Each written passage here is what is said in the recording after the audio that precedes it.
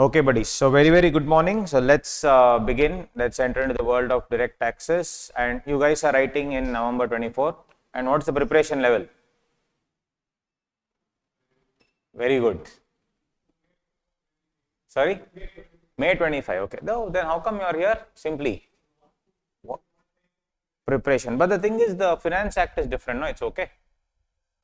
Amendments, okay. But little Nirmala madam has gone little mental this time. So has gone little more extra things she has done. But anyway, no problem. Cool, good. But you can definitely make it up later, not an issue. So others, you have not touched DT is what you said on the messages, no problem. So we will adjust the methodology accordingly. Thank you. Yes. So ideally what I do is we go very fast. But the thing is, since you have never done it, no problem. We'll go take it slow. And as I told you, I need 5 extra days from your side, because what I intended to do was go very fast and then try to complete most of it. But now I'll go slow, so that there's no point in doing something in everything and you're not understanding anything. No. So we'll go slow, no issues. Those 5 days you give me, what we'll do is I'll give you for those other concepts the videos, and we'll make a plan also, and I'll monitor you also that you'll have to do those videos. Okay. So then I'll ensure that we will finish almost everything. So guys, those of you, if you have never even seen what DT is all about, at least something you will know. But then if you see the weightage, it is released by institute, not me, right? So one second. Online people, are you there? Just message yes. Okay, great. All right. One second. So if you see the weightage, direct tax and international taxation, direct tax itself is so huge, but unfortunately we also have international taxation. We'll see how to cover all those things, not to worry. So guys, if you see, almost 45% will come from basically your heads of income. We know in Inter we had studied something called heads of income. What is that? In that, thankfully, house property and income from salary, etc. will come predominantly for CA Inter or foundations, and for final it will not come so much. It actually not come only, they have removed from the syllabus, but here and there, 1 mark, half mark, it will come. Apart from that, nothing, right? So 40 to 45%, I could say. So basically out of your 100 marks, almost 45 marks will come from all your heads of income. If you see, general provisions under the Act for computation of total income and tax liability for companies and other entities, special tax rates, optimization of tax liability, all these things. Then charitable trust, religious trust, political party, business trust, investment trust, all these things extra will again come all put together. So that's the weightage. So for item number 1, they say 20 to 22%, item number 2, 20 to 22%. This is the general thing what institute has told. Then of course your next thing is your assessment procedure, that comes for 30 marks. Assessment procedure, TDS, TCS, dispute resolution and things like that. And then your 25-30 marks will come in international taxation. So my intention was initially to finish off as much as possible fast, because it is a fast track batch, but it's okay. Most of you who are here have not studied it ever. So I cannot just go fast. We need to also do the concepts properly and the sums. So you have 3 books actually. First book is the second book you leave it now, because that we'll have to see how to do that. But definitely, as I told you, give me 5 extra days, that also will be covered. Most importantly, the first book speaks about all that 70 marks is what I am talking about. 70-75 marks will be in from your first book, right? That is your tax verse number 1, which speaks about your all the things that we'll have to see. Income from PGBP, income from capital gain, everything will be there in this. Your assessment procedure, everything is covered in 1. 2 is only your international taxation, and one more book I gave. It's not complete, because what I was doing is I was just trying to take important questions from all areas and doing it. There are just 14 chapters here. More chapters will come, and as and when it comes, I will send it to you via WhatsApp, an open PDF. You can, if you want to take a printout or you solve from there only, doesn't matter. It's up to you. Since I was compiling it, I thought, I'll just, rather than giving some 1,000 problems, better to solve around 6 to 7 problems, all the important ones from each thing, and it's all previous year's question papers. So it's all previous year's question paper problems. It will really help us in understanding. If you can see October 23, March 22, like that. So very recent, last around 10 attempts, I have compiled the important ones in that. Okay, so that's the plan.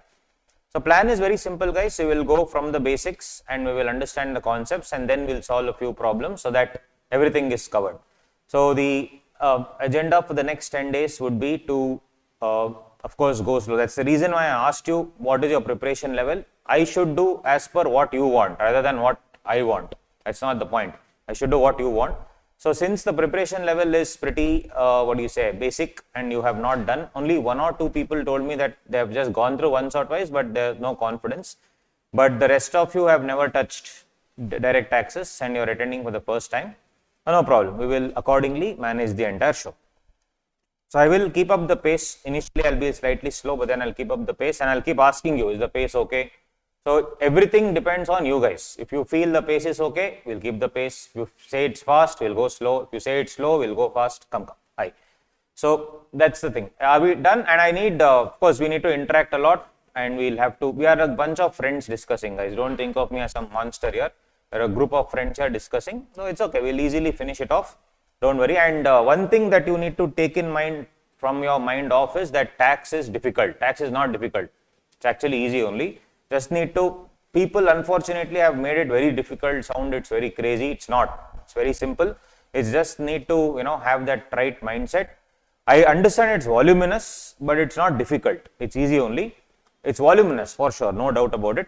So we will cover the volume, we'll break it down. Divide and rule policy, what the Britishers successfully did for hundreds of years. We'll do the same thing and we'll ensure that they'll do. Are we ready? Shall we start? There's no Josh. What is this? CA final students, we are already dead, sir. Yes. Yes or no? Shall we start? CA final already dead. Okay. Yes, Archana, I will do that. Okay, great. Thank you. So online people, you can keep chatting. I will be definitely seeing it periodically and understanding what you want as well. Don't worry about it. Okay, buddies. So I will not go into the history of Income Tax Act. That's all regular batch. When it came, Mangal Pandey, all that. Let's not waste time. Let's just directly dive into the basics.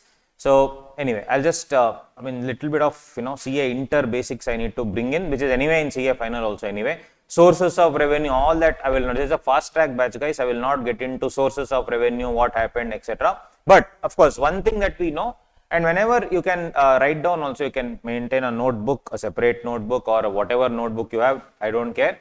But there will be a lot of charts that we will be drawing. So you need to make a note of all those charts.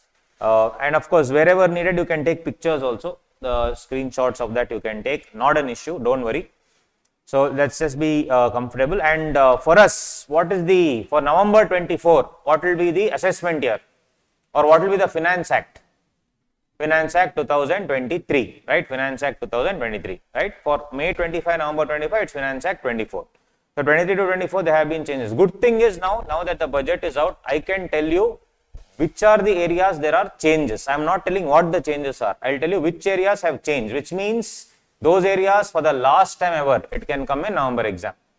Obviously, right? If things have changed, which means the last time ever that the old provisions will come is in the November exam. So that I can tell you that this has changed, this has changed. I will not tell you what the change is. I will not confuse you at all.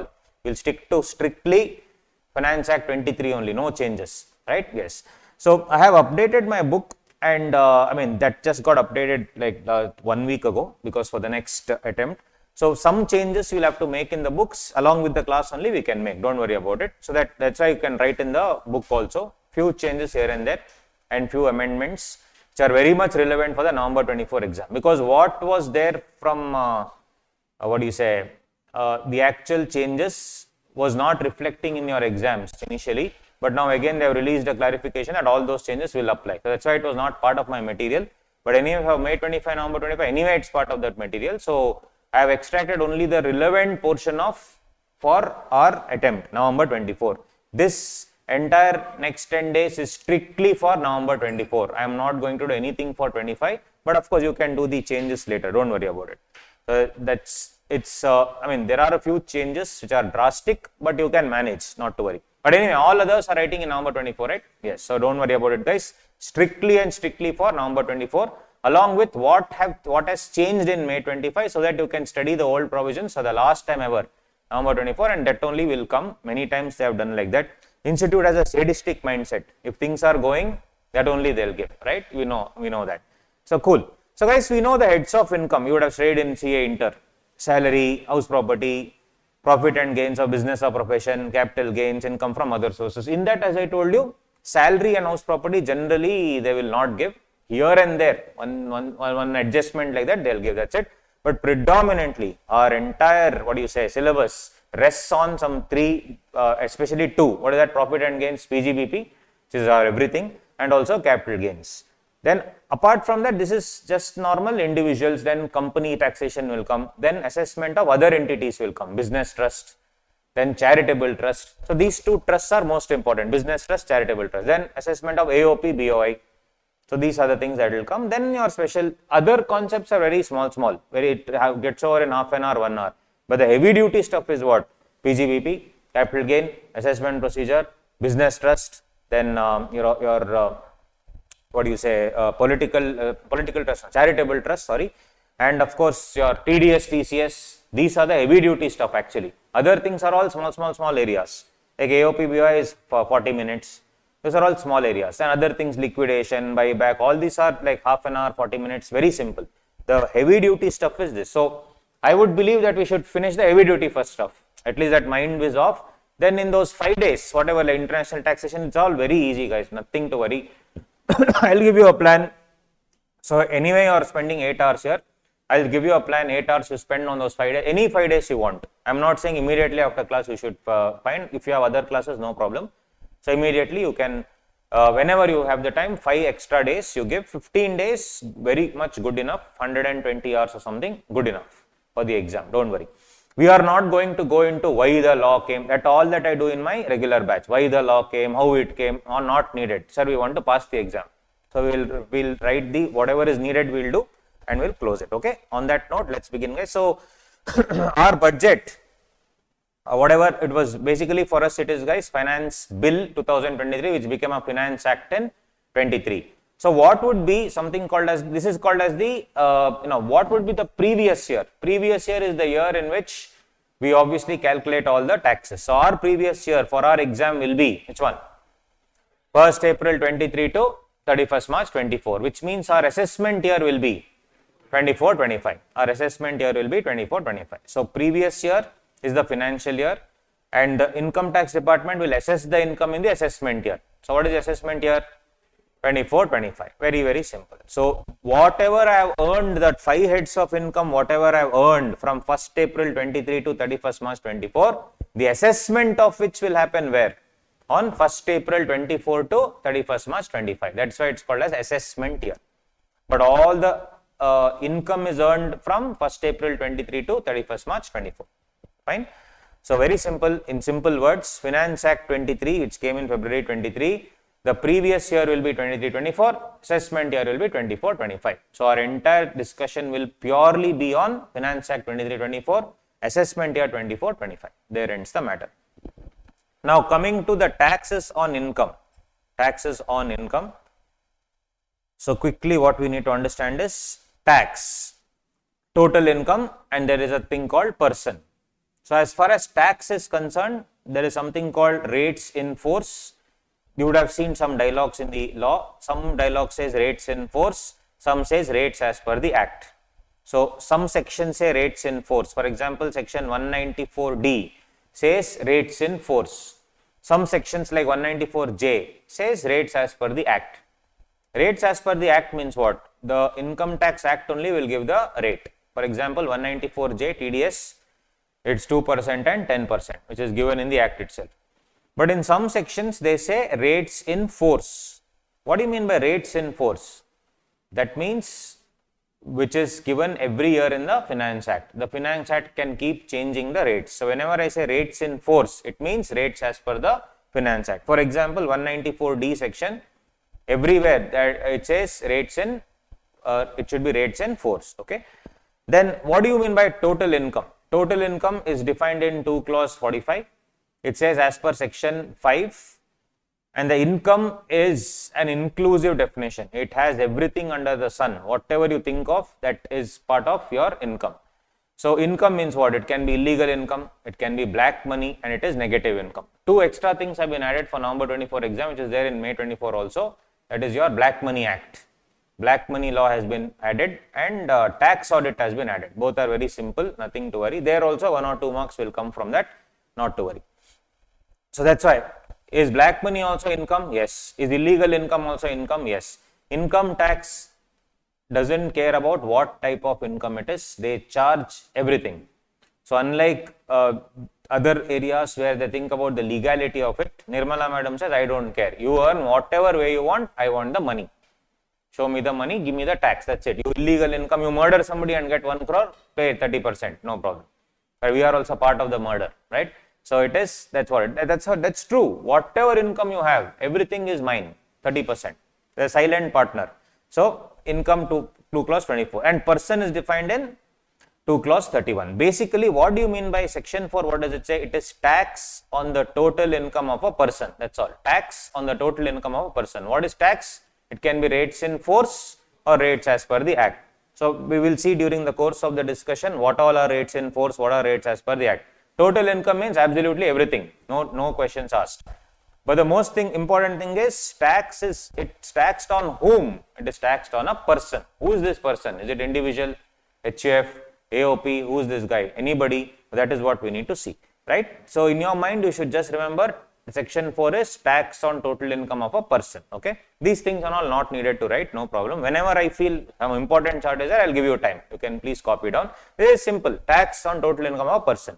Who is a person then? And anyway, all these things genuinely are there in the notes. Don't worry. Everything is here. Whatever I'm doing now is this only. So everything is here. Don't worry. So you can go through. So this material has everything. So if you see, I'm discussing the person definition now, which is there in A3. Now in this, as I told you, which is change the font, you will have a different font. That's all. Everything is the same. And some areas will be changed. We will make notes as I told you. Only font we have just changed it because students only gave that feedback. This is for the next attempt. But what I did was when I was making notes for the next attempt, I also made small changes which was relevant for our exam. That's why I'm showing it to you here. You can copy, update it in the notes itself. So guys, tell me, section 4, what does it say? It's a tax on total income of a person. That's all. Now we need to understand who is a person because our entire income tax depends on who this guy called person is. Now person means what, guys? All these people. Individual, online people, are you with me? Online, yes, okay. So who are these persons, guys? Individual. Then we have Hindu undivided family. Then we have firm. Then we have company. Then we have AOP, BOI, that is association of person, body of individuals. Then we have local authority. Then we have something called artificial juridical person. Every single thing that you can think of in life is person. So there is nothing saying that this will not be taxed. Everybody will be taxed. But Nirmala madam can give some exemptions. Like for example, for charitable trust, there are exemptions. So there are exemptions, etc. No problem. So in my classes, be comfortable, come in comfortable clothing, no problem. You can bring food also, no issues. Bring food, eat during the class. I really don't care. You can drink. Drink means, guys, don't bring old monk and all that. What I'm saying is bring some juice, whatever, hot water, coffee, tea, whatever, guys, doesn't matter. And here there's no restriction as such for eating here. Of course, you can consume. So from tomorrow, come all prepared because the mind constantly needs, needs to be active. And we are sitting for like 6-7 years, and some of you are finishing some other class and all are coming, right? So that's what it is. From tomorrow, timings will slightly change. We will take it in mind that couple of you are attending classes. We'll accordingly do it. Don't worry. Because the reason why I'm telling it is I also want you to go back home and rest for a couple of hours and also study for 1 or 2 hours. That's the only intention why I'm doing this. Otherwise, no problem. Cool. We will discuss that at the end of the day. No issues. So anyway, guys, so who are the people here? Individual, HUF, firm, company, AOP, BOI, local authority, artificial juridical person. Everybody is taxed in income tax. There is no mercy. Individual means single individual person. HUF, Hindu undivided family. There are 2 types of HUFs. Again, not relevant for the exam, but just for your knowledge. Mitakshara School of Hindu Law and Dayabaga School of Hindu Law. Some West Bengal and Assam is Dayabaga. Rest of India is Mitakshara. Anyway, this they will not ask in the exam, so it's okay. Firm. Whenever Act uses the word firm, please note it is both partnership firm as well as LLP. Correct? It is both partnership firm as well as LLP. It's not just partnership firm. Because in Indian Partnership Act, if I use the word firm, it is partnership firm. But in Income Tax Act, if I use the word firm, it is both partnership firm and limited liability partnership. Then we have something called company. We know Indian company, foreign company, domestic company, all these things are there. We'll see later. Then, what do you mean that, what is the difference between AOP and BOI? AOP and BOI. BOI, as the name suggests, is body of individuals. Only individuals are there. But AOP is association of person. Who is that person? Anybody. So, can there be an association of person with an individual and a partnership firm and a company? Yes. That's the beauty of AOP. AOP can be any person. Joint venture. Tata, Starbucks. Tata and Starbucks have come together to start a venture, joint venture. That thing is, joint venture can be an AOP or joint venture can be registered as a company also, whatever it can take, whatever form it can take, no problem. So, your Madras Cricket Club is an association of person. So, it will have many companies also part of it. It can have individuals also part of it, firms also part of it, doesn't matter. So, BOI is body of individuals, only individuals are covered. AOP is any person can form AOP, joint venture, Madras Cricket Club, etc. Local authority is your municipality. So, you have your, Chennai Corporation, Greater Chennai Corporation or GCC, right? In Bangalore, it is BBMP, like that. So, all these people are local authorities, municipality, they are also taxed. Are they taxed? Yes, they are taxed. Then we have something called artificial juridical person. For example, Madras University. Is it an association of person? We don't know. Is it a body of individual? We don't know. So, for them, we have a separate title that is called artificial juridical person. All the temples, nowadays everything is run as trusts, no problem, but if trusts are not there, even a temple, even God is taxed. Nirmala madam doesn't leave anybody. So, that's what you need to understand. Everybody is taxed. It's called artificial juridical person. But all the temples are now registered under trusts so that they'll get the exemption that they want. So, guys, this is the meaning of person. Where is it given? No need to write down, it's already there in your A3. Is it in A3 for you also? It's the same, yeah. A2. Okay. Here and there, because of font, no, that's an increase. That's the only reason, unfortunately. Right. So, yes, it's there here and there only. Same book. The change happened last week. That's why I brought that book only to make the additional changes in that book. Till last week, this book only was being circulated. Yes. So, 231. Yes, all these people. Same thing I told you, right? Anyway, this is no need to write down all these things, no problem. Now, what is the entire structure? This also no need to write, but I'm just going to quickly tell you. These heads of income that we have, salary, house property, but what's the two major heads? PGBP, capital gains, IFOS, all these things will be there. Sometimes my income will be in the hands of some other person. So, that's why we have to use something called as clubbing of income we have to study. There are certain exemptions under section 10, we need to go through that. And my loss, can I set off in this year? Should I set off in next year? All those things is given under another chapter, set off and carry forward of losses. And ultimately, it all boils down to what? Something called deductions. Deductions, there are intra-head deductions, inter-head deductions, etc. And now with the new 115 BAC, which is called as the default tax regime, for that deductions will not be allowed. So, all that we will discuss. So, ultimately, I am just telling you this is the entire structure. We have around 298 sections and around 23 chapters.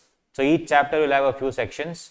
And I am talking about the sections, it's only with respect to the number. 298 numbers are there, but actual number of sections are crazy.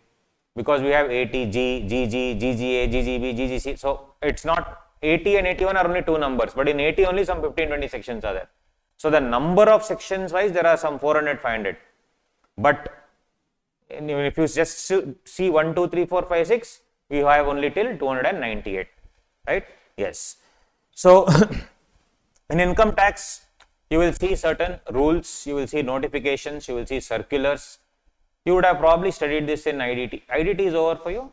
Okay. You will know. What is the notification then? Notification is issued by whom? CBDT. So, notification is issued by CBDT. What about circular? Circular also issued by CBDT? Yes. So, guys, anyway, we will quickly see. For everything, there will be rules again prescribed by CBDT, Central Board of Direct Taxes. And notification, I will come to that, issued by CBDT, you are right. and every act and every notification should be published in something called as the official gazette. So all that whatever I am telling, don't worry, it's here. Initially you see in the first page only, all this I have given here. See, clause, income tax rule, subsection, notification, circular. So you can read all that later. That's why I am explaining now quickly. These things we should not spend so much time, because we need to spend time on the area which is needed, like basics, and then your PGBP, etc. will do it. So what is notification? These are all pointers issued by CBDT, published in the official gazette. So if I want to officially declare certain things, it will be mentioned in something called as the official gazette. It is a subordinate legislation, means it is like a law only. It gives certain clarifications and it is binding on every single person. So all notifications are to be followed by income tax officers, has to be followed by SSEs also. Circular on the other hand, circular gives certain clarifications, and circulars are again guidelines. Are they published in official gazette? No. It is like an internal document between CBDT and all its assessing officers. And this circular is binding only on one person. Who? Assessing officer. So is it binding on the SSE also? No. But do we have access to circular? Yes, we can see what circulars government has released. That's the main difference between notification and circular. Notification is binding on whom? Everyone. Whereas circular is binding only on, yes, the assessing officer. So there are many sections, subsections, clauses, proviso. What does the proviso do? It adds on to the subsection, gives an exception to the subsection. That's all a proviso does. Anyway, let's not get into all those things. It's not needed now. Cool, guys. So this particular law, income tax legislation, applies to the whole of India, including the territorial waters of India. What is territorial waters? 12 nautical miles. 12 nautical miles will be called as territorial waters. So if any oil extraction is happening within 10 nautical miles, does it belong to India? Yes. Also the airspace above will belong to the country, that with respect to some area. After that it will become international waters and international air zone. Very simple. However, not just 12, but from the landmass 200 nautical miles, that is also, what do you say, and something called as exclusive economic zone. That will also be part of the country. You would have studied this in GST and all those things. If it goes beyond that only, that becomes the international waters, that you know already. Cool. So with that in mind, guys, let's just directly go into the slab rates which we have for all this. Whatever I discussed till now is only basics. All this is given in the notes. If you see in the material, everything is there. Right. So previous year assessment year, everything is given. Come to this part, average rate of tax and maximum marginal rate. Average rate of tax and maximum marginal rate. So whenever I ask about, did you get it? Yes, page number A4. Average rate of tax and maximum marginal rate. Whenever I ask you what is the average tax you pay, because we have a concept called slab rate, we should always say that the tax amount divided by the total income will be my average tax. We can't say I pay 30%. It's not 30% because of slab rate. So whatever tax I pay divided by total income will give my average. So for example, if total income of an individual is 5,50,000 and the tax payable on the same is 23,400, what is the average rate of tax? 23,400 divided by 5,50,000 into 100 will give me 4.25%. So that's my average rate of tax. I cannot say I pay 10% tax, 20% tax, 30% tax. No, I'll say 4.25%. Anyway, but one interesting thing is MMR, maximum marginal rate. It is the highest rate that you pay. Highest tax rate that is paid by a person is called as the maximum marginal rate. Now this keeps changing in the sense for different people, and this we have to remember because some things are taxed at MMR. For example, in AOP and BOI, if the share cannot be determined, then the income tax department says, since the share cannot be determined, I will tax it at the MMR, means maximum marginal rate. So this is the maximum possible rate that you can charge. And what is that? That will be your highest tax rate, that is 30%, plus your highest surcharge. So in the old regime, highest surcharge is 37%, and then your education cess, that is 4%. So if you put together 30% plus 37% of 30%, how much is 37% of 30%? I will just do it here. 30% is the maximum rate, okay, that we highest slab rate. What is 37% of 30%? 11 point.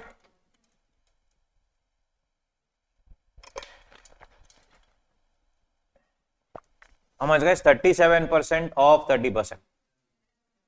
11.1. Perfect. So both put together is 41.1%. Plus 3% cess. How much? 3 or 4? Yes, 4. Surcharge plus higher education cess, secondary cess. Yes, how much? 41.1 plus 4% put together 42.744%. So if anybody asks what is the highest rate an individual will pay, maximum rate, not the average rate of tax, what is the highest rate he will pay?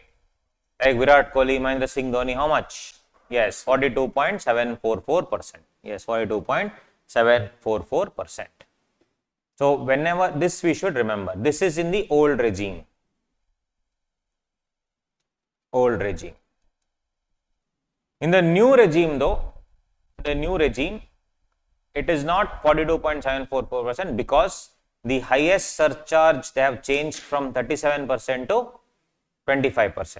So this 37% is not there. In the new regime, it is 25%. So what is the maximum marginal rate under the new regime? Perfect. 30% plus 25% of 30%. That is 7.5%. That is 37.5%. 37.5% plus 4% will become 39%. Perfect, guys. So in the new regime, it is 39%. So this you need to remember. New regime. Why in the new regime? Irmala madam has told the highest surcharge I am going to charge is 25%. Then cooperative society 34.914, firm including LLP 34.944, domestic company 29.12, foreign company 43.68. So if you don't remember other things, it's fine. Please remember this first thing at least. That is for old regime 42.744, new regime 39%. Yes. Now, whatever I am doing is for November 24. It is, see, the thing is, what is the default tax regime? Old regime or new regime? New regime. In the exam, they can ask both. They can ask you, assume he has not opted for 115 BAC. If he has not opted for 115 BAC, then it is 42.744%. Whatever I am doing is for November 24 exam. I am not doing anything later. In fact, in the new regime, rates also have changed in the Finance Act 24. I am not even touching that. So in the exam, if they don't ask anything, I should do new regime.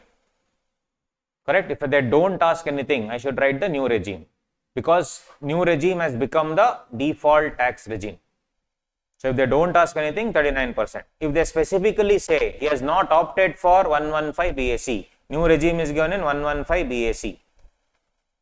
If they have told I have not opted for 115 BAC, then what should I do? I should do 42.744%. Everybody with me on this? Guys, correct? Are understanding? Yes? Okay. So all of you, any doubt, please ask me. You can stop me. We can go slow. No, he asked a valid doubt. Are you doing this year or next year? I am telling again, all the discussions are purely for November 24 exam. Right? So in the exam, if nothing is given, 39%. But mostly they'll give that he has not opted for 115 BAC. Why they'll give like that? Because you can claim deductions, etc. under the old regime. That's the only reason they'll give that. Okay. So that is the thing. Previous year assessment year, all that done. Right. So that is it. So coming to this, guys, generally, when will I pay the tax? I will pay tax in the assessment year or previous year. Previous year, I will compute the tax, but the income will be assessed in the assessment year. And for our exam, Finance Act 23 is the, Finance Act, and the assessment previous year will be 23-24, assessment year will be 24-25. So the assessment year will be 24-25. That's very clear. There are certain cases, quickly we'll go through that, where your assessment year and previous year are merged. Means what? If the previous year is 23-24, assessment year also will be 23-24. These are certain special cases. First special case, shipping business. You have a shipping business, you do not have any permanent establishment in India. You don't have anything. So ship comes from USA, docks at Chennai port, and then it leaves from Chennai port. It makes the money, freight charges, everything they make, and they are leaving. So when they are leaving, Nirmala madam is waiting at the gate. She'll ask, are you coming back again? That fellow will say, I don't know. Okay, who is the agent here in India? I don't have. Do you have any office in India? No. So you are leaving in previous year 23-24? Yes. Will you come back again? Yeah, I'll come back later and I'll pay the money. Are you sure? Mother promise I'll pay. Correct? But once that ship goes away from the Indian side, it will never come back. So that is why a special section was inserted. It's given in the notes here. See, special cases where income is taxed in the same year. Everybody got that? Special cases where income is taxed in the same. Everybody got it, guys? Yes. Income is taxed in the same. You got it? Special, yeah. So special cases where income is taxed in the same year. Means what? In this case, previous year is assessment year. Some things you need to know. One is what? 172, shipping business. So shipping business which does not have agent in India, does not have permanent establishment in India. When you are going outside the country, you have to pay tax and go. So there are 24/7, 24/7 income tax offices in every shipyard. They will not let you go. They'll say, show me your address, give me address, everything, all the details. Then no problem. Assessment will happen next year. Otherwise, pay and go. No problem. I want to recover the tax. Got it? That is one section. Second one, persons leaving India. Vijay Mallya, Shri Vijay Mallya. Correct? If I come to know that this fellow will leave and never come back, can I tax that person that time only? Yes. So Vijay Mallya was one of the important things where he didn't pay tax. So that's why this time then this Jet Airways guy, Naresh Goyal also was trying to fly away from India. They stopped him. And they said pay all the taxes only and then only you will be allowed to go. They put him on a no-fly list and all those things. It happened. So that was under which section? 174. Then you have an association of person for Ganesh Chaturthi in 2023 only. And you have no further interest of renewing that association next year. So you are going to dissolve it. So in such a scenario where huge amounts of money is involved, can it be assessed that year only? Yes.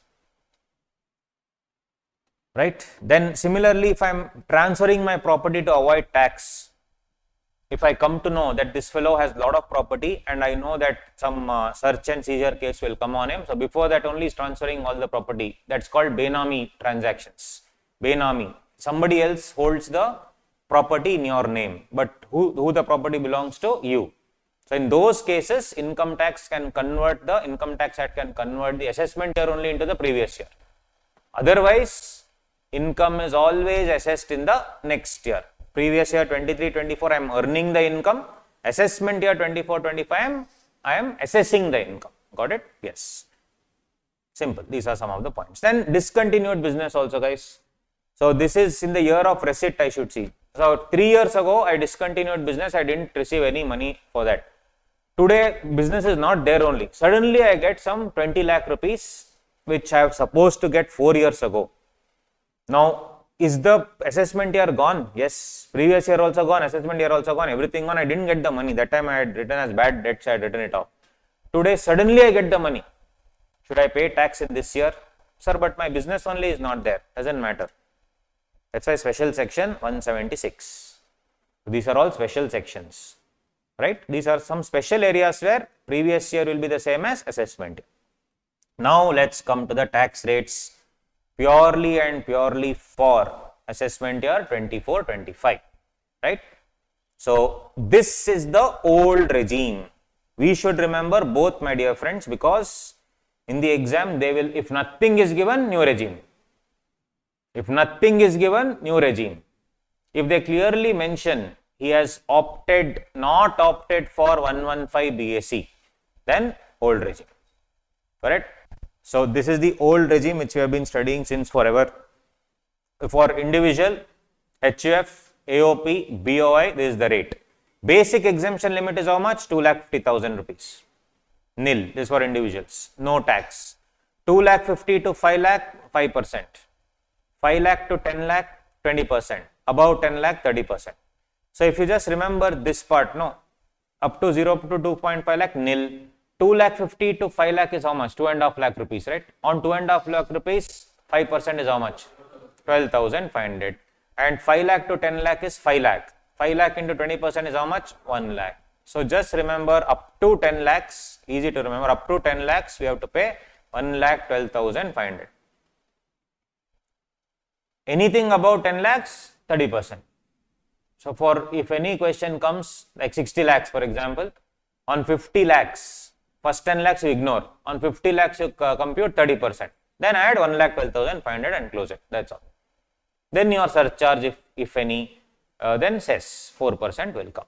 So this is the old regime. I again repeat, in the exam, if they have clearly mentioned the SSC has not opted for 115 BAC, then I have to use this one. If the question is silent, you should use the 115 BAC. This is for November exam. Okay. Yes. So in case of resident, not just November exam, anything for the future, that's the thing. Default regime is the new tax regime. The new tax regime is the default regime. Mind you, this is for individuals, both men and women, but if you are an individual above 60 years of age, senior citizen, for senior citizen, that 2.5 lakh is increased to 3 lakh, that's all. Other things remain the same. 3 lakh to 5 lakh is 5%, 5 lakh to 10 lakh is 20%, above 10 lakh is 30%. Very simple. I am a 65-year-old non-resident Indian. What is my basic exemption limit? 2,50,000. I am a 65-year-old non-resident Indian. What is the slab rate? 2,50,000, because very clearly given resident individual. Resident individual. Are you with me, guys? Everybody? I am going little fast because as you already know, in inter and all you have mugged up nicely. The same. Little bit here and there rates will change. That's all. Okay. Next, again in case of resident individual, 80 years and above. 60 years and above, Tata. 80 years and above, Super Tata. Right? For that fellow, Super Tata fellow, what is it? It is up to 5 lakh, nil. Then same stuff. 5 to 10, 20%, 10 lakh, 30%. Only one change is what? 5 lakh, up to 5 lakh, no need to pay anything. Got it? Simple. So, up to 2 lakh 50 basic exemption limit, up to 3 lakh basic exemption limit, up to 5 lakh basic exemption limit. 3 to 5, 5%, 5 to 10, 20%, above 10, 30%. And here also, up to 5 basic exemption limit, 5 to 10, 20%, above 10, 30%. Everybody with me? This is only if they give what in the exam? SSC does not opt for 115 BAC. Only then you have to write this. Otherwise, you should always be 115 BAC. Let's see 115 BAC. That is one part of the story. One hidden point here is, we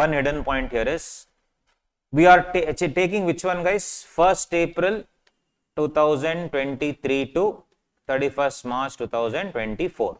Correct? This is our previous year. Now, if I am born on 31st March 1963, if I am born on 31st March 1963, or let's say 63. Now, what is my 60th year? It's what? 31st March 2023. That is okay, no problem. What if I was born on 1st April 1963? When do I complete my 60 years here? Exactly on 31st March 2023. So, on 1st April 2023, correct? This is my previous year. So, will I complete 60 years? Yes, no problem. So, this thing, whatever I am doing, no, this should be at any time during the previous year. See, at any time during the previous year. At any time during the previous year. Now, what if? Interesting thing is, what if I am born on 1st April 1964? When is my birthday? 1st April 2024. Are you understanding? 1st April 2024. Now the problem is what? For the previous year 23-24, have I hit 60 or not? No. which means my exemption limit is 2,50,000 or 3 lakh? 2,50,000 actually. This actually many people were born on 1st April. They went and said 1 day delay. Why are you depriving me of 50,000 rupees? Actually happened. Are you understanding? If I was born on 1/4/1964, when will I hit 60 years? 1/4/2024. If I was born on 1st April 1964, I will touch 60 on 1/4/2024. 1/4/2024 is any time during previous year or actually first day of assessment year? First day of assessment year. That's the problem. Is it any time during previous year or first day of assessment year? First day of assessment year. So what to do? Have I touched 60? No. I'm actually 59 years, 364 days. That's the problem. This was an issue. Went to court. Then CBDT released a guideline. That is the guideline here I have given here. See, person born on 1st April would be considered to have attained particular age on 31st March, day preceding the anniversary of his birthday. They changed that birthday only. So, for income tax purposes, birthday is not 1st April. Birthday is 31st March, which means if you are born on 1st April 1964, I will take it to be 31st March 1963, so that you will be getting that exemption limit 1 year early. Okay, so in the exam, please see if anything like that is there, you should keep that in mind. One more most important thing for your examination is your previous year is what? 1st April 23 to 31st March 24. It is a leap year. Correct? It's a leap year. So it is not 365 days, it will be 366 days. So all your calculation and depreciation, anything where you have to do yearly calculation, you should take 366. That is most important for November 24 exam. Correct? Next year again it will change, but here it is 366 days. So if they say one company got amalgamated in between, so when you have to calculate depreciation of that asset, you have to apportion between old company and new company. So what is the number of days you will take? 365, 366. That they will not tell, we should only write that. So it should be 366 days. If you write 365, 100% you will lose marks. So that is most important for November 24 exam. Always it is 366 because February is a leap year. February we have 29 days. Right? Very simple.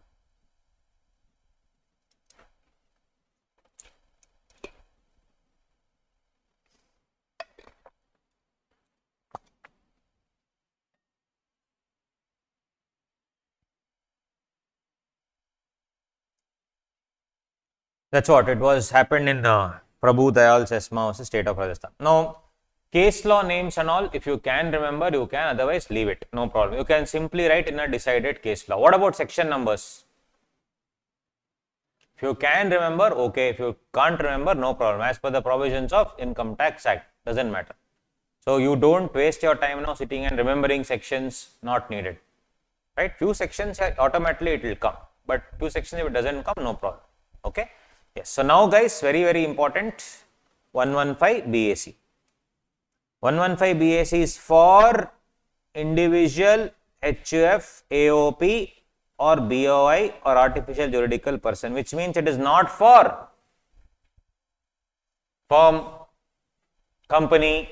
So company, firm and all, no scene of 115 BAC. Right? Yes, this is the most important thing that you need to remember. Right? So please, is it there? 1 second. I have given it here. That's why there is a separate chapter. Separate chapter. Q. U. Yes, separate chapter guys. U. Please see U. Again a separate chapter. Chapter number U. Everybody got it?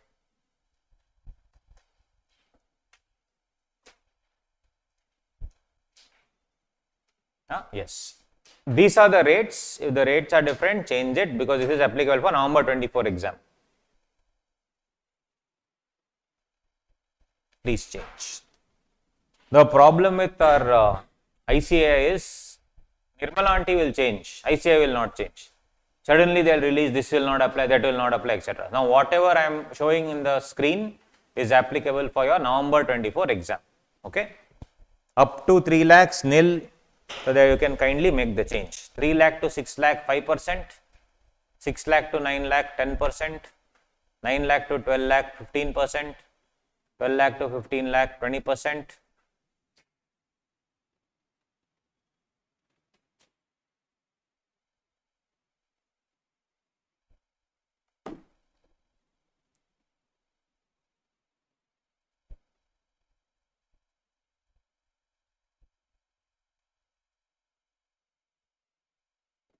Come back and show here only, sorry. 1 second. This is it. At last point also you delete. 3 lakh to 6 lakh 5%, 6 lakh 1 to 9 lakh 10%, 9 lakh 1 to 12 lakh 15%, 12 lakh 1 to 15 lakh 20%, above 15 lakh is 30%. Please, this is the final one. This is for November 24 exam only. Very clearly I am writing only for November 24. May 25 everything changed. So only for November 24. Up to 3 lakh nil, 3 lakh 1 to 6 lakh 5%, 6 lakh 1 to 9 lakh 10%, 9 lakh 1 to 12 lakh 15%, 12 lakh 1 to 15 lakh 20%, above 15 lakh 30%. Chapter close. That's it. What has happened here? 3 lakhs increase and here 5% increase. That's all. And here suddenly there is a jump of 10%. So unfortunately or fortunately you have to remember this slab rate.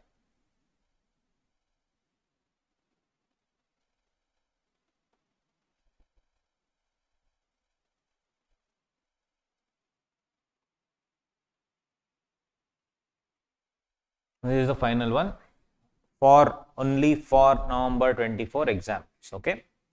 So any question they ask where the question is silent, we have to use this one, this rate. Correct. So up to, and guys here, do they say anything resident Indian, anything like that? No. Do they say less than 60? No. This is for whom then? Every single person. Whether you are a 60-year-old, 65, 80, 85, same. Default tax regime is same. Correct? So here you will not get chapter 6A deductions. Correct? Except 1 or 2, we will see that later.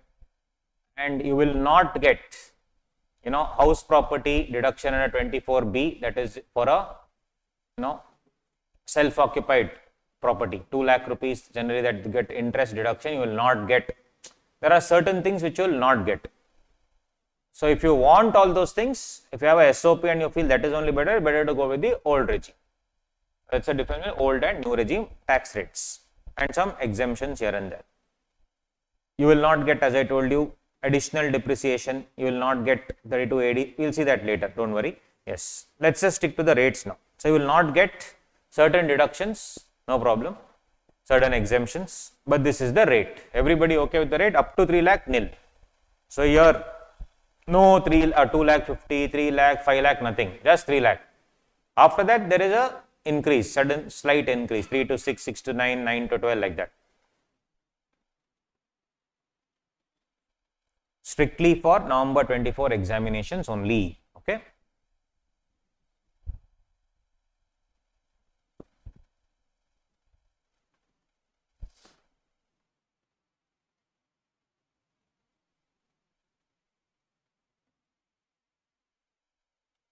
So there is something called rebate also. There is something called rebate. Anyway, before that,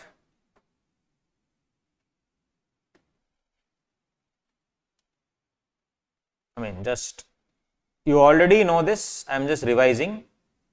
You already know this. I am just revising.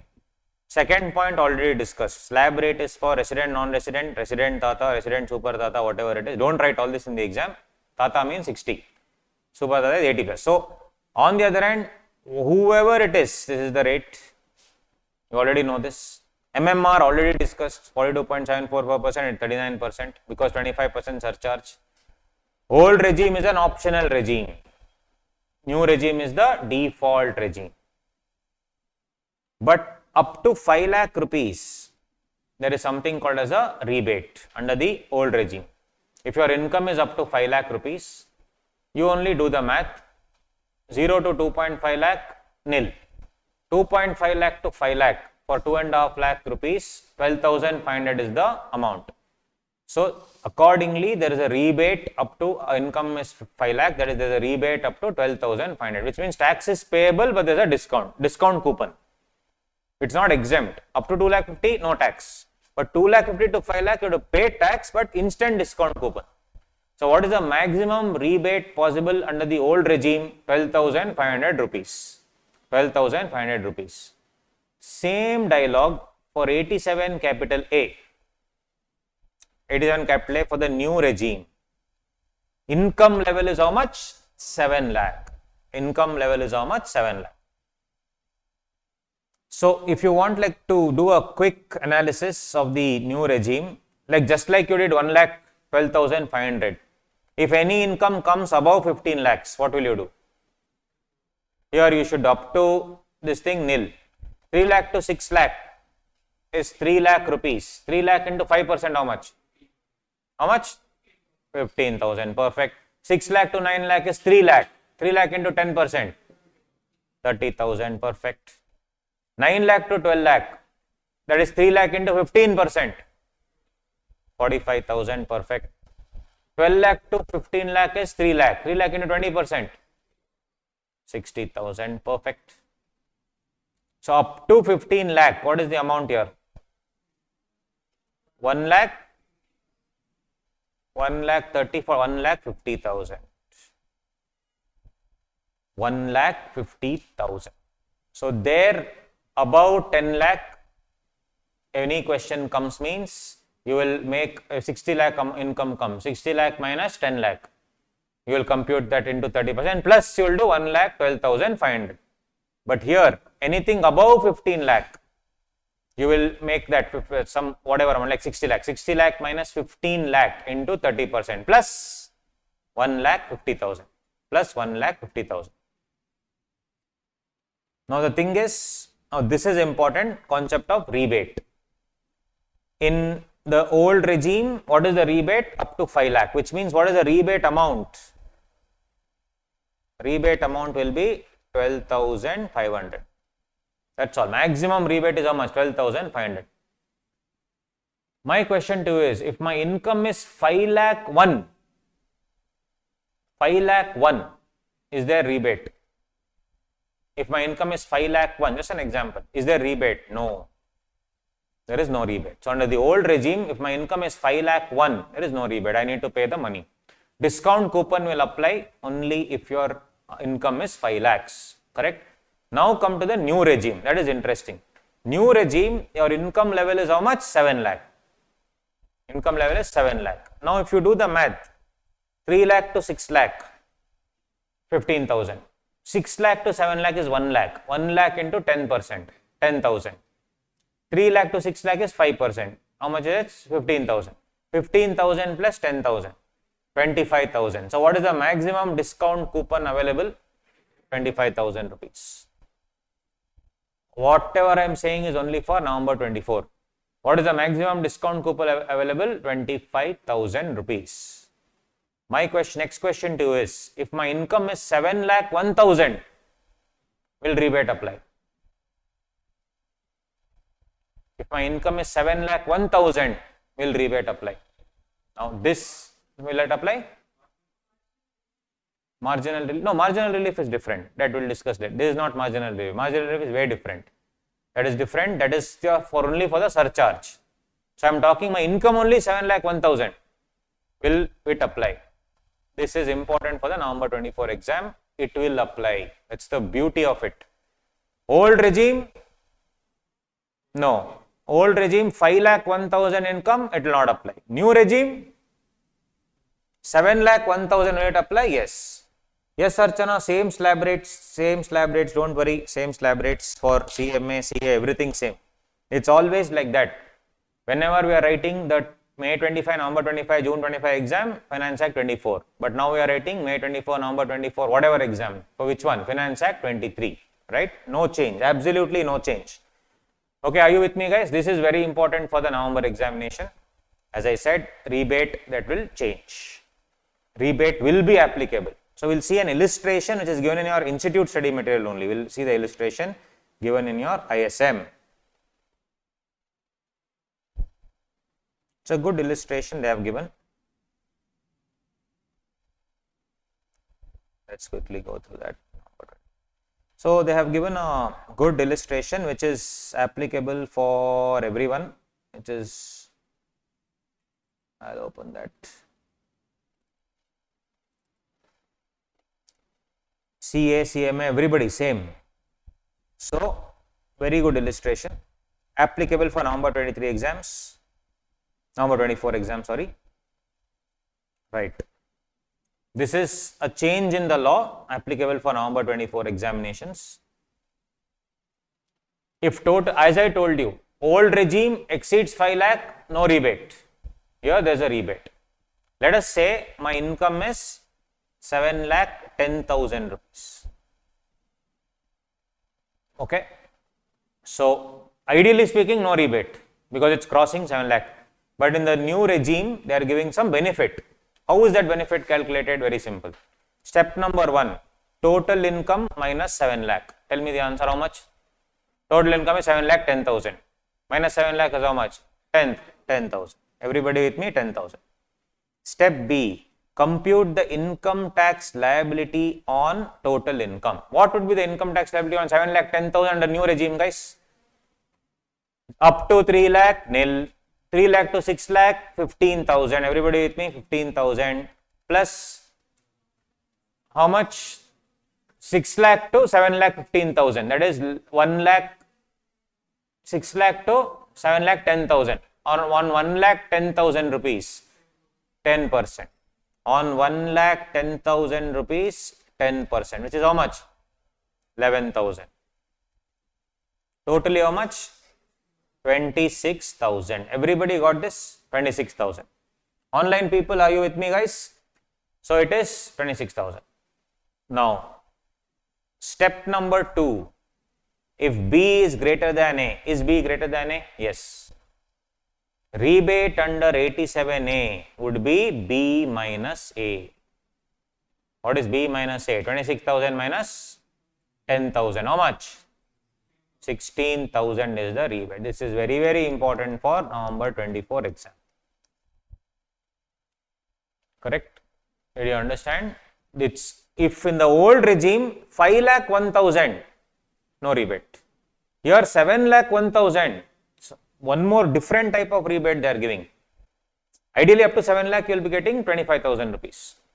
But now you are actually paying how much? 26,000 rupees. And if I had crossed that 7 lakh, extra 10,000 I am anyway paying. So it's like telling, very simple, guys. You would have paid 26,000, correct? But now extra 10,000 anyway you are earning. That 10,000 you give to Nirmala aunty. 16,000 you take discount. That's the logic. Correct? If you have just paid tax on that, you will anyway pay how much? 26,000 tax. Correct? And the rebate is 25,000. I cannot give you rebate 25,000 because you have crossed 7 lakh. But in between, I'll meet midway. That extra amount you are earning 10,000, give it off to Nirmala aunty. Full you give. So 25, and you are supposed to pay tax 26,000. In that 10,000 extra you pay, 16,000 you take discount coupon. Different concept. Right? Wordings are very tricky in the law, but in the exam they can ask you.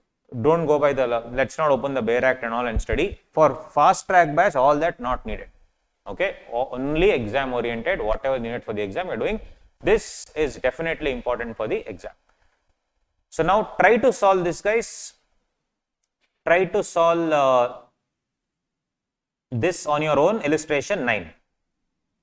Quickly, easy. Same thing I did 7 lakh 10,000, make it for 7 lakh 15,000. Illustration 9 of ICI material. Online people, quickly solve. Some 1.2 no need to write steps and all. That's normal. 7 lakh 15,000 it is they have told. Compute the tax liability and compute the rebate. Try. Calculator only is enough. No need of all writing down everything. I don't want a full procedure. Just want the answer. Solve it. We will solve a lot of questions together. Step number 1. 7,15,000 minus 7,15,000 extra. So no. Step number 2.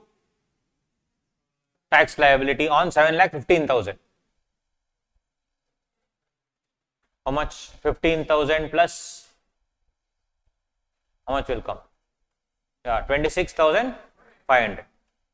Is B greater than A? Obviously. So how much is the rebate? 11,500. 26,500 minus 15,000, 11,500. So this is the discount I am getting. Plus 4% cess. That's all. 15,600. Got it? So I will be getting this always. On the other hand, old regime, if it exceeds 5 lakh, gone. If it exceeds 5 lakh, no rebate.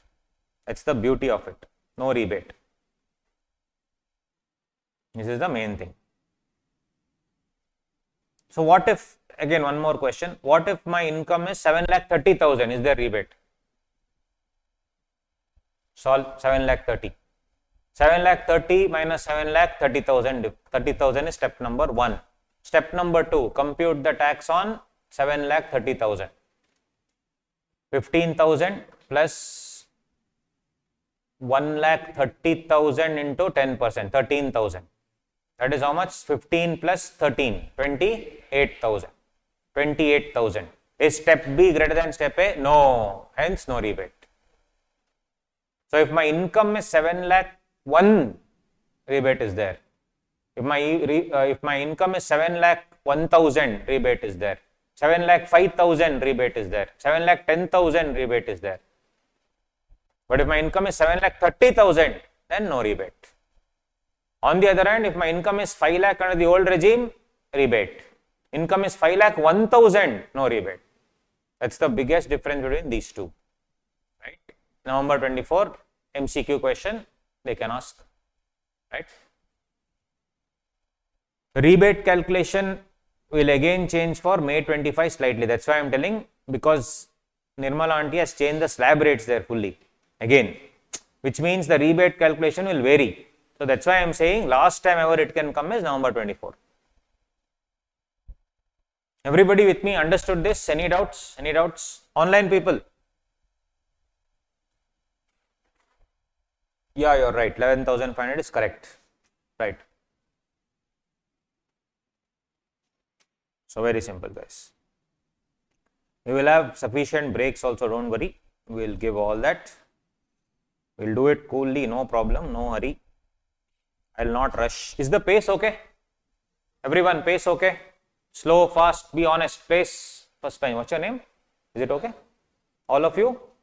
Yeah, sure. Online people? Okay.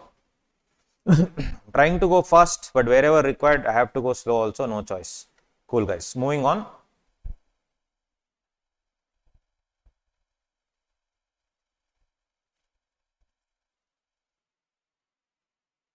Nirmala madam has made our life hell.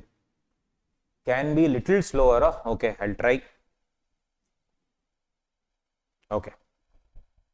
Coming to the next part, surcharge on income tax. These are all important areas again. Surcharge on income tax. Which page number? First, A6. A6. Surcharge on income tax, guys. Surcharge on income tax.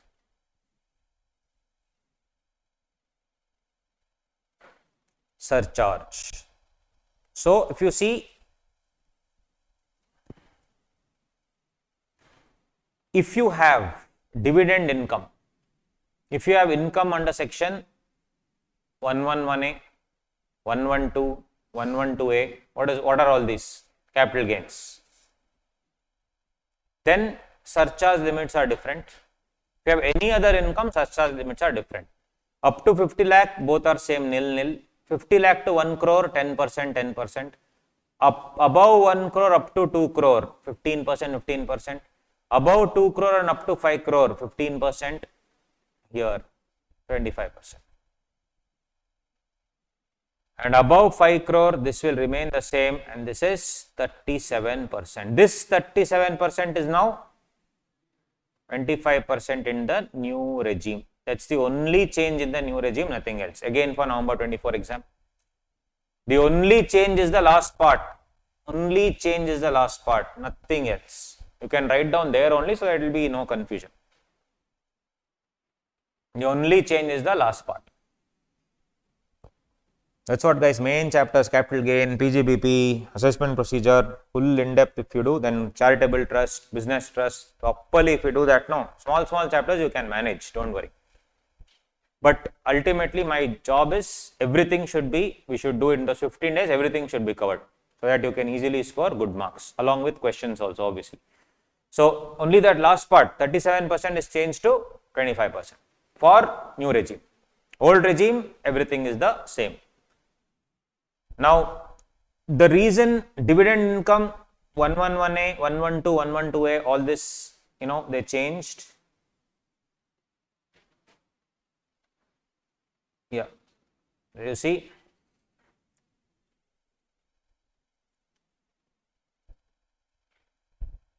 When they change the tax rates of 111A, 112A, 111A, 112 and all those things, many people started, earning a lot of money. And if you make the surcharge 37%, and what is the return that you will get? Nothing. That's the reason why the department, the ministry said, okay, I will keep this 15% only, don't worry, I will not change. You earn whatever income you want from dividend, whatever income you want from capital gains, no issues, I will keep it only 15%. But other income, salary, PGBP, then you please pay higher, surcharge. So surcharge is the tax on tax, it is for the rich class. Correct? Up to 50 lakhs, nothing I will charge. But above 50, that is the issue. So I will be charging surcharge. So we will solve a sum, don't worry. So 111A deals with short term capital gain and on sale of listed shares, and 112 and 112A tax on long term capital gains, which we will see. Capital gains, major changes have come in Finance Act 24, which means for November 24 exam, all these rates etc. are very, very important, and it's the last time ever it can come. And in the next attempt, they have made it like a mess. Up to one date, it's some other rate. After one date, some other rate. You will enjoy, man, next year. Yes. Yeah. So that is what it is. So it's fine. Once you do this, you can easily figure that out. Don't worry. Anyway, this chart is important, guys. This will give us, after this, we'll solve this problem, which will give you like 10 different problems. You'll solve 10 different problems in this only. So here, first this one. In the exam, how to solve any question to understand what surcharge it will come. Predominantly, it will come in MCQs. MCQs, 4 different answers will be there. You need to figure out adding surcharge and all, which it will come. So this chart will help you. That's what I'm saying. So first one, nature and quantum of income of the SSE. Individual, HUF, BOI, AOP, all that. In the first 3 situations, if the total income including all income. In the last 2 situations, total income excluding specified income. What do you mean by specified income? This is the specified income. Dividend income, 111A, 112, 112A will be called as specified income, right? So whenever I say here including specified income, it means dividend income, capital gain income. First 3 situations is all inclusive. Last 2 situations are excluding specified income, means other income. Other income is so much. So here, surcharge on tax computed under 111A and 112 and dividend income. Total income including specified income does not exceed 50 lakh, nil, nil. Total income including specified income exceeds 50 lakh but does not exceed 1 crore, 10%, 10%. All inclusive income above 1 crore does not exceed 2 crore, 15%, 15%. And now you see, total income excluding specified income exceeds 2 crore but does not exceed 5 crore. So that other income part I will charge 25%. And as I told you, for the other part, for the specified income part, I am charging only 15%. With examples we will solve, don't worry. Last one, total income excluding specified income exceeds 5 crore. Means my other income, PGBP income is 5 crore. So what is the surcharge under the old rate? 37%. And in the new, and for my specified income, it is always 15%. Now there is one situation which is not covered here. What if after including everything, it exceeds 2 crore? Here it says including between 1 and 2. You are excluding 2 to 5, excluding above 5. What about those cases where all inclusive, it is above 2 crore? So then again, that also they told, since it's above 2 crore, the surcharge on income tax shall not exceed 15%. This is a special case. Just like that, if you study nothing, you will understand. You should see the questions. That's why I have compiled those 10 MCQ questions into one chart. One by one, we will coolly solve. You can refer the chart and answer, no problem. Okay. This obviously, the easiest way to remember is this only. This chart you go through 2-3 times, you will understand. See, up to 50 lakhs, nothing. All including 50 to 1 crore, yes.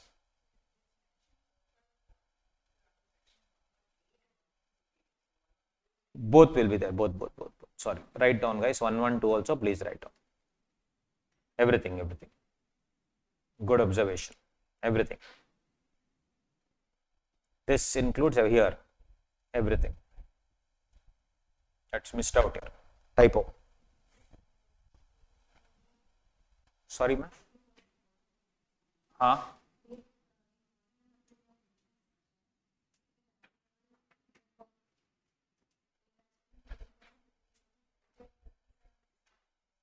$37.25, yes. 25%. Surcharge is completely changed to 25%. So here also 112 is there, guys. Please write 112. Ultimately, for all specified income, it is how much? What is specified income? Dividend income 111A, 112A, 112. That's it. For everything, it is 15%. Here, excluding. All inclusive more than 2 crore, maximum 15%. So we'll see. Why 15%? I told you because I wanted to earn through dividend and share trading. Now, if you don't allow me to do that, how can I thrive, survive? Come back here, see one by one. Capital gains income, other income. RAM. Capital gain income, other income put together 7 plus 6, that's 13 lakhs. Other income 65 lakhs. All put together 78 lakhs. So it will come under which one? Second one, situation 2. All put together it is more than 50 lakh, less than 1 crore. All put together it is more than 50 lakh, less than 1 crore. So what will be the surcharge? For specified income 10%, for other income 10%. Everybody with me on this? First one understood? For everything, correct? On that you should charge. Second one, just if you remember the surcharge rates, other things will remain easy, simple. First one everyone got, RAM. Second one, Krish. 12,75,000, 111A. 11,50,000, 112A. Other income 1.7 crore.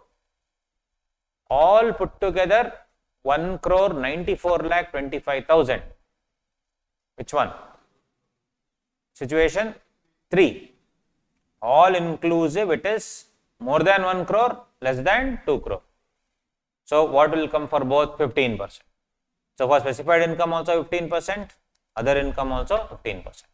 Third case, 111A, 112A, 2,25,000, 5,50,000. Other income is what? 3.15 crore.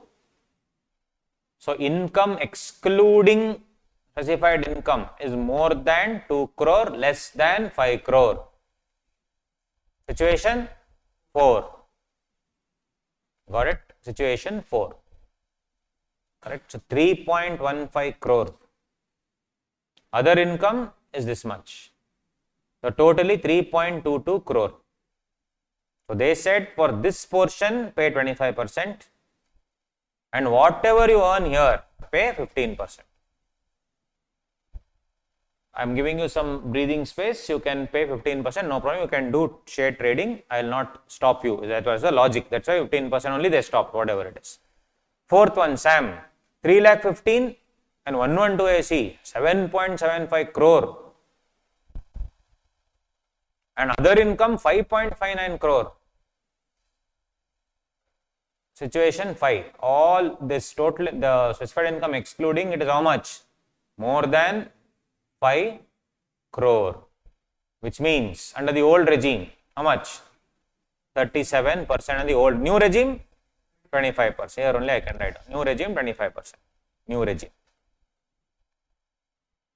And even though I have earned 7.75 crore in share trading or whatever, capital gain, still the surcharge is only 10%.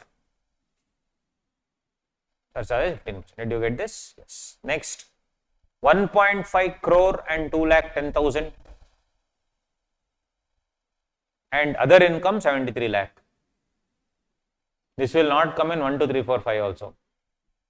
But all inclusive, it is going beyond 2 crore. This one doubt they raise, sir, if all inclusive, my share trading only is more, sir, other income is less, sir.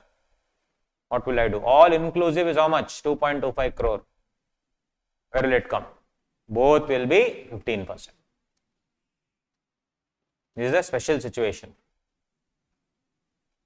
Everybody with me? These are all MCQ questions. These are actual MCQ questions. I have taken it up and made it into a chart easier for us.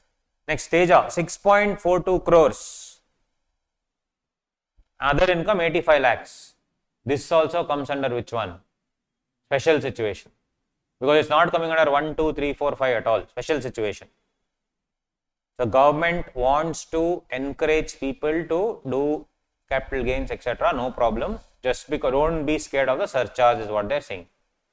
In both the cases, 15%. Ideally, if my income is 7.27, it should have been 37% or 25% for that matter, new regime.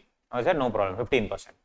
New regime, old regime, always 15% surcharge for these specified incomes. Next, Joe's 1 lakh 40, 10 lakh. Other income 41 lakh. Overall put together 52 lakh 40,000. Everything exceeds 50 lakh.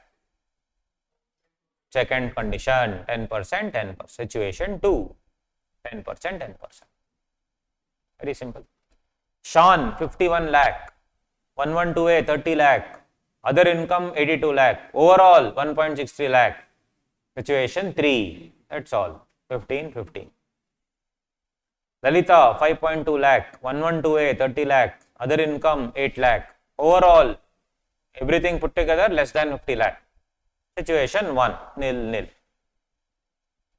Asif, specified income 7.22 crore. Other income, some savings bank interest here and there, some small amount, 4 lakh. So it is special case. All excluding is more than 2 crore, 15%. Any doubts, guys? All conditions covered. There is no other situation left here, everything is covered. So in the exam, just remember that chart. It should either be in any of these situations. If nothing is there, then that special situation. That's it. There is no other combination. It will come within this only. Online people, are you there? Alive? Yeah. So guys, tell me. Any doubts? Anything? Right. So this is the stuff related to surcharge.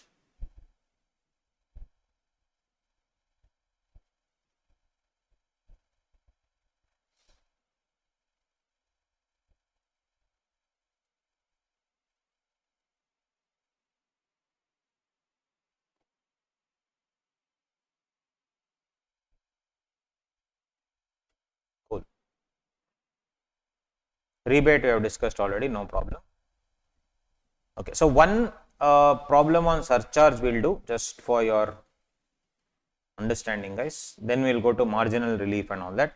Surcharge, one doubt we'll see a final question we'll solve, right? So that it will be easy for us to understand.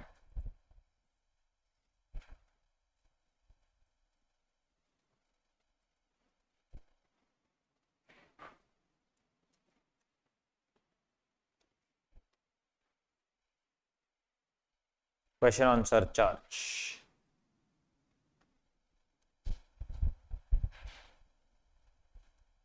So age 47, Mr. Ravan, right?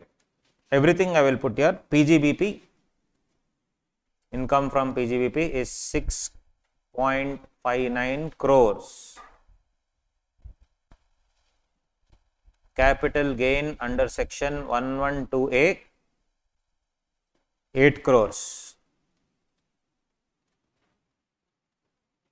Capital gain under section 111A, 3 lakhs. Dividend income, all specified income I am writing. Dividend income 49 lakhs.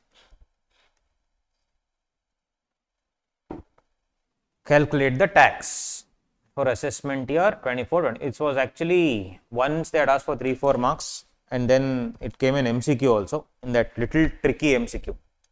So here what changes is the calculation. We will see.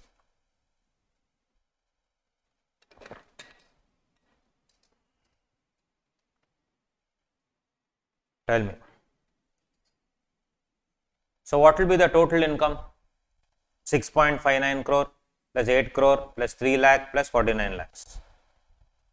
How much? All put together. How many crores? 15 crore? 11 lakhs, correct? Everyone got 6.59 crores plus 8 crores plus 3 lakh plus 49 lakh. Add everything. Total income will come 15 crore 11 lakh. Everybody got? Yes guys, everyone, 15 crore 11 lakh. What is the change here? Oh, same, it looks the same, but it's slightly different. Now, under LTCG 112A, the taxation is how much, guys? Always 10% in excess of 1 lakh rupees. Correct? In excess of 1 lakh under 112A. Tax on LTCG under section 112A is 10% in excess of 1 lakh. Again, it is all for November 24. 10% in excess of 1 lakh. 10% in excess of 1 lakh. So, just 1 lakh rupees discount. What's the point? 8 crore. 8 crore minus 1 lakh. Correct? In that and 10%. How much? Tax. 79 lakh 90,000. 79 lakh 90,000 is the tax. So, the tax rate under 112A is 10% in excess of 1 lakh.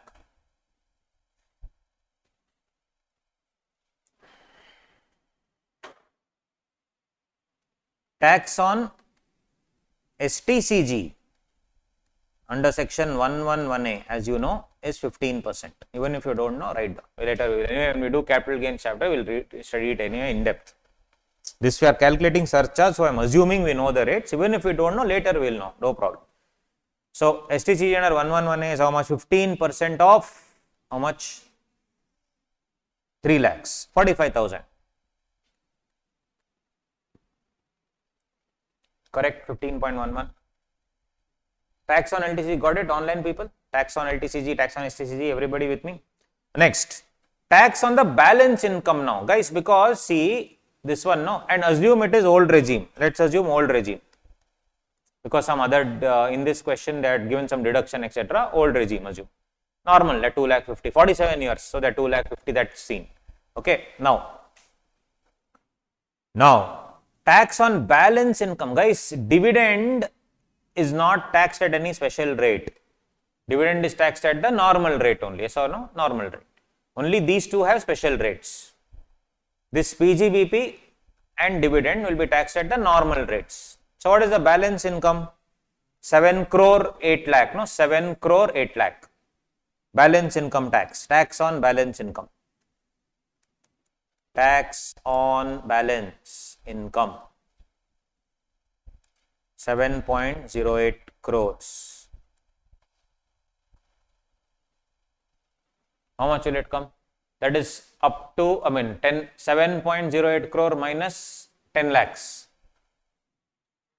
into 30% plus 1,12,500. How much? So 7.08 crore minus 10 lakh into 30% plus 1,12,500 comes to 2 crore 10 lakh 52,500. Everybody got it? 2 crore 10 lakh 52,500.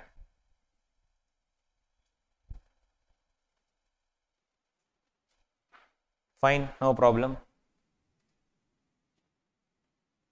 We'll add everything. The real crux here is the surcharge calculation. This and all is fine. So what is this? This many students apparently in the examiner's comments, they had written that people goofed up in this question. Till now everything is okay. Surcharge slightly there is a difference. Tell me guys, what's the total? 2 crore 90,87,500. Okay. 2 crore 90 lakhs 87,500. Now surcharge one by one. Add surcharge. Now what rate is this guys? What will it come? It comes under situation 1, 2, 3, 4, 5. Which one? 15 and 37. Is it more than 5 crore? 15 and 25.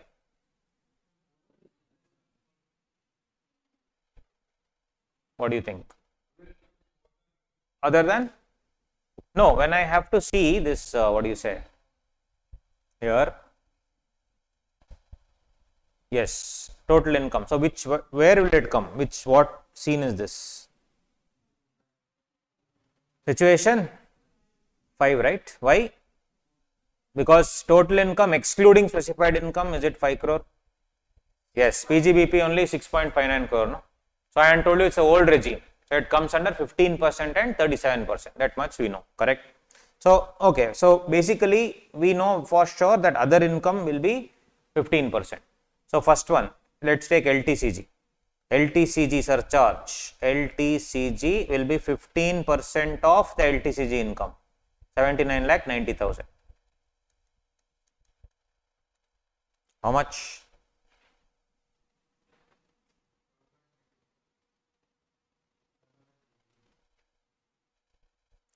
11,98,500.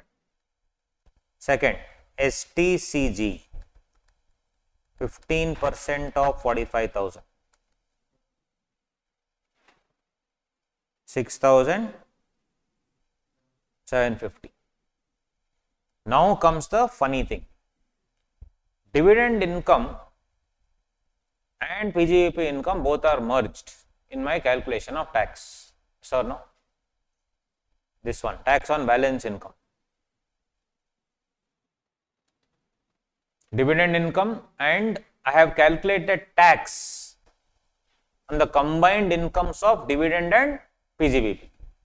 But surcharge on dividend is 15%.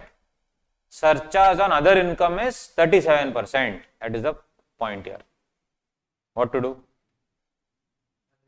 Yes, average, proportion. Simple logic guys. It's easy question only, but in the examination environment, in that tension, people have not written. They have simply made some 15% on everything, and in some cases 37%, and they have goofed up. That's what it is. So very simple. For dividend, basically for 7.08 crore, which is my income, 7.08, this combined income. What is the tax? 2 crore 10 lakh 52,500. For 7.08 crore income, tax is 2 crore 10 lakh 52,500. For 49 lakh, now we have to think about which one guys? Dividend. 49 lakh, yes or no? Everybody with me? 49. So for 49 lakhs income, what will be the proportionate tax? I should take the tax amount out and on that 15%. Everybody with me? On that 15%. So, very simple. Normal cross multiplication. So, dividend income. Yes. So, 2 crore 10 lakh 52 500 into 49 lakh income divided by 7.08 crores will come how much, guys? 14 lakh 57,023, and on that how much? 15% surcharge, which will be 2,18,000 by 5 53 43, which how much? 53. Perfect. Now lastly, balance income, and that is 37% under the old regime. Balance income will be what? 2 crore 10 lakh 52,500 minus 14 lakh 57,023 into 37%.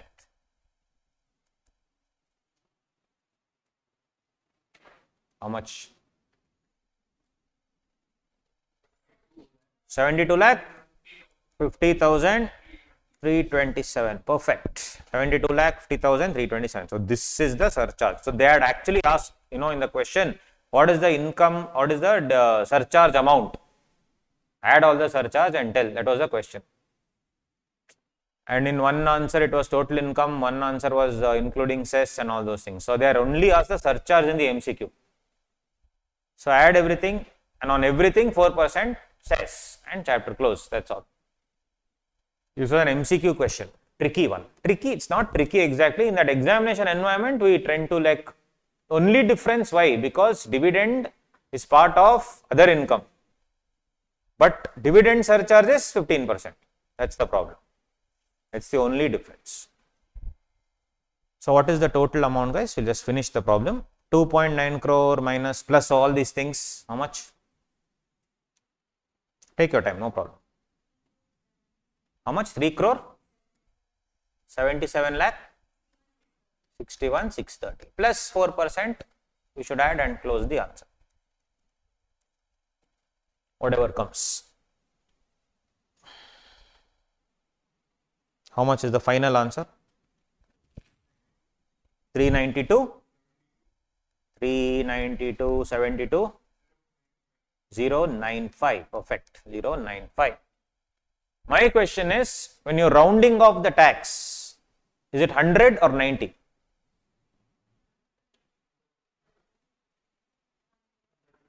And here also, before that, this anyway is rounded off. Income also is the tax, total income. This one also should be rounded off, for tax only should be rounded off. Income also should be rounded off, tax also should be rounded off. So that rounding off of income is here. Next multiple of 10 rupees, next multiple of 10 rupees. Immediately after surcharge I have given, see, 10 rupees, 10 rupees. So in the MCQ, if rounded off figure is given, take the rounded off figure. That's what I am trying to tell. Some tips here and there, because to help you crack those MCQ. So actually we have solved 10 MCQs. To be honest, 11 MCQs you have solved. These 10 are MCQs only. Plus, so we will do examples in the class itself, which will be like solving questions. Plus, we will solve a few of this from this book. Other book also I have compiled. And other chapters also, I am making one case study booklet of 70 pages. I will be sharing it with you. This is all the important case study with answers. All the important case studies with answers in the past 10 attempts. Just stick to those things, those type only will come. So that is why my material, if I had given my Q&A, so 600 pages, it is not advisable to do it 1 month before the exam. You should have done it from before. So that's why from there I compiled, that's why it took time. I gave you this book, but I will give you the other parts also. Everything I will send it to you, don't worry. You don't have to pay for anything, nothing. And even the extra 5 days, I will give you the keys, everything I will give. And yeah, let's see, guys. So just my only request is, please come every day without fail. Even if you are little late, I really don't care. As long as you come, sit and just invest your time, guys. 15 days time you invest in DT, it will really give you the dividends. And in the classes, we'll be talking about small points where we falter. And overall, you only know how to add, calculate, everything you know. It's about those small points which you need to take care. Are you comfortable with surcharge now? Any doubts? Last concept, we'll do a little bit of marginal relief, and then we'll take a short break, okay? When do you want lunch break? For me, no tension. When do you want it? How long do you want it? When do you want it? 1:30? 1:30 is fine. And how long do you want it for? 20 minutes, 40 minutes, 1 hour? You tell me so that I can also plan. 40, 45 minutes? Cool, no problem. Fair enough. Yes, and we'll have a short break now also, lunch break. Then we cannot just do it together continuously. You will also need some breathing space. We'll do everything. That's exactly why I said if you could start by like 8:30. I understand 2 people are attending other class. I cannot just disturb that. But maybe we'll make it like 9:15, 9:30 so that we can at least half an hour if we get extra. We can end also half an hour extra, and then you will get some extra half an hour to rest. So initially from morning if you run around, and later you will get some breathing space. Let's see, we'll decide that later, don't worry. By the end of the day we'll decide. Because initially what I had communicated also was first day only will be 10 to 6, after that it was it, but then in the everywhere they got printed as 10 to 6. That was actually a miscommunication from our side only. Ideally we wanted to do it early, 8 to 4 is the most ideal time, but it's fine, no problem. Cool. So rebate, all this is fine, done. So this was that question, guys. This is what it is. Moving to other areas. Now, before the marginal relief, the corporate side relief, tax for local authorities. Here, firm, LLP, and companies. This just change it to 2021. Sorry. There, I think it is 1920. Change it to 2021. This is again important for our financial year. For our previous year 23-24.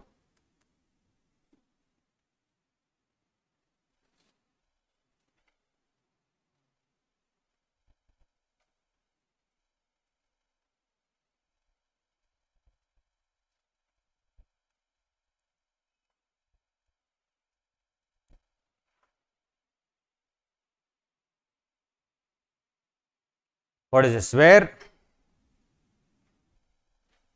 firms and LLP, it is 30% nil. Surcharge you see, more than 1 up to 1 crore nil, more than 1 crore up to 10 crore 12%, more than 10 crore 12%.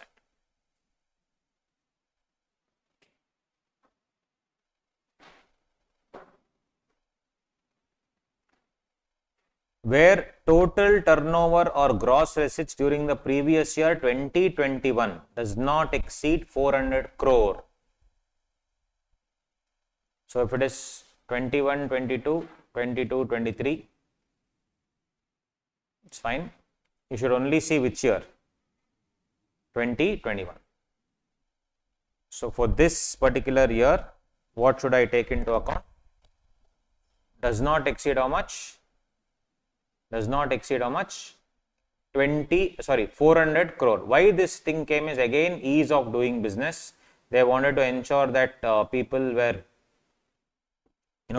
so this ease of doing business was what the logic was for this. It is up to 200 crore. So it should be checked for the last year before the last financial year. Last year before the last financial year. So obviously it would be 2021. Last year before the last financial year, which means this only 2021 for previous year 23-24. You just remember this, that's all, because they said 2-year leeway you should have, and then I should take this number. Every year it changes, and for this our attempt it is this much. So if it does not exceed 400 crore, then only there is a limited rate of or a reduced rate of 25%.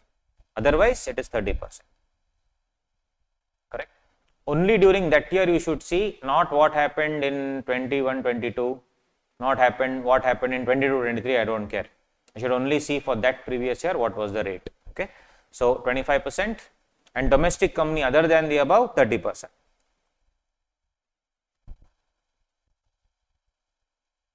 here surcharge is slightly lesser, 7%, more than 10 crore, 12%. Here domestic company 7%, more than 10 crore, 12%. Foreign company 40%. Up to 1 crore nil, up 2% and 5%. Apart from that, there is also concessional tax regime under, just like we have our 115 BAC. For domestic companies, we have 115 BAA 22%, and new domestic manufacturing companies 115 BAB 15%. Government has made it very, very easy for all these people. So under 115 BAB, it is 15% new manufacturing companies. There are certain conditions, we'll see later. Domestic companies 115 BAA 22%. Very simple. Otherwise, this is the same. So that's about it, guys. The last part before we take a break is the concept of marginal relief. Marginal relief. This is for surcharge limits. This is for surcharge limits. So quickly we'll understand the concept and then we will, what do you say? So we've solved the question. Just quickly understand the concept of surcharge. Then we can take a short break, and that's about the basics will end, and then we can directly dive into PGBP. Can solve a couple of questions and then directly go into PGBP to understand what it is. Just a sec. Cool. I like the movie Onion a lot, so whenever in all my classes I use. You watched Onion movie? Yeah, superb movie. That fellow doesn't age only, Vikram, right? Yes. So if you see, okay, in the old regime, let's take old regime only example, guys. There's a guy called Onion who's earning 50 lakh. This is the concept of marginal relief. He's earning 50 lakh, this thing, what do you say, income. So what is his amount income that tax he has to pay? On 40 lakh, 30% plus 1 lakh 12,500. So 12 lakh plus 1 lakh 12,500, he will be paying how much? 13 lakh 12,500. Very simple, under the old regime. If one more guy, Ambi, earns 50 lakh 1,000 extra, 50 lakh 1,000, what will be his tax? On 40 lakh 1,000, 30%, and plus 1 lakh 12,500. 40 lakh 1,000 will be 12 lakh 300. But my dear friends, since the income is going beyond 50 lakh, he has to pay a 10% surcharge. He has to pay a 10% surcharge. So first of all, he has to pay tax of 12 lakh 300 plus a 10% surcharge. Here, this one, sorry, this 1 lakh 12,000 is normal, this 1 lakh 12,500, 10% surcharge he has to pay, 1 lakh 31,280. So for earning an income, extra income of 1,000 rupees, compared to Onion, 1,000 extra he earned, but he has to pay 14 lakh 44,080 as against 13 lakh 12,500. So if you see summary, one person is earning 50 lakh and is paying 13 lakh 12,500. I am not taking cess and all that. Other guy is earning 50 lakh 1,000 rupees, but he is paying 14 lakh 44,80. Deadly. Why? Only because of the surcharge. So this is unfair. So this guy, Ambi, goes to Nirmala madam and says, Madam, I will pay this only. I will pay 13 lakh 12,500 only. That extra 1,000 which I am earning, you only keep. No problem. That extra 1,000 I am earning, you only keep. I will pay the closest surcharge limit, whatever tax is there, I will pay happily. An extra amount that I am earning, I don't want that extra. Because of that 1,000 rupees, I will have to pay 1 lakh more tax. I don't want that. You only keep that 1,000. I earned for you anyway. My gift, right? So 1,000 you keep. So he's saying I am paying 1 lakh 13,500. That's the end of the matter. Please keep that with you. Nirmala madam agreed to this. And she said, okay, no problem. You pay this 1 lakh 13,500. No need to pay 14 lakh 44,80.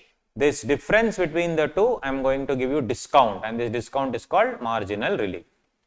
Discount is called marginal relief. That's the concept of marginal relief. Marginal relief is calculated because the income crosses the surcharge limit. When the income crosses the surcharge limit, I have to calculate the tax on the nearest surcharge limit.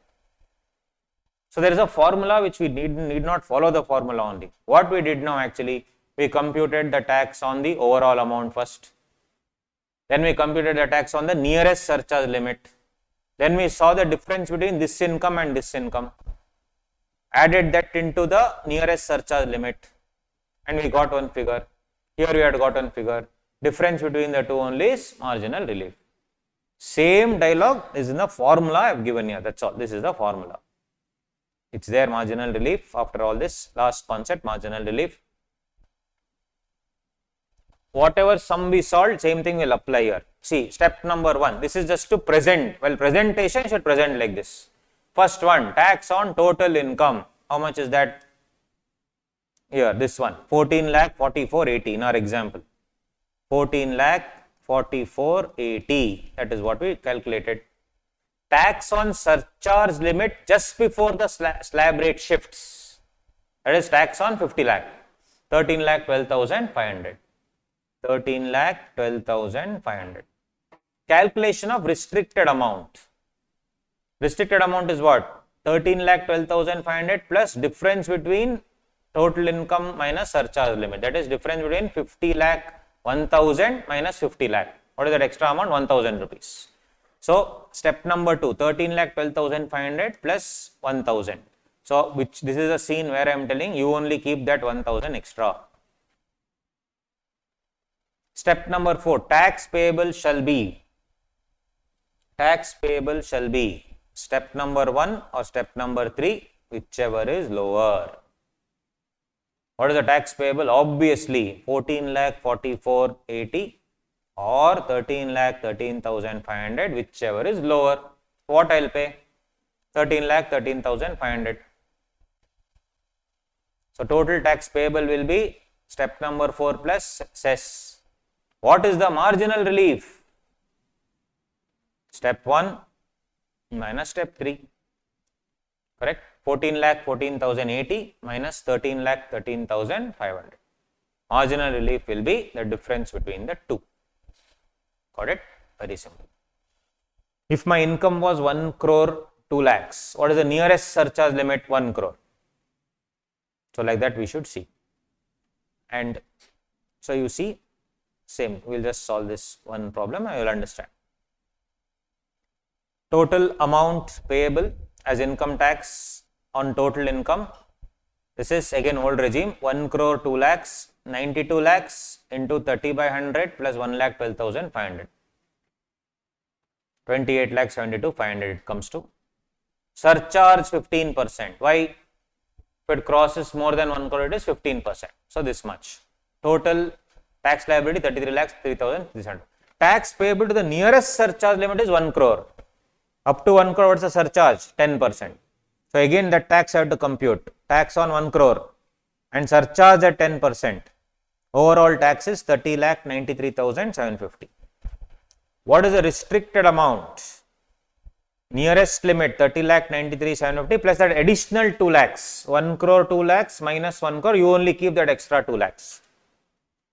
The restricted amount is 32,93,750. Is step 1 higher or step 3 higher? Step 3 only is, which is lower? Step 3 only is lower. So how much will I pay? Lower amount only I will pay.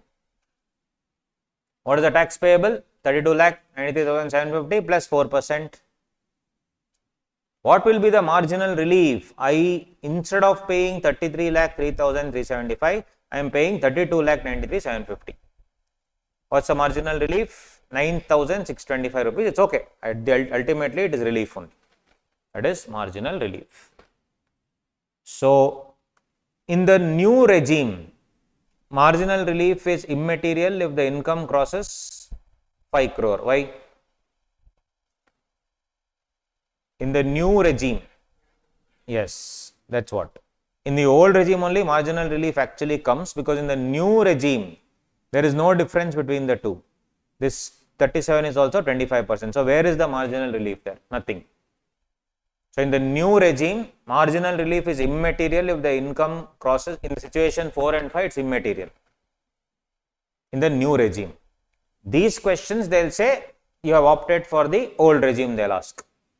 He has not opted for 115 BAC, he has opted for the new old regime is what they will ask. That time you should see.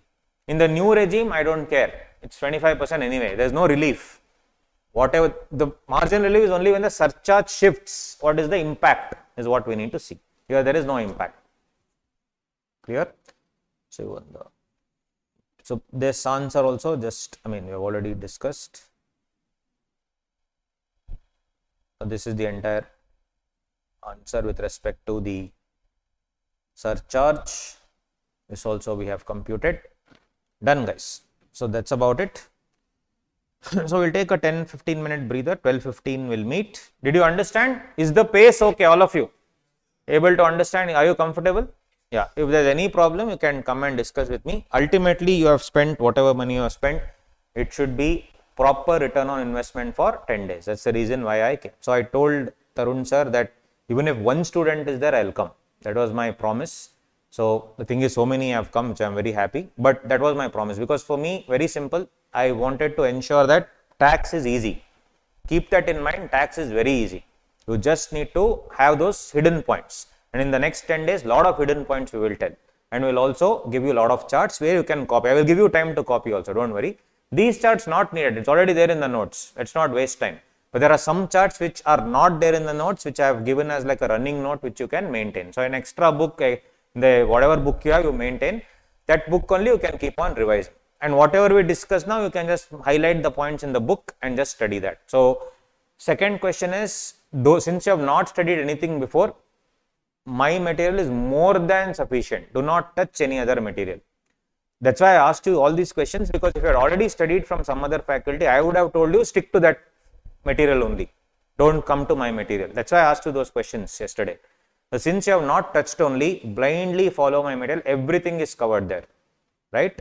And Q&A also I am giving you anyway. Just follow that. We don't have time. We cannot sit and do thesis. Don't touch any other book. Just stick to our material, more than sufficient. Okay, guys? Cool. We'll meet in 10-15 minutes. Yeah, thank you. Online people, all good? Okay, done. So let's begin. So just we'll solve, since you have finished the basics, let's just see the one or two previous year's questions. You can open the question booklet that we have given.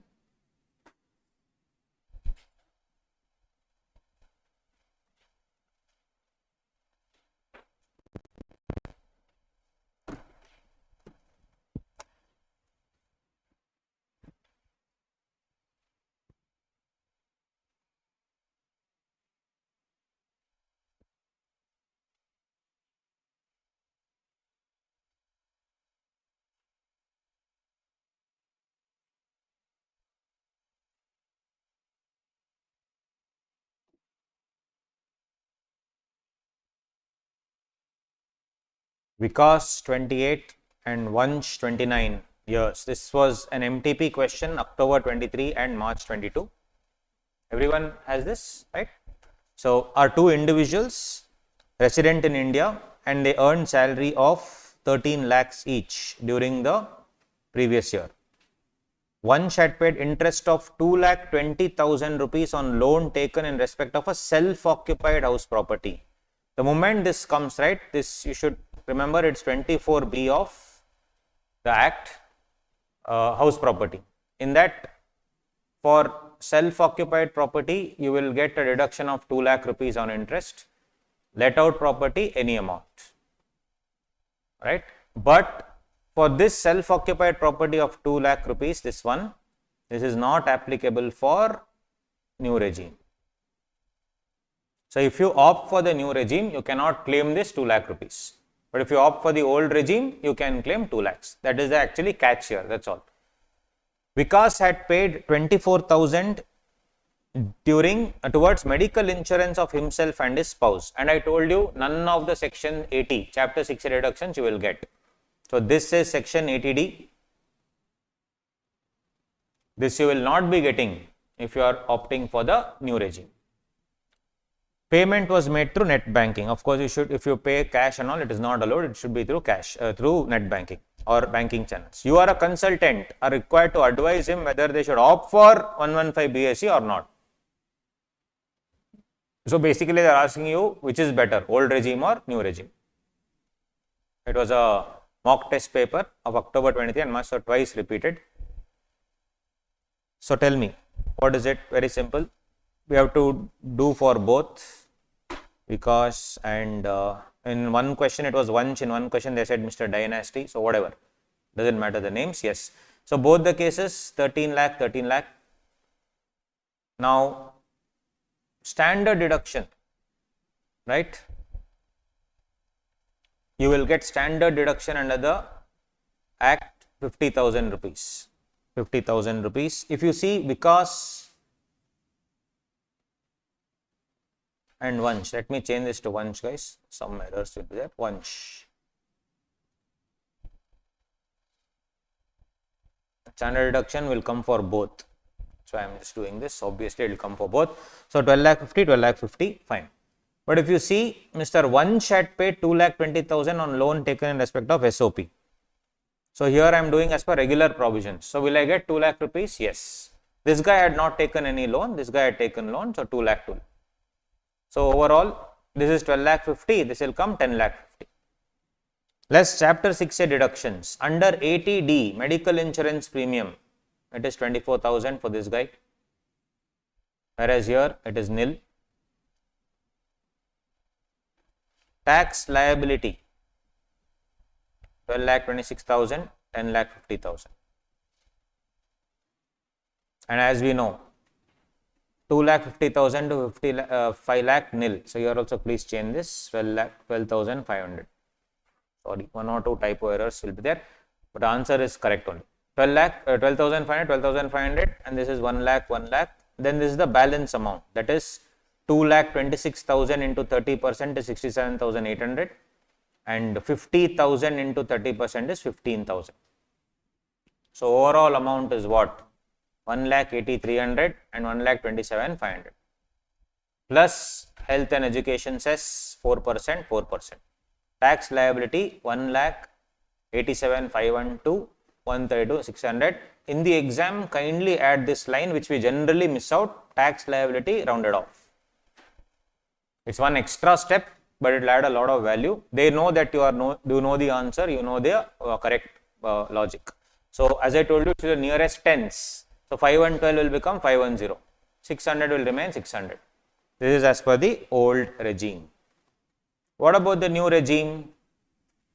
So I have to make the adjustment to the old regime, that's all. Tax liability is 12 lakh 26 and 10 lakh 50 anyway. Now in the old law, this standard deduction was not available to new regime. In the new law, when I say for November 24 exam, it is allowed. So this is an amended answer booklet for November 24. If you see some other previous year's questions, they would have added back standard deduction. So kindly follow this book, it's correct, right? I have amended it purely for November 24. Okay. So as per amendment, 50,000 is available to NSE irrespective of the regime under which it pays tax. So should I add anything? No. In the suggested answer, if you see, they would have added back, because at that time it was different. So now whatever, just follow this book. So again, 12,26,000 and 10,50,000, that's same thing, no change, right? On the other hand, here, I should add the loss from SOP, because for new regime you will not get that 2 lakhs. So I should add that the set off 2 lakh. So it will become 12,26,000 and 12,50,000. And if I am opting for the new regime, will I get the deduction under 80D? No. That also I need to add. So ultimately for both it will become what? 12,50,000, 12,50,000. And if I compute for 12,50,000, same, 0 to 3 lakh nil, 3 lakh to 6 lakh 15,000, 6 lakh to 9 lakh 30,000, 9 lakh to 12 lakh 45,000, and 12 lakh to 12 lakh 50, or extra 50,000 into 20%, 10,000, 10,000. Overall 1 lakh, 1 lakh. Add health and education says 4,000, 4,000. Total tax liability 1 lakh 4, 1 lakh 4. You see, for Mr. Vikas, he would have paid 1,87,510 or something. Correct? Ideally. And here he is paying how much? 1,04,000. So, which is better? New regime. This guy also, 1,04,000 is paying now. He would have paid otherwise 1,32,600. So, obviously, new regime is better. That's all.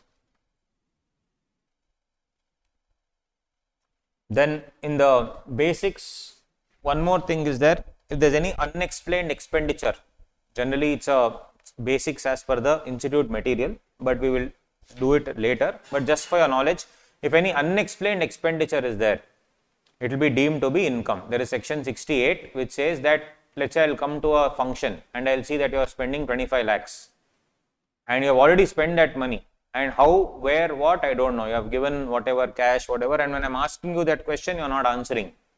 So, when you have not given me a proper explanation as to what section it comes under or where have you got that source, I will deem it to be income. So, that is this second question. Let us go through. This is based on section 68. Answer also is given. Let us go through the question. RTP May 23, they had asked this. Mrs. Alpha, because the section 68 is categorized as basics in your ISM. This entire material is based on your ISM and it's okay. Most of it will be the same only, but some questions you don't even know whether it's basics or not because it can be merged with other chapters. So that categorizing will be different. But anyway, just note that 68 is about unexplained expenditure. So Alpha and Company is a partnership firm with 5 partners sharing profit and losses. Return was selected for scrutiny assessment under 143.3. When we do assessment procedure, full in depth we will explain this. The scrutiny assessment part. Controversy in relation to a loan of 50 lakh from one partner, Mr. Raghav, credited in the books of the firm. The firm's explanation that Mr. Raghav has given a loan of 50 lakhs carrying interest at 12% as approved by the partnership deed was not accepted since Mr. Raghav's explanation for the source of income only was not satisfactory. Accordingly, the assessing officer treated the said amount as cash credit in the hands of the firm. Messrs. Alpha and Company are subject to the same tax at 78%. So, if you are clearly not giving the logic, then the tax as per section 68 will be 78%. Deadly. So, here the person whose name was credited in the source of the books, he was not able to tell the source, and also the explanation was found to be not satisfactory. Hence, 60% tax under 115 BBE plus surcharge 25% plus cess 4%. Deadly. So, he has to pay, no choice. Third is an interesting question asked in May 2023, which has some elements which we need to understand, which again has come after your blockchain and other stuff. So, it's interesting. Mr. A, that's what I have taken different questions, not the same one, so that it will be easier for you also to understand. Mr. A, age 34 years, is a salaried employee with TKM Limited. He has furnished the following details for the previous year 23-24. Gross salary 23 lakhs. Business loss from a new part-time business of trading in mobiles 4,50,000. Short-term capital gains on sale of property 3,60,000. Mr. A purchased 1,000 Bitcoins, a virtual digital currency, on 1/4/22 for 1,000 rupees per coin, which is sold on 15/2/23 for 1,300 per coin. So, has he made a profit? Yes, 300 rupees per coin he has made. Commission for transfer of Bitcoins is 2% of sale value. You are required to compute the total income, assuming that he has not opted for 115 BAC. That's what. That's why you should know both the rates. As per assessment year 24-25, as per the provisions of Income Tax Act. First of all, income from salary 23 lakhs, less standard deduction, you will always get 50,000 as per the amendment. So, 22,50,000. Now, part-time business loss he has made 4,50,000. Can he set it off against income from virtual digital asset? No. As per VDA provisions, you cannot set off that income against any loss, because in Bitcoin, etc., here Bitcoin, you can get to make windfall gains, crazy profit you will be able to make. Can you set it off against other losses? Not allowed. So, hence loss from business cannot be set off anyway against salary income, and no set off of business loss is allowed against any capital gain from VDA. So business loss of 4,50,000 has to be carried forward to assessment year 25-26. So this 4,50,000 anyway has to be carried forward. Can short-term loss be set off against PGBP and all that? No. Short-term capital gain, short loss can be set off against short-term capital gain, other things. We'll see the set off part later. So here, basically any short-term loss can be set off only against capital gain income, not any other income.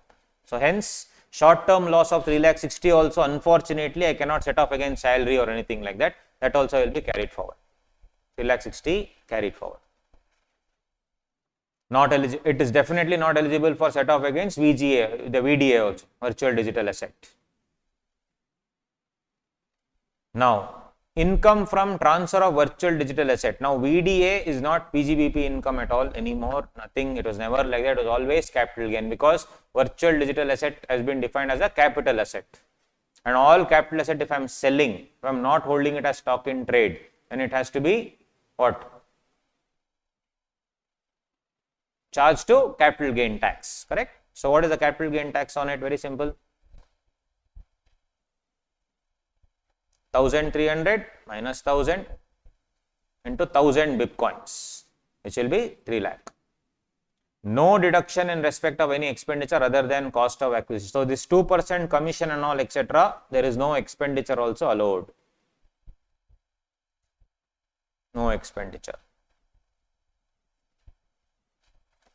So in our book, there is a separate chapter for your special consideration, which I have given.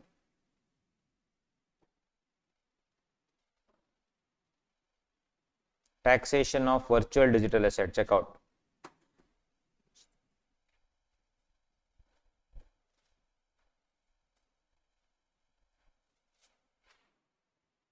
There I have given everything.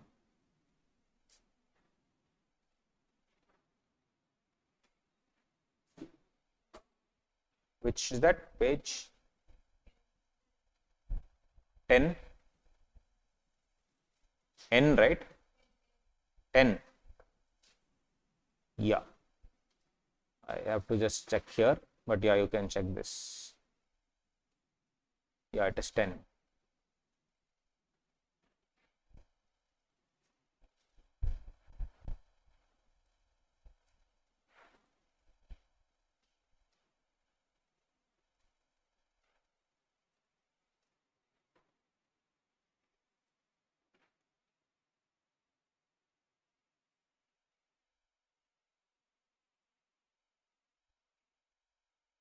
Right, here everything is given.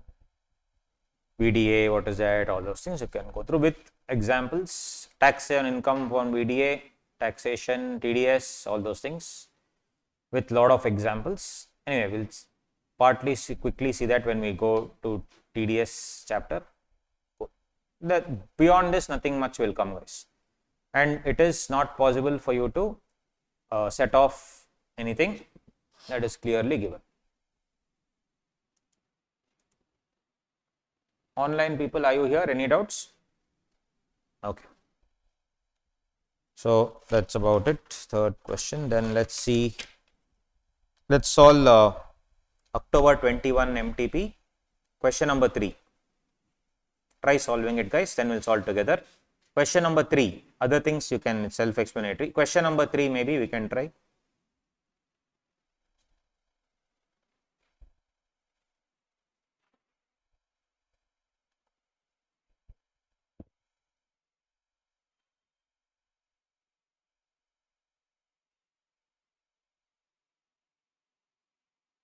So, Mr. Anish, resident individual aged 45 years, sold a house property on 16/1/24. On the said transaction, he earned a long-term capital gain of 1,25,50,000 rupees. Invested a sum of 50 lakh in capital bonds specified in 54 EC. So, guys, you will get an exemption under 54 EC. If you are selling, if you are doing this long-term capital gain, you can set off against 54 EC. He further invested a sum of 50 lakh in the same bonds on 14/6. Will you get for multiple bonds or only once? Only once. If you do not know this, when we come to 50 capital gain, we will do it. Don't worry. I'm just saying 54 EC will get only once. You can't take multiple times. Okay. So basically only 50 lakh is allowed, not 1 crore is what I'm saying. He further invested, okay. His total income excluding LTCG on house property is how much? 1 crore 50 lakhs. Does not opt for section 115 BAC. So will surcharge come? Yes. Why?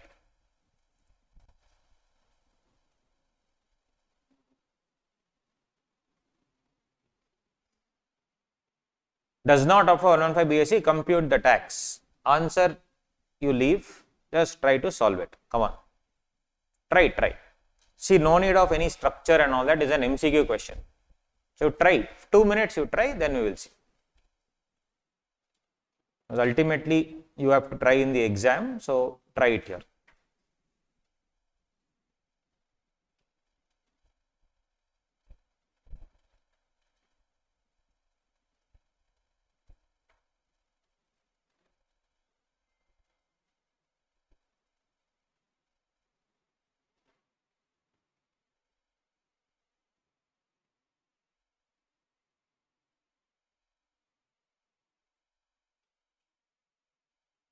So all put together it is less than how much? What is the income?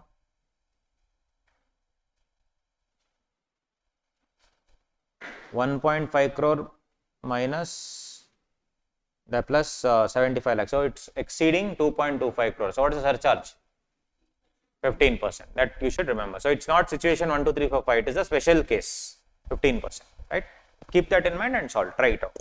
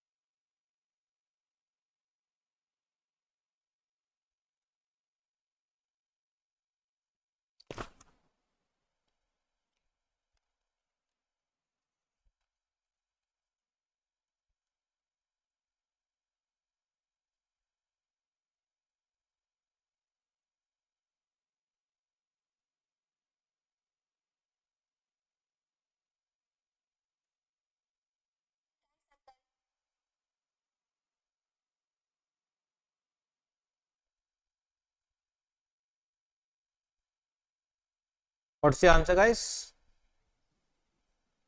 69? So it's option B. Did you get 69 lakh 63,710? Everyone got it or trying? Try. No problem. No hurry. 2 minutes. So here, I mean, there's no need of writing a structure, etc. Just quickly we can.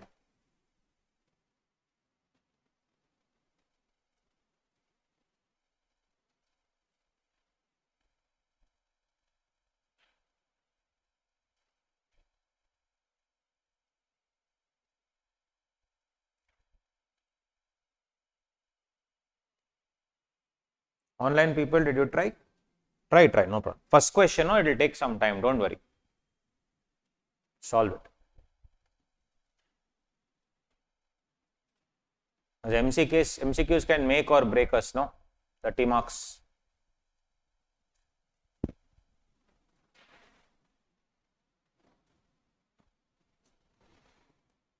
So 2 marks means roughly around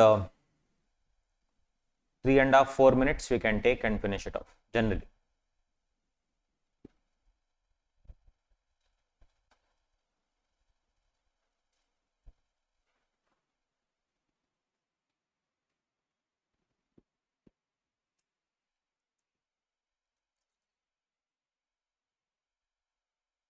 So if you see the suggested answers and all, it will be option A, but then because of the changes in amendments, etc., the actual answer is B. You should get 69,63,710.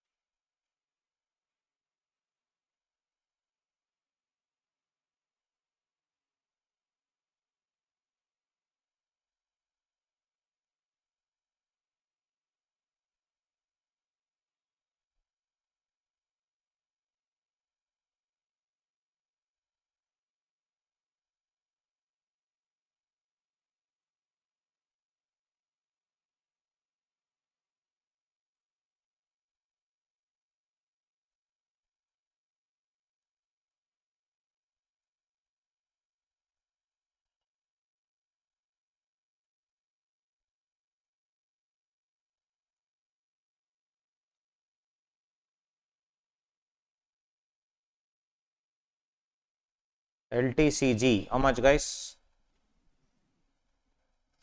1.255 CR, that minus 54 EC.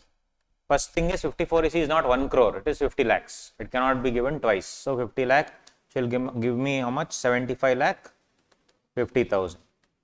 That is 1 point plus income from other sources, right? We said other sources and all is how much? 1.5 crore. So both put together it is coming 2 crore 25 lakhs 50,000. 2 crore 25 lakhs 50,000, which will be last situation, not 5 situation, special situation. Surcharge will be 15%. So what is, and they have given, does not opt for 1.5 BAC. So it will be 2 crore 25 lakhs 50,000 minus 10 lakh into 30%, correct? Plus,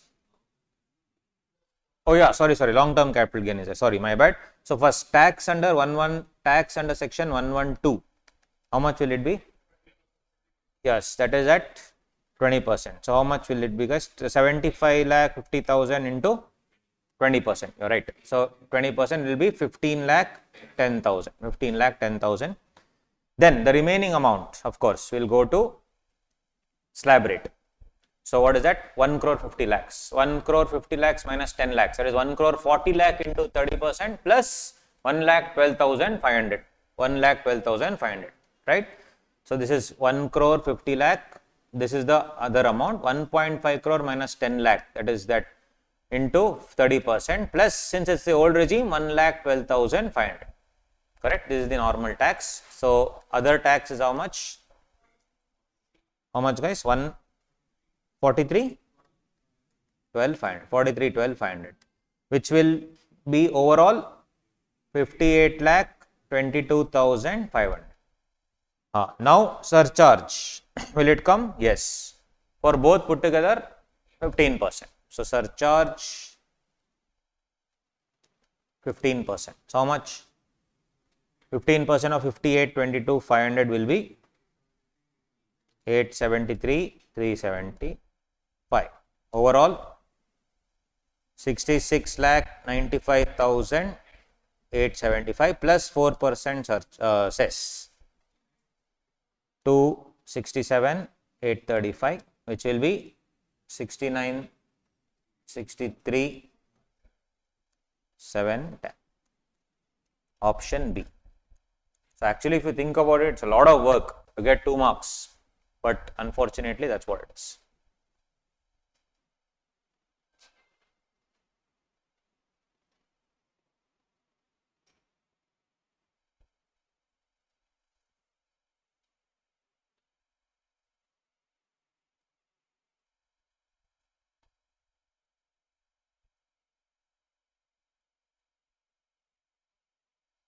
Solve the next one, guys. Fourth one, easy. Solve that. That's it. Enough. 2 questions are. Solve the fourth. Other things you can try at home, or if you don't want to try also, it's fine. Just given you the questions, but yeah. Case study booklet I'll give you that has integrated case studies, which also come in the exam. Try the fourth one. Online people. Archana, LTCG tax exemption of 1 lakh will not come because they are not selling shares, right? It's house property. For house property, it will not come. You'll understand more in the house property chapter, okay? Sorry, in the capital gain chapter.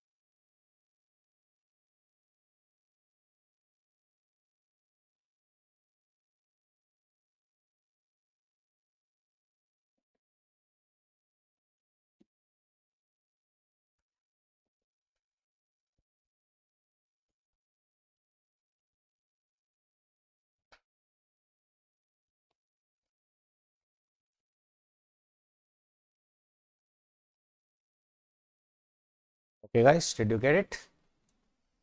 How much is the answer?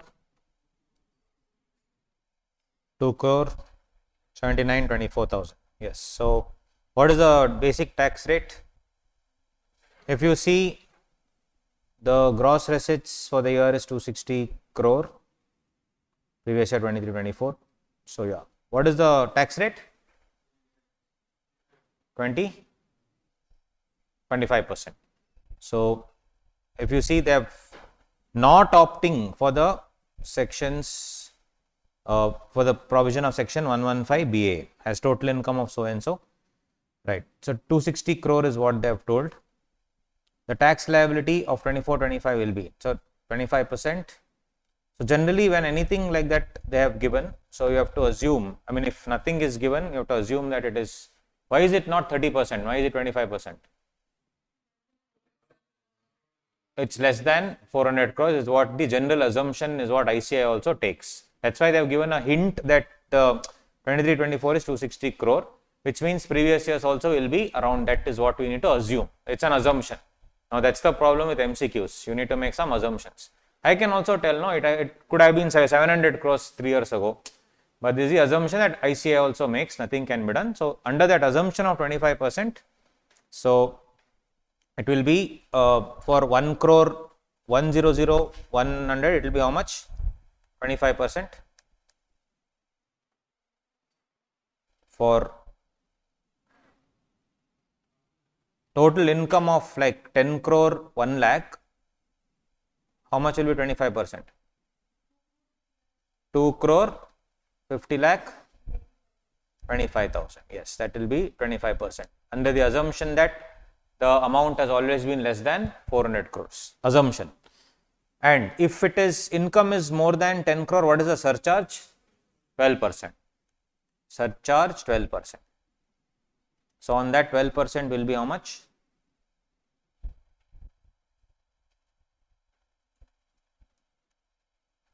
30 lakh. 30 lakh 3,000.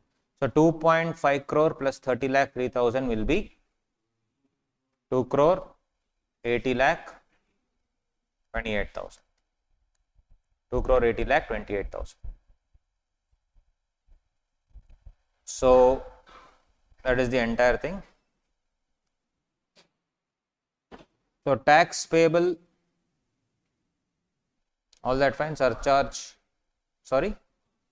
Will you get marginal relief? Yes. What is the marginal relief?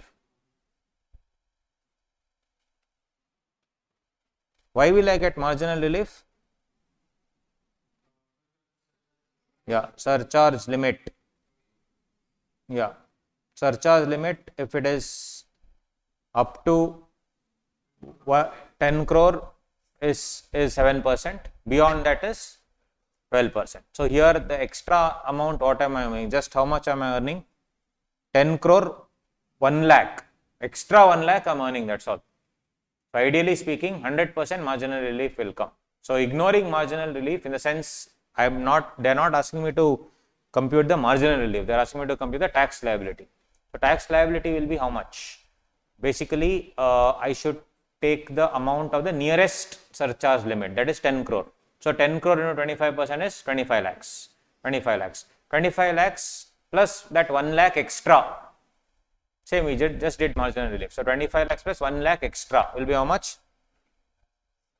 Yeah, 25 lakhs plus surcharge 7% plus that 1 lakh extra. Correct? So basically guys, what I am trying to tell is, if it is 10 crore, 7%, more than 10 crore, 12%. Now I should, computing more than 12 crore, it's coming up to this amount, but it's not correct. I don't want to pay so much. So I should compute it as if my income is 10 crore. So if my income would have been 10 crore, my tax would have been 25 lakh plus 7% surcharge. 7% surcharge will be how much? 2.5 crore will be my tax. 7% will be 1 lakh 75, 17 lakh 50,000. 17 lakh 50,000. Correct? What is my, I'll write down, hold on. Write down, one second. What is my tax, guys? Tax on 10 crore is how much? 2 crore 50 lakhs. Everybody got that? Plus 7%. 17 lakh 50,000. Correct? 7% on that. So how much will it be total? 267 lakh 50,000. Now if I had computed on 10 crore, it would have been 2 crore 67 50,000. But I have computed on 10 crore 1,000. 10 crore 1 lakh, sorry. 10 crore 1 lakh, how much will it be? On 10 crore 1 lakh, it will be 2 crore 80 lakh 28, which is better now. Now I am telling, madam, I will pay 2 crore 67 lakh 50,000 plus that 1 lakh extra that I earned, you only keep. Yes or no? So what is the actual tax? 2 crore 67 50 lakh plus extra 1 lakh that I have earned, you only keep it. So overall it will become 2 crore 68 lakh 50,000. On this I should take cess 4%. 4% cess. So if you see, automatically you only should realize, okay, surcharge is there. So it's actually, you can't say it's very easy, because if you ignore the surcharge, some other answer will come. Correct? So that is why some things are tricky. So that's why I wanted to just solve, so that you will be able to understand what is it. So this 268.50 plus 4% will be how much? 10 lakh 74,000 overall. 2 crore 79 lakh 24,000. So this would be my entire thing. So here assumption is what? That throughout all the years also it is less than 400 crore. Now if you make any other assumption, answer will change. That is one problem with MCQ. Some assumptions you have to make which are aligned with the ICAI assumptions. Because you can still say logically that okay, last year it may be 260 crore, but 3 years ago it would have been 700 crore. Business has come down. But then ICAI assumes that it is not so. Any doubt in this, guys? Any doubts?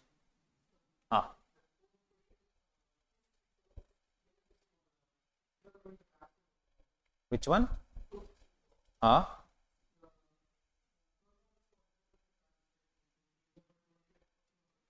Correct. That's what I'm saying. It's an assumption. We have to assume that all the years it is the same. Because even if that year if it is 800 crores also, but if the previous year 2021 it is less than 400 crores, you will get a tax deduction of how much? Tax rate is how much? 25%. So what I am trying to tell is that year's gross receipts is immaterial. You should see the gross receipts of the 2 years before. So here we have assumed that all the 3 years before also it is less than 400 crore, which is a wrong assumption anyway. Yes.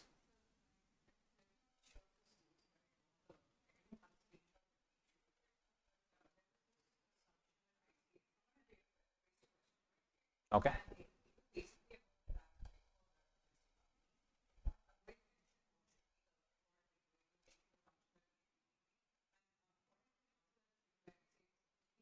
%30, yes. Tell me. Correct.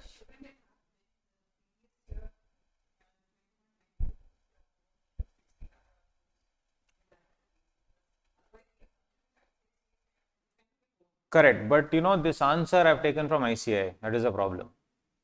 Whatever answer is written here is as per ICAI answer. You can go to the MTP and they have also computed the same thing. So I have verified each and every MTP answer there. One more problem with ICAI, I'll tell you, the examination committee is different from the suggested answer committee.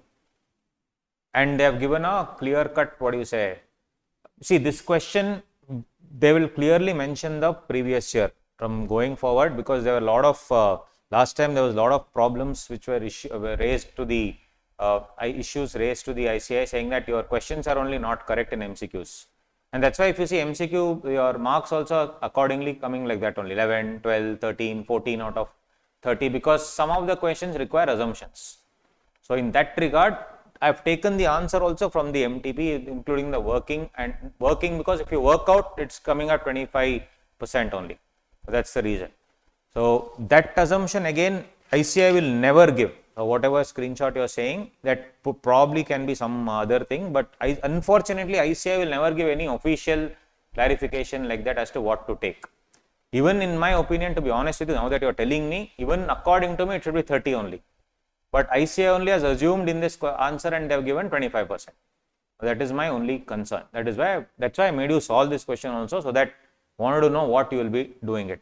So in my opinion, very clearly they will give the previous year for which it has to be taken into account. Otherwise, to be honest with you, you should take 30%, but in all the MTPs, they have taken 25%. That's the reason why I am solving accordingly. But one big problem is, they will say ICAI answers need not be correct and this thing may not match with the real thing. All that is the issue. So there is no clear-cut definition as to what has to be done. So that is why a lot of issues were raised. In fact, I myself have written one long letter, almost around 10 pages letter, which has reached the president also, saying that I ensure that it reaches the president to tell that at least give the questions properly. There should be no room for assumptions. So then only we can be able to write the answer properly. So I also genuinely agree. Now that you raised the issue, I'm bringing it. Personally, I also agree to that if nothing is given, it has to be 30 only. Correct? But option is D, is it? Yeah. Personally, even I feel so. But the thing is, this is an MTP answer. And MTP, they have taken 25%, and the same year, everything is the same. Year they had given the different year, that's all. So basically, they had given 1 year before. This is MTP 21, right? So they had given previous year 21, 22. So that is the issue. That is the main problem. Anyway, if you take 30%, it is D. Now, if at all, so now let me give you what you should write in the exam. If at all nothing is given, no such year is given, I would again say write 30%. I was anyway coming to that, write 30% only. Because when nothing is given, how can I assume it's 25%? Right? Since in these MTPs they have given like that, yes. So I'll just write down here for your knowledge. Coming back to the same screenshot, though it is not verified as such, but it is logical also. I would also have done the same thing in my exam. If question is silent, I would definitely take 30% because you have not given me anything. But the thing is, ICS logic, I'll tell you, at least in this MTP, they are like anyway there is, 15% rate is there, 25%, 20% rate is there. So why take 30%? 30% is only in the worst case scenario. That is their logic in solving these MTPs. But examination, I would suggest and I would also follow the same thing. If question is silent, take 30%, right? Take 30%. That would be the ideal thing. So here, in this particular answer, going by the MTP, whatever they have solved, they have taken 25%. Okay, in the exam, solve 30%. That is the same reason why I made you solve this question alone, because I wanted to, actually I was waiting for somebody to ask me this question. That's why I was asking any doubt 3-4 times I asked, because I wanted you to raise this query. So again, I repeat guys, in the exam, take 30%, but I feel personally that they will definitely give very, clear cut instructions in the MCQ itself now by giving the exact turnover in the previous year and all those things. So that way you can easily make out whether it's 25 or 30. So otherwise take 30, no problem. Done. Cool guys. So that completes our, that's a good question. So that completes these other things. You can just go through this because we do not have the time to sit and solve everything. Whatever is possible, you have solved good enough questions. Cool. So now with this, let's dive into PGBP. That is the next important chapter. Right. Profit and gains of business or profession. There will be no question paper in income tax, entire income tax paper without obviously questions on PGBP. One of the most important chapters. Short questions will come, no doubt about it. So just a quick introduction of what PGBP is all about. Like very quick, we'll keep it. I'll just take the one portion to just give the basics, and then I will directly dive into various concepts. And of course, here we'll have to draw a few charts, etc. Lot of adjustments, so we'll see. But anyway, this is not needed for us to understand what is PGBP, but generally we should understand that any income which is given under 2 clause 24, any income can be called as profit and gains of business or profession if it is resulting in either profits, gains or losses. Now there are 3 words that we need to understand in PGBP. One is business, profession, vocation. Business, profession and vocation. So what is all are mutually exclusive. You can't call business as profession, profession as vocation, and either way you cannot do that. Mutually exclusive as such. But the word business, if you read various commentary, the word business has a wide meaning. So there should be a lot of effort in doing something. There should be, of course, returns also. Returns are also primary, very important to get the business. And it can be in the organized sector or unorganized sector also. So even a guy who is selling your pani puri outside, he also is doing business.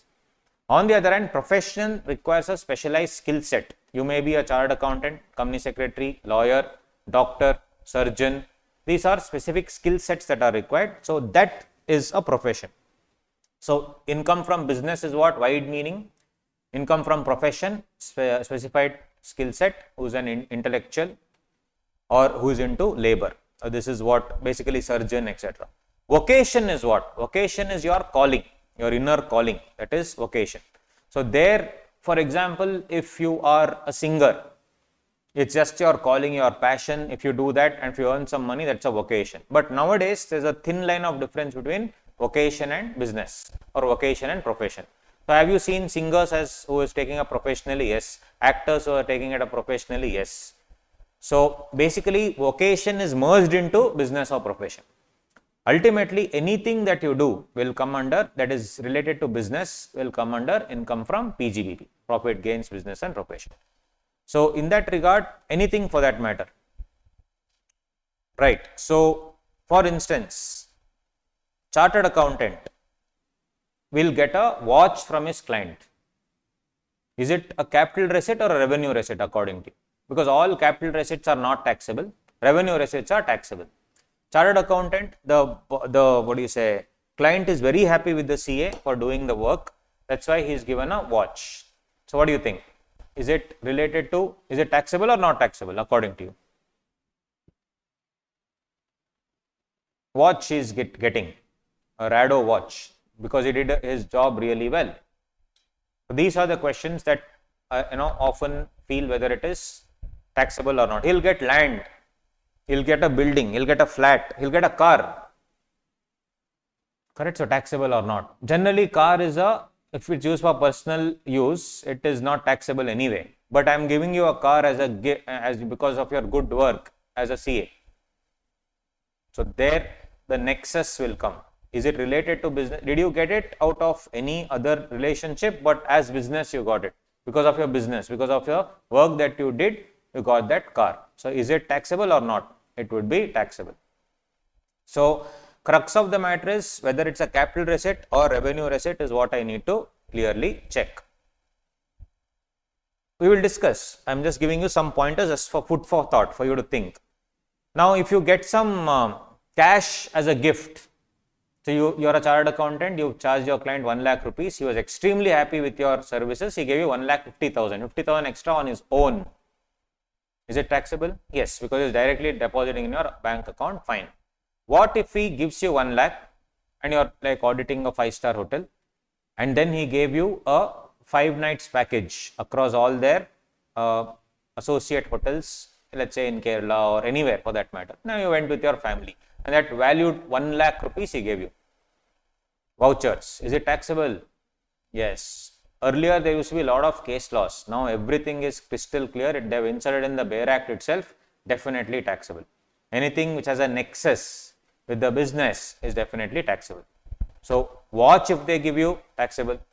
If they give you anything in kind, 5-star hotel vouchers, taxable.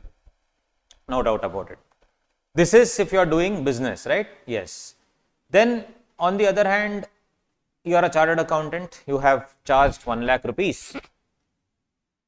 Out of pocket expenses, you are charging 20,000 reimbursement. You have actually spent it in booking a hotel, etc.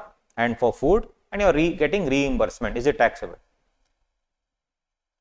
Is GST payable? Different discussion. Is it taxable? Is it a revenue? Is it a revenue expenditure, or rather for you, whatever you spend, you are getting reimbursement. So would that be taxed? No. Perfect. You're right. So that will not be taxed. Reimbursement of expense will not come. So any voluntary payment, the clear-cut wordings that they are using is what? Nexus. There should be a nexus or a relationship between business and what you are doing. And can business be just 1 day in a year? Is it possible? Or just like 1 week in an entire year? Or can it be like once in 10 years also? Whatever you do, is it business? Yes. So you would have, those of you have gone to this hill station called Munnar. Correct? In Munnar, you have this Kurinji flower that comes. Once in 12 years, it blooms. Neela Kurinji. So actually, the moment that blooms, the tour agencies start their special tours to go visit this hill station and see the Neel Kurinji flower, which is actually doesn't come for 12 years. Now, let's say you also start that only for that 1 week. In 12 years, you are starting that business. For 12 years, just 1 day or just 1 week, you are having that business. You make some 2 lakh rupees out of it. Is that business? Yes. So Income Tax Act doesn't care what you are earning, how you are earning, organized sector, unorganized sector, everything will be deemed to be business income. So income, PGBP is such a wide scope. You are an employee, you have a car, you have been given a driver, you have been given gas connection, you have been given servants. Is it PGBP? You are an employee? No. That will come under perquisite. That will come under perquisite. So in the exam, you need to see whether it was contract of service or contract for service. If it is contract of service, it is salary. It comes under income from salary. If it is contract for service, it comes under PGBP. So in the question only, you will figure out what it is. So employee getting all these things are merely salary, but employee getting much more than this. Employee getting, what do you say, much more than this, including, but in the capacity, not as an employee, but as a capacity as a consultant, contract for service, this will become PGBP. So of and for is what we need to see in the exam. So you are a builder, okay, and some guy comes to buy your house. As per RERA, real estate regulation, you have to take 10% advance. You take 10% advance, and you will clearly mention that in case you do not pay as per the schedule next date, that 10% advance will be forfeited. You will keep it. Let's say it does not pay, you have forfeited. Is it income? Is that amount capital receipt not taxable, or is it revenue? It's a stock in trade. You are a builder, stock in trade, you have taken some advance money. So, and then he forfeited because he didn't follow the conditions. So what do you think? Is it PGBP or is it capital receipt not taxable? So again, there are different case laws. Some case laws say capital receipt, some say revenue. So the main crux in PGBP is you to understand whether it is capital receipt or revenue receipt. Now we are not, what do you say, judges to do that. That's why we should take help of decided case laws. So there will be some case laws which we'll have to take care of in PGBP chapter and understand under what law it comes under. Very simple. So generally, the thing is here, if you have forfeited it, then you may call it as a revenue receipt. But if you have clearly mentioned initially only that it's a non-refundable deposit, forget about forfeited, it is a non-refundable deposit. If I have taken like that, courts have held it can be a capital receipt, not taxable.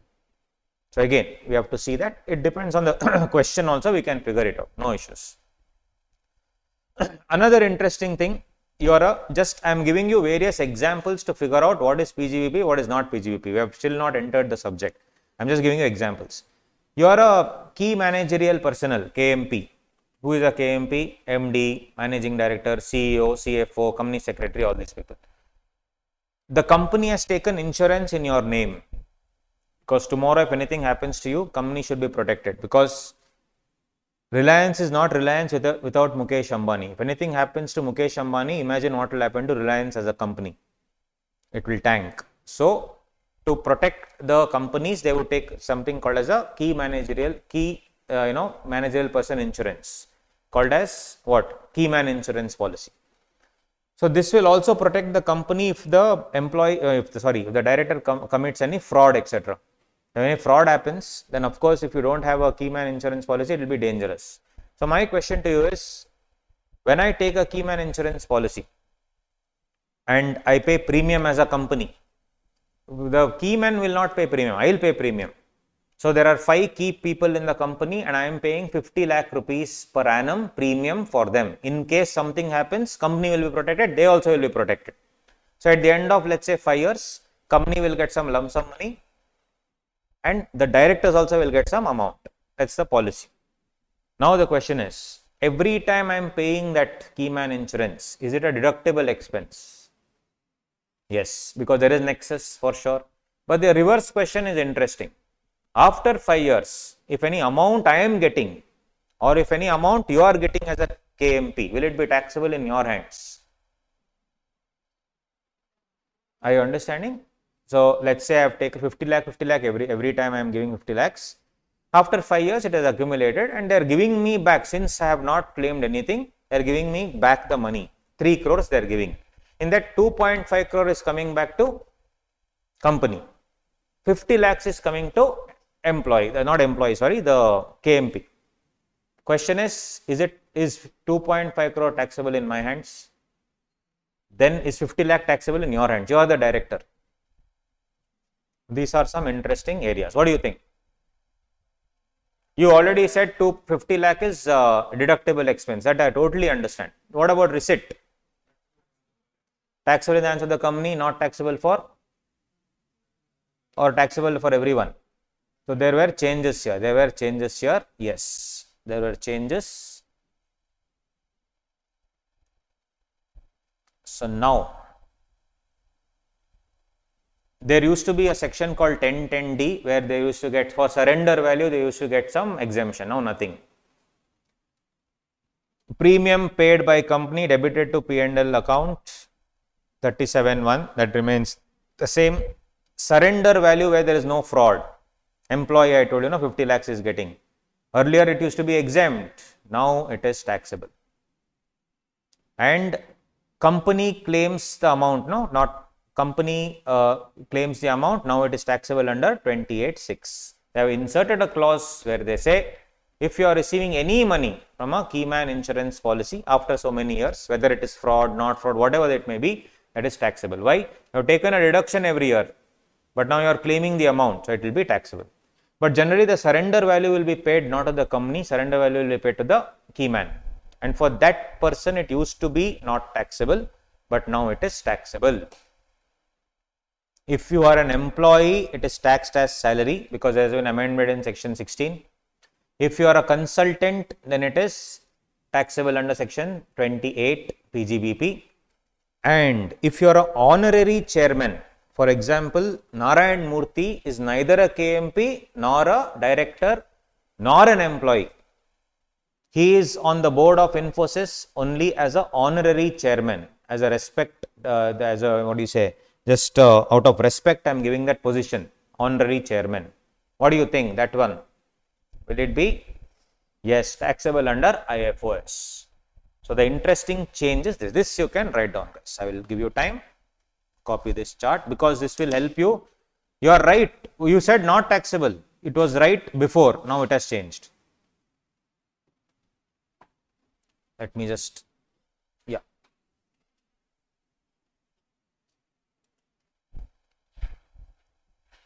Quickly you can write. 2 minutes it takes. This is key man insurance policy.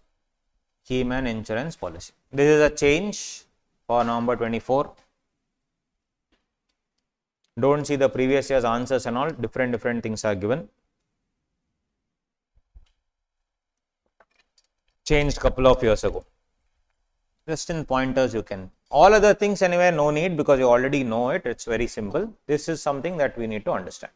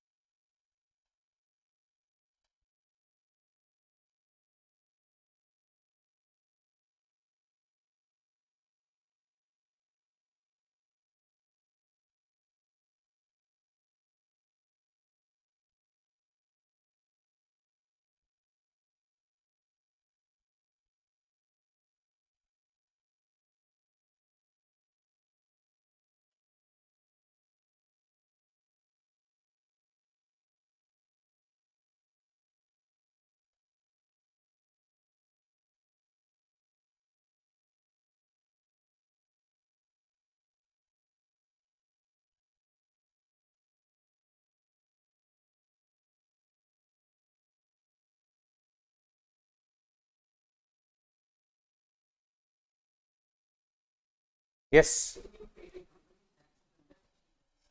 Yes. Not taxable, but it's debited to premium. Premium paid by company, no? So it remains the same, no change. Premium is paid, so it's an expense. Okay, and the 37 one it's allowed, debited to P&L account. Taxable portion is these two. What do you say? The surrender value and that fraud thing. Because generally surrender value is only received by the employees or the consultants. Sorry. Like for example, to give you an example, ICICI Bank, this lady, what's her name? Chanda Kochar, she committed fraud in the sense she basically misappropriated funds, etc. So the company would have taken a policy, keyman insurance policy, that should anything happen like this, I'll protect the company and her also to a large extent. Now the question was, she committed that. It was definitely fraud because it was not disclosed. Now the thing is, because of that, insurance is there anyway. So the company lost a lot of name also, ICICI Bank, which means I had to claim the insurance. The insurance company gave me 5 crore rupees. Is that 5 crore taxable in the hands of ICICI? Answer is yes. Has to pay tax because they have always claimed the expense, no, while debiting this thing premium. So they say when you have debited the premium and got the expense, when the money you are getting, kindly pay.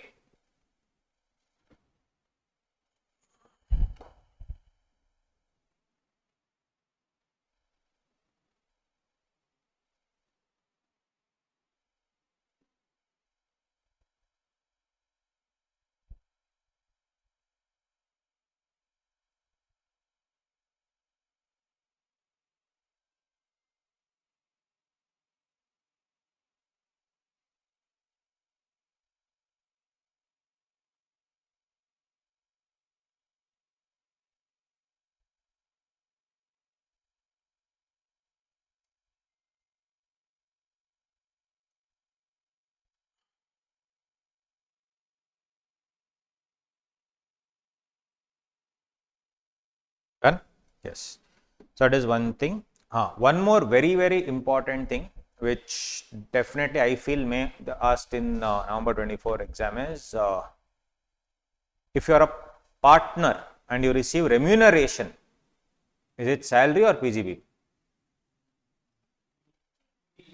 PGBP, right? And will there be TDS under 192? No, because it's not salary, right? So this salary, commission, bonus, interest received by partner in a partnership firm is PGBP. Mind you, one thing I'll write here which is only applicable for November 24 exam, no TDS, right? Yes, only for November 24 exam, no TDS.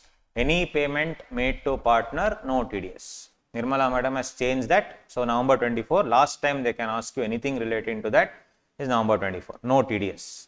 That's why wherever there are changes, it's good to know there are changes. What changes? Let's not go. It's good to know there are changes. No TDS. That's the best part. So because there was confusion, I'm giving in the name of salary. How can it be PGBP? So there was a lot of confusion. Then the nature of partnership only is such that you are not taking salary even though the name is salary. You own the business. Whatever you are taking is for your efforts. It's like you're doing business only. That's why to clear all confusion, they inserted this clause. Salary, commission, bonus, interest, whatever you call it, partner if is receiving from partnership firm, it is always PGBP. They change it in the charging section itself so that there is no confusion. And the best part is TDS also, they were thinking you did not deduct TDS, under deduction, over deduction, whatever. So they said nothing doing, no TDS. And mind you, this is only for November 24. Because TDS provisions have been introduced from May 25, which means the last time ever they can ask whether TDS is there or not is November 24. I will not tell you what is the rate, which section, let's not go there. We are only discussing November 24. So the question they may ask you, the TDS is there or not there.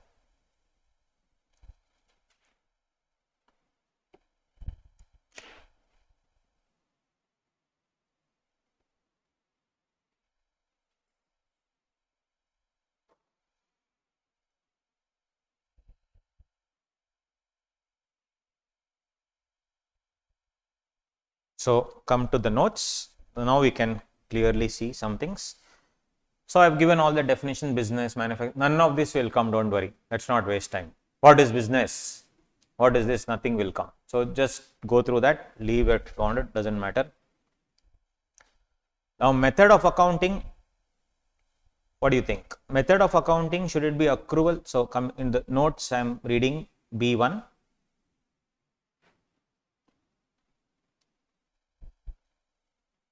Method of accounting. Accrual system or cash system. Is it hybrid or accrual or cash? How does it work generally? It is always accrual system or cash. In Companies Act, you should follow accrual. But in income tax, you can follow either accrual or cash system. There is no hybrid system. It's either accrual or cash. But if you are aligning to companies, it's Companies Act, it's better to follow accrual because they are also accrual, you are also accrual. That's what generally it says. But there are certain cases which is independent of the method of accounting. For example, preliminary expenses, even though you spend everything in 1 year, it is spread across the next 5 years. Similarly, voluntary VRS expense also. So there are certain provisions in Income Tax Act which says no, it should be followed like this only. Others are different. Okay. Anyway, everything we have to see the ICDS. Now, chargeability, few points we'll discuss and we'll take a lunch break. So first point, very simple, at any time, which means even one day if you make business, it is business, already discussed. Second one, value of any benefit or perquisite. Value of any benefit or perquisite, yes, cash, kind, etc. So anything for that matter, in cash, in kind, partly in cash, partly in kind, whatever, it is to be taken into account. So if your client gets a gold ring, taxable. Client gives a gold ring, rather taxable. And lawyer gets a car, taxable, because its nexus is with business. Very simple. But there is one interesting case which you should know. Let's say you are your client really likes you a lot and he's been giving you extra money for which you are taking tax, no problem. But you develop a good bond with your client and you are handling all his tax cases, etc. You are not an auditor as such, but you are handling all his tax cases all these years. You develop a relationship where you become like his son or daughter, as the case may be. Suddenly you realize he passed away and in his will he has left you land worth 2 crores. Bumper. What do you think? Is it PGBP or is it IFOS, or forget about IFOS, is it PGBP? This was a question raised. Is there nexus in the business? So in this particular case, they analyzed the case, they said he did not give it to you in the capacity of a client.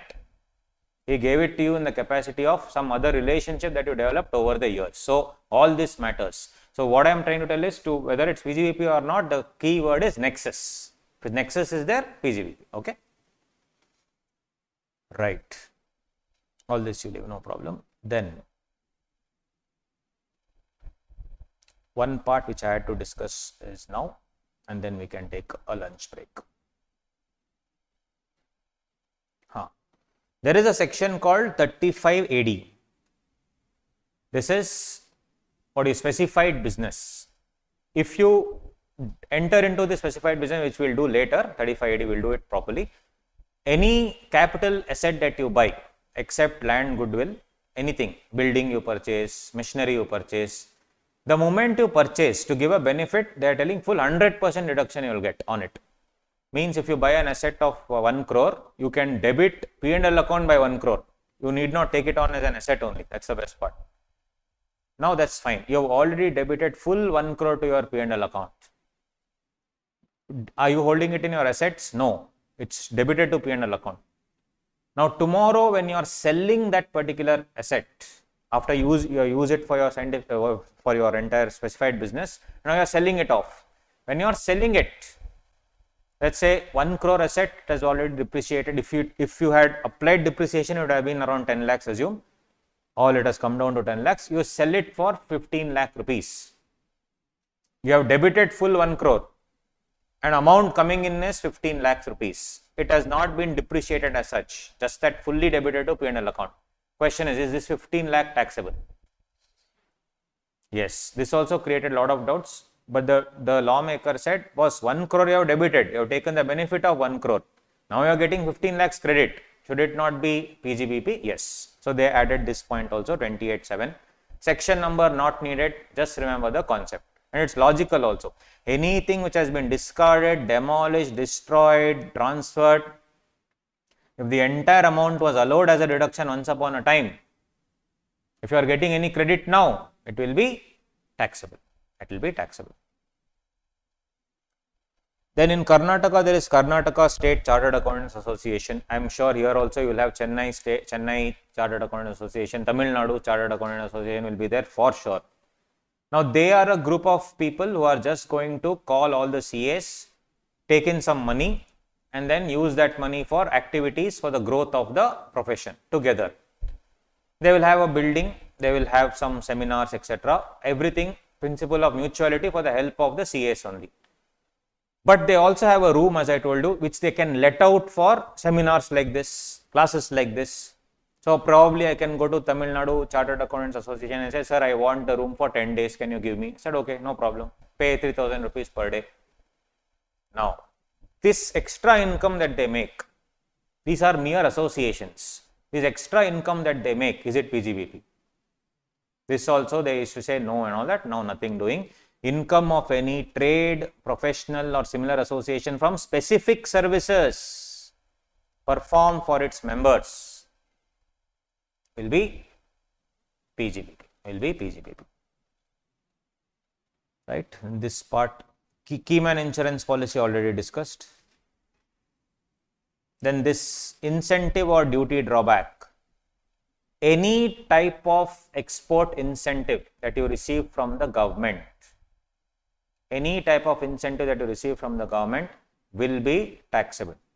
For example, exim script, cash assistance, duty drawback, duty entitlement passbook scheme, duty free replenishment certificate. There is a concept for each of these things. Let's not go into that. For the exam, just remember any type of assistance from the government in terms of your export import assistance that you receive. It can be a cashback, cash assistance, duty drawback, duty entitlement passbook scheme, in whatever name, whatever it may deem fit, it will be, any incentive will be what? Taxed. Because you have taken the benefit, you have to pay tax on it. That's what it is. We still have to do that other part. We will see after the break that. Ninth one already discussed. Receipts in the hands of partner of the firm. It is always taxable. It's always taxable. But interesting to note, under section 40B, there are certain limits. 40B, there are certain limits. Limit of interest, remuneration, etc. There are certain limits. That limits also, last time ever, November 24, it will come. Because those limits have been changed in the new law. Old limits, present limits for November 24 exams are what? 60% or 3 lakhs, 90% or 3 lakhs, and for the remaining amount 60%. We will see that, don't worry. But there are limits. Let us assume the limit is around 4 lakh rupees. That's an assumption I am saying. Limit, overall limits as per, if you compute as per 40B, overall is coming up to 4 lakh. That's an assumption. If you pay anything more than 4 lakh rupees, it will be disallowed in the hands of the firm, which means when I am computing the PGBP of the firm, I will add back that amount, right? Let us say I have paid 6 lakh to the partner. How much is allowed? 4 lakh. Only 4 lakh is allowed in the books of the firm. 2 lakh will be disallowed in the books of the firm, which means in the firm books, they will disallow 2 lakhs.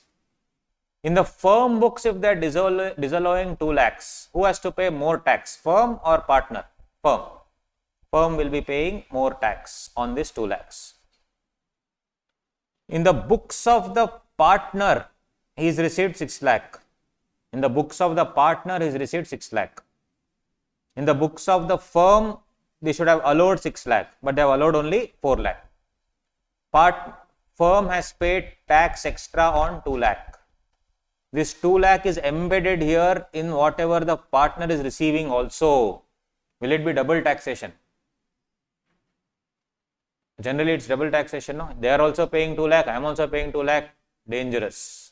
That is why they have added here very clearly, if such interest salary has been disallowed under 40B, in the case of the firm, the same shall not be taxed in the hands of the partner. Why? Because firm has already paid tax on that extra 2 lakh, right? So any salary, interest, bonus, commission received by the partner from the firm to the extent of 40B is taxable in the hands of the partner. It is going beyond 40B, that is taxable in the hands of the firm, not in the hands of the partner. Is this clear? So that is the logic of this. That's the logic. Cool. So we can take a break now. After the break, we will definitely start off with all the other areas and directly dive into, see, we are doing 28. After that, we have to do 29. 29 is computation of income. 30, 31, 32 deadly. That is your expenses with respect to machinery, building, and most importantly, depreciation. And in depreciation, we'll have to see lot of types, additional depreciation, other things, and we have to link it with one more concept called actual cost of section 43. If you see so many questions, depreciation question will come for sure in one adjustment or the other. For that, we need to understand in depth what is depreciation. Again, I am asking you, is the pace okay, guys? Is it fast? Now, be honest. Is it fast? Is it slow? Is it fine? Okay. If you let me know, and online people, you also let me know. So we have to maintain a pace whereby we will be able to cover things, questions, and of course the concepts. PGBP is a huge chapter. It will take time. So we have to do it thoroughly because that is linked to many things. And if you see the questions also, some 6-7 questions are there. 14 marks will come. And predominantly some adjustments will be from other chapters, predominantly PGBP. So 14 marks, 7 marks, like that they keep asking. So we'll have to spend time. Because we haven't, studied it, or maybe studied but not have clarity, we are going slow. So my intention was to ask you only, if you had studied everything and come, you would have gone very fast and done sums. But then what's the point of doing that now when you still are not in a comfortable position? So we'll do it according to what you guys want. That's why I said, please give me extra 5 days. So I will give you a structure, I will give you what you should study today. You please watch those videos. Any doubts you can ask me. Anyway, we have a group. You can ask me, you can call me, you can message me, whatever. But my intention is genuinely that next 15 days, if you give for tax, you should be in a position to score, pass properly and aim 60 plus. It's actually possible. Do not be scared of tax. If you are scared of tax, just banish that, fear. And I'm happy that you guys have trusted me, and I'll ensure that that's my only entire reason for living also, is because the trust that you guys have on me, honestly. So I will ensure that there will be no doubts as such. That's why even minute points I'm telling. And all the amendments which have come in 25, I'll tell you what are the amendments which have come in which areas, so that you will be able to study for the last time in November 24. I'm not going to tell you the changes. I'm just going to tell this has changed, so that you can focus more on that. Institute, as I told you, has some statistic mindset. And there have been decent amendments for Finance Act 23 also, which still hasn't come. That's why November 24 is a good attempt, because 25 things have changed. 23 amendments could not have been covered in the May 24 exam actually, which means November 24, all those amendments will come. So amendments also, solid questions will come. Yes, guys. On that note, let's take a break, 40 minutes. All right, buddies, did you have lunch? Yes, no? Okay.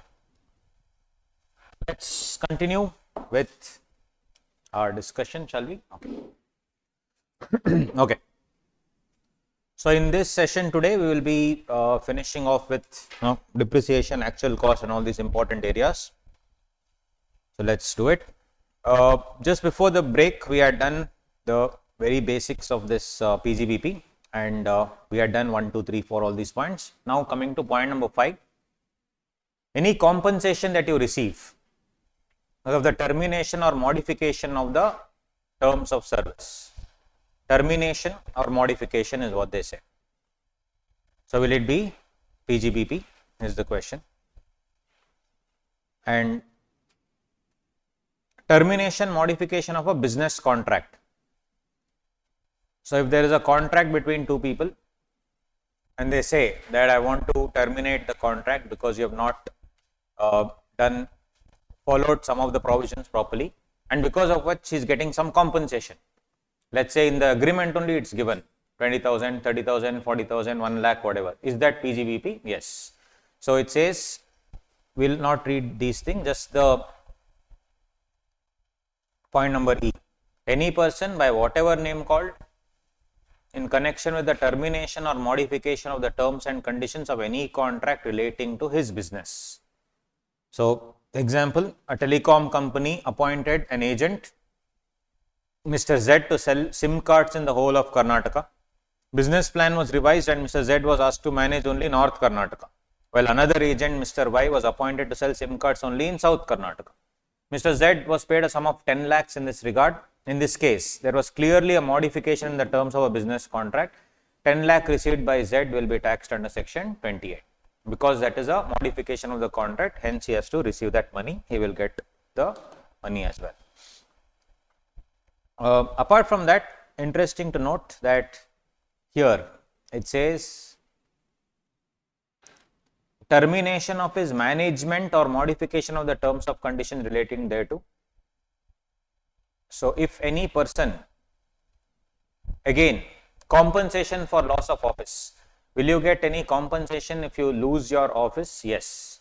So, that is this particular section, that if you are a director of a company and if you get compensation for loss of your office, then that compensation also is taxable. If you are a managing director, whole-time director, etc., in case you are losing your office because of some reason, let's say you have been removed, will you get compensation for that? Yes. That compensation also, is it taxable? 100% yes. So, for example, if let us say recently the CEO of one of the companies was removed, right? Starbucks, CEO of Starbucks was removed. So, basically had a 5-year term, but then he was removed after 2 years. He was an Indian origin. So, will he get compensation for the remaining 3 years which he was supposed to be appointed? Yes. And that compensation, is it taxable? If you are an employee, it's taxable separately. If you are a consultant, then it's taxable under this section, PGBP, right? Generally, managing director, whole-time director, etc., will be considered as consultants in some cases employees. Employees different section, consultant different section. Consultant PGBP, that's what it is. So, these two areas are like that. And if any payment is made to the agent also on behalf of the principal who is abroad, non-resident fellow is there, but his agent is in India, and any modification of the terms of the contract, any money that he gets will be taxable in his name. That's fine.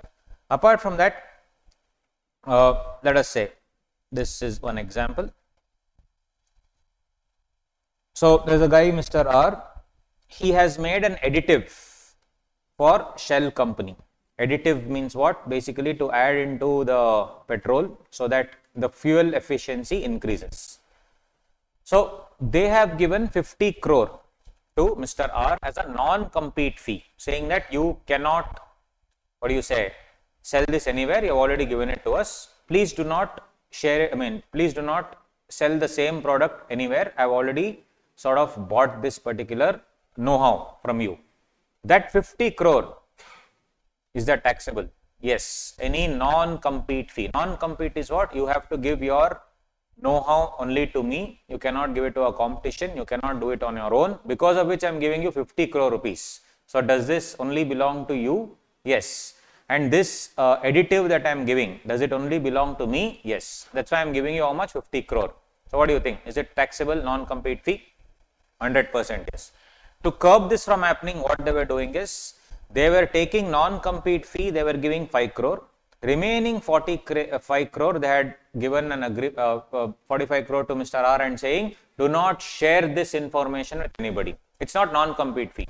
They are giving 45 crore and telling him not to share this. Non-compete fee is what? Not to do a competing business or not to go to the competitor and sell the same thing. That is not, that 50 crore is taxable. Instead of that, what they are doing, 5 crore they give as non-compete fee, remaining 45 crore they are saying, do not share this information. that amount that you are receiving for not sharing know-how, is that also taxable? Yes. Amendment was made whereby, if you see the notes now, two things. Not carrying on any activity, not sharing any know-how. Both the things are taxable. So if you are a consultant receiving money as a non-compete fee, if you are a consultant receiving money for not sharing any know-how, both will not be taxable. Both will be taxable under the head PGBP if you are a consultant. If you are a consultant. So, for example, an employee who worked at Marrow, a medtech organization, on medical content was paid 5 lakh rupees to not share the medical content with an academy, another online platform. So, that 5 lakh that you are getting non-compete fee is what? Taxable under the head PGBP, provided this employee was hired as a consultant. If he is an employment, then again comes under, we will see perquisites later under section 16. So, ultimately all these things are there. And similarly, when the right to manufacture or right to carry on business is transferred, the same shall be capital gains and not assessable under section 28. Whenever I own a right to manufacture something, if I transfer that particular thing, then no problem. Then it will be coming under the head capital gains. So, all these things are there. One thing they may ask you in one of the adjustments, what if you try to get compensation under the United Nations Environment Program? So, there was something called United Nations Environment Program, whereby you may get some compensation from the United Nations for ensuring that the ozone layer is not depleted. So, you are, as a business, are also helping in ensuring that the ozone layer is not depleted by having certain carbon offsets, etc. That if you get some money as a benefit, they say, because they all signed one deal called Montreal Protocol. In that deal, they said, okay, no need of paying tax. So, that is one adjustment. Please look out for anything related to Montreal Protocol. Anything if you see Montreal Protocol, no need to get into what that protocol is all about in a fast track batch, but just know that that will be deemed to be what? Not taxable, because that is signed under the Montreal Agreement, where they clearly say any compensation received is not taxable. On the other hand, though, do you think there is tax on carbon credit? Will there be tax on carbon credit? Yes. There is a section called 115 BBG. In that, there is taxation on carbon credit. So, carbon credit concept is very simple, whereby each company would have been given certain amount of carbon dioxide, carbon monoxide that they can emit. If they do more than that, they have to buy credits. How will they buy credits? Either by planting trees or either by doing anything where the carbon monoxide content will reduce in the environment. Best is buy credits from other companies or other countries which have actually extra credits because they have fulfilled the pollution requirements. India, as usual, never. So, we will have to buy always. So, that is called as taxation on carbon credits. That carbon accounting also is a very important, interesting thing in the future for a chartered accountant to get into. So, that is also 100% taxable, carbon credit, right? So, all these are some of things. But in carbon credit, if they give you Montreal Protocol anywhere, kindly know that it is exempt from, not exempt, it's not chargeable to tax only. Basically, they don't have to take that into consideration because it is done there. These are some of the hidden points. Yeah, coming to this, if I convert any inventory into stock in trade, any inventory into, capital asset, any stock in trade or inventory into capital asset, then what will happen? For example, if I had, jewelry at home, and that jewelry worth 10 lakh rupees, which I had bought it for, let's say in the year 2018. In the year 2023, I converted that into a capital asset. And the fair market value of that jewelry is now 20 lakh rupees. And then somewhere later in the year 2025, I am going to sell this capital asset, jewelry, at 40 lakh rupees. Let's say this is 30 lakh rupees. Next year I sell it for 40 lakh rupees. So, I am converting inventory into capital asset.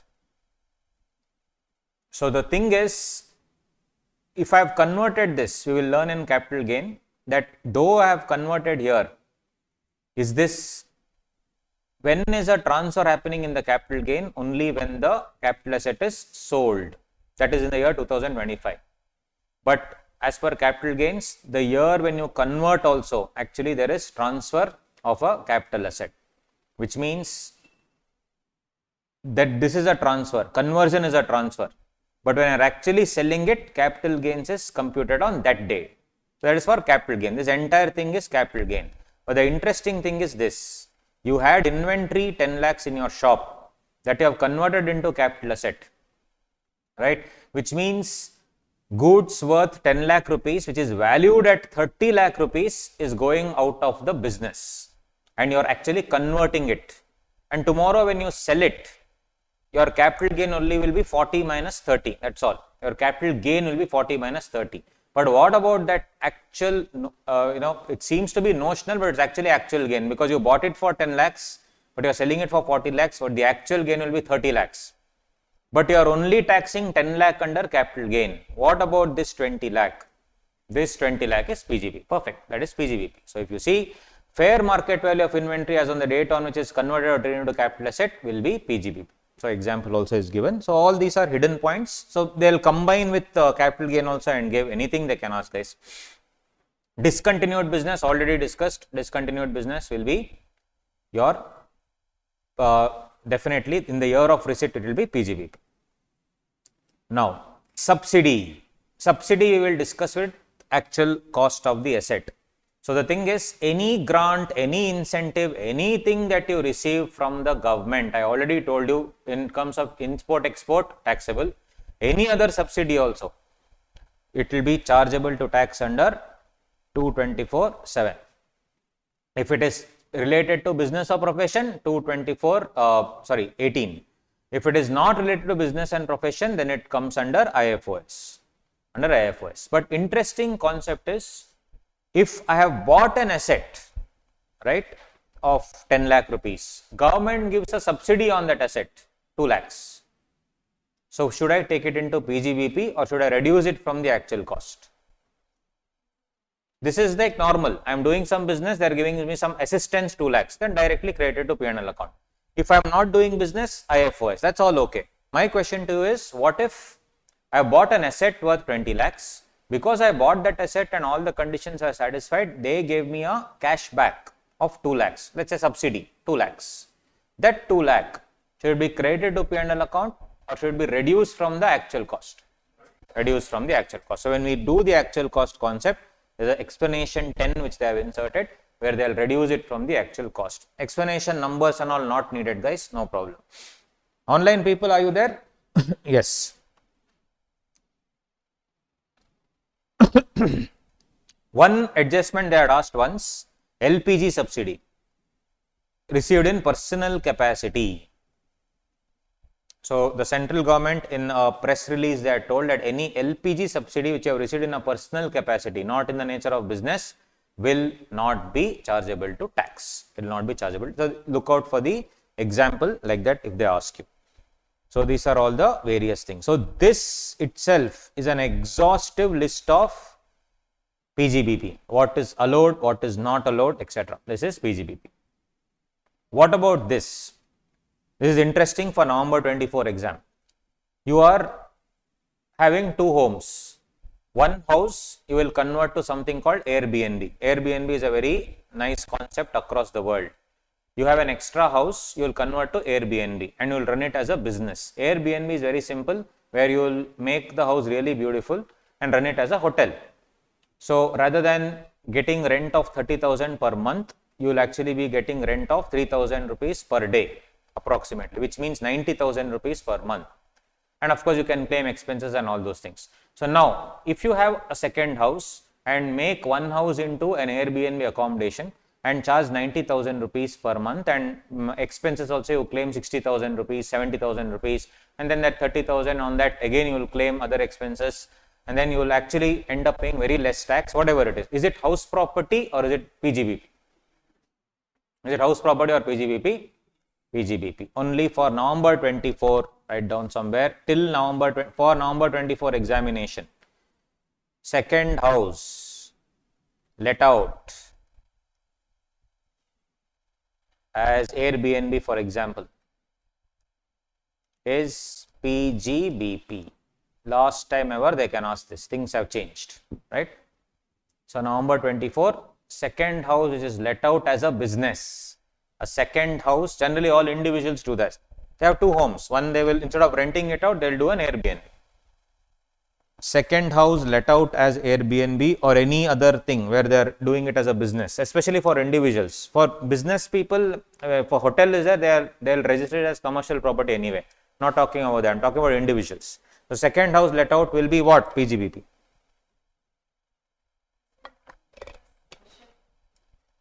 It is commercial property only, but the thing is, what will you show in your personal thing?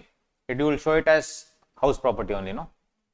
That's why, though it is a commercial, you are using it for commercial purposes, but you are showing it as, you are showing it as a house property, but you are using it as a commercial thing, and you are showing it as a business in your income tax return. So that till November 24, no problem. For May 25, different thing. What is the different thing? Let's not go there. But November 24, if they ask you, you have an extra house property, you are running it as a business, is it allowed? Yes. Under, sorry? You can claim your cleaning expenses, you can claim your taxes. You are not let it out, you are running it as a business actually. Yes. Yes, correct. You have two homes. Instead of renting it out for 20,000, 30,000 per month, what I am doing is, I have given this service to Airbnb. Airbnb is a platform where I am telling you my house, anybody can come and stay. So you will come and stay in that house for 1 month. So you are paying 90,000 to me. I would have got, if I had given it for rent, you would have given me only 20,000. Now I am getting 90,000. I will show cleaning fee, that fee. I will simply put all expenses and claim 70,000, 80,000 as expenses. Fully furnished, yes. So this, if you are doing it as a business, then it is PGBP for November 24 exam only. Okay. So that's what. These are all last time ever, sunset. So these are all interesting concepts introduced in the new Finance Act. But anyway, in the old Act, the old Finance Act, this is what it is. It's allowed. Right. So all this done. Subsidy also we'll see later. That's about. Yeah. So coming to the computation of income, that's fine. General principles. Expenditure incurred prior to setting up of business. I am reading section 29. Expenditure incurred prior to setting up of business shall not be allowed unless specifically provided under law. Because whatever you did before you set up the business has got nothing to do with the business being set up. So once the business is set up, everything expenses that happens afterwards will be part of the deal. Expenses incurred before setting up a business will not be taken into account. Similarly, if promoters come together and start a company, certificate of incorporation you achieve this day. Anything that happens after that day, anything that happens after certificate of incorporation that you get, that will be, of course, PGBP of the company, no doubt about it. But can you make pre-incorporation profits? Yes. Promoters make pre-incorporation profits just before the incorporation only. Is this valid or invalid? Company law will not go into it. Validity, you leave that. Tax purposes, you see. Company was born this day, but before that also they made some profit, pre-incorporation profits. This pre-incorporation profit, according to you, is PGBP? Yes, it's PGBP. But it will be assessed in whose name? MCQ question. Assessed in whose name?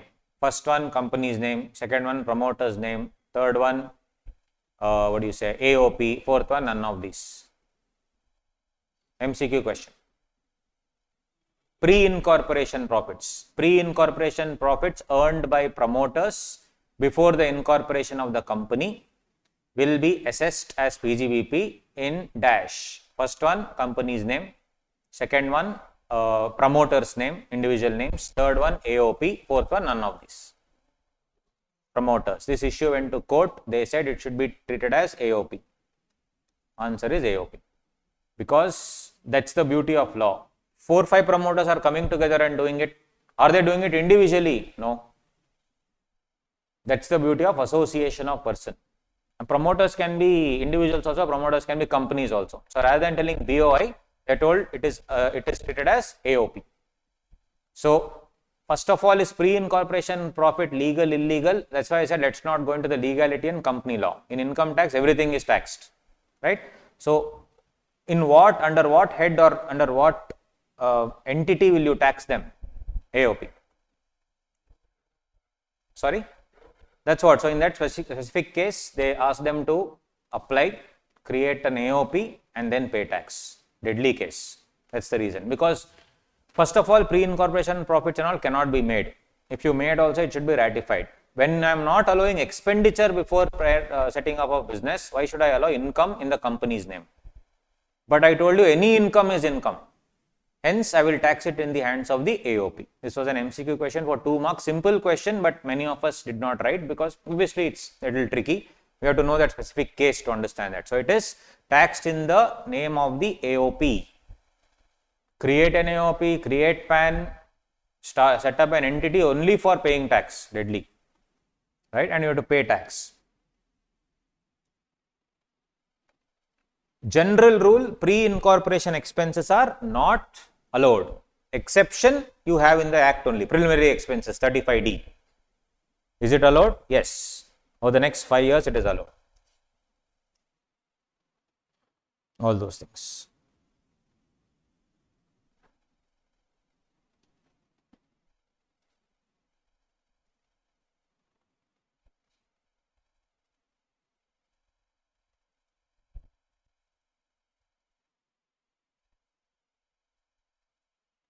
Okay, so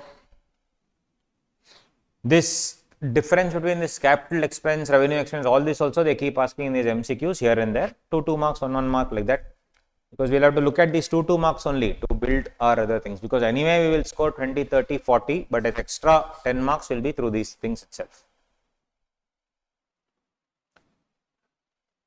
A loss incidental to business such as loss of stock in trade on account of fire, embezzlement of theft, cash during the course of business are all admissible in the computation of taxable income because these are business losses. Business losses are definitely allowed. Expenditure we need to see depends on the facts of the case.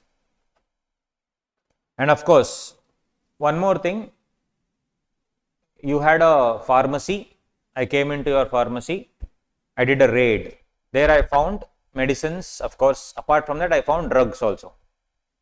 Other drugs, and he had a thriving other business, right? So he had one legal business, one illegal business. Is illegal income taxable? Yes. So then what he did, they confiscated the cash worth 1 crore. Isn't that a business loss for me? 1 crore gone, money which I earned gone. Illegal business, is it a business loss? Yes. And I also told him, sir, to earn this 1 crore rupees, I have made expenses to many people, 20 lakh rupees, I'll give you the full thing. So I repeat, 1 crore cash was seized and confiscated. So 1 crore definitely loss, gone. And I told the department that to earn this 1 crore, sir, I have actually spent 20 lakhs. You are seeing the money, but see the expense I have spent. No, 20 lakhs I have spent, given to various people. This is the expense. Right? My question is, can you claim this 20 lakh expenses? No. Can you claim business loss 1 crore? 1 crore cash gone. Can you claim? Answer is yes. You can claim 1 crore business loss. We will see this in 37. 37 is what?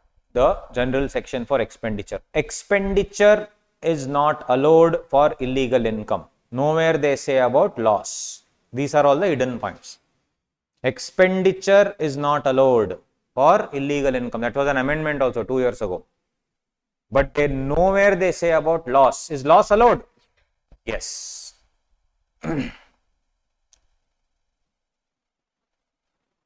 Supreme Court decision, Commissioner of Income Tax versus P.R.R. Singh. It's here only. After this, in section 29 only, if you come down, point number 2 I have given, point number 2. In a smuggling operation currency notes were confiscated across the border by the customs authorities. Such confiscation was a loss incurred in the course of business. Such loss is allowable as incidental to the business. Expense is not allowable. Loss is allowable. Supreme Court decision, law has not been changed as of now. Right? Yes. Expenditure incurred towards an offence is prohibited by law shall not be deemed to have been incurred for the purpose of business. Expenditure, not loss. So, expenditure is definitely disallowed. So, in my example, 20 lakh is disallowed, but 1 crore is allowed. Business makes sense. You are charging my tax, charging tax on illegal income, charge on the loss also, no? Or give me some benefit for the loss. Fair enough.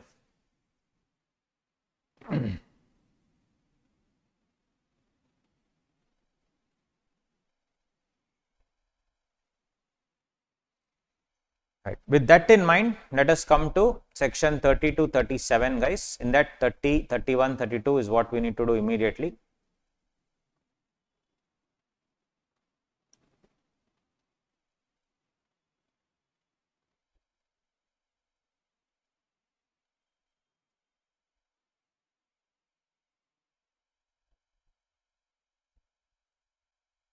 There you go. 30 to 37.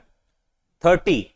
Admissible deductions. 30 talks about expenses relating to building only, used for business or profession, like this building.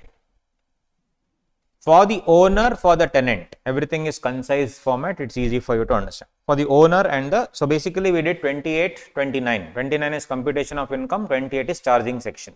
We will cover all the sections. So now we are moving into 30. 30 is what? Expenses relating to the building only, used for business or profession. From the owner's point of view, is rent deductible or not deductible? Not deductible. Why will he pay rent to himself? Not deductible. Right. Then rates and taxes, definitely deductible.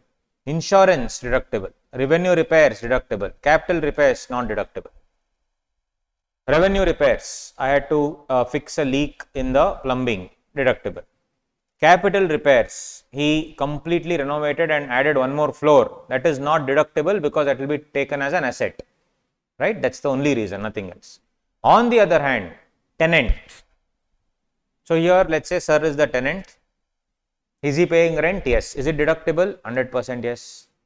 Are the rates and taxes deductible? Yes. Insurance deductible? Yes. Revenue repairs deductible? 100% yes. Capital repairs. So Tarun sir decides I will add one more floor here and make one more classroom. He spends everything. He'll ask the owner and he'll spend everything. Let's say this was a terrace, assume, and he has built this room now here out of his own expense. Everything he has done this out of his own expense. Can he use this in the P&L account for a capital expenditure and debit it to P&L account, the entire structure? No, not deductible. Not deductible. But interesting point, many such people went and said, sir, I have just got the skeleton structure of this, taken it on rent, but 2-3 floors I have only added. I have only made many structural changes. So why don't you give this to me as my own building? Very deadly concept. Building belongs to you. I have taken it on rent, but what have I taken? Only skeletal structure. Everything inside I have only built. 2-3 extra floors I have only built. And I am claiming from Nirmala madam, for ease of doing business, I should deem this to be my building only, on which I don't want debited to P&L account, I want depreciation. I want to show it as my asset in my block of asset. Allowed or not? Allowed. Concept of deemed building was added. You see point number D.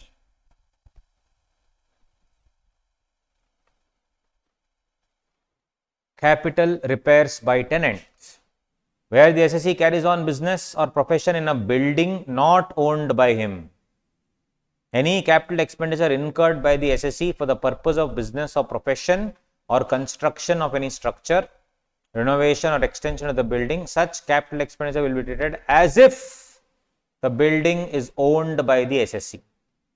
and the assessee can claim depreciation on the expenditure incurred. So you have to look out in the question, if anywhere they have this thing that has taken over the entire building, doing everything, then you should take it as an asset even though it's just the tenant, right? Deemed building.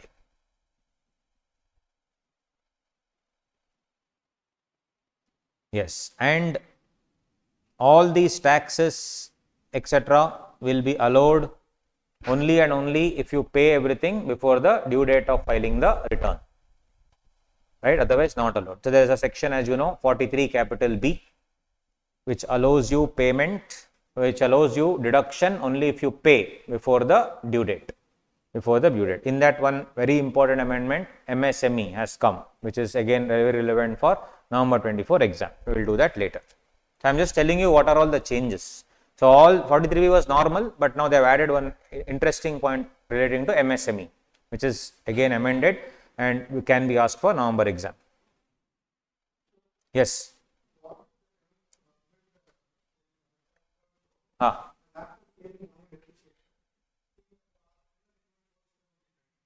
Correct. Yes. So when you are selling that, again it depends on the block concept. We will answer that question after we do this block concept. Okay. In the block of assets, when the assets are no longer there, what to do? We will see that. Yeah. Good question. So what if it is terminated? Yeah, of course it can be terminated in 2 years. Then I am giving it back. What's the treatment? We will see that. So depreciation under 32 will be allowed. Yes, all this is fine. That is about 30. Very simple. Only building used for business or profession. Next, machinery, plant and furniture used for business or profession. 30 spoke about building. 31 speaks about plant and machinery and furniture. So in this case, there is no concept of deemed building or deemed furniture. There is nothing like that. So here, owner, if he is paying rent, not deductible. Insurance, revenue repairs, capital repairs not deductible. Insurance and revenue repairs deductible. Whereas for the tenant, rent is deductible under 37. Insurance and revenue repairs deductible. Capital repairs will be not deductible.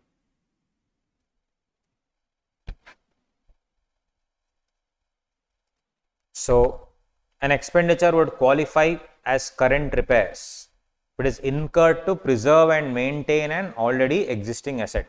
If I am bringing about a new asset, it will be capital repairs. So machinery, let's say a small motor has gone, then I have to replace that. Engine oil replacement, all these things will be revenue repairs. What about this projector? Projector, if the bulb goes, projector is 35,000 rupees. I have to replace the bulb after so many lumens. Bulb cost is 28,000 rupees. What do you think? Capital or current? Current or capital? Capital. Why? Because if you replace the bulb, it is as good as buying a new projector. So whether it's capital or revenue depends on the facts of the case. Correct? In a generator, if some small issue is happening, is okay. But the main motor only is gone, and without which you can't get it repaired. You have to replace the entire thing. In a UPS, for example, the main entire inside system only is gone. So here in the PC, the motherboard is gone, you can replace the motherboard. But the thing is, and most 3-4 important components are only gone. What will you do with just the structure? No point. Hence, it's as good as buying a new one. Hence, it is a capital repair. It will be capitalized. It will not be allowed as a expense. That's it, guys. So these are all simple things, 30 and 31. Now comes the main deal, 32, depreciation. As you know, depreciation is for what? It is for the efflux of time or for usage of asset. When it goes down, the value goes down, you need to depreciate, obviously. Now, Companies Act is different from Income Tax Act. The Income Tax Act always had something called as a single asset method for many till assessment year 87-88. Means every asset you take, for that you depreciate, and you sell. But then of course things changed and they made into something called as a block concept. Block concept. So in a block concept from assessment year 88-89, the individual asset will lose its value. If there are 5 buildings, I will make all the 5 buildings to come into a particular block. The individual asset will lose its value. And when they come together like this, like what used to happen before, I'll just tell you quickly. Let's take a quick example. In a single asset method, you will understand it better if I explain like this. Single asset method, very simple guys. Let's say there are 3 assets. Excuse me, building A, building B, building C. Just for ease of use, building A was what for 2 lakh, B for 2 lakh, C for 2 lakh. Depreciation 20, 20, 20. So WDV at the end of year 1, 1 lakh 80, 1 lakh 80, 1 lakh 80. Very simple, single asset method. Building A was sold. Building A was sold, only building A.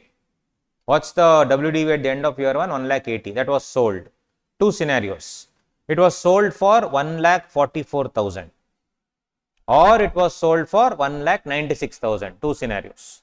If it is sold for 1 lakh 44,000, building number A, there is a loss of 36,000, yes or no? Why? Because the cost is, the WDV is 1 lakh 80, but it is entire thing is sold for 1 lakh 44. So what is the cost? What is the loss? 36,000. Building B remains the same, 1 lakh 80. Building C remains the same. For that depreciation 10%, 18,000, 18,000, 1 lakh 62, 1 lakh 62. Clear till now? If it was a single asset method, for A, that is A, asset number A, it is loss is 36,000. Asset B and C will continue. This loss of 36,000 used to be called as terminal depreciation. The reason why I am doing this is it is still applicable for power generation companies, for power generation. So for that SLM basis is used, and there sometimes single asset method is also used. We will see that. So that is why terminal depreciation will come there. SLM is used. On the other hand, so the terminal depreciation means what? Whenever there is a loss on sale of an asset, then that whatever depreciation that you could not claim, for example, 1 lakh 80,000 is the WDV, 1 lakh 44 I sold it for. What is the depreciation I could not claim? 36,000. That is called as terminal depreciation.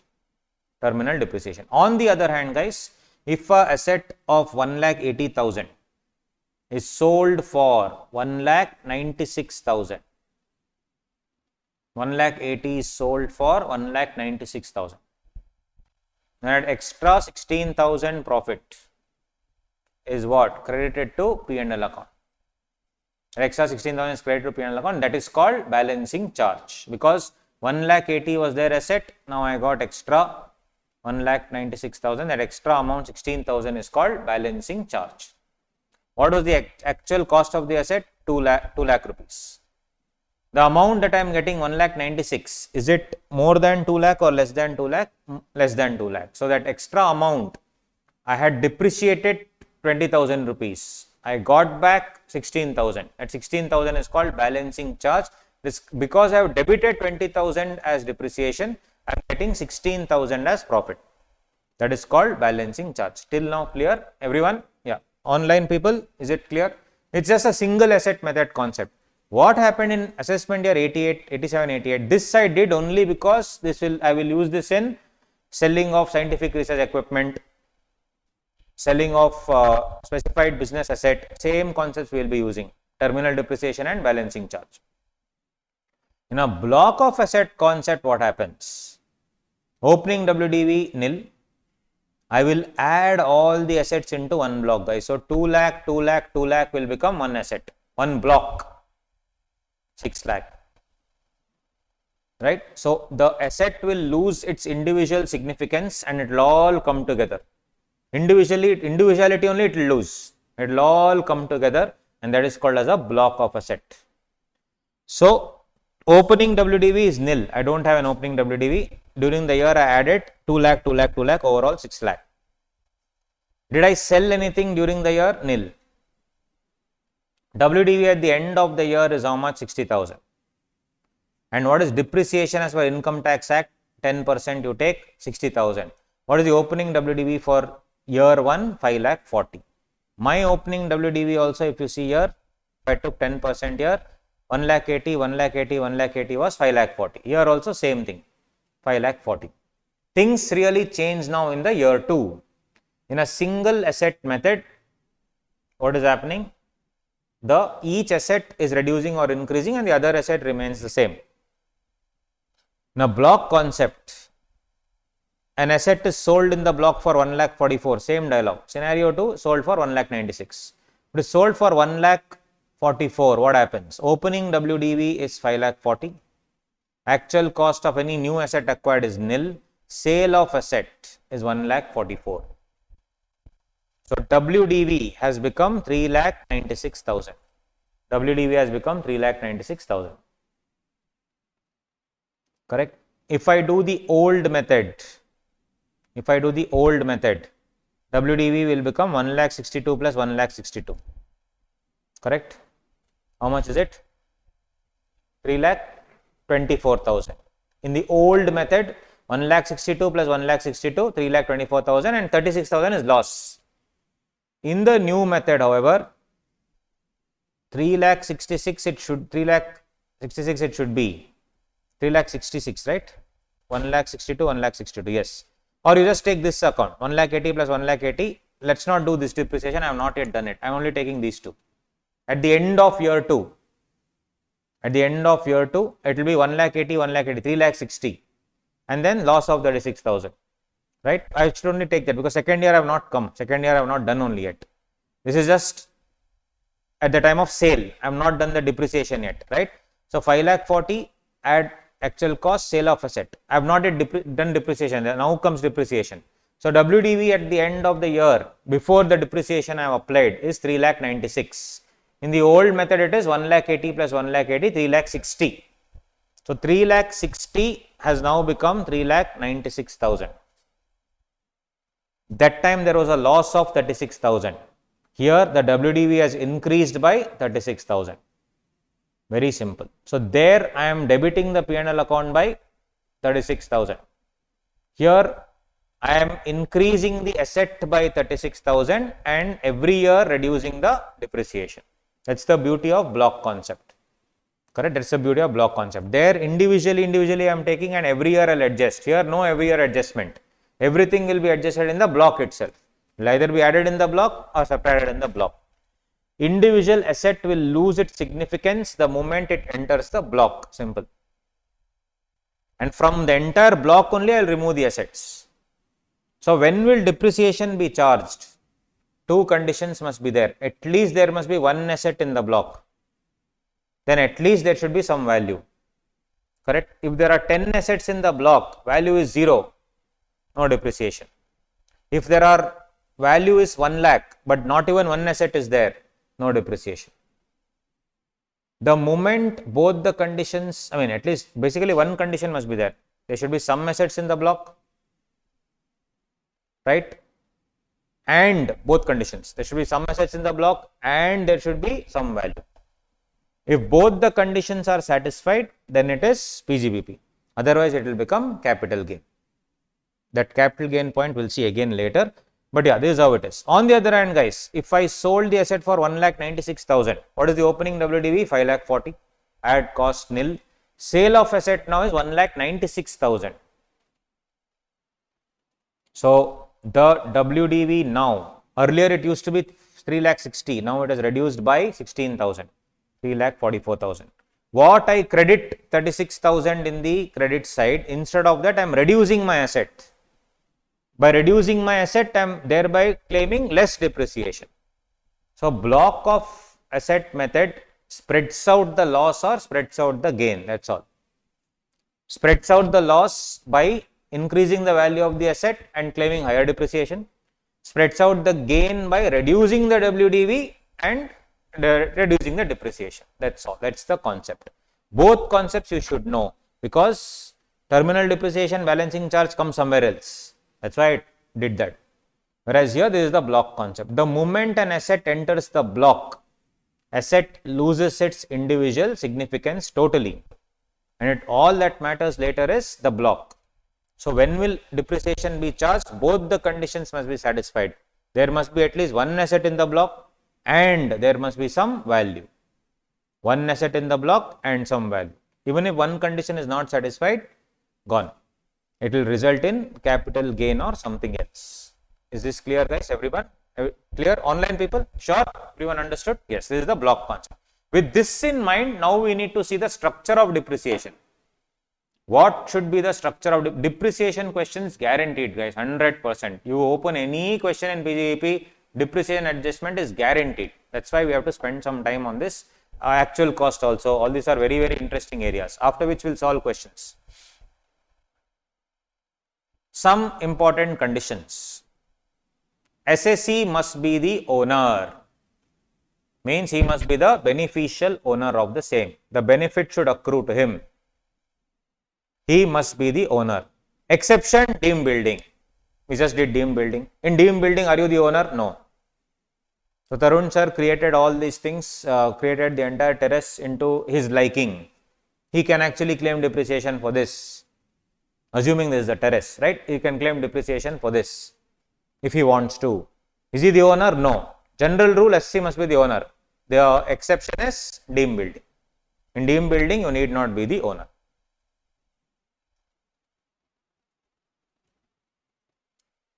I have bought cars, or let's say you have bought the cars, your money. Okay, the source shows your funds, and you have transferred the car to me for usage, and I have registered the car in my name. Actually, you are the first owner, I am the second owner, but since it's not registered in my name, I will become the first owner as per the RC book. Question to you is, who can claim depreciation? You are also into business, I am also into business. You have bought the cars using your funds, bank account, everything has gone from you. You are actually the owner as per the funds. But as per RC book, I am the owner. Because the moment you bought it, I have registered it in my name. I have not paid anything for you. Basically, we are like sister company concerns or whatever it is. So, bought by one company or one person, being used by somebody else, but RC book has the person who is using his name. What do you think? RC book or actual owner? RC book, person who actually bought it, or who was using it or actually bought it. Went to court, on dialogue they said, registration as per Motor Vehicles Act is not a measure for ownership. Right? Registration, RC book, if it is your name, doesn't mean you are the owner. I also need to see the source. Just because you are using it doesn't make you the owner. For example, my land, I have leased it to you. You are using it. Are you the owner or I am the owner? Correct? Land, building, both are there. I have leased it to you. Land anyway, there is no depreciation, leave it. But land, both I have sent it to you. I have leased it to you for 25 years. Lessor can claim or lessee? I am the lessor, you are the lessee. Lessor can claim or lessee? Lessor, lessee. Yes, what do you think? Okay, we will see. All these questions I am throwing, we will answer everything. This also I asked. These are all adjustments. These are only the adjustments. No, I am only doing adjustments. Correct. So they will tell one dialogue A, B, C, fleet of cars was there. It was leased out to one guy who is the final. So first dialogue is registration as per Motor Vehicles Act is not a measure for ownership. Everything is there in the notes. Don't worry. Wherever I want you to write, I will only tell you. All these are there in the notes anyway. No tension. Then, as per the Income Tax Act, lessor is the person who can claim depreciation. If I have leased out my land and building to you for 25 years, lot of lease properties happen, no, leasehold properties. As per Income Tax Act, who can claim depreciation? Lessor. Even though you are using it, yes. What about hire purchaser? I will send you some goods on hire purchase. I am the hire vendor, you are the hire purchaser. You are using the goods, but it's my goods. Only when you pay the last installment will you become the owner. Purchaser or vendor? Purchaser is using the goods, vendor is giving the goods. Whose depreciation, who should do it? Yes, here it's an exception again. It is a hire purchaser. Hire purchaser.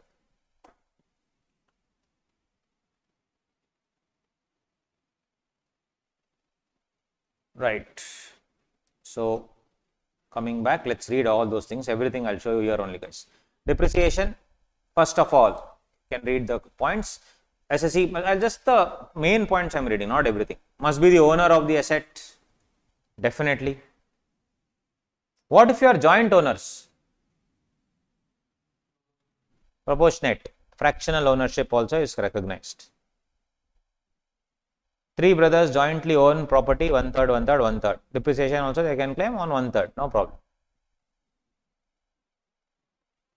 Exceptions, first is deemed building.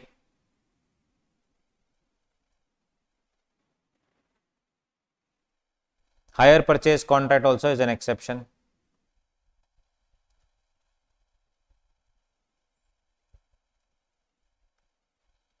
It is not mandatory to have legal ownership of a property. Merely because title deed is not registered in the SC's name, depreciation cannot be denied. I should say the beneficial ownership. Who is the actual person who owns it? Just because registration is in your name doesn't mean you are the owner. Mysore Minerals Limited, Supreme Court case. Leasing transaction, on the other hand, owner of the asset is entitled to depreciation. Now, in depreciation as per income tax act, is it ready to use or put to use? Ready to use or put to use? Put to use. So there are 2 ACs. One more AC they'll keep in the other room just as a backup. Can I claim depreciation? All the 3 ACs are bought on the same day, 1st April, and 2 ACs are installed. This is an old AC, so they'll say until it dies, let's not use it. Let's not use the new one. New one neatly packed, kept there. Depreciation claimed or not claimed? Not claimed. It should be actually put to use. Should be actually put to use. Similarly, classes are going on. Power backup is most important. They have a UPS, and since if live class etc. are going, you cannot cancel. You cannot just do that. They have a backup UPS, backup of a backup. UPS itself is a backup, electricity. If that also gets, if that also goes off, they have one more UPS, backup of backup. What about that? It is in use. Okay. Then what about that, fire extinguisher? So it's not just always put to use. It should be actually used. Actually used is active use also, passive use also. Like a backup of a backup generator is most essential. If that goes, automatic one more power comes. Fire extinguisher, you should hope that you should never use it. But is it ready to use? Yes. But that ready to use is also actually put to use. In what way? Passively. So that is what the lawmaker says. Next concept is active use, passive use. So passive use or potential use is not necessarily active use. However, you can definitely claim depreciation. Standby machine used if there is no breakdown of the main machine. Trial run plant and machinery, all these things. Even a generator is used only when there is no power, but still depreciation can be claimed on it. Spare engine, fire extinguisher, all these things. Now I told you, first of all, it should be used in the business and you should be the owner of the same, and ownership means beneficial ownership, all those things. That's fine. Now we are all employees of a company and we also need, just like we need a break whenever, we need some recreation. So there is a recreation, can be spiritual recreation or it could be a game room. So there is a game room with a TT board and there is a temple, there is a mosque, there is a church, small one for the employees. Can you claim depreciation on that also? It has no direct use for the business. What do you think? Temple or a place to meditate. What do you think? Yes, it can be definitely. Where decided case laws. Right. So, though usage of asset for the purpose of business is a mandatory requirement, law does not say it should assist in earning the income. It says it should be used in business. Is a temple used in business? Yes. Employees can go there and sit and get the spiritual energy if they wish to. Is it earning income? No. But because people are, what do you say, in the right frame of mind, they are indirectly anyway earning income. So, to that extent, we should know any adjustment, these things can be covered. So, if they say a recreation room is considered in the factory at the cost of 15 lakh rupees, should I take it as depreciation? Yes.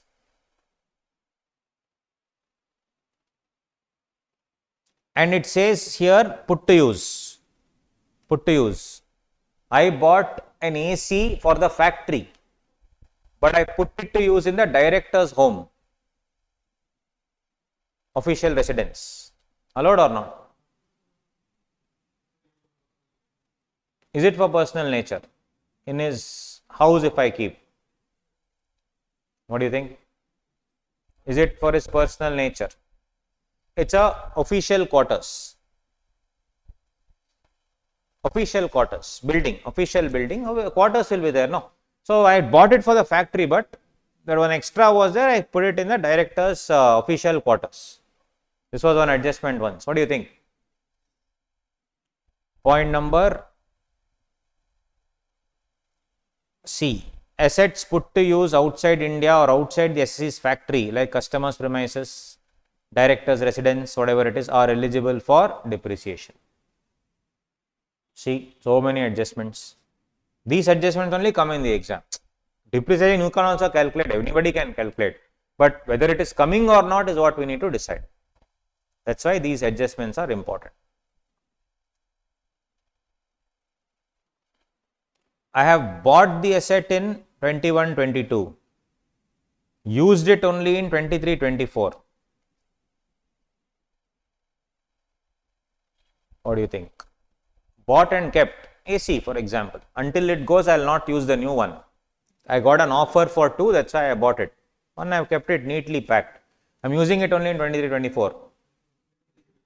Yes, in 23-24, no problem, I can. Nowhere it says it should be used that year only. You can use it any year. The year you use it, you will get the benefit. Why I am telling you this is, there is a concept of put to use for less than 180 days. Correct? If it is used for more than 180 days, then full rate of depreciation. If it is used for less than 180 days, then half rate of depreciation. Half rate of depreciation. My question to you is, which we will answer later. I have bought it in 21-22, but I have put to use on 1st January 24. Half or full rate. Think about it. We will answer everything. I have answered all till now, you have answered everything. No, I am asking you this question. It was bought in 21-22. Put to use only in January 24. Simple question, half rate or full rate? My question to you is, should it be bought and put to use in the same year? And should be bought and put to use in the same year, only then half rate, if it is less than 180 days, or should it, even if it is bought some other day, put to use this year in January? Is it, see these points, those 1 mark goes in this only. In income tax, marks will be given for steps. If you lose this, you will not lose all marks, but you will lose 1 mark. Like that 1 mark, half mark losing only will substantially lose 10-15 marks. That is the problem with DT. It's actually very simple. It's a little bit of common sense and some wordings, that's all. DTs are very easy. That unfortunately, sorry to say, but the teachers only have claimed it to be very difficult. I don't know why they do it. It's actually simple. So, I am not taking any names here, but generally they have that fear psychosis. Oh, it's very difficult subject, very tricky. It's not. It's voluminous, I agree. I am never denying that. It's huge volume, but it's actually easy. So, one word if we analyze, in my regular batch I use the Bare Act and teach, but in fast track we cannot do it. We have to do like this only, right? So, the thing is, you need to understand those wordings. So I asked a simple, now if you understand the logic of that, you will never forget the wordings. We will discuss the answer. Till now, whatever questions we have raised, we have already discussed the answers. To this question, I'll come to that. So my question to you was that I have acquired it in some other random year, but this year I have put it to use in January 24, which is way less than 180 days. So will I get half rate of depreciation or full rate? That is what you need to see. So for that, I had to come here at depreciation. I'll just answer this question and I'll go back. Then we'll do that in a structured manner. Don't worry. This question was important for us to just understand how important depreciation is. See, only one word, guys. You got this? Which page? In mine it is 15. Here and there it will be 15, 16, 13. No? 13. Because of this font change, no, it has increased. That's all, nothing else. Only one word.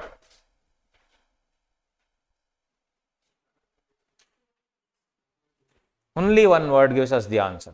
I have highlighted that. Assets put to use for less than 180 days in which previous year? That previous year. Which is that year? The year in which you acquire. Right? So because of that, 1 mark will go. Right? So shortcut method we should always throw out. DT cannot be studied in shortcut. You have to study this in depth. Adjustments have come. So many times it has come. I have given you examples also for everything. Don't worry. We'll come to this. So only one word, that previous year. That makes all the difference. That previous year. Right? Assets put to use for less than 180 days in that previous year. If that was not there, no, then whatever you are saying half rate is correct. Example 6 is there for that. We'll just quickly see and then we'll go back to that. Example 6.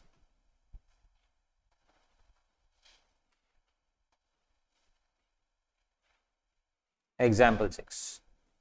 If asset was purchased in, everyone got example 6? Yeah. If asset was purchased in July 21, but put to use in December 22, depreciation will not be charged for previous year 21-22.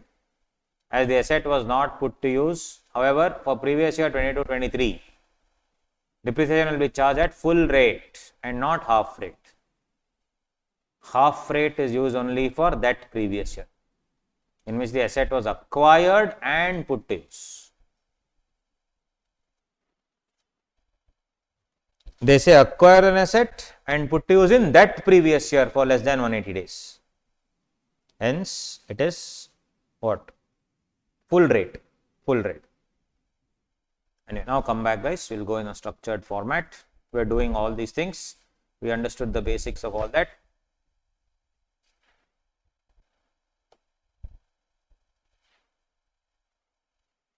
And the beauty of depreciation is, if I use it on 31st March also,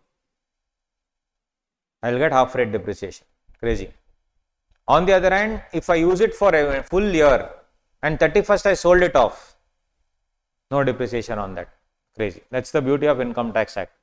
You use it for the full year, 31st March you sell it off, no depreciation, because it's plucked out from the block, which means the reduced value only will be, depreciation will be charged. On the other hand, you just add a new asset on 31st March, half rate depreciation. So nowhere the law says it has to be used throughout the year, nothing like that. Both things are there. And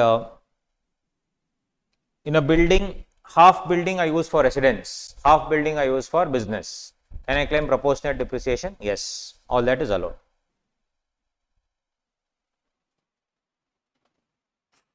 Once I remember that asked one adjustment, the building was, factory was closed for 6 months or for the full year actually due to strike. Depreciation claimed or not?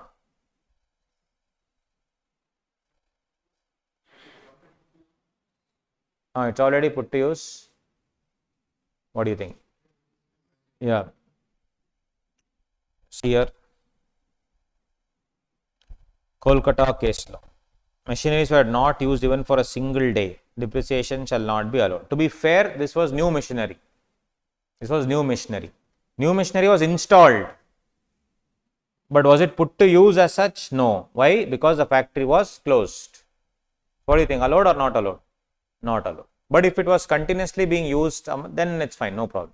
So there's a difference between installed also and put to use also, right? So every word matters. Installed, put to use. But for the examination purposes, installed is equal to put to use. Except on stupid adjustment, if it comes like that, nothing can be done. But generally, installed is equal to put to use. Contrary decision is there, no? That's what. So don't worry that they'll not, just for your knowledge I've given, but examination purpose, whenever they use the word installed, kindly note it is put to use. Installed means put to use.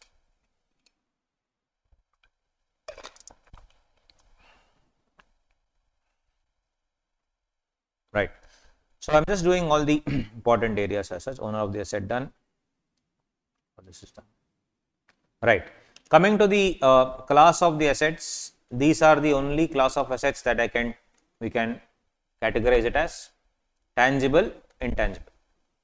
Intangible, we have building, furniture, plant and machinery. Intangibles, we have patents, know-how, copyright, licenses, franchises, etc.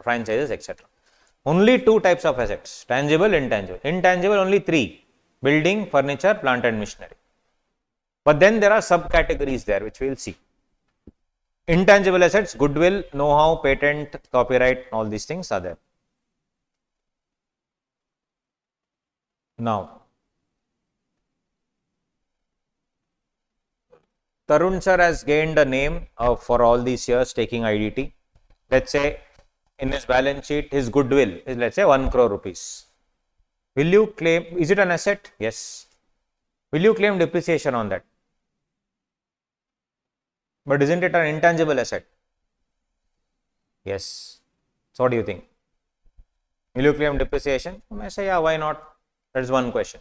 Second question, again practical example. The Veranda Learning purchased JK Shah, purchased time, purchased 3-4 companies, Race and whatever those things they purchased. They bought it. So Veranda Learning bought the name JK Shah. Veranda Learning bought the name Time, bought the name Race, whatever, 3-4 education institutions they bought. In their balance sheet, can they show goodwill? Because they have bought these brand names. Can they show it? Can they put it depreciation allowed? So this issue went to Supreme Court. They were like, what is this? Like, how will you determine the goodwill? Is it what you purchased or is it the perceived value? You will see some IPL players are bought for 15 crore, 20 crore. You will be like, is it really his value? How did you decide the 20 crore? How do you decide 15 crore? Right? So this issue went to the Supreme Court and amendment came in 21-22. Very, very big amendment. Goodwill of a business or profession is not to be considered as intangible asset. Even if the goodwill of a business is a purchased goodwill for valuable consideration, the same shall not be considered for depreciation. They said, I don't know what valuation you will do because this was resulting in fake valuation. I'll purchase worth 5 crore, show it as 50 crore and justify it. So they said, acquired goodwill or self-generated goodwill, don't show it only. So goodwill is totally outside the purview of depreciation. Only depreciation, not other thing. Depreciation is outside the purview. Which means if goodwill was already existing in 2021, what will you do? In adjustments, they'll ask. Goodwill was already existing. That because till 21-22 is allowed. Now it's already existing. What will I do with that? I will have to remove. I'll have to remove. Unfortunately, goodwill is in which block? Intangible block. So you only tell me, how will I remove it? They said, assume goodwill is the only asset in that block. Calculate depreciation from the beginning as if goodwill was the only asset in the block, and whatever WDV comes now, that you remove. Makes sense. Completely remove goodwill. Goodwill should no longer come in the balance sheet. So in the block, some 10 crore was there, but in that 2 crore was relating to goodwill. Remove 2 crore. How did I come out with that 2 crore? I had bought that goodwill for 4 crore minus depreciation, all these years. As of today, the value of the goodwill, if I were to compute goodwill as a single asset method, goodwill would have been 2 CR. Remove that 2 CR from that entire block. So that was a big change in assessment year 21-22. These are all minute changes. So in the question, kindly note, if at all they say goodwill of earlier years is there, what we should do? Remove the goodwill. That's just shown. These are calculation purposes. Which one? No, nothing. Because in income tax, it's just a treatment. In books of accounts, how will you show? Sorry? Just a computation purpose, you will remove. That's it. Yeah, I'll show you that. I'll show you here. And then if you sell that goodwill, what you will do? All that we'll see in capital gain. What is the treatment of that? But here, what will you do? How will you remove it? Computation purposes. How will you remove? Right? We'll show. Here only it is. See the example. WDV of the block of intangibles including goodwill on 1/4/2020 was 80 lakhs. Goodwill is there already inside. Then I need to see single asset method now. I should see when the goodwill was bought. Goodwill was bought for 20 lakhs in June 2019. In this case, WDV of goodwill computed till 1/4/2020 will be 20 lakh minus depreciation at 25%. How much? 15 lakhs. So out of the 80 lakhs that I have, 15 lakhs represents goodwill. This WDV is removed from the block of intangibles. So remaining WDV is what? 80 lakh minus 15 lakh, 65 lakh.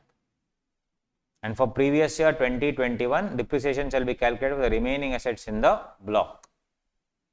So today if they ask a question saying that block is so and so, the company has not removed goodwill in the year 2021 as per the amendment, and it was lying so and so like that. If they ask you, and they'll give you the details of when it was bought and all those things, you should do that adjustment in the exam.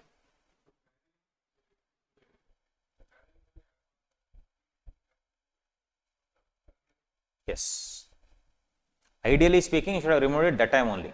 But now since you have not done it, remove it as of today. That can be an adjustment.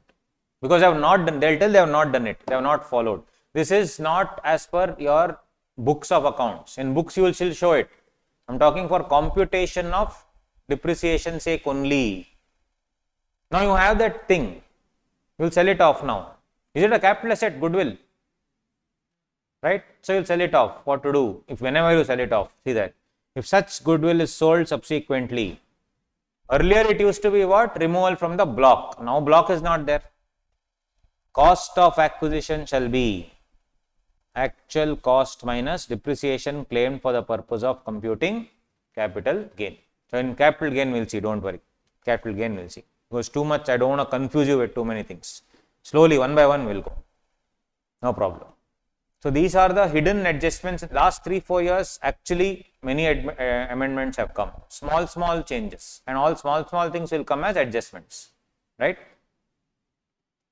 Coming to rates of depreciation. So yeah, basically guys, as I told you, classes of assets will be building, furniture, plant and machinery, intangible asset and all these things. Yes, no problem. Goodwill is not an intangible asset. So you would have seen an entire complex of various buildings. There is gated community, there is road, there is sewage pipes, and gated community here, let's say it is a business entity, business park. In business park, IT park, in Hyderabad, Bangalore, so many IT parks. In Chennai also may have, right, IT parks, couple of IT parks, but yeah, Bangalore, Hyderabad, many are there.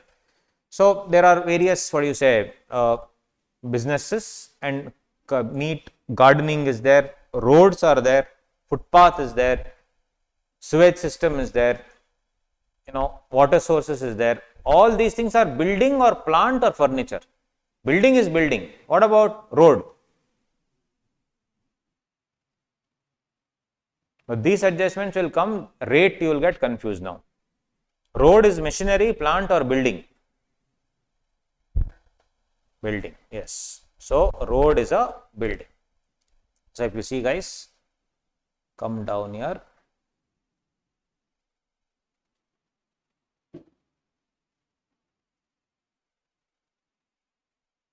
After all these things, in my book it's 13, yours will be here and there, 11, 12, just check. Which after this down, 11, right, 11. Yes, depreciation will be calculated till date. If it is still unfortunately there till today, it is to be done and removed, because it's already part of the block. No, if you have not done it, you should do it. Yeah, see, building includes roads, bridges, culvert, well, tube well, everything. Plant assets which do not qualify for depreciation will be your land, personal assets, etc. It will not form part of any block. Furniture is not defined anywhere. Plant is ship, vessel, book, scientific equipment and all those things. Now, in a temple, you have elephants. That elephant is a plant or what? Livestock. Is it a plant? Livestock. Elephant is a livestock. Is it a plant? It gives some perceived value to the devotees. And elephants are also used by timber merchants to actually easily break the tree, transport the tree. Coolly it will take and go. Instead of you cutting, loading into lorry. Actually, they still use it, but it's protected by Wildlife Protection Act. Now they are stopping it. But in the exam, they have given adjustments. Livestock. Livestock, is it plant or not? Will you claim depreciation on elephant? So it's not a plant. Then what is it? Capital asset. Is livestock a capital asset? What do you think? So again, you see, again all answers are given, don't worry. You see plant. Does not include tea bush or livestock. They removed it because of that reason only. Does not include livestock. Can you claim depreciation on elephants? No. Can you claim depreciation on anything which is not a stock in trade? So if you are in the business of selling dogs, etc., that cannot be called as a plant, because that's your stock in trade. So if you are not in the business of treating it as stock in trade, is livestock an asset? You are in the business of selling, even if you are selling sheep, wool, etc., it will become again stock. Correct? So you are in the business of, selling wheat. Will the ox and the cow that you have, will it be livestock, which is a plant? No, it is not. Dairy farming, yes, that it clearly shows that business is directly there. So that is stock in trade. That is stock in trade. Dairy farming, stock in trade, because without that, what will you? You cannot do anything. That is stock in trade, because you are actually selling the product given by that particular animal. But can you say it is a plant? That was the doubt actually raised. Because of that only I am getting milk. No, it's a plant. They said no, nothing doing. Now will you it will be added to the value of the goods, but now question is, will you, if you buy a cow, will you take the full cow as an expense? It's not an asset. It's not an asset. Will you show it? It's not an asset at all. Where will you? Is it machinery, plant? No. It is building? No. Right? What is it then? Think about it. So these are the adjustments that come. So if let's say, is it expensed off fully? If I buy a cow, is it expensed off fully? No. Then what do I do? Sorry? A fictitious asset, you're saying. Is it a fictitious asset?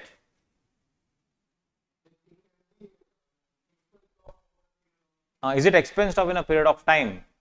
then depreciation only I can claim. No, that's also expense over a period of time, right? So anyway, so coming to that, I think it's here or somewhere else. Let me just quickly see. 1 second, guys. I'll show you that. Since we are discussing that, I'll come to that only. 1 second. Come here. B47. And for you, it will be some here and there. 43, 44. Because the font change, guys, unfortunately, a page number has changed. I just changed it like 1 week ago, unfortunately. 40? 40, okay, 40. So many changes because of that font size, unfortunately. See here. This any livestock adjustment, you have to follow this chart. Livestock held as capital asset.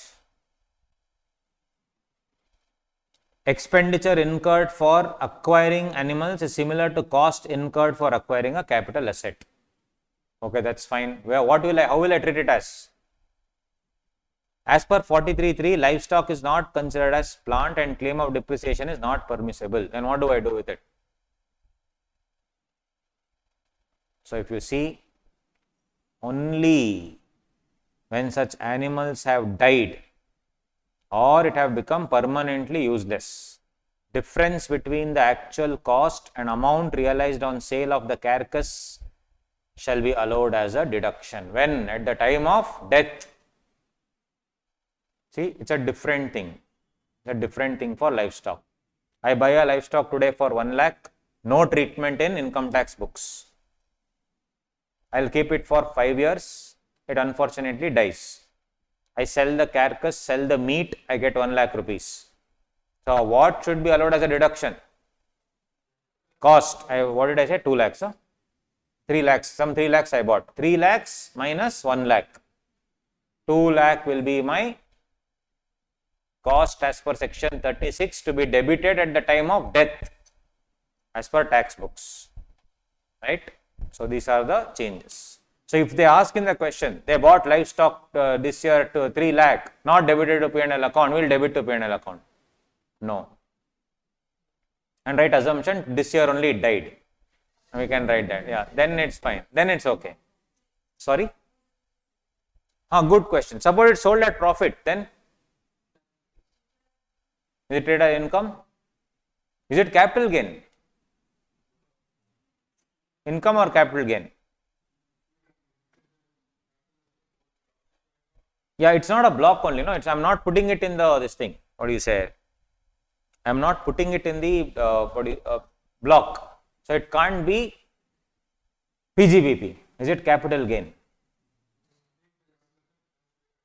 No. Why not? Capital asset, if it's used in business, it is a block of asset. Capital asset, business. So is it capital gain? Will it come under capital gain? If that be the case, then I should use everything there only, no? If, for example, if I bought it for 3 lakh and I'm selling it for 1 lakh carcass, 2 lakh should be capital loss. Why am I debiting it to P&L account? It should be capital loss, short-term capital loss or long-term capital loss. That's what I'm saying. So it will not come under capital gain. So it will be credited to P&L account. This is the deemed profit concept in section 41. So you see, so many things are there. That is a good question. Elephant, if it dies, I bought the elephant for 5 lakhs. Ivory I sold for 1 crore. Just saying, right? So that is PGBP. Good question. That has not come till now, by the way. That question has not come till now. Good, right? So yes, this is what it is. So if you take it as capital gain, then why should I use this then? I use it as capital loss, no? Correct? That's the logic. But if I hold it as stock in trade, livestock, as I said, for dairy farming and all, any expenditure, loss of stock, etc., incurred for the maintenance of animals held as stock in it will be allowed as a deduction. All expenses in rearing and ensuring that the cows are well fed, nurtured, all that will be allowed as a deduction.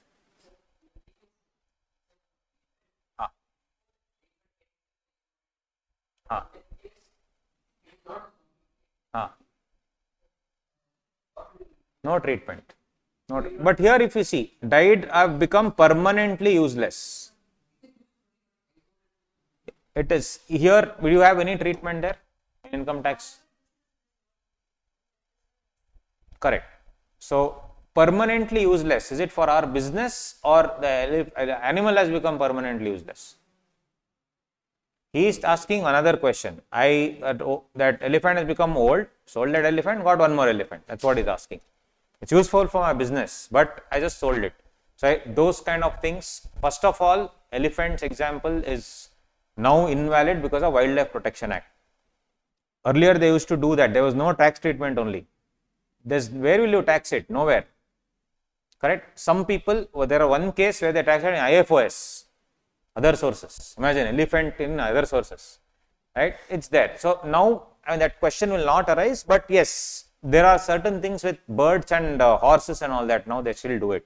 But horses, that's why they are separate business. You remember maintaining and owning and maintaining, race horses. All those things are there for this one. Normal horses, nobody will buy and sell. It's only these race horses which actually fetch a lot of value. So that there is no treatment to what you asked. Good.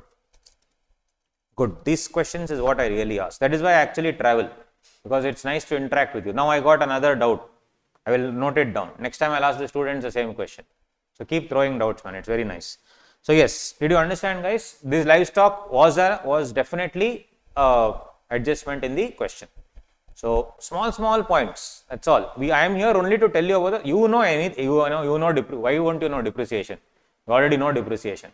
I am here to only talk about those small points which actually come in the adjustments. Now coming back, guys, we are discussing many things. We'll continue. Do you need a break? 10 minutes?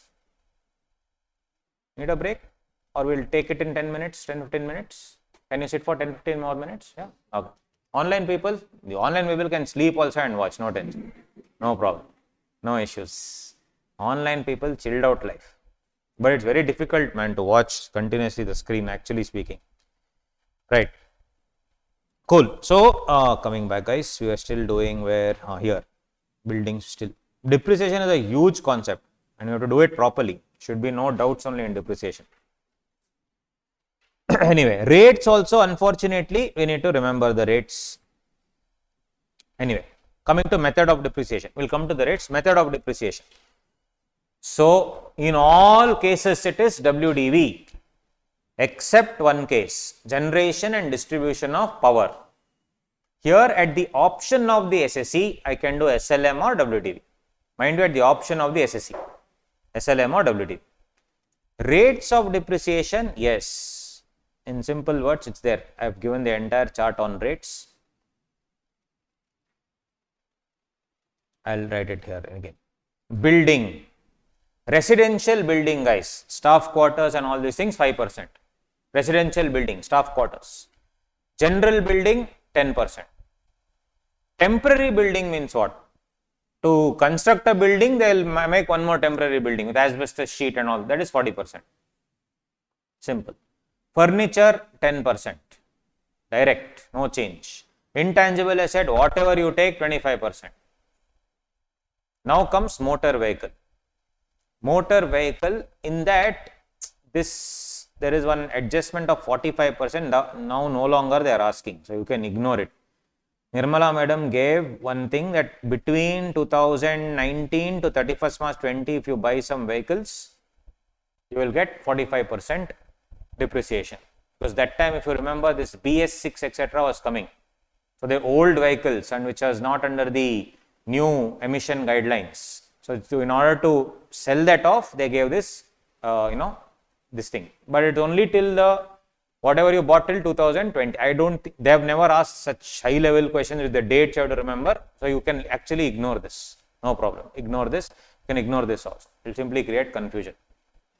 So in machinery and plant, motor vehicles used in the hiring business, Ola, 30%. Other cases, 15%. Ships, 20%. Aircraft, 40%. Computer and computer software, 40%. Computer and computer software, 40%. Most important change is computer software an asset. What do you think? Is computer software an asset? How the asset is used? Is it included. Computer is there, the system, software, Windows software. One time purchase, which is an asset, okay. Monthly subscription, that is an expense, okay. Right. So if you see computer software,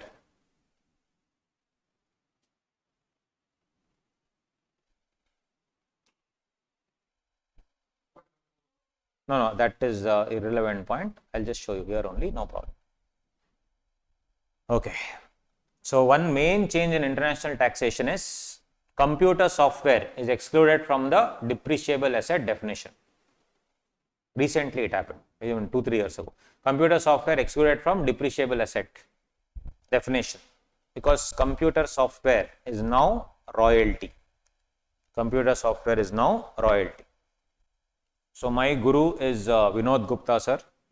I don't know if you have heard about him. He stopped teaching a couple of years ago.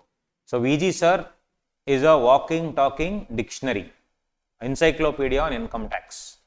So I mean, I cleared my CA exam because of him in tax. I had bought his books, 14, set of 14 books, like crazy in-depth study of income tax. So the thing is, I had studied, that time I didn't have money to buy his classes. I am not joking. In the year 2012, his classes were 40,000 rupees. I am not even joking. 40,000.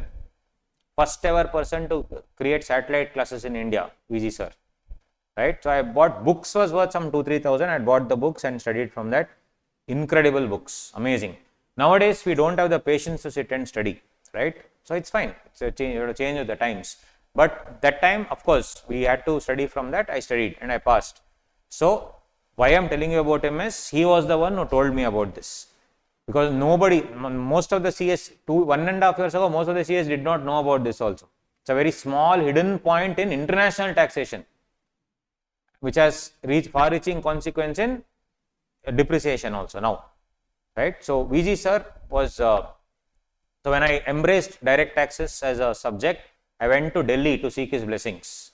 He was very happy to see me. I was in touch here and there, but I actually wanted to meet him to seek his blessings. So then I called him to Bangalore also to handle some session, etc. He is such a great personality in income taxes that he didn't even ask me which topic that he should speak about.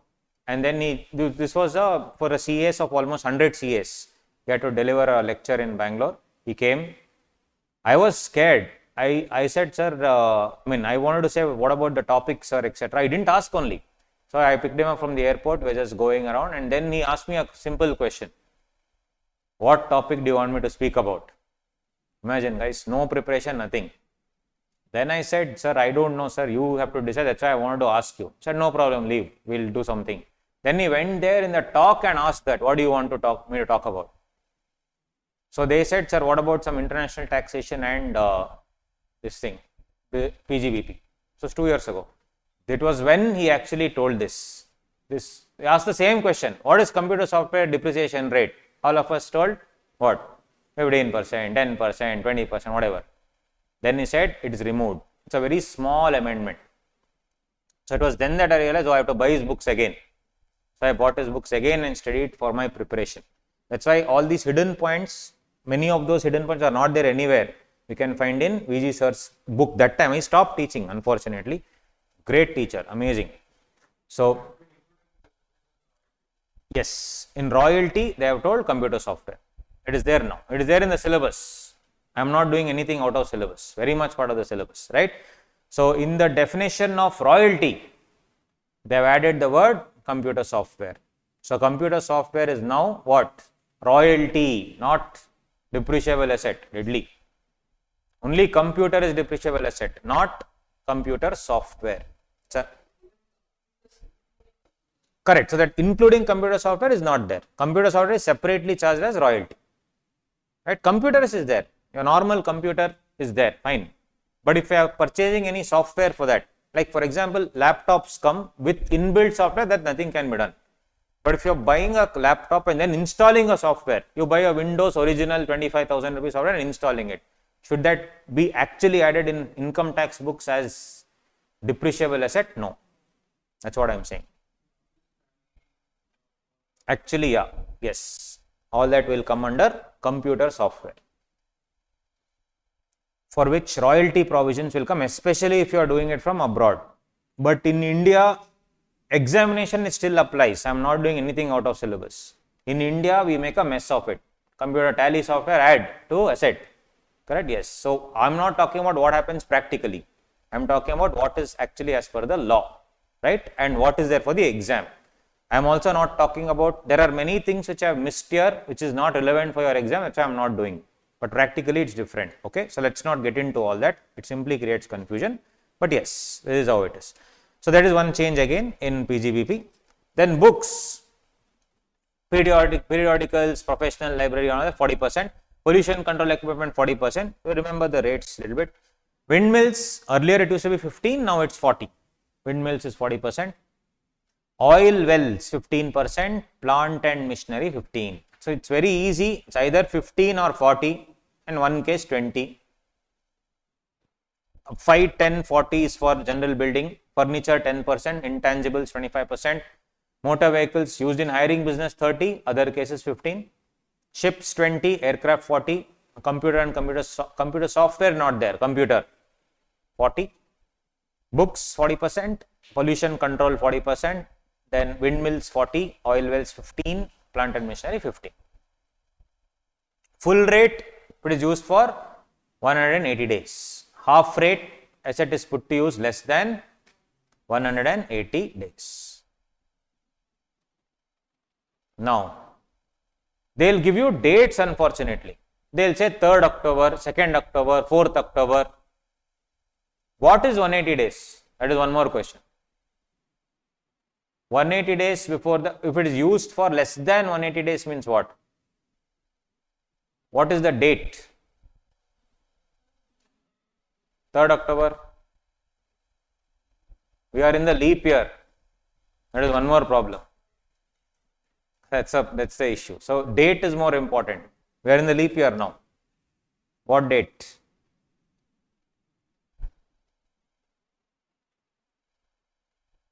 What date will you use? Yes. In case of leap year, it's there in my book, page 16. Yours will be some 13ish. It's there. It's not there. If it's not there, write down, because I added it all just now. It must be there. Yes. 5th October, guys. If it was used after 5th October, half rate. Put to use before 5th October. So, on or after 5th October, half rate. Simple rule. On or after 5th October, half rate. Before 5th October, full rate. So, just remember the date, 5th October. On or after, this is for our attempt again, November 24, because it's a leap year. Right? On or after 5th October, half rate. Before 5th October, full rate. Online people understanding? Before 5th October is full rate.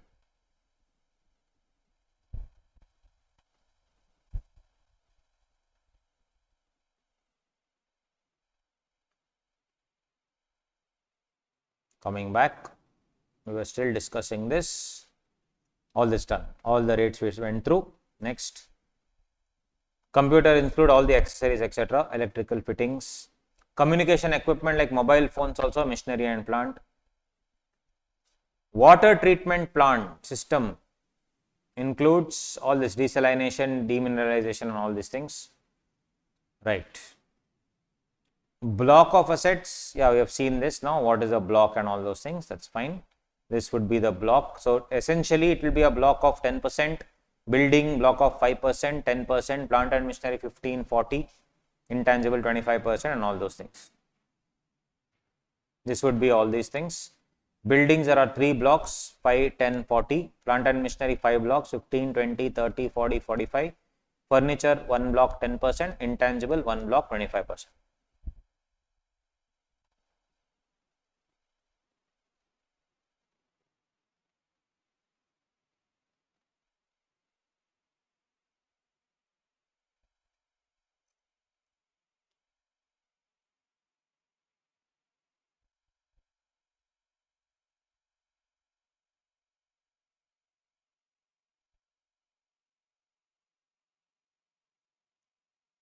One more.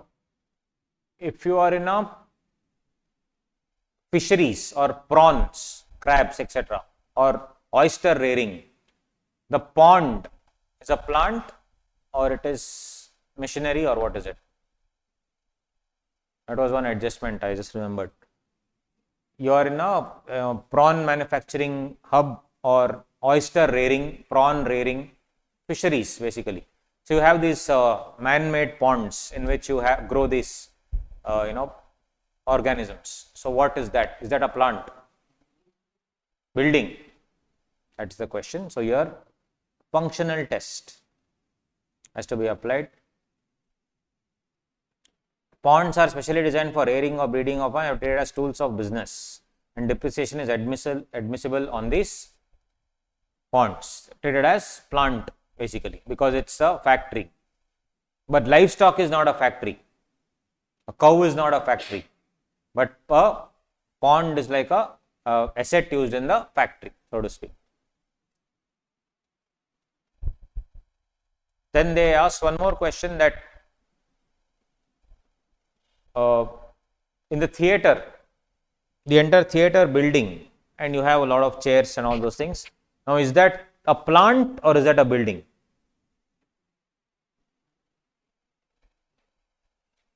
Plant or building? It's building. So, point number 7. Theater building, hotel building, those specially equipped for business are still buildings and you cannot treat them as plant for the purpose of claiming depreciation. So, this actually happened in the PVR case. PVR started with a new concept called director's cut. So, which has this high-end luxurious cinema, which is there in Bangalore. Chennai it didn't work because Chennai there was a rule that all tickets should be 100 rupees, no?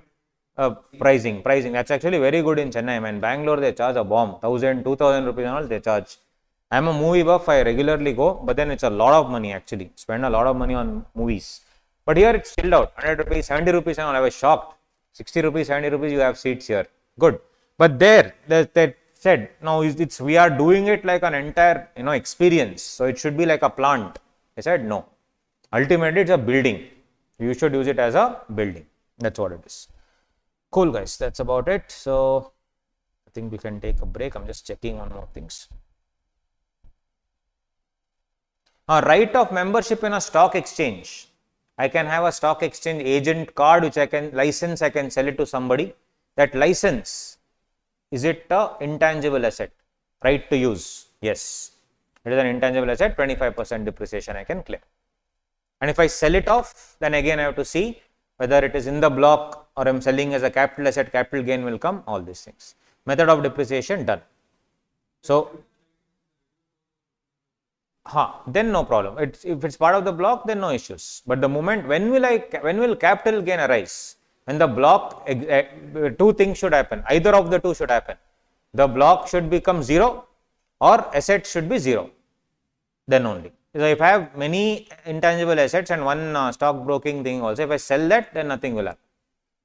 But the moment the asset value becomes, WDV value becomes nil, only then capital gain will come. Because when will asset WDV value become nil? When the selling price is more than the WDV, block value rather.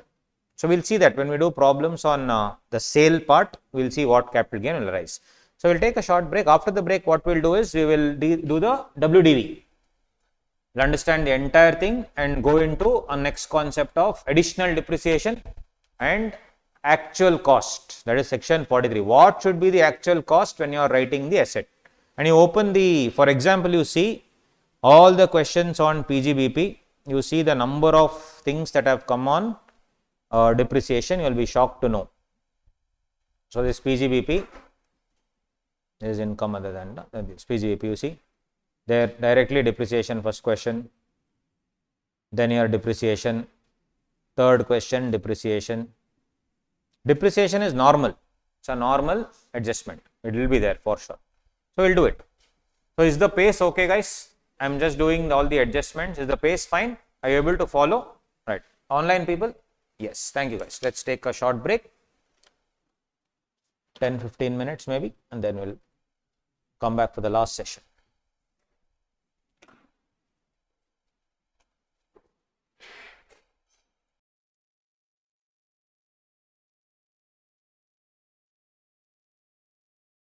So let's continue, shall we? Last session we'll take. All right.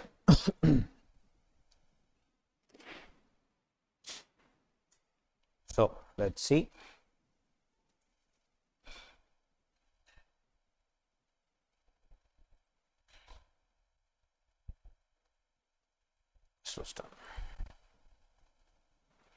So this would be the written down value, the entire structure that we need to follow. First, WDV of the block in the immediately preceding previous year. This is a structure that we need to write whenever we are solving questions. Less depreciation actually allowed in the immediately preceding previous year. Depreciation actually allowed in the immediately preceding previous year. So whatever is allowed, that we need to clearly mention there.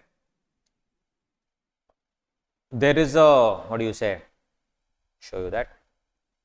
In T business, you may have read in Inter, 60% will be called agricultural business, 40% will be business, right? So if I have a 1000 crore asset and depreciation is 1000 crore in that, 9000 crore will be the WDV. But in this 1000 crore depreciation, can I say 60% will be 600 crore is towards agriculture, 400 crore is towards business. So what was SSE doing? What was SSE doing?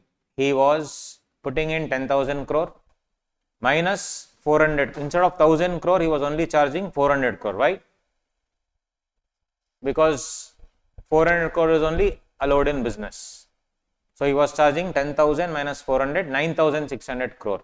So though the depreciation was 1000 crore, he was only charging less depreciation and increasing the WDV, and then again going ahead with the WDV, again higher WDV later, and all those things. So there was an explanation added. This was a Doom Limited Supreme Court decision where they tried to explain what do you mean by actually allowed. That's why I have made it, marked it here. I will take that concept later, actually allowed concept. Then WDV of the block at the beginning of the year, opening WDV. Next, we should add the actual cost of assets acquired during the previous year. Put to use for 180 days or more, put to use for less than 180 days. Third one, acquired but not put to use. All the three things. Put to use for 180 days or more, put to use for less than 180 days, acquired but not put to use, which means there will be no depreciation for that particular asset, but it is definitely added, but it is not put to use. Less money is payable. The word money is payable means what? Money is receivable. It's weird. Money is payable means actually money is receivable in respect of any asset of the block, which is sold, discarded, demolished, destroyed, etc. Scrap value if any deletions during the year. Less WDV of the assets transferred in something called as a slump sale. Slump sale is where the entire block, entire business only is sold. Slump sale. That is the thing.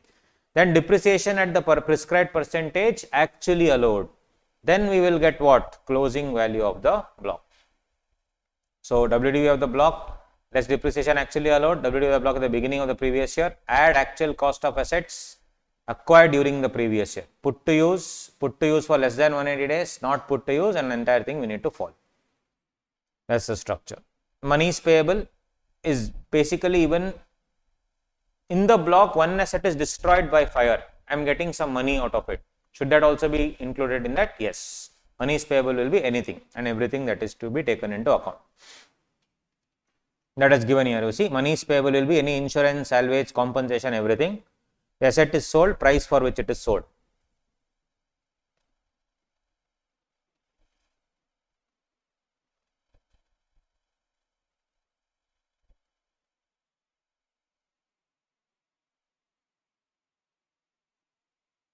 Now, to answer his question, what if the goodwill becomes more and what happens later? You see, point number 5. While computing the WDV of the block of assets as on 1/4/2020, that is previous year 2021, if goodwill of a business or profession was part of such block and depreciation was allowed on that to the SSE, actual cost of goodwill reduced by the amount of depreciation that would have been allowable to the SSE for such goodwill as if it was the only asset in the block. That is our single asset method. We should use the single asset method. And such amount of reduction cannot exceed the WDV. He asked another question, what if I sell it off later? That I told capital gain. But my question is, what if in the block only it is more? This example, you will understand. Rule 8 AC says, this is the entire thing. Check this. In 1819, X purchased intangible assets consist of goodwill and patents for 20 lakhs. Goodwill was purchased for 10 lakhs. So, what is the opening value of WDV in 1819? Nil. Actual cost of asset added 20 lakh. Less monies payable for sale of asset, nil. WDV for depreciation, 20 lakh. Less depreciation for previous year, 1819 at the rate of 25%, 5 lakhs. Closing WDV of the block, 15 lakhs. That's fine. Next year, opening WDV of the block, 15 lakhs. Actual cost of asset, nil. Monies payable, nil. WDV for depreciation, 15 lakh. Yes. Closing WDV, 11.25 lakhs. This is the ultimate thing as of that year. But I should remove what?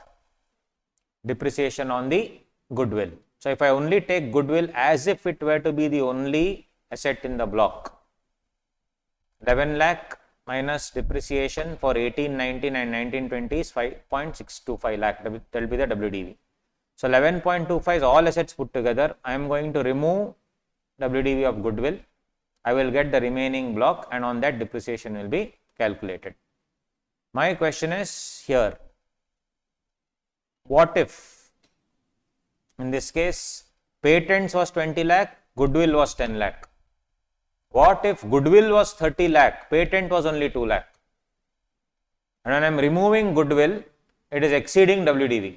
Can happen, right?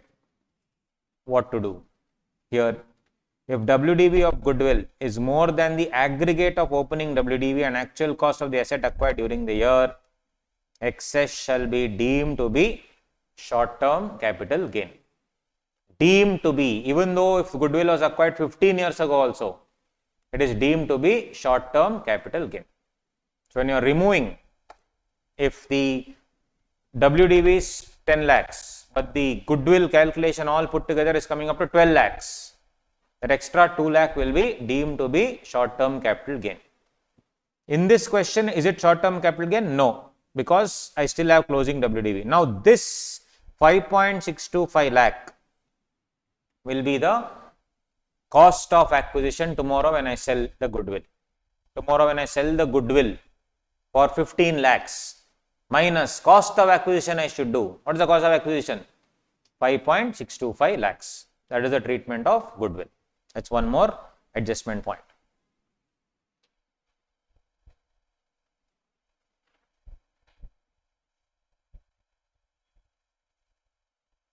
Yes. As I told you, they added one to in the Doom Duma Limited, they added here.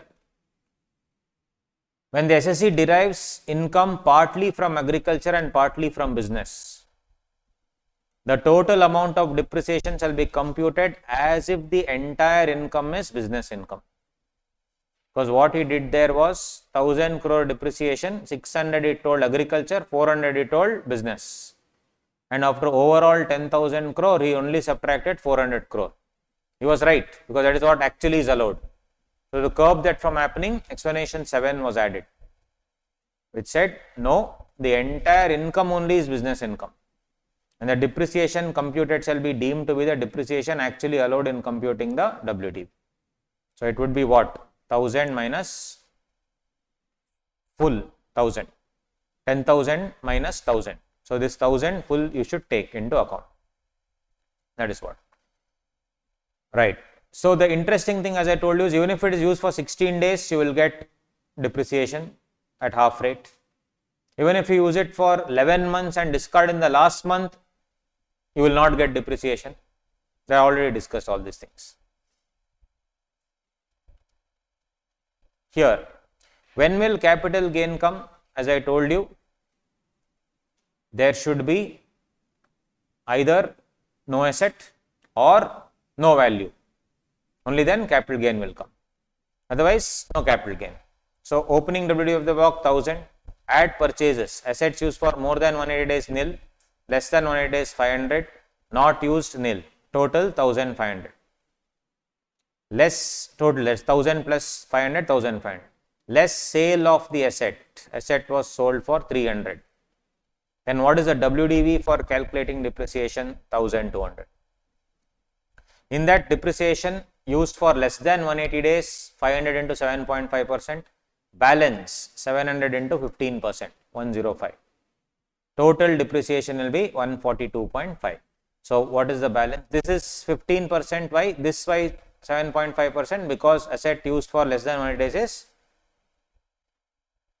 15 into half, 500. That's it. Meanwhile, in the same example, if the value of asset here is sold is 300, what if this were to be 1100? What is the balance left? 400. Now my question to you is, what will you assume if nothing is given in the question? This 400 is the new asset bought or it's a balance? Obviously new asset bought. So 400 into 7.5%. Very simple. And in case there is amalgamation, demerger, conversion, succession and all these things, then the actual cost of the block of asset of the amalgamated company will be the WDV of the block of asset of the amalgamating company. And the entire amalgamation will be split between number of days. We split between number of days. You should take the entire asset and split between 2. That is, what do you say?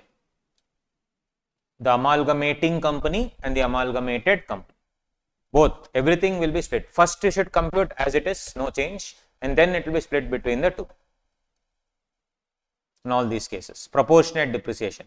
In case succession, whatever it is, the predecessor and successor, apportion between the predecessor and successor in the ratio of number of days. So to understand that, come to this first question, guys. PGBP, page number 11. One small typo error is there, we will just change that.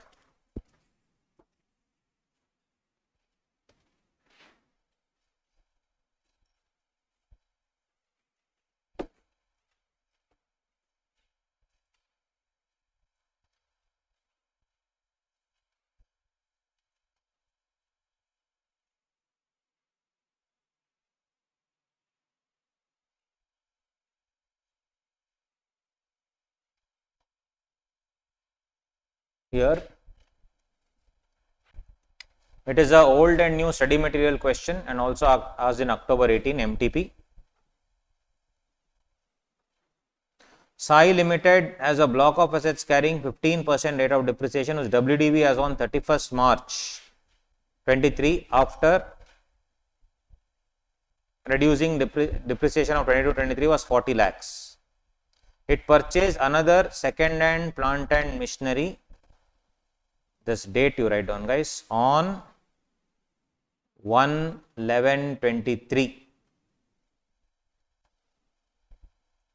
for 14.40 lakhs or 14.40 lakhs.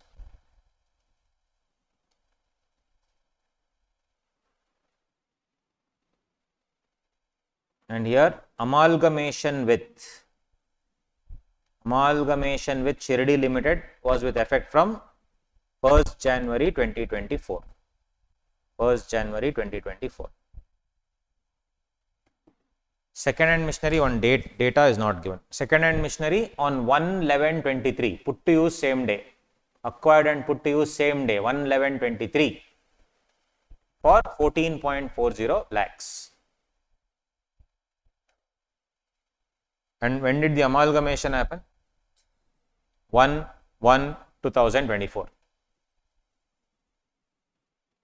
So first we should compute as if nothing happened, and then the depreciation we should apportion between the 2. Again, depreciation apportionment will be on the basis of number of days, correct? So 1/1/2024, what will be the number of days left? Amalgamation happened on 1/1/2024 with Shirdi Limited. So amalgamated company is called Shirdi Limited. Amalgamating company is Sai Limited. The resulting company is Shirdi Limited. So Shirdi Limited is holding the assets for how many days? From 1st 24. So 30 plus 29, 30 plus 29 plus 31. How much? Should I take from 1/1/24 also? Is it 31 plus 29 plus 31? Because amalgamation happened on that day. So when is the amalgamated company come into force first? Correct? So 31 plus 29 plus 31. 91 days. Perfect. 31 plus 29 plus 31. 91 days. Correct? That is the thing. So if you take 90, gone. Wrong answer. That's the problem. Because amalgamate, when did the amalgamation take place? On 1st Jan. So I need to take that, right? Yes. On the other hand, old company, remaining days, no? Remaining days. 275 or something. Anyway, so now coming back. So we'll just do the normal depreciation calculation, then we can do the adjustment.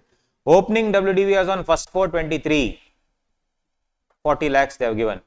Additions during the year used for less than 180 days, 14,40,000.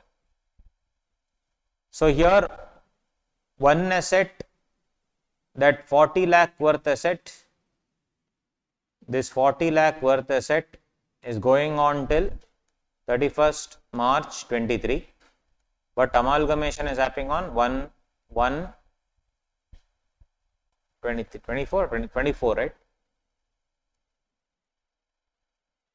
1/1/24, sorry.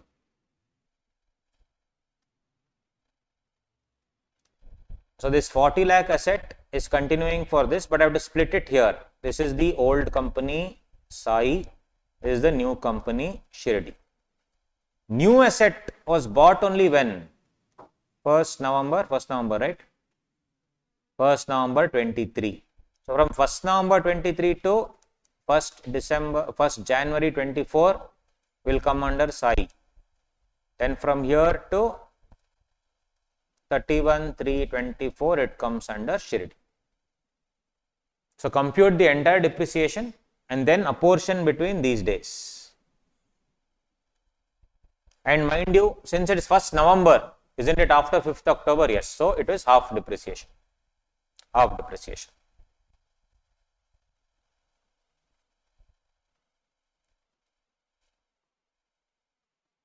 So November 30 plus December 31.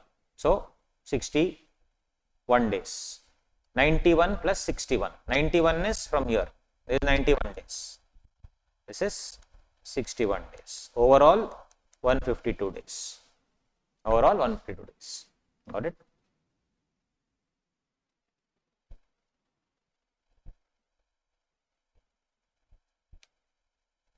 And here it is 91 anyway. 366 minus 91. This will be 366 minus 91. 275. That's all. If this is structure is set, then no tension. Have you compute the full depreciation? Yes. Okay.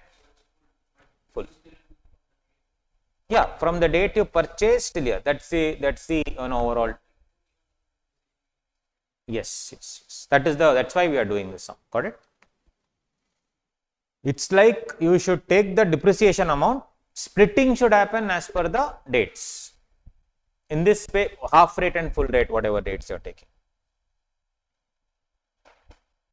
So that is the rule here. See here again, in case of succession of business taking place during a phase, the aggregate amount of depreciation paid by the predecessor and successor for that year is to be apportioned between the predecessor and successor in the ratio of number of days for which the asset was used by them.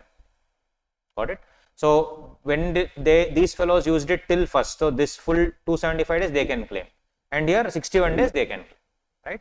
So coming to the question, 54 lakh 40. Depreciation at 40 lakh 15%, 66 lakh. Depreciation on 14 lakh 40 at 7.5%, 1 lakh 8,000. Overall 7 lakh 8,000. This 7 lakh 8,000 should be split between Sai and Shirdi. Correct? in what way? 6 lakh into 275 by 366, we know how now. 1 lakh 8,000, this 1 lakh 8,000 into 61 by 152, we know how. It comes to 4 lakh 94 162. Similarly, 6 lakh into 91 by 366, 1 lakh 8,000 into 91 by 152, 2 lakh 13 838. Clear? This is a very simple question, but then asked 2-3 times already in MTP, and once or twice has come in the exam also. So this is how they are asking.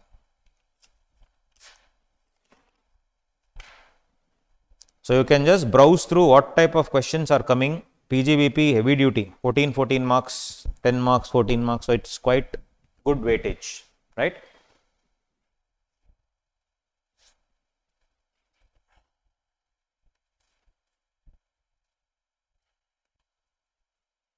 Since the volume is like that, I wanted 15 days of your time.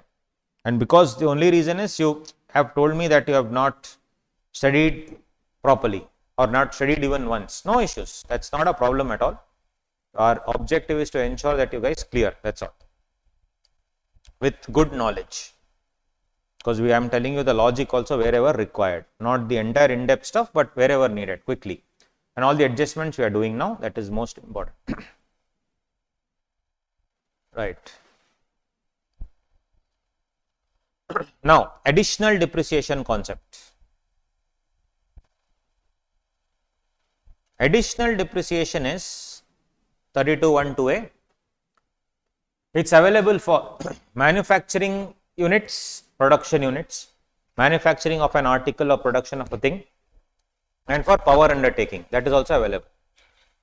Mind you, the Act uses the word new plant and machinery, acquired and put to use. New plant and machinery, acquired and put to use. Business can be new or old, I don't care. Plant and machinery must be new. One question will arise, what if the asset was used in Dubai for 2 years, but in India it is new? Is it new in India or overall it's new?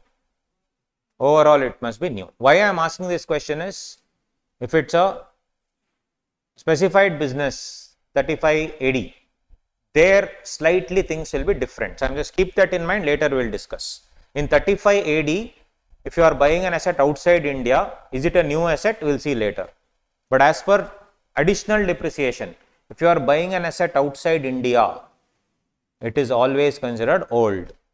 So if you import a brand new asset for Indian purposes, but it's actually used sparingly in USA, I don't care. It was still considered to be old asset, right? So if you see business, new and old, I don't care. 20% of the, basically guys, additional depreciation, how much you are getting? 20% of actual cost.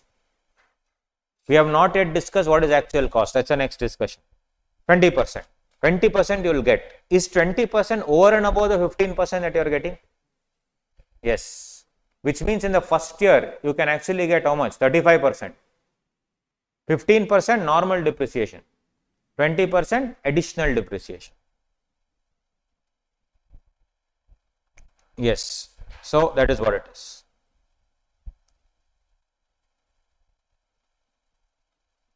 You buy the asset in 2022-23, new one, put to use in 23-24. Buy in 22-23, put to use in 23-24. Will you get additional depreciation? Half will you get? Will you get half? You bought it in 22-23, put to use in, let's say, April 24. Bought in March 24. Let me give you a better example. Bought in March 23. Put to use in April 23.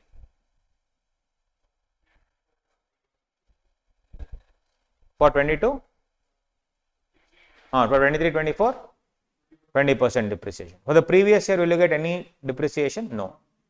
Not put to use. Correct. Basically, what I am trying to tell is, it is allowed only in the year in which it is put to use. And mind you, this is only for plant and machinery, not building and all those things. And there is no additional depreciation for the following: ships, aircraft, building, furniture, intangible assets, not allowed. Vehicles also not allowed. but once they asked in the exam. This plant and machinery is for use in the factory, right? So they asked in the exam. In the factories, you would have seen one truck which has one, apparatus like this, which will carry the boxes from one place to another place. It's called a forklift truck. So they said forklift truck used in the factory is a vehicle.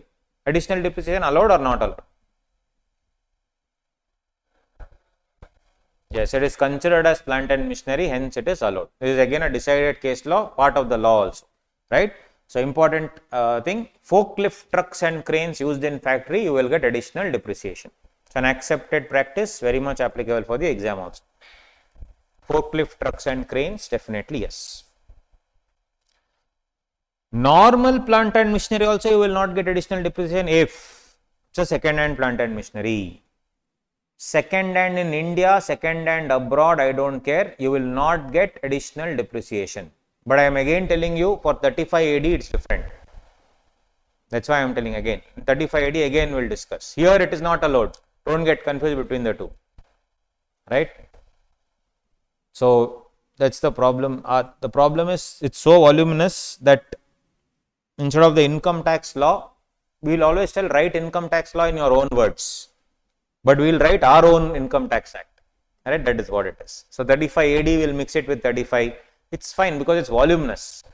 35 AD different later. For 35, 32 to 8. For that, second hand machinery in India or abroad, what? No additional depreciation. If any new asset used in office premises, no additional depreciation. Used in residential premises, no additional depreciation. Additional depreciation, we only have to figure out and answer in the question. They will not ask. Then any other plant and machinery for which 100% deduction is already allowed. For example, scientific research expenditure, I have already allowed 100% deduction on that asset. Will I again get additional depreciation? No. Now, if I bought it in April 23, put to use in December 23, 10% I will get or 20%? 10% this year for sure. Next year also will I get 10%? Yes. So this year also I will get 10%, next year also I will get 10%, right? So this year I will get 10 plus 7.5. Next year I will get 10 plus 15, right? This year 10 plus 7.5, next year 10 plus 15, correct.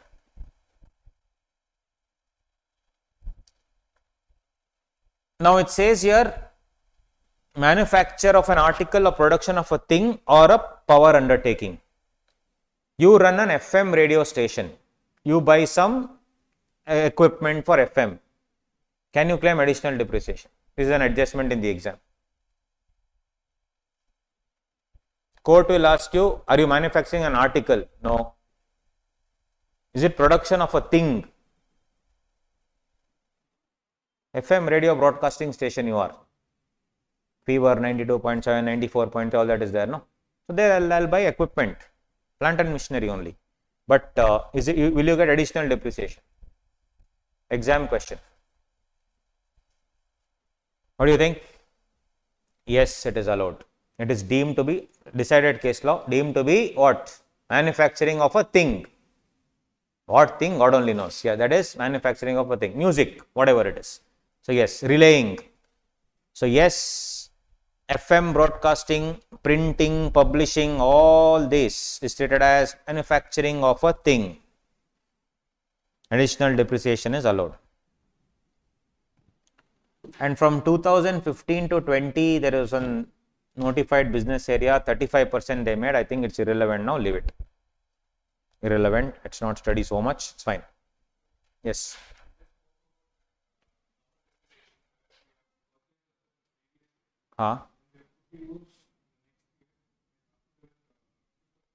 Right.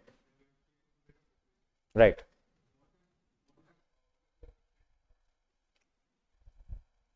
Same. Yeah. It should be, it's always claimed in the year it is put to use. Put to use. Whichever year you put to use it, you can claim it. You mean to say, do you have that word that in that? Okay. You see, I'll show you. I would have covered it later, but now that you're asking me here, let me show. Open additional depreciation. Where is it? 1 second. That word, is it there or not? It comes after actual cost. I just didn't want to touch actual cost today because we are doing something else.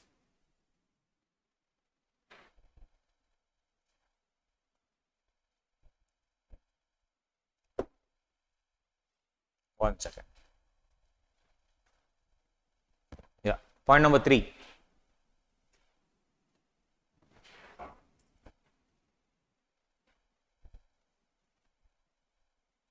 Additional depreciation is allowed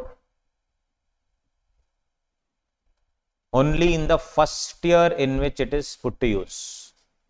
If it is put to use for less than 180 days, then additional depreciation will be allowed on half rate. Unclaimed depreciation will be allowed in the immediate next year. Here, in that year is not given. Means there is no thing that you should buy it also and put to use also that year. Correct? So, whatever it is always given on the year it is put to use. So, you buy it whenever, I don't care. When are you putting it to use is the question. If it is put to use before 5th October, 20. After 5th October, 10. Got it? That word is not there in this.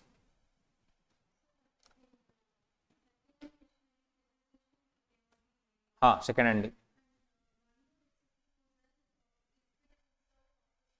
Yes. Not second hand. Second hand is all separate.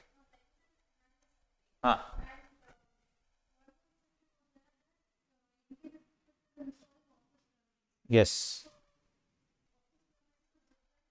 Factory is different. Yes, it should be on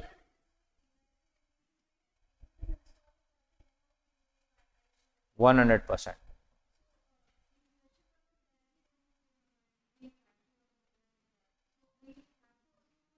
Yes. They will actually tell that this was bought for the factory, they will tell. If they don't tell, then you can say it is used, you can write an assumption that it is used for the factory premises. Generally, in most of the questions, it is there. Let's see. You see now one of the questions. Let's see the next one.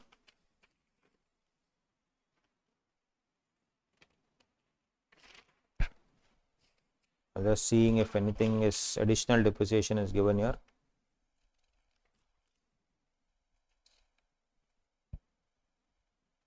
Yeah, they have given mobile phone.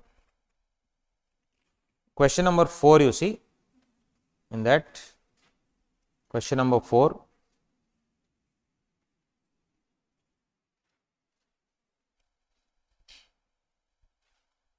Okay, they have just told cost of motor. Okay, it's not exactly this. Additional is not there in that. Okay, 5 is there.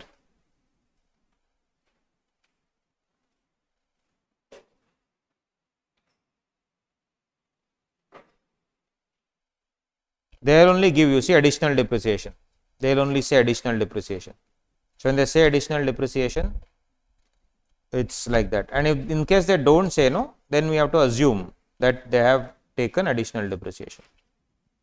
Assumption has to be written.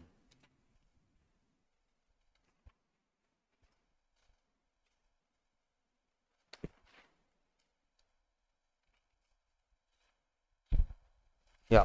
So, you write the assumption that it is additional, I mean, it's used in the factory. If nothing is given, obviously machinery will always be used in the factory. So, that's an assumption. Just like our 30% assumption, this also we should make the assumption.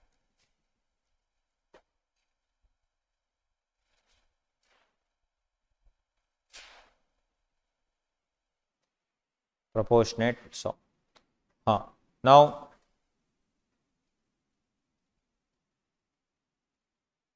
other concept.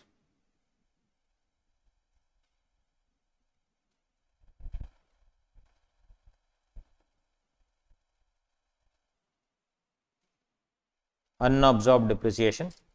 So, if the income, let's say, is 1000 crores or whatever, and the other second scenario is 1000, expenses excluding depreciation is 1100 and 600. Here in the first case, there is a loss of 100. Second case, I am also adding depreciation of 500 and still there is a loss of 100. So, the difference between the two is what? First one is a business loss. Second one is business loss is not there because 100,000 minus 600 is 400. Is there a business loss? No. But that loss is due to depreciation. So that 100 is called unabsorbed depreciation. And this unabsorbed depreciation can be carried forward indefinitely. That's the best part. Whereas if it's a business loss, it can only be carried forward and set off for only 8 years. But if it's a unabsorbed depreciation, it can be carried forward indefinitely. Any number of years, no problem, you can set off, no issues. Can be set off against any income except income from salary. It can be done on any income except income from salary. Whereas this one, you can carry it forward and set off 8 years against business income, but unabsorbed depreciation, business need not continue. Even if the return of income is not filed also, unabsorbed depreciation can be claimed. Because in set off and carried forward, there is something called as, in return of income, there is something called as loss return. Loss return, only if you file the loss return, you can carry forward the loss. But in that loss return, this section is missing. 32 is missing, which means even if you file the return or not is immaterial. Unabsorbed depreciation can be carried forward indefinitely. Right? These are the points. Cool. Then in power sector, as I told you, you have SLM, and when you have other things, different scenarios. Here,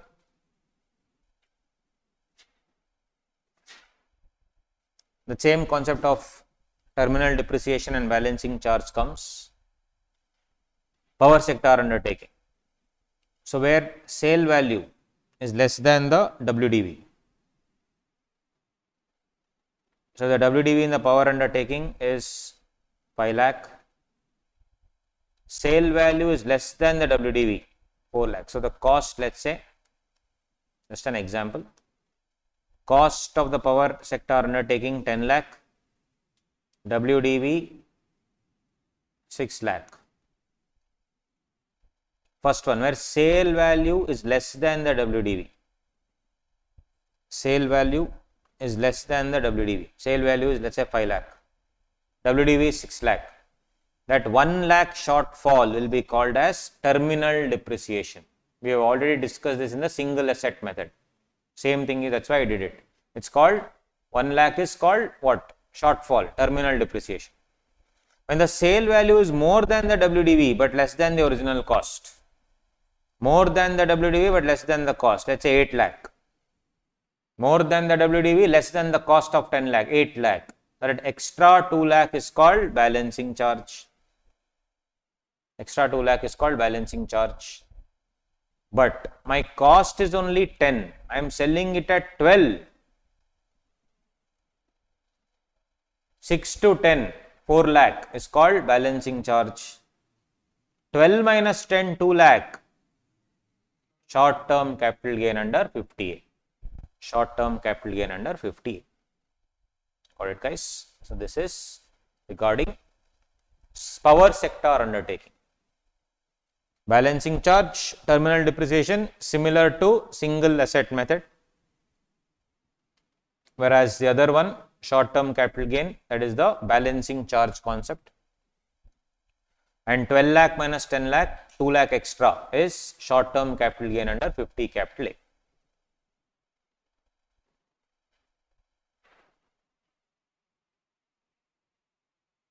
Then sale of asset, section 50, then I will come to actual cost.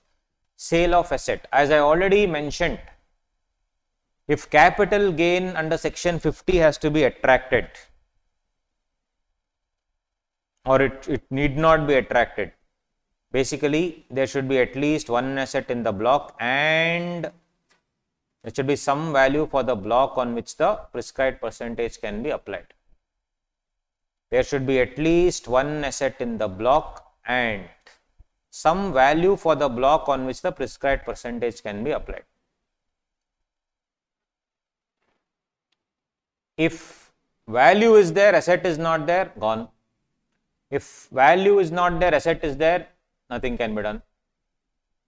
So let's take examples to understand. Example number 1. There were 8 assets in the existing block which had an opening WDV of 8 lakhs. Everybody got this? Which page? 23. 23. There are 8 assets in an existing block which had an opening WDV of 8 lakhs. 2 more new assets were acquired during the year which had an actual cost of 3 lakhs. So if I count the assets and the value, number of assets 8, amount 8 lakh. Actual cost of asset required 2, acquired 2, amount 3 lakh. Total 10 assets 11 lakh. Less sale of assets 10, amount 12 lakh. So here asset also is not there, amount also is not there. All 10 assets were sold for 12 lakhs. Amount also is not there, asset also is not there. So will WDV hold good? No, WDV will become nil. So what will be the short term capital gain? 1 lakh. You can ask a question, sir, these assets were bought 10 years ago. Why is it short term? It is always short term because long term is lesser tax, short term is more tax. So I wanted more tax to be collected. Simple. So short term. That's why goodwill also deemed to be short term. Next, all 10 assets were sold for 10 lakhs. 8 plus 2, 10. All 10 were sold. Out of 11 lakhs, 10 was sold. Only 1 lakh is remaining. But asset only is not there. So this, no assets are left in the block, and obviously full value of consideration 10 lakh, cost of acquisition 11 lakh, short term capital loss 1 lakh. Short term capital loss 1 lakh. So this is STCL.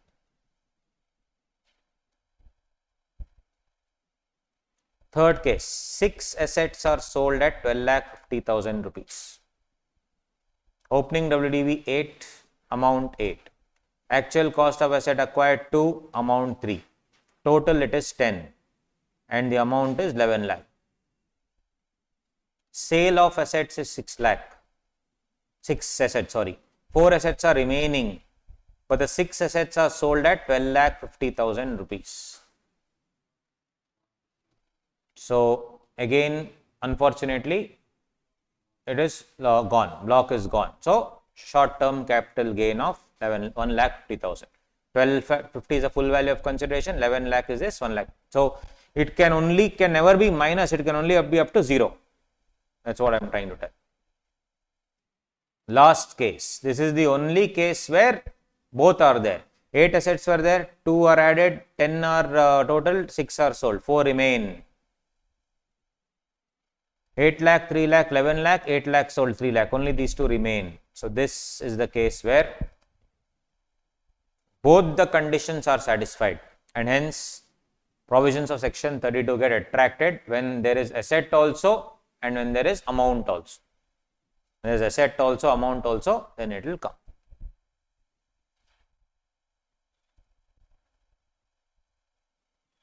Right.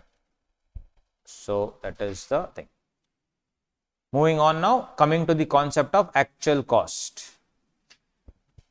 Actual cost of asset. Let's see here. In our book, it is page 20. So yours will be slightly different. Actual cost. Page 16. Page 16. Actual cost 43.1. So we have understood the full depreciation concept. Now we move into actual cost concept. Because all the problems here, whatever, everything, it requires you to understand actual cost. Yes. Huh?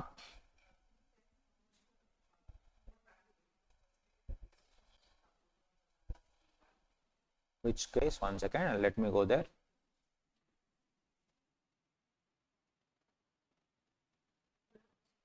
Tell me.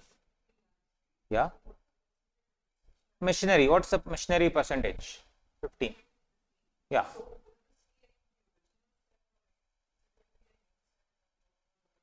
New set as in? On 3 lakh it's 15%. Because see, you're asking this question, like if the sale of assets is 6 lakh, balance is 4. So this, what do you say, the new asset cost is 2, right? But when the value is already there, 3 lakh, will you check which asset it belongs to and all those things? Because you see here, the value is only 3 lakh here, which means 3 lakh is the new asset. You are asking that question. Okay, good. So our question is 3 lakh here, 3 lakh here. What will you do? 15 or 7.5? Assuming it is acquired after what do you say, 5th October. Only in that case 7.5 will come. Otherwise 3 lakh. So you need to understand that once an asset comes into the block, it loses its individuality. It will only come into the picture when I am selling again, and it only come into the picture when the rates have to be defined. Now in this question again, 4 assets are there. Will you take 7.5 or will you take 15? Now 4 assets are there. Will you take which asset was sold and all? Will you take that? New also may have been sold, no? That's a block. So that's why I am saying it's a block. So you should not think on those lines, which is sold, which is not sold, etc. Only when the value reduces below this amount which is already there, then only we should consider those equal to or less than. So if these 2 assets were bought after 5th October, then you can say fine. But then again there are 4 assets left, that's what I am asking. So what will you take, 15 or 7.5%? Whole block. So block concept is 15%. That's the beauty of the block concept.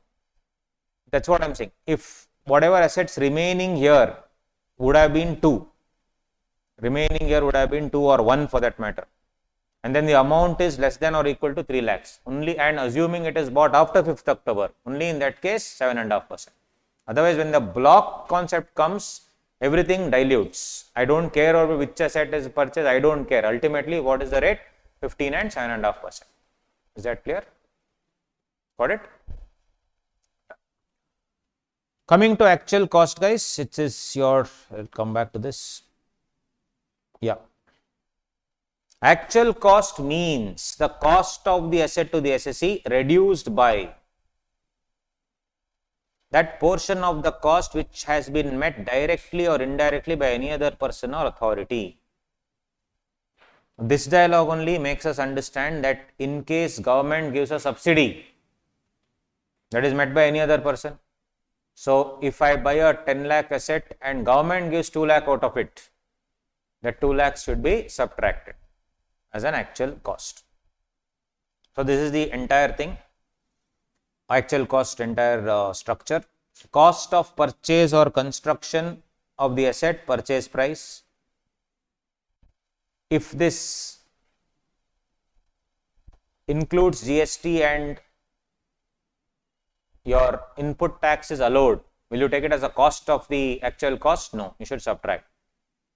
What if your GST input is not allowed? For example, vehicles. It's block credit, no? So will you be taking the full amount as the tax? Yes. Or full amount as the actual cost? Yes. So if GST credit is allowed, cannot take full amount, you should subtract here. Amount of excise or customs, now GST, in respect of which input tax rate is allowed, subtract. Subtract subsidies and grants. Subtract subsidies and grants. Third one, when you are talking about money, cash payment.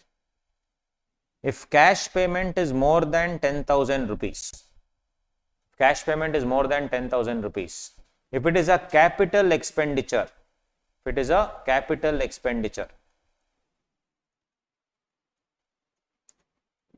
subtracted from the cost of the asset under 43(1). If I am buying an asset by paying more than 10,000 rupees cash, then it is subtracted from the cost of asset. On the other hand, if I am buying if I am spending any money for the expenses, then it will be disallowed. there are two sections which speak about cash payment more than 10,000. One is 43.1, which is actual cost. One more is 40A3, 40 capital A3. 40 capital A3 speaks about revenue expenditure.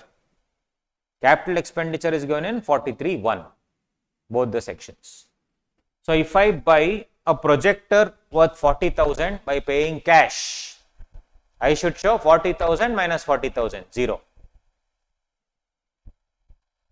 If I buy food for the employees worth 30,000 paying cash, that 30,000 will be disallowed while computing the PGBP. Cash payments not allowed. What about check? Check allowed? NEFT, BEAM, UPI, yes. What if I give a cross check? It should only be account payee check. It should not be a cross check. Because in account payee check also, it can go from one account to the other account and the final guy can withdraw cash anyway. In account payee check only, it will be written only to the account of the person to whom I have written only. It is not negotiable. You cannot send it to anybody else. So, if I take an example, and guys, it is to a person in a day, 10,000 to a person in a day. Can I give 3,000, 3,000, 3,000 cash to the same person in a day? Yes. 4,000 into 3 times, not possible. To a person in a day. Can I give 9,500 to 5 different people in a day? Yes, no problem. So, law cannot provide for all extreme circumstances. So, it has to stop somewhere. So, it says per person per day.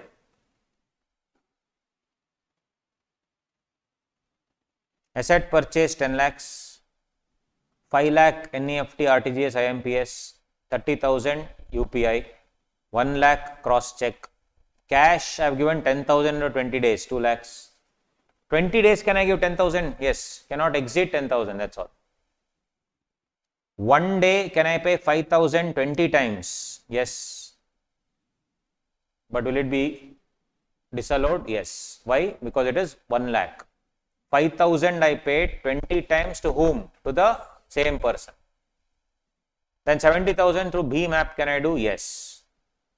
So I should ignore what? Cross check, and I should ignore that 20 times payment to the same person. Which means if my asset is 10 lakh, I should subtract two things. Cross check 1 lakh, then 1 day 5,000 20 times 1 lakh. That has to be subtracted. That's the actual cost part.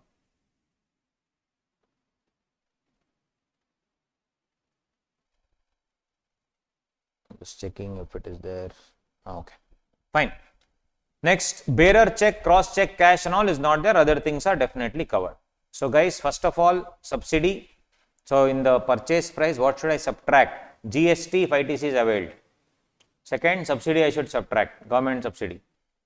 Third one, cross check, cash, bearer, all these things, more than 10,000 per person per day. And any foreign exchange which results in a decrease in liability. For example, I will buy an asset on credit basis which is costing 1 lakh rupees. Credit basis. At the end of the year, when I am repaying, actually, I had bought it at $1,000, which was at 85 rupees per dollar. But when I am repaying, dollar has fallen, so it has become 80 rupees. I initially should have given at 85 rupees. Now I am giving at 80 rupees repayment. Is it a decrease in liability or increase? Decrease. So I have to pay less. Since I have to pay less, that amount I have to subtract. If I have to pay more, 85 has become 88, 3 rupees more I have to pay, then I have to add it. Very simple. This is the less part. What are the additions? Interest on loan till the asset is put to use. Can I pay interest? Can I take a loan to buy an asset? Yes. I will be paying interest to that? Yes. Is it allowable deduction under 36 or should it be added to the cost of the asset? Till it is put to use, it should be added to the cost of the asset. After put to use, it should be debited to the P&L account. Debited to the P&L account. So, Earlier this provision was not there. So Ambani used to keep on adding, it's Ambani point only. Ambani used to keep on adding, buying loads of assets only on through loan, and all the interest used to add on to the cost of the asset. And there was huge business loss anyway. Plus, used to add to the asset and claim depreciation also. Deadly. So that's why to curb that from happening, they said until put to use, add. After put to use, debit to P&L account. Freight, insurance, all these things should be added. Installation expenses to be added, and of course, forex increase in the liability also should be taken into account. This is my actual cost. As I told you, forex, if it is $10,000 into 80, 8 lakh I bought, but when I am repaying, it has fallen to 75 rupees. So obviously there is a subtraction of 25,000 because it has fallen. Next repayment, unfortunately, I have to pay it at 90 rupees. It was 80, but now it has fallen to 90. So increased to 90. So $5,000, 90 rupees means 40,000 has increased. Hence, you have to keep on doing it at the end of the year. So here, interesting portion is subsidy. Subsidy adjustments, many things they can give, guys. So I'll have to come back to the subsidy adjustments. Subsidy adjustments, as I told you, they can give you any single point in the examination. We should be absolutely ready to understand the subsidy point. Just a sec. So subsidies, we cannot play around with that because they can give you any question in the exam regarding subsidies. So I'll just have to spend some time in subsidies and then come back to this. Just a sec. We still haven't done, you see, all this we have done, okay, no problem. But what is more important is the explanations which form part of the actual cost. We can finish that quickly, no problem.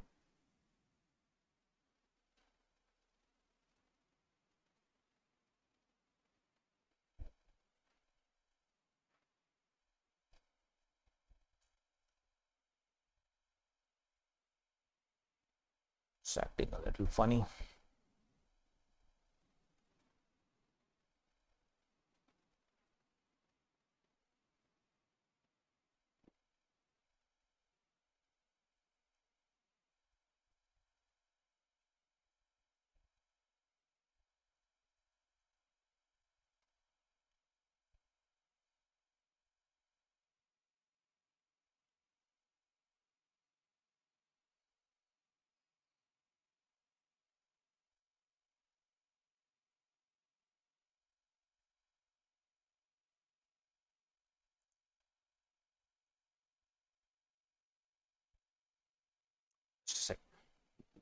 Okay.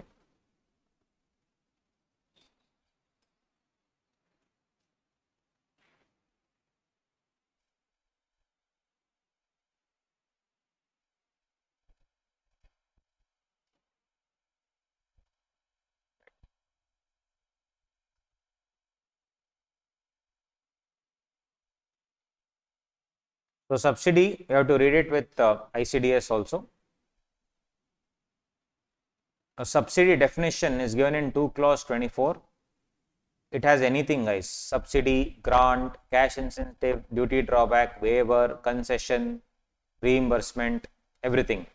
But it excludes explanation 10 to 43. Explanation 10 to 43, one is what? Subsidy for actual cost of the asset. Subsidy which is given to the actual cost of the asset should be subtracted from the actual cost. Now, is subsidy depreciable or not depreciable? If subsidy is given as an identifiable against a particular asset, I bought one asset and for that they gave 2 lakh subsidy. Explanation 10 to 43 one says the cost of the asset is there, you subtract the subsidy and the actual cost you have to take into account normal. So if I buy an asset for 1 crore and they have given a subsidy of 20 lakh, what will be my actual cost? 80 lakh. But it is not identifiable, but it's given to a group. Government says you have a block of assets of machinery of 100 lakh. I am giving you a subsidy of 10 lakh, 10%.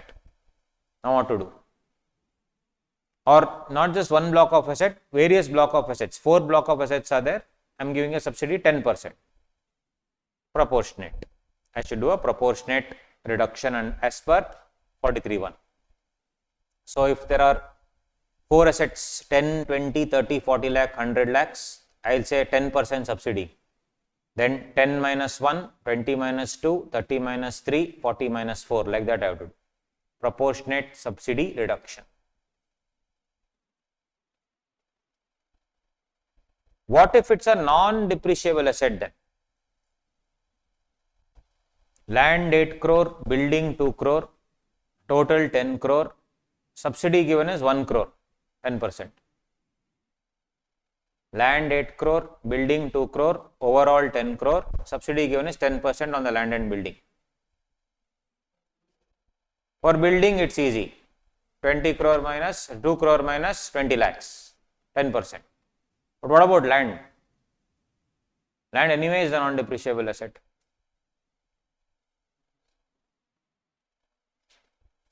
Is subsidy taxable? Building, no tension, you are 100% right. 2 crore minus 20 lakhs. On the reduced amount, you will take depreciation. What about land? Land is 8 crore, never comes in depreciation anyway. But 8 crore minus 80 lakh, 10%. 80 lakhs, what's the treatment of 80 lakhs? Cost of asset where? It's not there in depreciation only, no? Is it income? Yes. It is PGBP. That is PGBP. Non-depreciable asset, it is a PGBP income. Right? So if you see, remember in PGBP we saw one subsidy. That is this subsidy. Understood? This subsidy definition excludes explanation to 43(1), which means that is separate.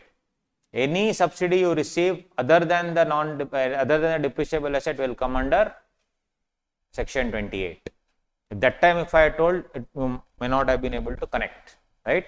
So the subsidy defined in 28, one of the examples will be non-depreciable asset. Any other subsidy which is not covered in the asset only, just for anything else, for business they are giving you, that is PGBP income. So this is the discussion on subsidy. This is important.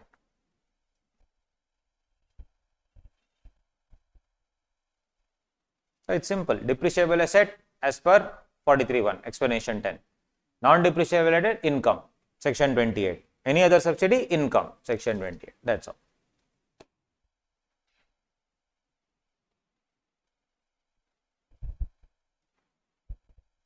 Now ICDS, I am reading this with ICDS. ICDS is also part of your syllabus. So as and when we are doing class, ICDS also I am adding. If the subsidy is repaid, 10 lakh I bought the asset, 2 lakh subsidy they gave. So what did I do? Subtracted from actual cost. 2 years later, I repaid the subsidy 2 lakh. Income Tax Act is silent. What does ICDS say? Add back to the cost? Yes. Very simple.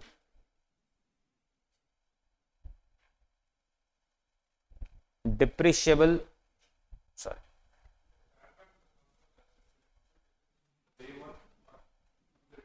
From the date of adding back. From the date of adding back, it will come. So, depreciable asset, SSE repays the subsidy. Repayment amount should be added to the block of the asset in the year of refund. Somewhere there only you write down, guys. This point is not there. That whenever I tell you to write, you can write those points. Other things are easy. Depreciable asset, explanation 10. In the actual cost only you can write down. Non-depreciable asset, what? PGBP income. Then other subsidy, PGBP income. Now ICDS, you can just write ICDS and write down. If the SSE repays the subsidy, depreciable asset, SSE repays subsidy, repayment amount added to the block of the asset. Repayment amount added to the, wherever you want to write down, no problem. Repayment amount added to the block of the asset.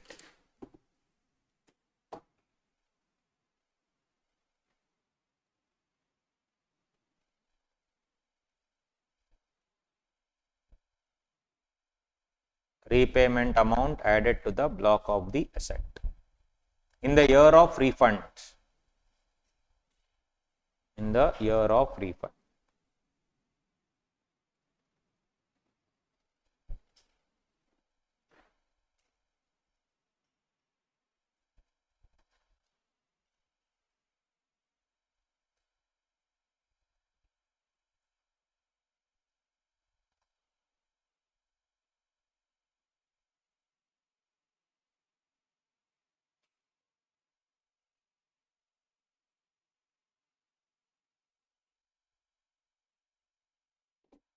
Right. Then non-depreciable asset, guys, non-depreciable asset. Non-depreciable already taken into income. Now I am repaying expenditure. Which year? In the year in which I pay. Simple. Non-depreciable asset refund or repayment, expenditure is allowed, expense is allowed in which year? In the year of refund.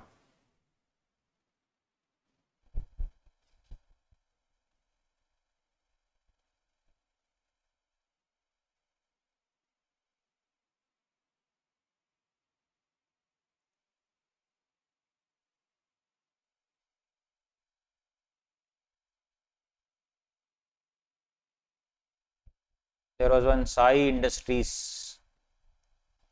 Sai Industries is different. This is Steel Authority of India, High Court case. Steel Authority of India.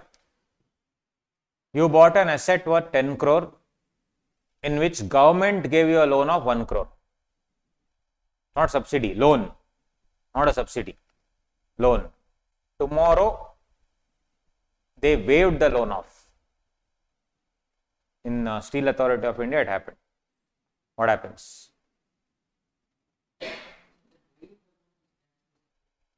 Is it taxable separately or is it reduced from cost of asset? That was the question actually.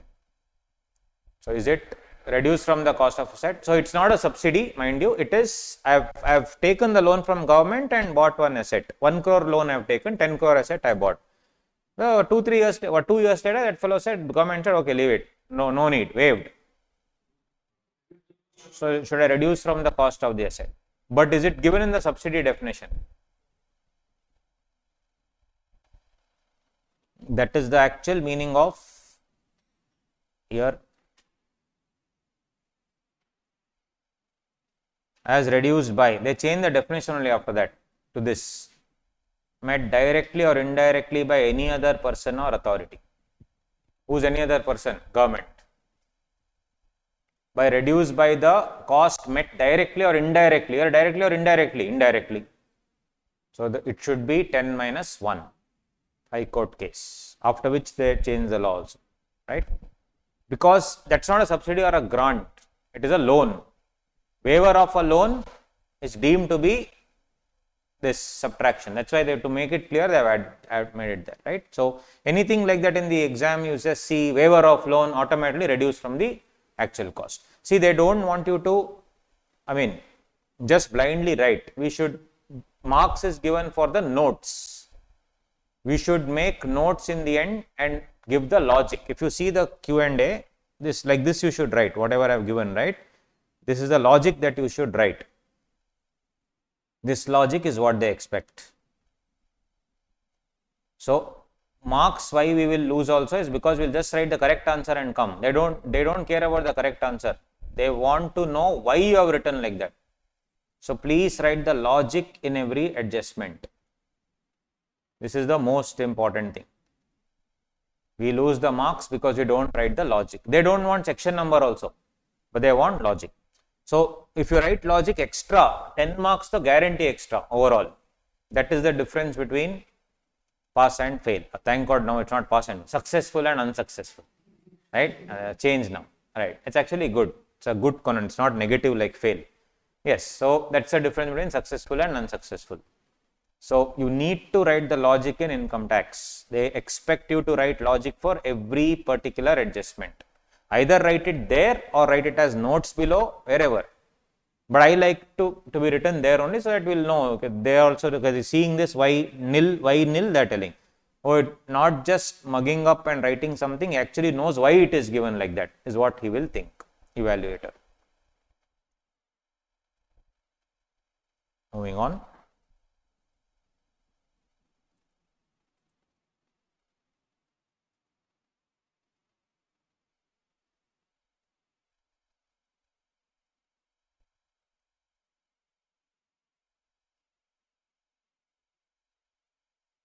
Yeah.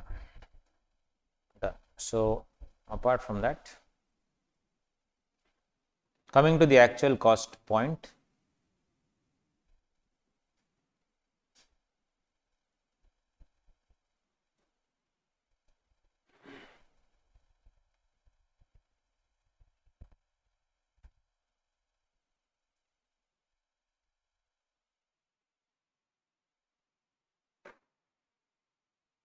right.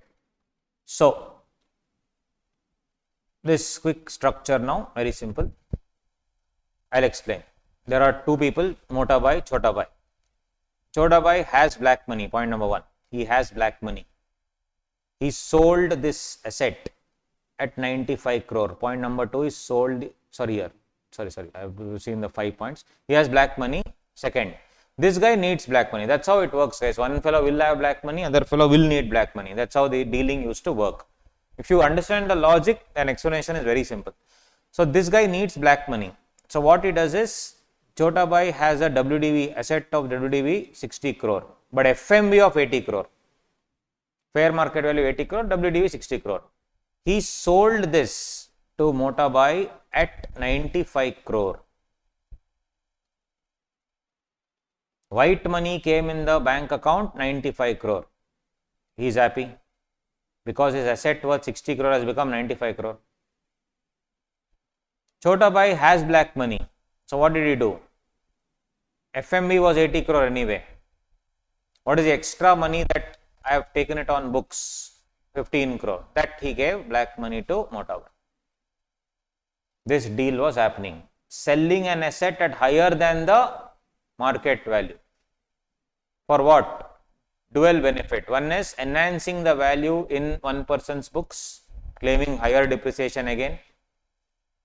Like he sold the asset here. So this guy will show it at a higher rate, 95. And this guy, for him, no tension. He has a lot of assets in the block. So that will anyway go. But what is he getting? This fellow is disposing of his black money, 15 crore. So this provision was nullified by inserting an explanation. And that explanation was what? They said, if this case happens like this, then AO, this entire thing, valuation will go to the assessing officer. Valuation will go to the assessing officer. So assessing officer will value the goods, you will not value the property, assessing officer will value. So if you see here,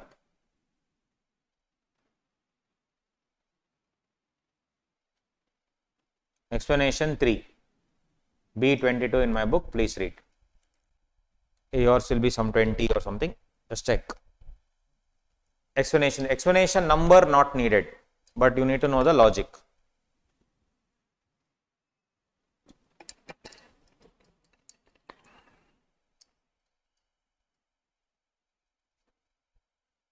So asset acquired from any other person which was previously used for his business or profession with a view to claim depreciation or enhanced cost. 80 CR has become 95 crore. So the actual cost will be as determined by the AO, the prior approval of the joint commissioner. Prior approval of joint commissioner.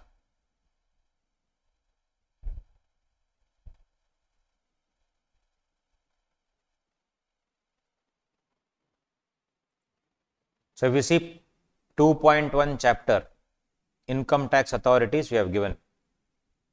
Chapter 2.1 in your book, it is the entire structure we have given of the income tax authorities. It will help us in assessment procedure. Inspectors of income tax called the ITO. TRO is called tax recovery officers. Then you see, these people are called assessing officers. That one addition is they have now made it Joint Commissioner of Income Tax Appeals has been added for November 24 exam. Joint Commissioner of Income Tax Appeals. Because this fellow here, Commissioner of Income Tax Appeals, there was a lot of work going on. He could not handle everything. So they have given this to this guy. Joint Commissioner of Income Tax appeals. New authority is added. Now in this, who is the assessing officer? When I say AO, all these will be the assessing officers. And now everything has become faceless, right? So there is a faceless assessment center and you need to obviously reply everything, etc. Only in search, seizure cases and other cases you need to personally go visit. Otherwise, everything, all meetings, everything online, right? Now, ITO, Income Tax Authority, and here, what does this say here? It says you should take the approval of the Joint Commissioner. The Joint Commissioner is here, which means who should do this? These three fellows, generally. So, actual cost, who will determine? Generally ITO, otherwise ACIT or DCIT. ACIT is Assistant Commissioner of Income Tax, ADIT is Additional Director of Income, Assistant Director of Income Tax, DCIT, Deputy Commissioner of Income Tax, and DCIT appeals is there, one small thing that anyway that you can delete this part, no problem. And DDIT, that is Deputy Director of Income Tax. DCIT appeals, you did this wrong. Anyway, in this, in your things, it won't be there. DCIT, DDIT. So what is the only change? JCIT appeals. Now when I say I have to take the permission of the Joint Commissioner, which means below them only should do the actual cost valuation. So who should do? ITO, Income Tax Officer, or ACIT or DCIT, that's it. They will do the valuation with the approval of their higher up. Who is the higher up? JCIT. Is this clear? Yes. Doubt? Okay. So coming back, guys. So first we did one explanation. Any doubt in that explanation? So basically, if you are selling an asset worth 80 lakhs for 95 lakhs, you are basically doing enhanced cost. I will not allow that. This guy should do it. Who's that? Commissioner. Sorry, the Income Tax Officer, which will include Commissioner also.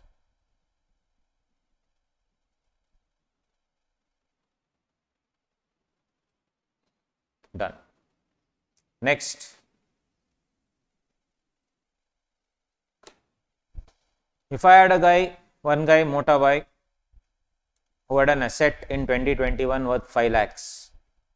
He did this circular motion, sold it to Chota Bhai for 6 lakhs. He sold it to Tata Bhai at 7 lakhs, 7 lakhs to Bata Bhai at 8 lakhs, then to Sheila Aunty at 9 lakhs, and then finally it is coming back to Mota Bhai in 2023 at 11 lakhs. This also used to happen. My friends, my network keep on selling, again exchange black money, and what I sold for 5 lakh, or rather what was a WDV 5 lakh is being repurchased at WDV 11 lakh readily. 5 lakh is going, 11 lakh is coming. What do you think? Allowed or not allowed? Cheating. So what explanation was added? They said you should now do a WDV. What is allowed? The original cost of the asset 5 lakh minus depreciation allowed as if it was the only asset in the block. That is 5 lakh minus the depreciation as if it was the only asset in the block, or price paid for reacquisition 11 lakh, whichever is less. Whichever is less. So what will you do? You exited it at 5 lakh. 1 more year, 2 more years, depreciation, whatever you calculate. What you exited at, what did you sell it at that rate, WDV, and you are reacquiring repurchase price 11 lakh, whichever is less. Which is less? In my example, 5 lakh. So that will be my this thing. What do you say? Actual cost. Explanation 4. Quickly read, please. Quick. Explanation 4. So we have done explanation 3, explanation 4. Please read explanation 4. 2 minutes it takes.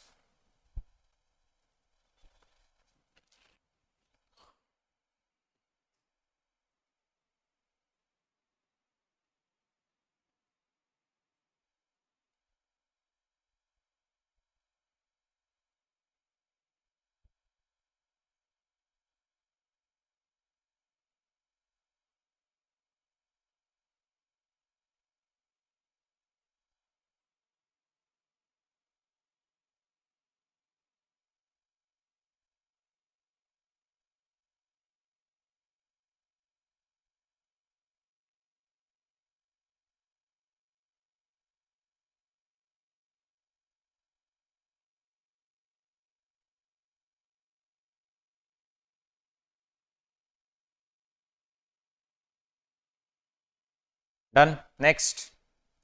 Any doubts, guys? Any doubts? Next, third one, quickly. See, all these explanations, if they ask anything in the exam, we should be in a position to answer. So, Motor Limited. There is one more thing called Factory Limited. This guy has a pollution control equipment, right? Earlier, the depreciation rate was 100% for pollution control equipment. Actual cost, if it is 2 crore, depreciation if it is 2 crore, what will be the WDV? Nil. Correct? Now, with the WDV which is nil, I am going to sell this asset for 2 crore. With the WDV nil, I am going to sell this asset for 2 crore to Motor Limited. And Motor Limited will lease it back to me. Factory Limited, at a higher rate. As we discussed, in a lease agreement, who has the depreciation? Who can claim? Lessor. Who is a lessor? Motor. So you had an asset at 0 value. I bought it at 2 crore and leased it back to you. Since I bought it for 2 crore, I will claim depreciation on 2 crore. And you are getting to use the asset also again. How awesome, right? So for this also, what did they tell? A explanation came. WDV of Motor Limited is equal to WDV of Factory Limited. What is the WDV of Motor Limited when it's going out? 0. I mean, what is the Factory Limited WDV when it's going out? 0. So what will be your WDV also? 0. So this was explanation 4a. Please read.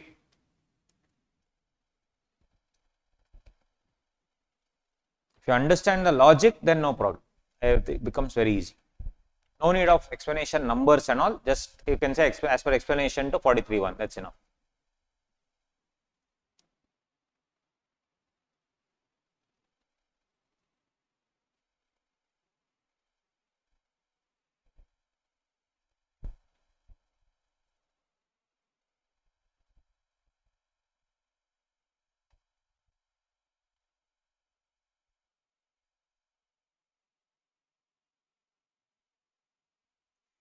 Done?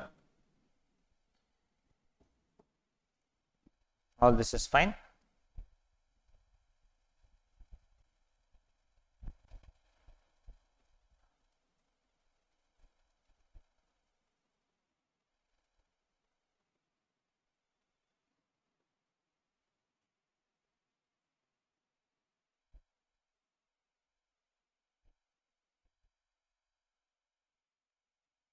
Then I already discussed this.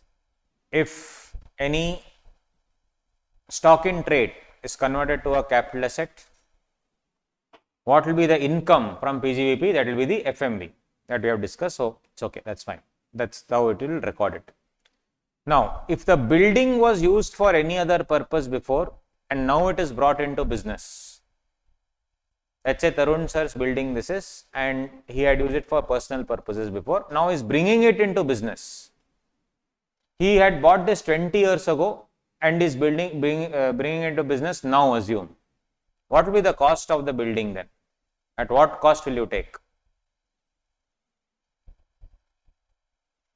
He had bought it at 20 lakhs before. Will you take the depreciated value today or will bring it at 20 lakh? Depreciated value. So it says cost of the building less notional depreciation from beginning. Building, if it was bought on 14/2/2018, actual cost, and actual cost if we brought into business on 14/4/21 will be, cost is 10 lakhs, brought into business on 14th February 2018. So 10% or 5%? 5%. So 5% in 17/18 because it is more than less than 180 days. 18/19, 19/20, 20/21. So what is the asset value now, guys? 6,92,550. This will be the actual cost. This will be the actual cost.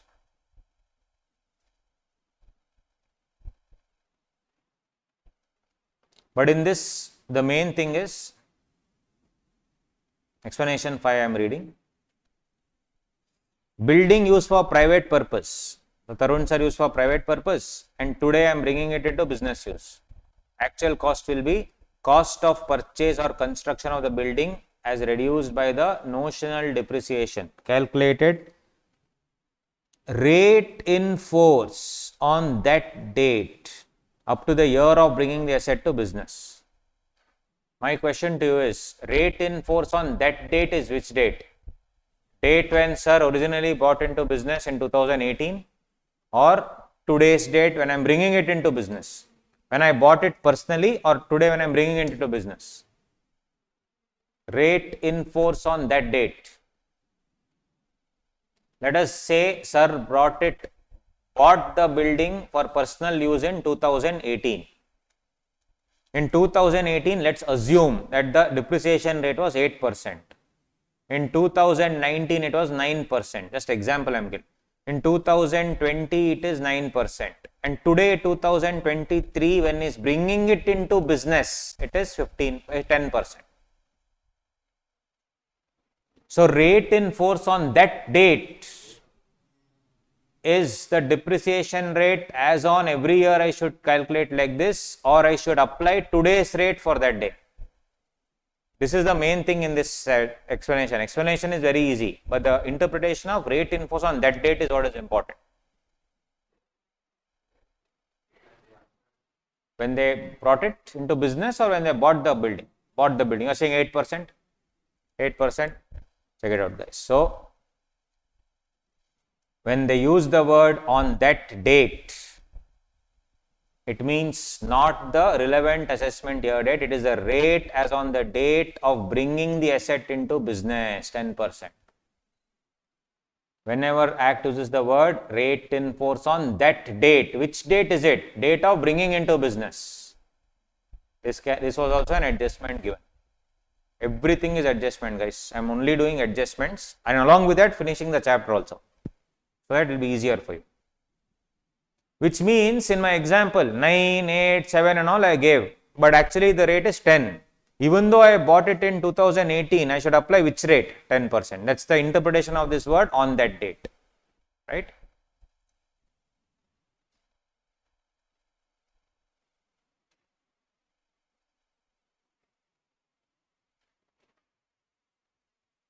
So if Tarun sir had a vehicle in 2018, bought it for 20 lakhs that time. Depreciation rate was 10%. 2020 it became 12%. 2023 he brought it into business and depreciation rate was 15%. Now tell me, when I am bringing it into business, I should take what rate? 15%, 12%, 10%. How much? 15%. Yes, guys, this is actual cost. Full 20 lakhs I should take because this explanation is only for building. Right? This is one more adjustment. They will confuse you like this. Bought a vehicle for 20 lakhs. So if you had used any other asset, personally, today you are bringing it in, you bought it at 20 lakhs, please take it at 20 lakhs. Even though the value may be 10 lakhs today, I don't care. Best part, take it at 20 lakhs. That's a benefit. Only building, mind you, only building. Should be alert little. Yes, only building. Building used for private purpose, and these are the two hidden points here, building and on that date, right? Yes.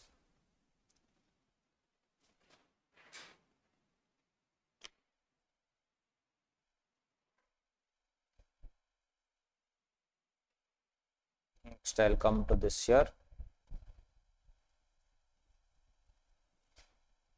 Asset acquired by way of gift or inheritance.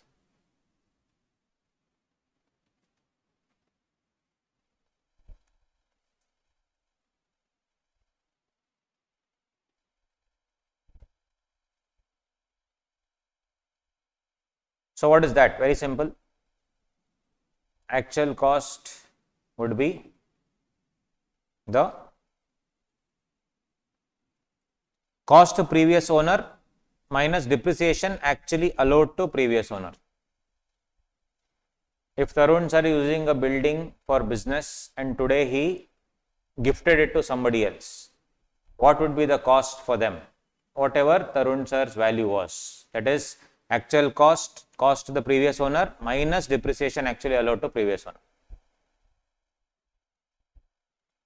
If Tarun sir was using vehicle for personal purposes, then he gifted it to somebody else. Only actual cost. Why? There is no depreciation on that personal purpose. So that's all. Actual cost to previous owner. If previous owner used for personal purposes, previous owner had used it for business purposes. Actual cost is cost to the previous owner minus depreciation actually allowed to him. Depreciation actually allowed to him.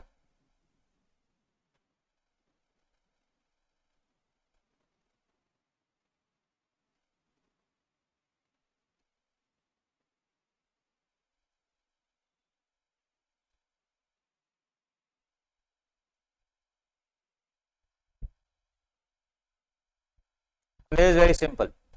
If it is used in business, after it is ceased to be used for scientific research. Scientific research, I have already claimed 100% reduction. We will see that tomorrow. Today I am bringing it into business. What is the actual cost? Nil. Because I have already debited the entire thing to the P&L account. Simple. Stock in trade to capital asset, FM we already discussed. 1, 2, this one is done, this done, this done. So we will finish the explanation and we will wind up. Now, yeah.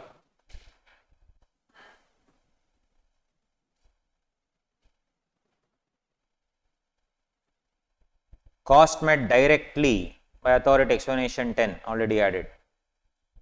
This one, explanation 11. Asset brought into India by a non-resident SSE for his business or profession. He was a non-resident SSE, right? In 2016, he bought an asset worth 10 crore. As per USA law, in the year 2023, it has become 1 crore. He is bringing that 10 crore asset, which is valued at 1 crore, into Indian business now. What should I take it as?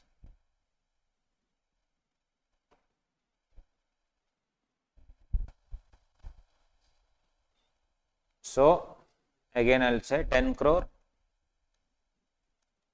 He had bought it in 2016. In 2023, as per USA law, it is 1 crore. And as per Indian law, depreciation is 15% that day. But all these years, varying rates, 9%, 8%, 10%, 12%, like that. So now should I take it at 1 crore is the question, or should I do 10 crore into 15% every year, or should I do 10 crore into every year's depreciation? Is it on that date is what I am asking. Sorry? 10 crore minus 15% as on this date I should do, or every year rate? You see here you see purchase price,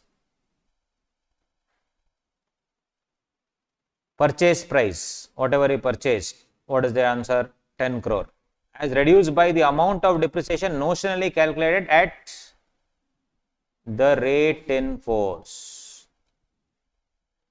Here you see the wordings. Rate in force on that date. Which date? Date of bringing into business. On that date is missing here. So, respective year, assessment year, rates I need to calculate. I told you in the beginning when we do the basics, rate in force means what? Rates given in the Finance Act. So, you should calculate the respective rates of that particular year for that particular asset and then only come out with the thing. This is for non-resident SSE bringing it into India. This is different. That was building used for private purpose bringing into business. That is not non-resident. This is non-resident.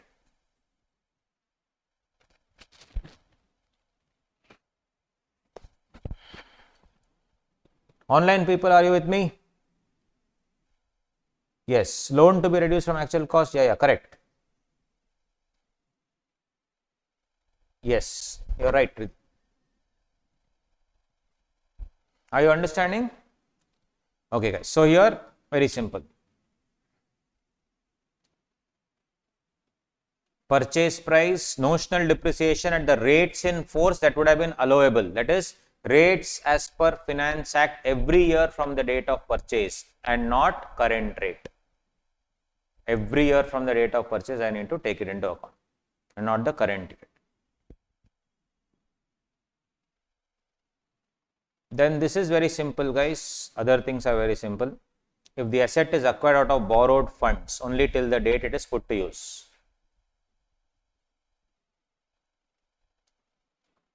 Then, in case holding company is transferring to subsidiary company, then actual cost for the transferee company will be WDV of the transferor company. So, at the time when I am giving whatever is your WDV, I will take it at the same rate, provided transferee company should be an Indian company. And shares of the subsidiary company should be wholly owned by the holding company or the nominees. So, this is if both ways, it goes both ways. Tesla company, Tesla Incorporated is a transferor company, has 100% subsidiary, Tesla Bangalore subsidiary. On the other hand, Reliance is the holding company and the foreign subsidiary is Hamleys. The transferee company, the company to which it is being transferred, in this case, a foreign subsidiary is transferring assets to holding company. The transferee company must be an Indian company. Here, holding company Tesla is transferring to Indian company. The transferee company must be an Indian company. WDV in the hands of the holding company will be WDV in the hands of the 100% subsidiary company, provided the transferee is an Indian company, right? So here, if I transfer an asset worth 40 lakh for 10 lakhs, similarly, here also 40 lakhs for 10 lakhs, actual cost of asset will be how much? 10 lakhs. It is the rate WDV of the company at the time of transferring. So, it will be 10 lakhs. Same logic for demerged company also. All this same logic. Similarly, WDV of amalgamating company or the resulting company, demerger company also same, no change. So, in case of amalgamation, absorption, demerger, so demerger happened, for example, Reliance Jio Infocom demerged into Reliance Jio Infocom company, Jio Digital Fiber and Reliance Jio Infratel Private Limited, practically speaking. So, resulting company were 3, demerged company was 1. So, that asset will be distributed to these 3. As and when the WDV, whatever I am distributing, same amount will go there. For everything, resulting company must be an Indian company. Same logic, absolutely no change. So, that is the scene. That's about it, guys. So, that completes actually the entire concept of actual cost. So, actual cost is done. Then additional depreciation on unabsorbed, everything we have done it. Sale of assets also we have done. Not bad, we have finished recently. So, right, moving on to the tomorrow's session, we will start off with tea or coffee or rubber development account. People never follow this section only. That is why 14 marks question came 2-3 times. Actually, they don't read this. It's the easy questions, sections will not read. It's only remembering actually, nothing to study here. But yeah, so tomorrow we will continue with PGBP and we'll see how we can try to finish whatever we'll see. So today we have done decently. Tomorrow onwards, 33, 34, 35, 36, 37, and then we'll try to finish your, 44 AB, then your presumptive taxation. There have been changes in presumptive taxation. There have been changes in tax audit limits and all those things for November 24, May November 24 basically. So, all that we have to do, minute changes, and then we will solve at least 3-4 questions, full-fledged questions to understand what type of questions come in PGBP. So, first of all guys, how was the pace? Is it okay? Is it okay? Is it fast, slow? Please tell me, because I want to, whatever according to you, I will do. Online people, you also reply. Tell me, guys. Yes, each of you. What about you? Is fine? Yes, everyone. You? I want to give individually. Yes, can go faster. Can go a little fast. Who else told that? Can go a little fast. Cool. Let's. Others, space is okay. There is okay. If you go fast, it will be a problem little. Okay. Fine. We'll see. We'll see, man. First day, we still have 9 more days. We'll see how to pick up the pace. We'll see. Cool, guys. Sorry. 12 and 13. Okay. You stay back. Will you? Others want it? Which one? Tell me. 12 and 13. This okay, fine, no problem. 35 AD, we'll discuss it 35 AD. This is very simple, guys. This is asset acquired under a scheme of corporatization of a recognized stock exchange in India, approved by SEBI.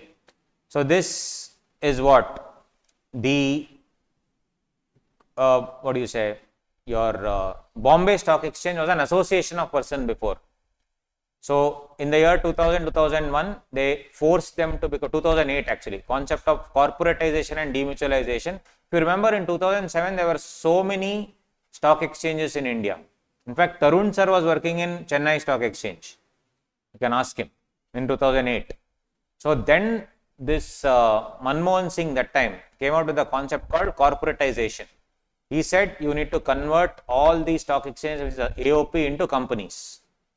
That's called corporatization. That time, it was a normal AOP. When I am converting into company, what will be the actual cost of the assets?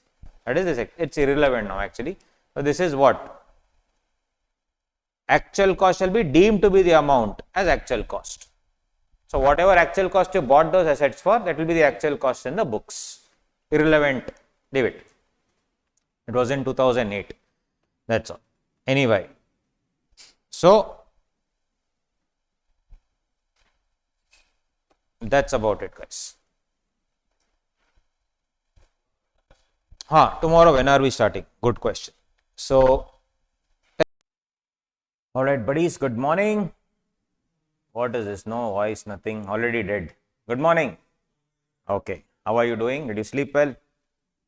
Okay. So, first of all, yesterday, whatever we discussed, any doubts do we have? Anything to be clarified? Did you get a chance to go through at home? Sir, no, we were dead by the time we went. But yeah, a little bit at least every day we should just brush through whatever we did, at least for an hour, so that it will be quick revision. Yes, good morning online people. Okay, so yesterday we did the basics, and of course we did the very basics of our PGBP as well. So I'm just gonna take you through for 2-3 minutes, then we can start off with today's session. So of course, in the basics, we understood everything with respect to the tax rates for the November 24 examination and the concept of rebate under 87 capital A, which is different for new regime, different for old regime slightly, which is actually important. And then we solved a bunch of sums as well. Then we understood the concept of surcharge and why it is only 15% for a certain case. For certain cases, and we saw many situations to understand the surcharge, and we understood something called as marginal relief, rebate and marginal relief, both we understood, and we solved questions. There was one concept of diversion of income, which we will take it up later in income from other sources and capital gain discussion. Then we came to section 28. We were trying to understand what is section 28 all about. We understood all the basics of section 28, the charging section. And then we did section 29. So 28, there are many things. I'm not going to repeat all that. Then 29 is what we saw with respect to the computation of income, so to speak. Then 30 was relating to the business expenses relating to building used for business or profession. And 31 is again expenses relating to machinery, plant and furniture used for business or profession. Then 32 was the big discussion on depreciation. So we understood very much in depth as to what the concepts of depreciation were, and we saw what are the conditions for depreciation, and we understood the concept of class of assets and also the rates of depreciation which are there for all these things. And also that computer doesn't include computer software. That is what also we saw. Buildings will include roads, bridges, and all those things. All that we saw. Then we also check the method of depreciation. That one is straight line method, one is written down value method. And straight line method is used where, written down value is used where we saw. And the concept of block of assets, put to use, ready to use, all that we saw. Right. Then money is payable always means money is receivable is what we understood. And yeah, on all the other areas which we saw. Of course, when you sell the asset, we discussed that there should be two things. One, there should be some value in the block, and there should be at least one asset. Only then the block will exist. Otherwise, block will not exist. When the block will not exist, it will become capital gain or capital loss, as the case may be. That also we have seen all the other areas. And in actual cost, we understood the concept of actual cost, and we did all the explanations relating to actual cost, and we understood this in its entirety. Apart from that, we also saw all the explanations as we discussed. And we completed all the explanations to understand what it is. Then, of course, normal depreciation means what?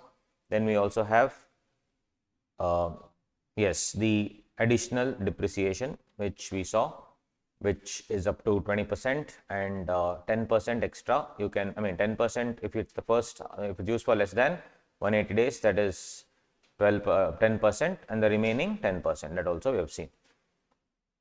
And unabsorbed depreciation also we saw under 32.2, where we said that that portion of depreciation which is not claimed can be carried forward for any number of years. So all this we have seen.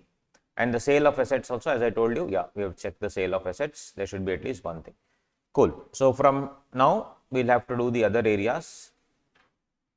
Now this tea or coffee or rubber development account, correct, 33 AB, generally people will not study and go, but unfortunately they ask questions in this area.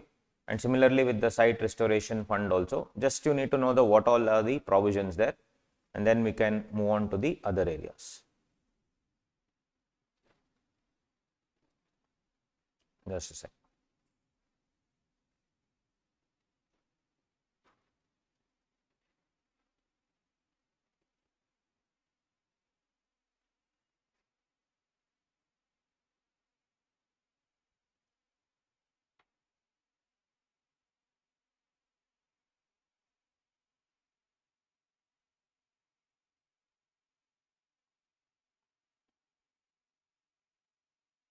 I also give you for amalgamation, demerger, succession, what will happen. So let's discuss that, because in this previous actual cost, we were discussing the amalgamation, etc. How will you apportion the in amalgamation? How will you apportion the depreciation? We'll take the full year's depreciation and then we'll do the number of days. We saw one problem also, Sai and Chiridi, which is a very famous problem, which generally they ask in the exam.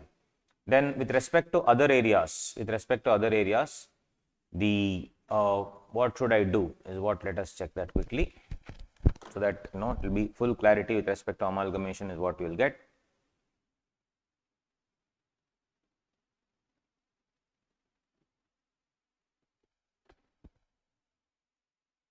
Subsidy also, we understood how the subsidy works, right. So what would be the actual cost of one asset?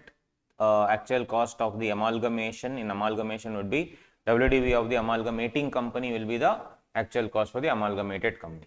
So three things you have to discuss. One is amalgamation, second one is demerger, third one is conversion. And when I say conversion, it is what? It is conversion from private company, that is unlisted company, to LLP. So that conversion. So anything they can ask in the exam. So actual cost, these are the section numbers, just for your knowledge. There is no need to remember any section number as such. Amalgamation, demerger, conversion. So amalgamation is given in explanation 7 to 43.1 and explanation 2 to 43.6, which is about WDV as well as actual cost. What do they say? The WDV of the amalgamating company will be the actual cost of the amalgamated company. Same with demerger. The WDV of the, demerged company will be the actual cost for the resulting company, right? Similarly to conversion also same thing. explanation 2C to 43.6, whatever WDV value you have in the private company, that same thing will be the actual cost. You can take it up in the LLP thing. Right. Depreciation. Depreciation, as we discussed, there is no depreciation and goodwill, and hence there is no apportionment. This is for what? Everything I am talking about, amalgamation, demerger and conversion. I am just revising. Depreciation, as we discussed, is there any depreciation on goodwill? No. Other assets, how will you depreciate? Proviso to 32(1) says ratio of the number of days of the assets used by them. Number of days. So we solved already Shirdi and Sai question to understand that. Now, next part is the income part, guys. So I am covering everything in one. One is the actual cost of the asset. Second one is how will you apportion depreciation. Third one is income. How will you apportion the income of the predecessor company and the successor company? So very simple. As far as predecessor is concerned, up to the date of succession. So if I have, succeeded on 1st October, for example, until 1st October, all the income will be the old companies. From 1st October, the income will go to the new company. So that's what it is. Up to the predecessor, then successor. Up to the date of succession, then after the date of succession. Got it? So this is the entire structure with respect to amalgamation, demerger, conversion, everything in together, because the only adjustments you have to do is what? For actual cost, depreciation and income, nothing else. The other things will continue after the company converts. Very simple. Then as far as goodwill is concerned, depreciation on goodwill, we'll just discuss that quickly. Depreciation on goodwill is concerned, what is that? Very simple. Section 2, clearly after the amendment, Finance Act 21 came out with that amendment, as I told you. What all amendments came? First one, the entire block excludes the goodwill. So whenever I say goodwill, the entire block of assets, you have to exclude the goodwill portion. And 32(1)(3) also, they inserted a clause which said there is no depreciation on goodwill anymore. There is no depreciation on goodwill. So you cannot claim depreciation. Then 43(6), we already discussed yesterday with the illustration, how to remove the goodwill portion. We should do a single asset method, as if it's the only asset in the entire block, and then remove that goodwill portion from 1/4/2021. Right? And by mistake, if it is lying till now, then you need to anyway remove in case anything happens like that. Then he asked a question, what if I sell that goodwill? Correct? So then capital gains will come. Capital gains will come. So what is capital gains? Basically, if when I am removing the goodwill portion, and I am removing the goodwill portion, and that will be the actual cost of the goodwill minus depreciation as on the date of the block. Now, when I am selling the goodwill, and if unfortunately it so happens that when I remove it from the block, careful, when I remove it from the block, that C portion is the goodwill portion. If I am removing it from the block, it is greater than the other assets. So what will happen? The block will become nil. But for the excess amount, that will be called as short-term capital gain, deemed to be short-term capital gain. I am just revising yesterday what we did. On the other hand, if even after removing there is some balance left, let's say that is point number D. After removing there is some balance left. So will you have a depreciation on that balance amount? Yes. As simple as that. Then one more interesting thing can happen. After removing also, it may be still positive. After removing also, it may be still positive. For example, the block of assets was 10 lakh. After removing goodwill, 8 lakh, still remaining was 2 lakh. But goodwill was the only asset in the block. Then what to do? So 2 lakhs is pending there. It's lying there, 2 lakhs. What will you do? It's a dead loss. There is no treatment. This is one more adjustment. It's a dead loss, no treatment. Right? So nothing. What will you do the treatment? What will you do? Will you write it off? Nothing. It's just asset is not, it's positive, but asset is not there. So it's a dead loss. So that is one extra thing that they can. So basically you would have taken many assets and suddenly you have removed all the assets. Only goodwill is lying. Now after the amendment came, I have to remove all the portions with respect to goodwill. And I remove also what is left is some 2 lakhs. What is it? Dead loss. There is absolutely no treatment. So it can be an MCQ question. Then what will you do? You should say no treatment, dead loss. So these are all the things with respect to. Then for capital gain purposes, for capital gain purposes, what will be my cost of acquisition? When I am removed it already, let's say after removing my WDV, after removing is 5 lakhs. For 3 years later, I am selling it for 20 lakhs. What will be the cost of acquisition? The WDV at the time of when I exited. But one interesting question is, what is the period of holding? This also you should know, no, for long term and short term. I have purchased the goodwill 3 years ago. Now today I have removed it. In 3 months I have sold it off. Right? So period of holding will be from when? The date of the removal from the block or the date of purchase? From removal from the block or date of purchase? What do you think? Date of purchase was 3 years ago. Today is the 3rd year. I have removed it from the block and in 2 months only I sell it off. If you take from today, then 2 months short term. But if you take from that day, then it will become long term. What do we do? Removal. Guys, don't you think so? Goodwill is a capital asset. It's just removed from the block. Are they saying goodwill is not a capital asset? If the goodwill is in business, then it is block concept. If goodwill comes out of the thing, then it is capital gain. But does the nature of the asset change? No. Correct? So when is the capital asset purchased? Date of purchase of goodwill. So very interesting to know. Period of holding will be what? Date of purchase. Period of holding will be date of purchase. So somewhere you write down those 2 points. Which is the first point? 2 additional points we studied. No, what is that? If the block is positive after removal of goodwill. If block is positive after removal of goodwill. So these are all adjustment points. If block is positive after removal of goodwill, it's a dead loss. Block is positive after removal of goodwill, it's a dead loss. Are you agreeing with me? Does the nature of capital asset change? Isn't it a capital asset? Yes, it is. Did I say today that goodwill is not a capital asset? No. I said goodwill is not forming part of the block, that's all. But isn't it a capital asset? Yes. So what did I say? If the block is positive after removal of goodwill, it is a dead loss. You can write it in your own words. So even after removal of the goodwill, if the WDV block is positive and goodwill is the only asset in the block, and goodwill was the only asset in the block, goodwill was the only asset in the block, then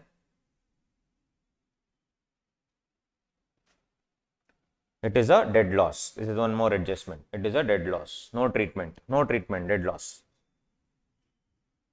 And one more thing is what, guys? Cost of acquisition you already know. What is the period of holding when you are selling the goodwill?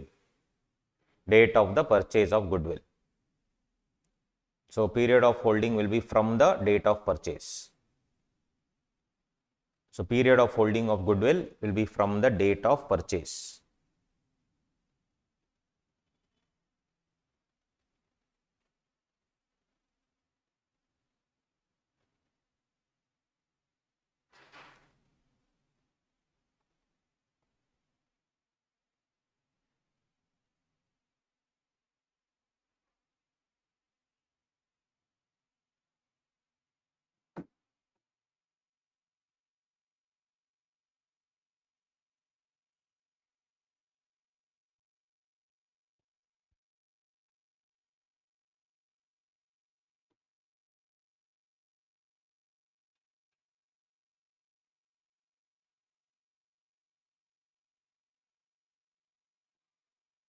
Right?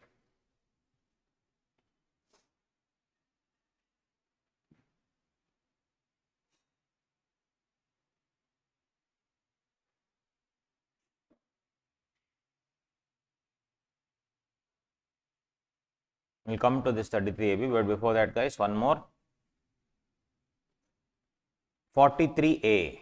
This is what? 43A. It is your currency fluctuation. 43A.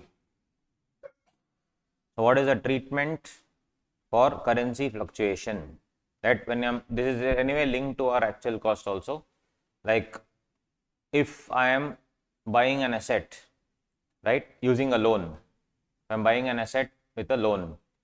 I already told you that in actual cost, if it is increasing the liability, I should add it to the actual cost. If it is decreasing the liability, subtract from the actual cost. But my question to you is, to what all it will apply?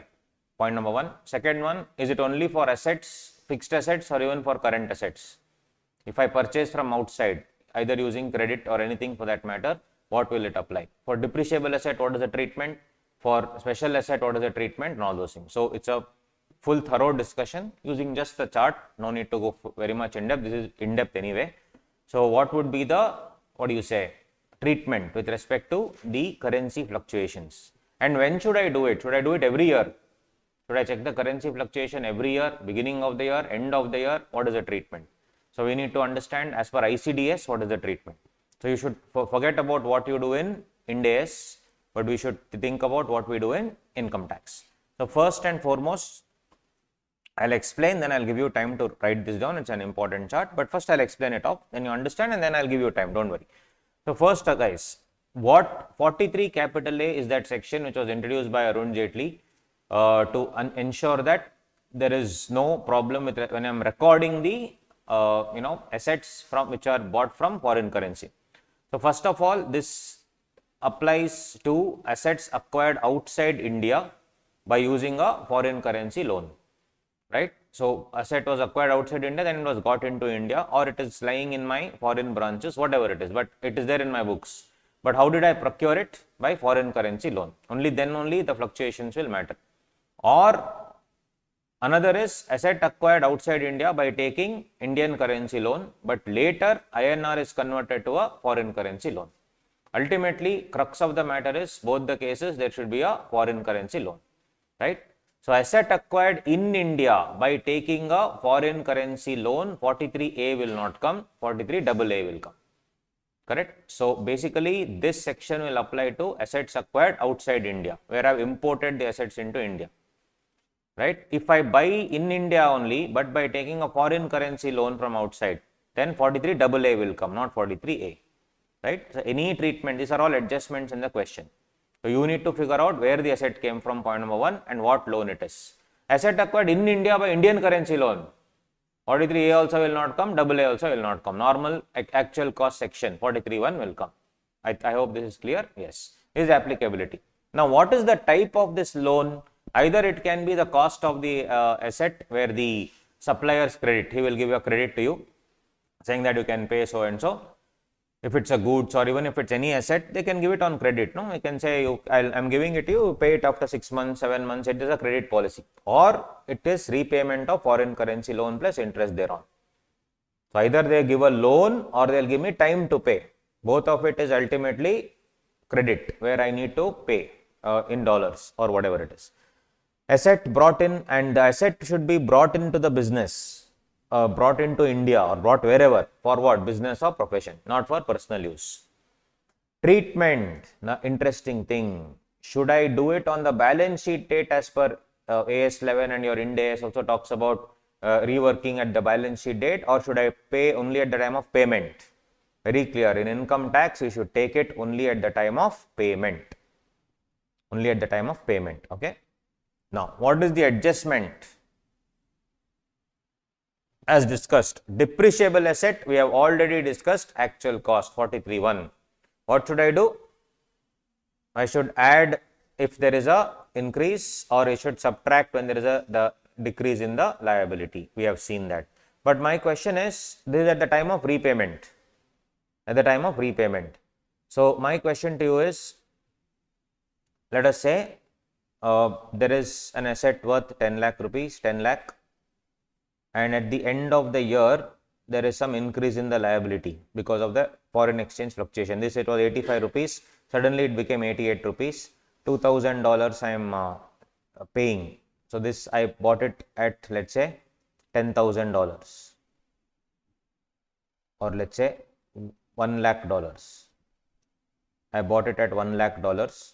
So, obviously 8.5 lakh I bought the asset for. At the end of the year, I am transferring $2 lakh back, repaying, but unfortunately it has increased the liability by 3 rupees. So is there 3 rupee increase? Yes. So 2000 into 3, correct? $2,000 into 3 rupees has increased, obviously.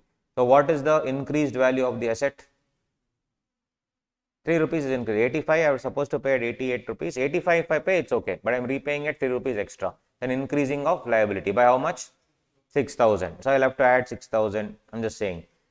Now the question is, and I'll do the addition, subtraction, depreciation, everything, and I'll come out with one WDV figure. Now the problem with this section 43A is what? It says at the time of repayment, you need to keep changing.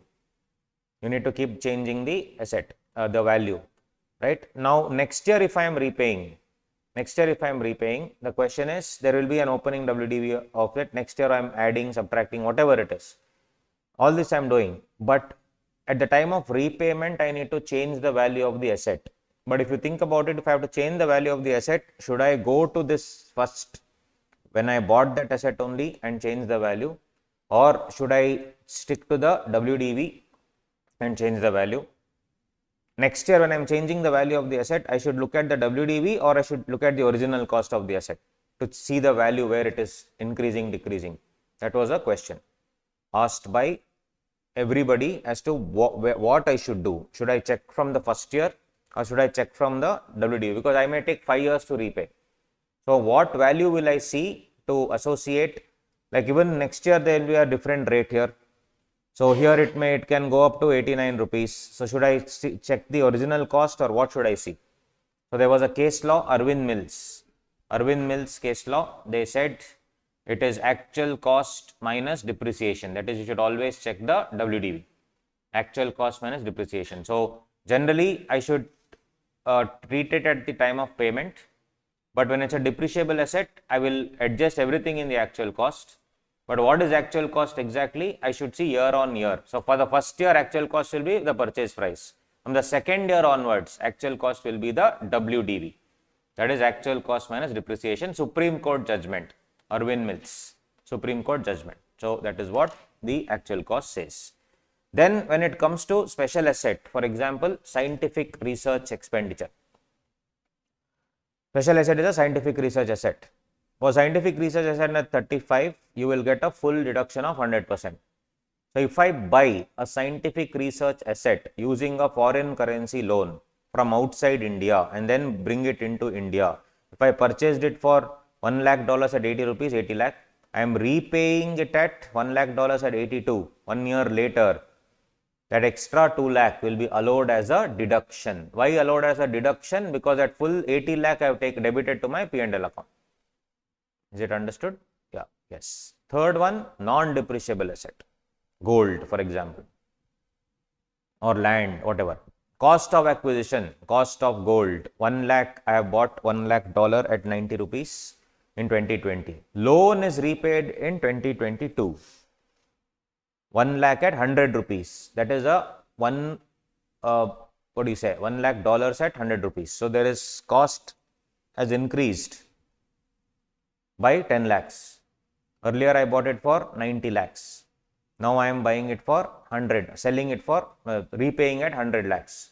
The cost of gold was 90 lakhs before. Now it has become 1 crore. So what will I do? It's a non-depreciable asset. So I will increase the cost.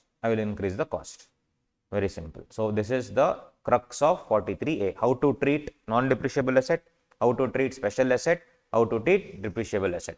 And this section came about here. Then I'll explain 43AA, then you can write down everything. So is this clear, guys? Any doubt? Very simple. So you need to see when, only at the time of payment. So do not get confused with your Ind AS and all. Ind AS requires you every year, right? Every year at the end of the year, you need to make the changes and all that. Here, nothing. Only at the time of repayment. But the problem is, because it is there in the other block of assets, unfortunately. So what should I take as the WDV is what the question was. Whether it's the either actual cost or should I take minus depreciation as a WDV. So they said, please look at the actual cost minus depreciation, that is WDV. On the other hand, other things quickly, miscellaneous provisions. 1 second. Some other adjustments they may ask, guys. If they ask in the exam something called Forward rate cover means loan is taken for $80, 80 rupees per dollar, but there is a cover charge. Cover is just to protect for future variations. So, but the cover is 85. Cover is 85, which means I am actually supposed to pay 85. That's the cover.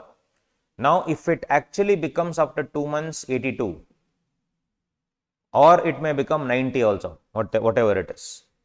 So, if it becomes 82, then 85 minus 82, 3 rupees is the reduction. If it becomes 90, then 90 minus 85. Whatever it is, whether it's a gain or loss, that gain or loss will be dealt with only in PGBP as profit or loss. What will I record in actual cost? I will record it at 85 because that is the agreed rate. So, in the adjustment, if they have given anything with respect to cover, what should I record it as? At the cover rate. And any gain or difference will not be adjusted in actual cost. It will be adjusted in PGBP. This is one more adjustment. So, I am just giving you all adjustments with respect to foreign exchange. So, adjustment number 1 can be this depreciable asset. Adjustment number 2 special asset. Adjustment number 3 is non-depreciable asset. Adjustment number 4 asset only but with forward rate cover. Then there can also be rollover charges. Rollover charges means what? Renewal premium. One year is the forward rate. Next year you will have to give a premium as a cover charge. Today's cover charge is 85. Tomorrow there can be a premium of 2 rupees per dollar. Now there is an increase because I want to protect myself against all increases. Now what will I do? It says it is added to the WDV. That 2 rupees will be added to the WDV. 2 rupees per dollar. So if I had bought for $1 lakh, 1 lakh into 2 should be added to WDV because this is not variation in the actual rate. This is variation in the cover charges. So I should add it to the WDV. This can be one more adjustment, right? Any adjustment they can ask in the exam. Then interest on foreign currency loan. Interest on foreign currency loan. Example, I purchased the asset on 1122 at 70 rupees. I put to use on 1722 for 72 rupees. And on 31/3/2023, interest was not paid and at that time it was 80 rupees. What should I take? Purchase date 70, put to use date 72. How should I record? 70, 72 or 80? And year end it is 80. I told you year end I need to change or payment time I should change. Payment time. Interest is not paid on 31/3. Yes, so up to the date of put to use 43A payment basis. Already discussed, no? 43 is always payment basis, not year end basis. So I should take it at 70 or 72? 72, put to use. Adjustment. After it is put to use, that is from 1722, then guys, ICDS says accrual basis recognized in the P&L account. ICDS says accrual basis recognized in the P&L account. How will you recognize? $1 lakh I have taken the loan into 10% into what? 6 by 12. Why 6 by 12? This one. 17 from the year put to use to the year end. So how much? 6 by 12. And at the end of the year, how much was it? 80 rupees. Correct? So as per ICDS, you have to recognize that in the P&L account. So what will you do? $1 lakh into that into half, that is $5,000. That is 1 lakh into 10% is 6 by 12, $5,000. $5,000 is the interest portion into what rate you should take? End of year rate, 80. 5,000 into 80. Any doubt in this, guys? Sorry? No, it's always from the date of put to use. Till it is put to use is already there, no? Till it is put to use, 70 to 72 is already taken in the actual cost. Oh, okay, correct. Sorry, my bad. Right, you can take 9 months. Fair enough. So I'll change this date now. Correct, you're right. So that's why you should accrue. ICDS says accrual basis. ICDS doesn't require payment basis. That we will see in 43B. Is interest allowable expense in 43B? Interest on loan. Hold on to that. 43B will discuss this. You remind me, okay? So you can write there only 40 because 43B has minute provisions. Interest from bank is different. I mean, interest on loan taken from bank is different. Interest on loan taken from, for example, a money lender is different. Should it be on payment basis? We will see that.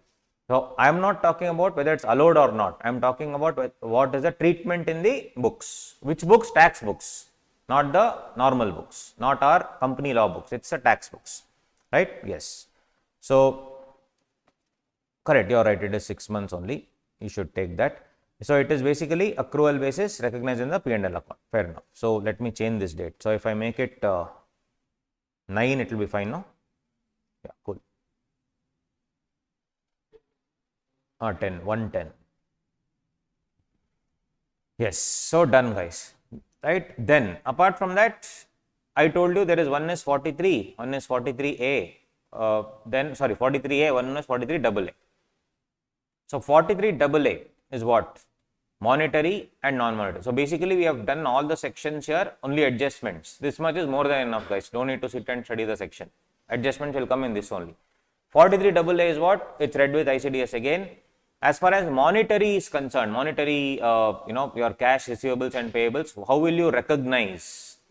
Recognition will always be on the rate and the date of transaction. So if they ask you cash, receivable, payable, etc., they had there is a cash or a receivable of $100 from a foreign client. How will you recognize that? It is always at the date of the transaction. And how will you convert it? Conversion at the balance sheet date. 31/3 is the balance sheet date. How will you convert? It is rate at the closing rate. So how will you record recognition, rate and the date of transaction? Then you will obviously increase the asset. Receivable is an asset, current asset. So you had recognized at 80 rupees per dollar. Then at the balance sheet date, it was 85 rupees. So what will you do the difference? Ultimately, you will record it at 85. But the difference, what will you do? You will treat it in the P&L account. Difference will be treated in the P&L account. Similarly, non-monetary accounts like fixed assets, inventory, investment. In the question, if they have asked you that it's your non-monetary asset, inventory and other non-monetary asset. Fixed assets anyway we have covered. Inventory and investments. Inventory, I have bought stock which is from abroad using foreign suppliers credit. Possible? Same, guys. So recognition will be date on transaction. Closing date, at the conversion on the balance sheet date, what will I do? Cost or NRV, whichever is lower as on the balance sheet date. Very simple. Non-monetary asset, date of transaction. And basically it is conversion will be, there is no conversion, difference will be ignored. Difference will be ignored. For non-monetary asset, difference will be ignored. If it is recognized in the asset as such, then the AO will disallow that same thing. So this is the entire discussion on monetary, non-monetary. I'll give you like 4-5 minutes, kindly copy. It's a very important chart. No need to sit and study anything with respect to 43, 43A. Beyond this, it will not come. I have covered everything here. Online people, copy. I'll just make it full screen for you guys. Hold on.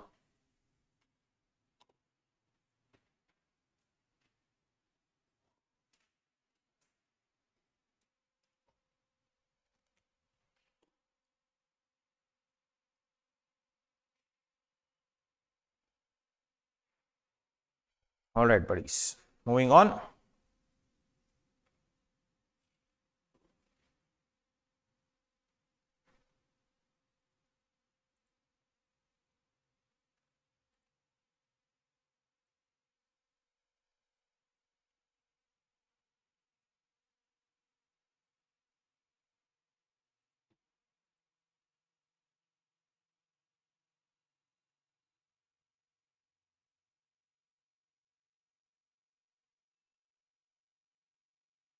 Let's see tea or coffee or rubber development account 33AB and rule 5AC. Applicability. The SSE should carry on business of growing and manufacturing of tea or coffee or rubber in India. If you come down here, there are 3 rules, 4 rules. Rule 7A, 7B, 7C, rule 8. Which page, guys? 20? 25. Right? This is essentially interesting because how much, if I am growing rubber, coffee, tea, etc., I don't know how much is agriculture, how much is business. So the rule, they have only defined what is agricultural business, what is agricultural income, what is business income. So rule 7A is for rubber 65-35, coffee 75-25, growing, curing, roasting, grounding coffee 60-40. Because here you are only growing and curing. Here you are doing the other two processes of roasting and grounding, making it into fine powder, adding your chicory, which is the other ingredient to make it strong. So that's why 60 is agriculture, 40 is business, because the moment you roast and ground, it is used for sales. That's why lesser percentage is agriculture, more is business. So this you need to remember. Then tea 60-40.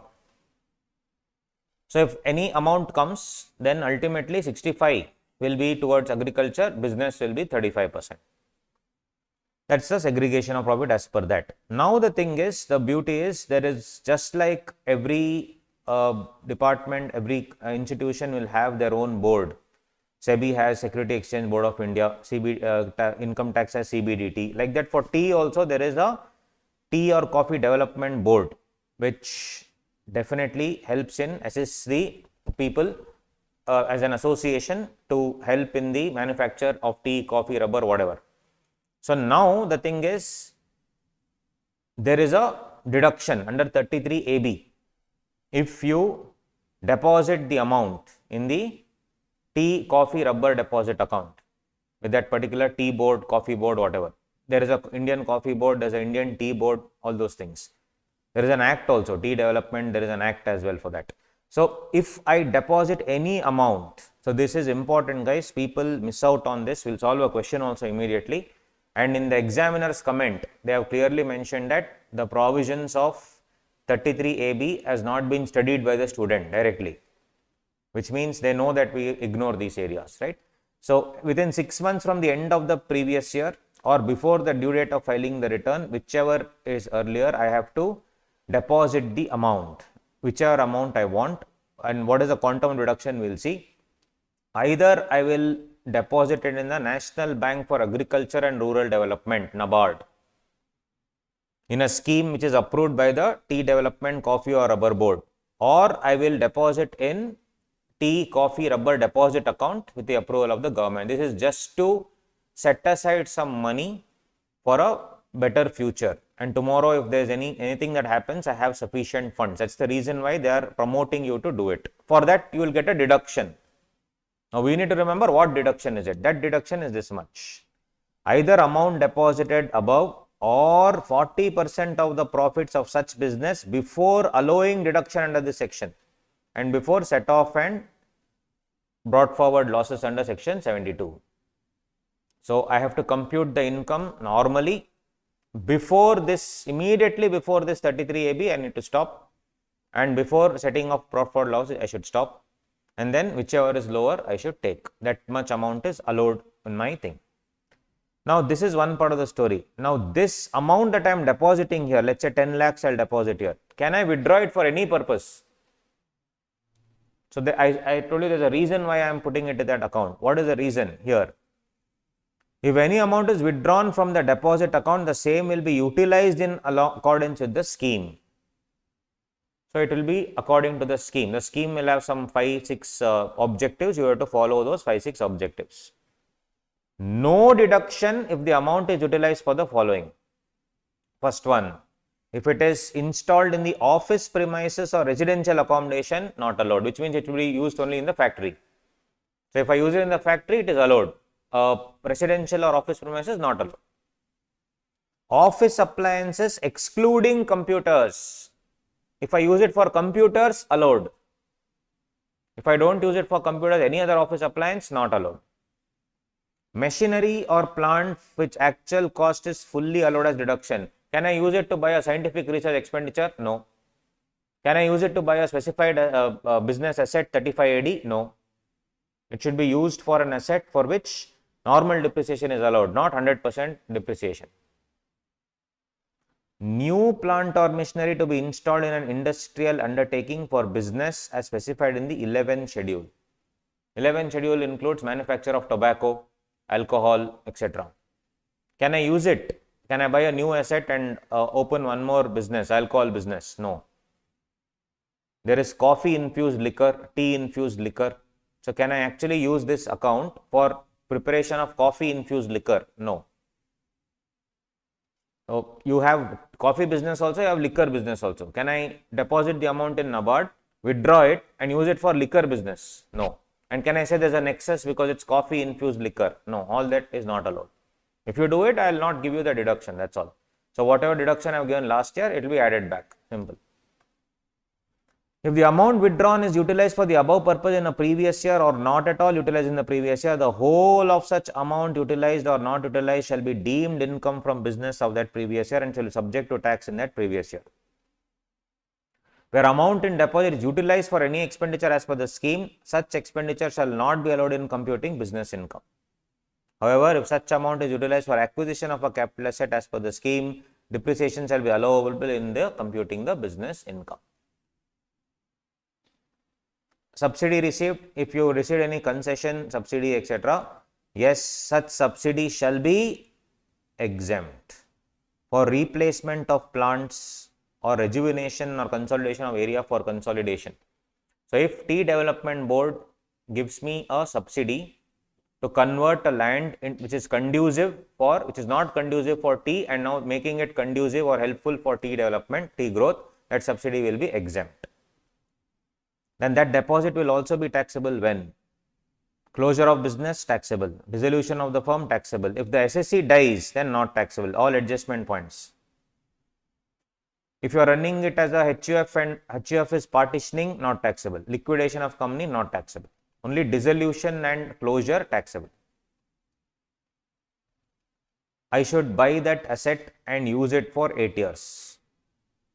Can I buy an asset for the factory premises? Yes, I should use it for 8 years. Because what I will do otherwise, I will buy it for the factory, tomorrow only I will sell it. That's why they say you should use it for 8 years. If it is not used for 8 years, such part of the cost of the asset for which deduction was allowed will be treated as income for the previous year in which such asset was transferred. An asset was purchased at 5 lakh as per the scheme and was transferred in previous year 24 for 9 lakhs. In this case, since the asset was transferred in previous year 24, deduction claimed in 23 on purchase of asset shall be treated as business income since the transfer was less than 8 years. So that 5 lakhs, in that 40% is business income, right? 2 lakhs. 2 lakhs would have been allowed as a deduction in the last year.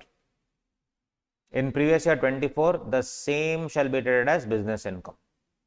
Since the asset was sold, it would also attract capital gain as follows. Full value of consideration 9 lakh, less cost of acquisition 5 lakh, short term capital gain 4 lakh. So there are two things here. One, 4 lakh will be short term capital gain and 2 lakh will be whatever is allowed as a deduction will be now business income. So both you will have to face the music. In this entire 5 lakhs, I will not take full 5 lakhs as business income as as deduction. Why? Only 40%. That's why this rule you have to remember. Only 40%, right? 60-40.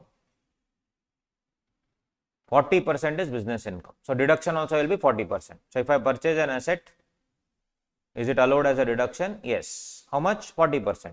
But now when I am selling that asset, will be treated as business income? Yes. But I am also selling it off for more than the cost itself, 9 minus 5. So 4 lakhs will be capital gain. 4 lakh will be capital gain.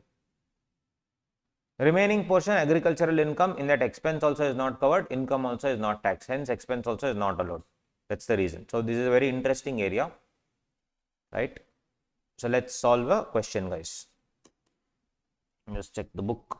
There is a question on this for 14 marks, which has major adjustments in this only.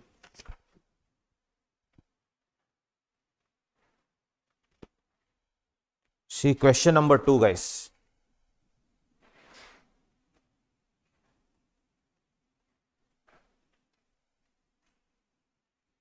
Question number 2. Just see the examiner's comments on this in page number 13. some examinees were not aware of the provisions of 33AB. This is the evaluator is sending. Further, some of the examinees who were aware of the provisions were not able to apply provisions, which means they are telling their own income tax act they created in the exam. Many examinees were not aware the amount withdrawn from special account with NABARD can be utilized for purchase of computers. Can it be used for computers? Yes. Hence, they could not compute the taxable and exempt income correctly. So, this question was asked in MTP 8 marks October 19, previous year paper May 18, and also recently also they asked this. 2-3 years ago also they asked. Let's read. Question number 2. Messrs. G1 Private Limited, a closely held company, is in the business of growing rubber. The profit and loss account for the year ended 31st March 24 of the company shows a net profit of 37.65 crores after debiting depreciation of 30 crores. This is profit after depreciation. Company has provided the following additional information. First one, company has deposited 30 crores in a special account with NABARD on 29/4/24. How much is allowed deduction? 40% of the net profit before allowing deduction under 33AB, or amount deposited, that is 30 crore, whichever is less. Whichever is less. The company has brought forward losses of 6 crore pertaining to assessment year 21-22. Mr. Alok, who continuously held 60% of the shares carrying voting power since incorporation, has sold the entire shareholding to Mr. Bhola on 1/8/2023. This is section 79. Under section 79, interesting thing is, in a closely held company means only a public is not holding shares. In those companies, if more than 50% shareholding, you transfer it to somebody else. What people were doing is, you have a company and it's a loss making company. I want to take the benefit of set off carry forward. I will buy the shares of your company. How much? More than 50%. Then I will take over that company. So, in my consolidated balance sheet, etc., I will use it as a loss. I'll take over the company fully, 100%. I'll absorb it fully. So now what will I do? Losses also I will take. And I will set off to curb that from happening. And this was happening in lot of closely held companies. To curb that from happening, they inserted section 79 to say the moment there is a shift of more than 50% shareholding in the other party has taken over, then can they set off the losses? No. Can they take over the losses? No. That is that section, that adjustment. So, in the importance of this is what? Alok had held continuously 60% shares, but on 1/8/2023, he has sold that 60% to somebody else, Mr. Bhola. So, can Mr. Bhola take the benefit? No. And can Alok take the benefit? No. The company had an accumulated balance of 200 crore in the special account with NABARD. It has withdrawn 40 crore and utilized the same. What of the things is allowed? Purchase of new machine for use in its operation, allowed or not? Yes. Purchase of office appliance for corporate office at Hyderabad, not allowed. Purchase of computers, allowed. Because we did know, it's easy, it's allowed. Construction of a godown at a cost of 1 crore, guys, 1 crore, near the rubber estate to store rubber, allowed. Repairs to machinery, of course, it is allowed.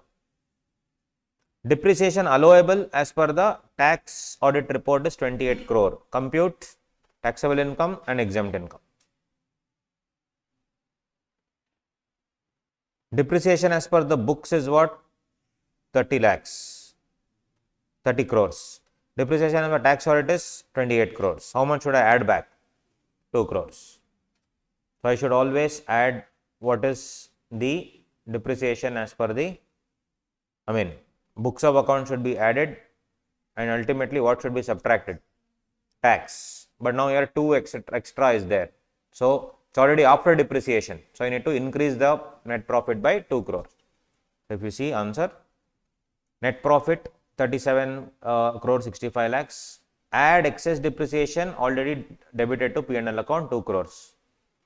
Net profit before allowing deduction under 33AB is 39 crore 65 lakhs. What is the deduction allowed? 40% of this, or amount which is deposited into the rubber development account, whichever is less. So 40% of 3965 is 15 crore 86 lakhs, or full amount 30 crore is 30 crore, whichever is less 1586.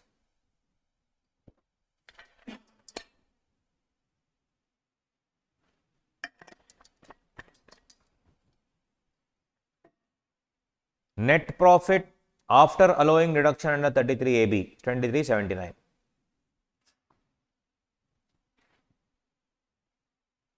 Add amount withdrawn from special account with NABARD which is deemed as profits and gains, because it's already debited, right? So I need to, or basically I have to add back those things which are withdrawn for purposes which are not allowed.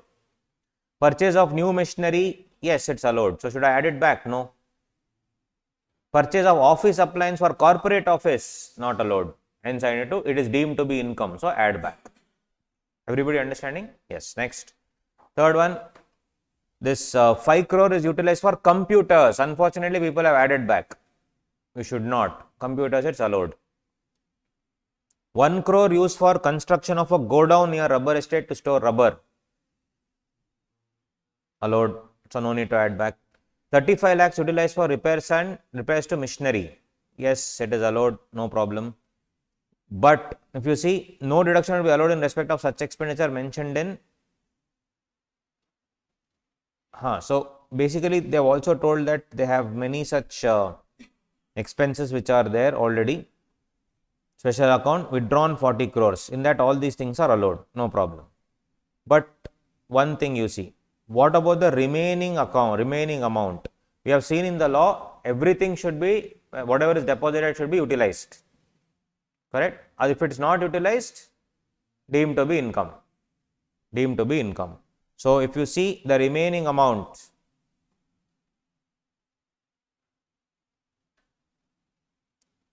because 40 crores was what was deposited, in that utilized above was 26.35, that is 1 to 5. Which is not utilized during the previous year, in which such amount is withdrawn, would be deemed to be the profits. 40 crore I have withdrawn, 26.35 I have utilized, remaining will be deemed to be income, because you have withdrawn but not utilized.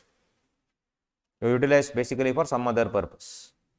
So 13.65 will be added. So total composite business profit will be 47 crore 44 lakhs. 47 crore 40 lakhs. Less 65% of this being agricultural income is exempt. Why? Talking about rubber, right? 65, 35. Correct, 65 is exempt. Business income is how much? 1660. Less brought forward business loss of 6 crores pertaining to AY 21-22 is not allowed to be set off against business profits of 23-24, since shares of Messrs. G1 carrying 60% of the voting power is held by Bola and not by Alok, being the person who held the shares, being the last day of the previous year. I told you in section 79, if in a closely held company somebody takes over more than 50%, then the set off provisions will not apply. So that 6 crore you could have actually set off, but since it is taken over by somebody else, it is not to be taken into account. Business income chargeable to tax is how much, guys? 1664. 1664. 1660-40. So this is a 8 marks question, right? And solely on NABARD. Think about it. That tea development, rubber development. So if we do not study those things properly, then that's why I gave you that question, so that it will be easier for you to understand.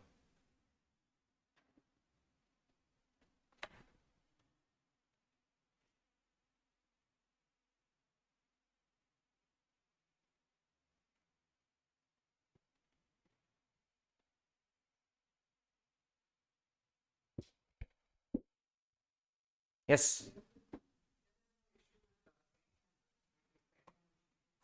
You see only one new machinery is given here. If you see the law, 1 second, I'll show you. Sorry. There. Here they have used any machinery, here new machinery. If it is in the 11th schedule, not allowed. Everywhere any machinery. So second hand also you can buy, no problem.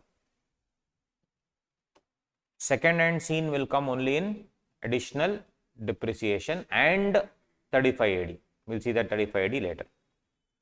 So if I buy from abroad, is it still an old machinery? Is what is the question there.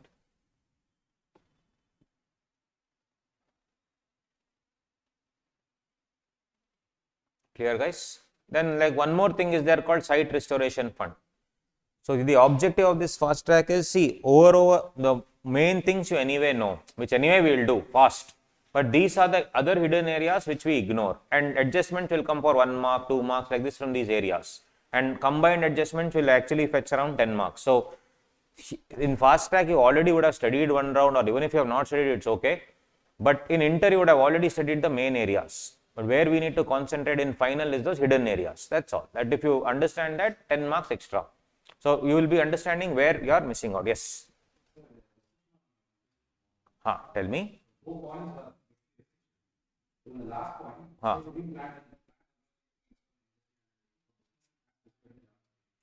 so by second machinery and if we use no, ideally it is not. Basically in 11 schedule you cannot use any items, because 11 schedule is restricted items, alcohol, etc. So what people were doing is they were having this, actually it was happening, like Baileys for example, they have coffees also, they have liquor also.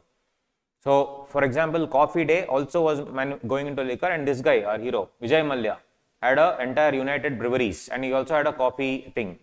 So what he used to do was, he was used to take those coffee beans and then use it for the liquor.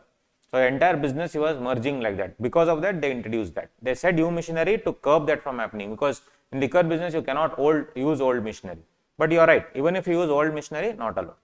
Basically they are trying to tell anything in the 11th schedule, not allowed. Yes, to that extent they will not give, but a very good question. But to that extent, that depth they will not give, don't worry. This is beyond CA final level. But anyway, because if you see in this question, to be honest with you, is there anything difficult in this question? No. But if you had not studied this section and then done this, you will be like, okay, what is this? But once you have studied this section and done this, it becomes very easy. Similarly, even this also, no. So basically questions will be easy. Direct tax is an easy paper. Just need to know where adjustments will come. So my concentration in this fast track would be only these hidden adjustments. Loads of adjustments are there. In assessment procedure also, so many hidden adjustments are there. Right? That's what it is.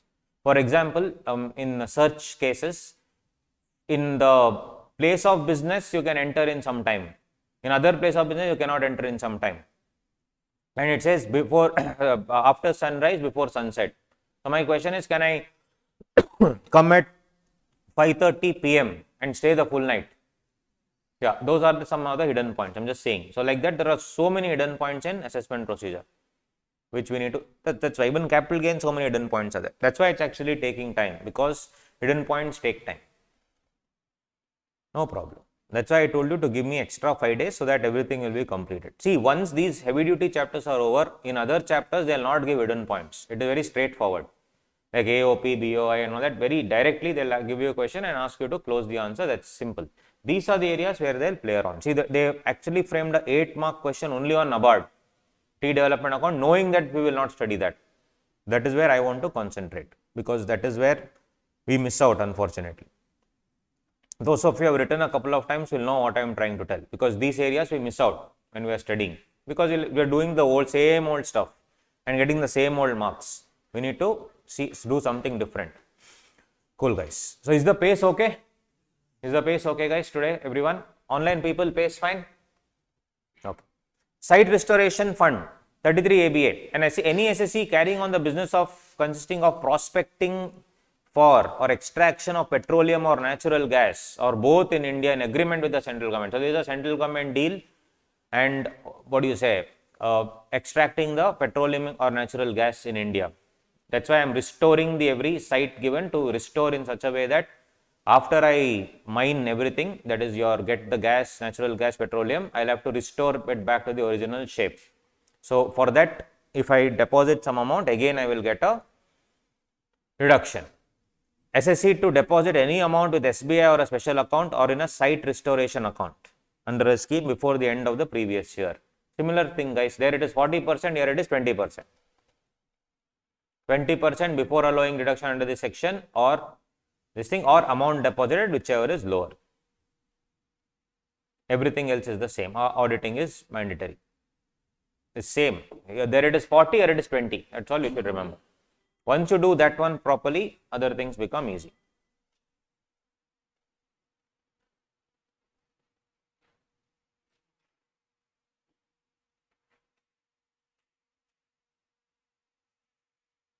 Now, let's do something on hidden points on share issue expenses. Hidden points on share issue expenses. Quickly. When I make, an issue of shares, I'll explain and then I'll give you quickly time to write down. It won't take time. Quickly you can write down. So, I'll explain first. Share issue expenses. This is also all adjustments related to share issue in the question if they ask you. If they say, I have issued shares for which the expenses are 1 lakh and this is before the commencement of business. Because before commencement of business, I have promised to issue shares to somebody and I have incurred an expense of 1 lakh, 2 lakh, whatever. Will it be allowed? Answer is yes, it is part of the 35D preliminary expenses. Share issue expenses are very much part of the preliminary expenses 35D. So, 1/5 is allowed. 1/5 is allowed. Now, after commencement of business, if I issue shares after commencement of business, one could be for extension of business. Or the other one can be, I am issuing shares for getting some working capital. I need some money. That's why I am issuing shares. So, guys, very simple. If share issue expenses are what? You will have to pay your, your underwriters, you need to pay the merchant bankers, you need to pay the registrars to issue, everything. Whatever it is, all the expenses, legal expenses, everything put together. If it is for before commencement of business, 35D. If it is after commencement of business for a new undertaking, you are opening a new undertaking, new business, and for that you are issuing, or the main business only you are adding 2-3 layers to it. For that again 35D will come. 35D is not for preliminary expenses alone. 35D is also for extension of business. So 1/5 is allowed. But if it's for working capital or repayment of any loan, for example, this guy, Reliance issued right shares. The main objective of right shares in 2020 was to repay the loan. They wanted to become a debt-free company. So in that case, will it come under 35D? No. It will be debited to which one? 37. 37 is what? The general section, general expenditure. Now, if I am expanding the authorized capital was 10 crore, I am making it 40 crore. For that, I have to pay ROC fees. Is that allowed? One more adjustment. Right? Not allowed. As per Punjab State Industrial Development Corporation Supreme Court judgment. As I told you, this is an entire consolidated list on adjustments. Right? So, if they ask you, they wanted to expand the authorized capital and ROC fee is paid. Is it allowed or not allowed? Not allowed. Because again, expansion of authorized capital fee is a capital in nature. It cannot be a revenue expenditure. It is for something which is increasing the authorized capital only. Authorized capital, does it mean I am increasing the capital as such? No. It's just on paper, I am increasing the limit of authorized capital. So, ROC fee paid is capital in nature, hence not allowed. Supreme Court decision. Issue of shares to comply with RBI, SCRA or FEMA. So, there will be something called as public shareholding, minimum public shareholding that you should hold. Especially during amalgamation, etc., you need to maintain that minimum public shareholding. This is as per RBI regulations, Security Contract Regulation Act and FEMA. So, foreign companies as they are taking over, if you remember, Qatar Airways wanted to take over Air India. They did not allow because the FDI policy did not allow foreign airlines to come and take over. Now, tomorrow if they allow that to happen, Let's say they say only 20% should be the foreign shareholding, 80% should be public shareholding if they tell like that. In case Qatar has 23%, they have to divest 3%, for which they have to issue more shares to the public. That's what I am trying to tell. So even if two companies merge also, if there's a minimum public shareholding of let's say 49%, but as of now it's only 47%, I need to issue 2% more to the public. So I am issuing that to comply with RBI, SCRA or FEMA. It's a statutory obligation for which I have to spend money. Is it allowed or not? Not allowed. Because it is something that you anyway have to do, whether you like it or not. This was in both the cases, Brook Bond India as well as Kotak India Limited. Kodak camera used to be there, no? Kodak camera. So that Kodak India, now it's not there. Kodak India and Brook Bond India. Both the cases, they had to maintain a minimum public shareholding for which they had to issue shares, and they claimed that expenses of some 10 lakhs, 20 lakhs, 30 lakhs in the account, that was disallowed. Because again, this is something which is statutorily liable for you to do. That's the logic. Expenses on issue of bonus shares. In bonus shares, is it increasing my capital base? No. It is just conversion of one to another thing. What is one thing? That is conversion of revenue into capital. Conversion of reserves into capital. Is it adding any capital base as such? No. Is it increasing my capital base? No. From the reserves, which is again part of my net worth, it is going to capital. Hence, Supreme Court decision in SIC, in the Supreme Court in GIC case, they said the revenue expenditure allowed as deduction. All adjustments in the question, right? So you should keep in mind. Next, issue expenses in IPO. That's what I've read, a lot of commentary, and I've taken from all the cases and I've put it here, and I've seen it in the exam also, they have asked. So consolidated share issue expenses adjustments, right? Issue expenses in IPO. SEBI has cancelled the IPO itself. What to do? What was the purpose of IPO? To increase the capital base. SEBI went into an investigation and they found out that there were some lapses, so they cancelled the IPO. All the expenses, I have spent some 20 lakhs in handling this entire thing. Issue was to increase the capital base. So hence, is it a revenue expenditure? No, it's a capital expenditure. Is there a deduction? No deduction. Masscon Tech Services, Madras High Court decision, right? So they can ask you, the company went for an IPO, IPO was cancelled, 20 lakh was the expenses, they debited to P&L account. Answer, wrong. Allowed, disallowed? Disallowed. Next interesting thing is debentures. This also they have asked many times. Debentures. Issue of debentures. Expenses on issue of debentures, guys. Isn't it in the nature of loan issuing debentures? Yes. So all the expenses that I incur to get a loan, I will anyway debit to P&L account. Why not this also? So answer is yes. Revenue expenditure, India Cements Limited, Supreme Court decision, right? Next, expenditure on issue of fully convertible debentures. This is which whatever it is, I am converting the debentures into equity shares. I am issuing fully convertible debentures which will be turning into capital later. Is it capital expenditure or revenue expenditure? See, interesting. Today I am issuing fully convertible debentures. 4 years later it is converted to equity shares. So the expenses that I am giving now at the time of issue, is it in the nature of loan or capital? See, you and I cannot answer these questions. Everything has gone to the court. But ICAI can ask these questions as adjustments, right? So yes, at the time of the issue, isn't it in the nature of the loan? Yes. Hence they said allowed. ITC Hotels, Karnataka High Court, right? This can one of the things. So at the time of issue, it is allowed. 3 years later, if it's converted to capital, that's the nature of the debentures. At the time of issue, I wanted to take it as a loan only. Got it? This they have asked 2-3 times, though it's rare as such in practical life, but they have asked in the exam. Madras Industrial Investment Corporation, discount allowed on debentures. The discount allowed portion is rare, but they have asked in the exam. For sure, they have asked 2 to 3 times. So general rule is what, guys? Discount allowed on debentures. General rule is it's generally for the extension of business or preliminarily they will take it. So 1/5, 5 years under 35D. or you can take the full amount under 37 if it's for new business, anything that you are doing during the course of business. And what is allowed in some cases, generally, allowed under what rate? Full you can take. But third case is generally what they say, allowed yearly across the life of the debentures. So basically, if I issue for whatever amount, if I issue for whatever amount there is, you will allow it for how long? How long will you allow it for, guys?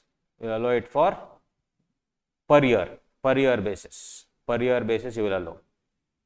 So if you see, the discount is, let's say, 30 lakhs and it's allowed for 12 years. So every year 2.5 lakhs. So I am issuing a debenture of 15 crores, for example, and the discount allowed is 30 lakhs and the period of this debenture is 12 years. So I will have to allow every year 2.5 lakh per year.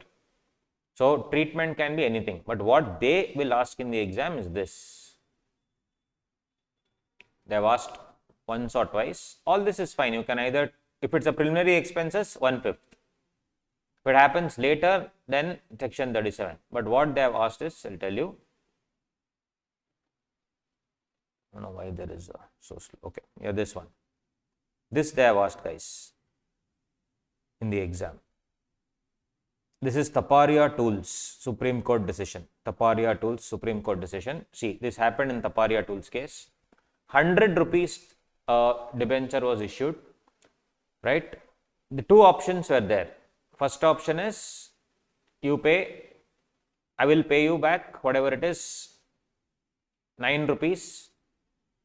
So basically it's a discount. I will give you an option of paying 9 rupees per year per debenture into 2, that is they'll be giving you 2 debentures and you have to pay for 5 years. That was one option. Basically 18 rupees into 5 years. 100 rupees the value of the debentures, and how much am I asking you to pay? 18 into 5, correct? So basically I am giving you what amount? 100 and what is 9 into 2 into 5? 90, which means 10 rupees is the discount. So I am asking you to pay, every year you pay 18 rupees. For how many years? 5 years. Point number 1. Or one more option I am giving you, 55 rupees first year only you pay per debenture. Upfront payment. 55 rupees upfront payment. So in the books, so basically what should I use? If I take the amount 55 rupees I am getting upfront, which means every year how much I am getting? 11 rupees per year. So the question here was, should I claim the entire amount or should I claim 11 rupees per year? A simple question. Full entire amount can I claim in the first year only? Whatever the discount may be, it can be 45 rupees, 55 rupees, entire discount can I claim in the first year, or should I claim throughout, is what the question was. If it was, let's say the discount was 18 rupees per year, in Taparia Tools, the discount, if it was 18 rupees per year, and the thing is, entire amount can be claimed, that is very simple, because here also is the same thing, no, 2.5 lakh for 12 years, that's the same. But the question is, if I give you upfront, let's say 60 rupees you pay me, 40 rupees discount, but that 40 rupees is for 5 years, but now only I am giving you the discount 40 rupees because you have given me the full 60 rupees. Question is, should I claim 40 in this year or should I claim it over 5 years? So in Taparia Tools, they said, very interesting, full amount can be claimed, no problem. Because if the assessing officer is telling there are 2 options, but you are choosing one option, can assessing officer change the terms of the issue? No. The choice is for the debenture holder, not for the assessing officer. Assessing officer has to claim only one thing, has to stick to only one thing, that is full amount can be claimed as a deduction. Which means basically what I am trying to tell is, it's allowed yearly across life of debentures, that's all okay. But the thing is, should it be 11 per year or can I claim the entire amount in the same year? 40 rupees I got the same year, right? So 60 rupees is the amount, 40 rupees is the discount, for example. Can I claim full 40 in that 1 year only? Yes. No need to show it at the life of the thing. So basically for debentures, it depends on the terms of the issue. So no need to write anything. You just need to remember for debentures, it is as per the terms of the issue. So if they say discount is upfront, 60 rupees you pay, 40 rupees discount, then what will you claim in that year's PGBP? 40 rupees. Full amount you can debit. On the other hand, if they say that the discount will be given to you every year, then you can claim deduction also every year. Simple. So in debentures alone, we will change the structure. No need to write all these things. In debenture, very simple, as per the terms of the issue. If debenture discount is allowed yearly, in income tax also allowed yearly. If in debenture terms of the issue, it's allowed full shot, one shot, 40 rupees. Here also it is allowed full shot. This is Taparia Tools case law. This is the entire, no other adjustment will come, I can assure you. All the adjustments with respect to share issues. Got it, guys? Cool. So let's copy quickly. Online people, did you understand? So in the notes again, guys, next one, let's come to scientific research. Still doubt? No, easy it is. Scientific research, expenditure on scientific research. Earlier it used to be difficult. In one case it is 150%, one case 200%, irritating it was. Now no tension, everything is full, 100% deduction. So that's why it's easy. So three things are there. Yesterday recently on the group, my group also somebody asked a doubt which I showed the bare act. 2-3 hidden points are there. So scientific research is of three types. One is in-house research. In your company only you do research. Second is a specified company will do research. Specified company it used to be biotech only. But then later, because of pressure from the other corporates, they said if you are manufacturing any article or a thing, it's called as a specified company. So one is in-house research. In your company, if you do research, that is one part. Second one is if you are a manufacturing company or if you are a biotech company, then that you will be governed under 35(2)(ab). Third one is I am neither, but I want to contribute to a company which is doing this research. So let's say cancer is very close to my heart. So I will say, since cancer is close to my heart, I will invest some money from my business into Tata Cancer Research Institute, right? Or I am Reliance, I want to invest in polyester research, so I will invest in this polyester research company. So that is contribution to others. Will I get a reduction? Yes. In all three cases, best part is 100%. That's why it's easy. But you need to know where it is, whether it's 35, that is 35(1), that is normal in-house research, or whether it is specified company, 35(2)(ab), or it is contribution to others, right? So in-house research will do. It's in the chart is here in the notes, in-house research. In-house research, if I am doing research in my own company, it is applicable to all SSCs, mind you. All SSCs, individual, HF, AOP, BOI, company, everybody. Whereas 35(2)(ab) is different. I will get deduction for both what? Research prior to commencement of business and research during business also. Before also I will get, then when a business is happening also I will get. Research during business when I am doing, revenue expenditure 100% deduction. Any revenue expenditure 100% deduction. Capital expenditure on land there is no deduction, on others 100%. Building, plant, machinery 100% deduction, which means what? I need not put it in the actual cost only. What can I do? Directly debit to P&L account. 43(1) will never apply. Directly I can debit the entire amount to P&L account. Capital expenditure. Revenue expenditure 100% deduction. Capital expenditure others 100% deduction. Land only no deduction because it's not a depreciable asset. But this is okay. What about before? Till the research happens. Before. Till the business commences. Here also I will divide into two, revenue expenditure, capital expenditure. Capital expenditure again land no deduction, others 100% deduction. Land, there is no deduction. Others, 100% deduction.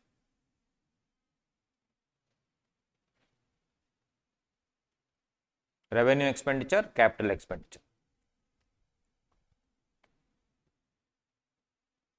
Revenue expenditure.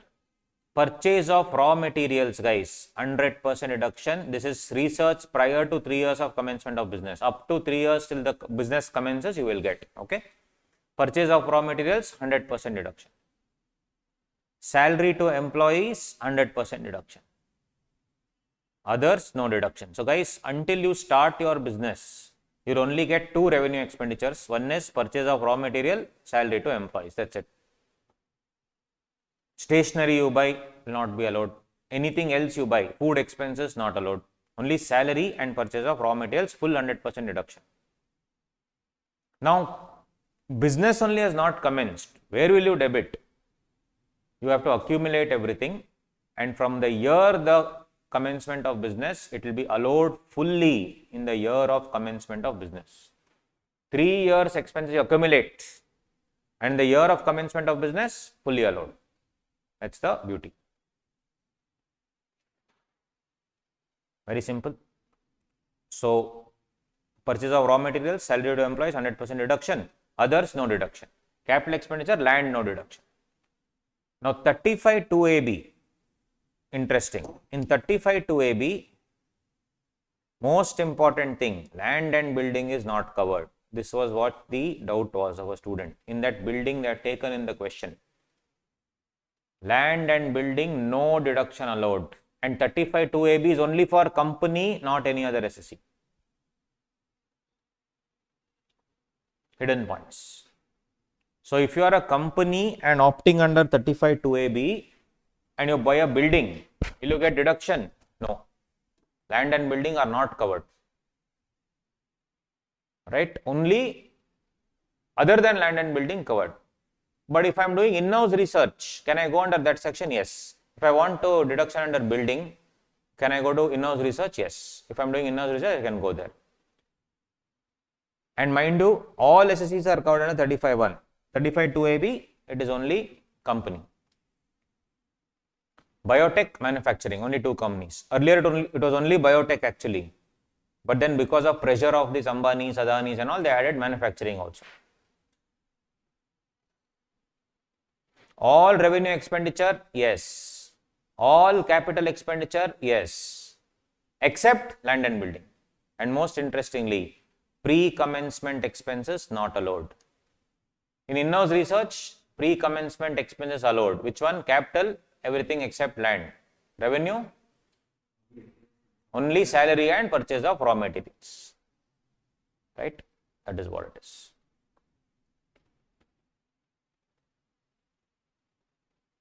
Simple.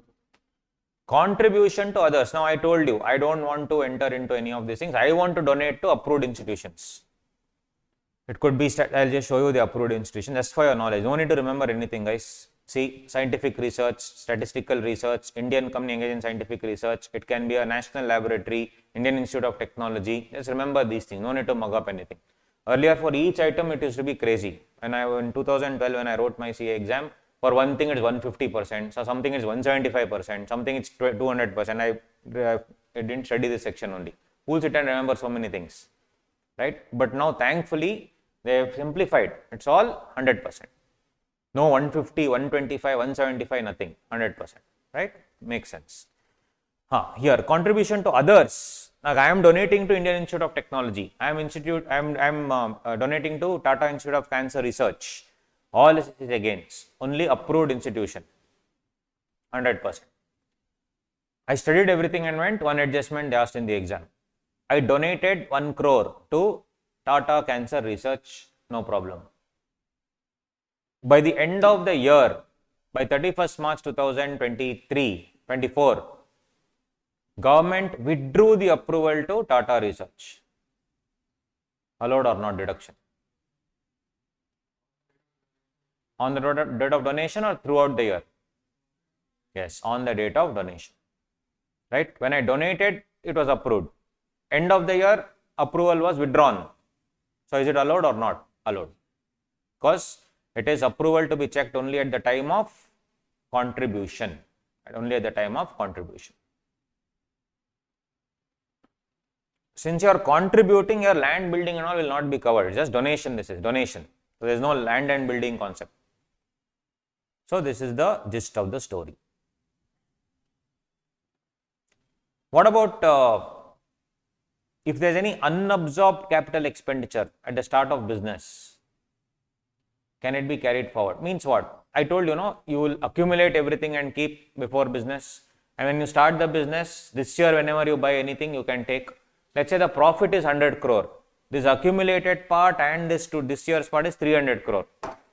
But that year, when you say 100 crore profit minus all the deductions 300 crore, accumulated now, unabsorbed expenditure, capital expenditure is 200 crore. Can you carry forward? If yes, how many years? 8 years, 7 years, 6 years, or indefinitely, like unabsorbed depreciation? Yes, indefinitely. Unabsorbed depreciation provision. Unabsorbed capital expenditure only. Unabsorbed capital expenditure is like unabsorbed depreciation carried forward indefinitely.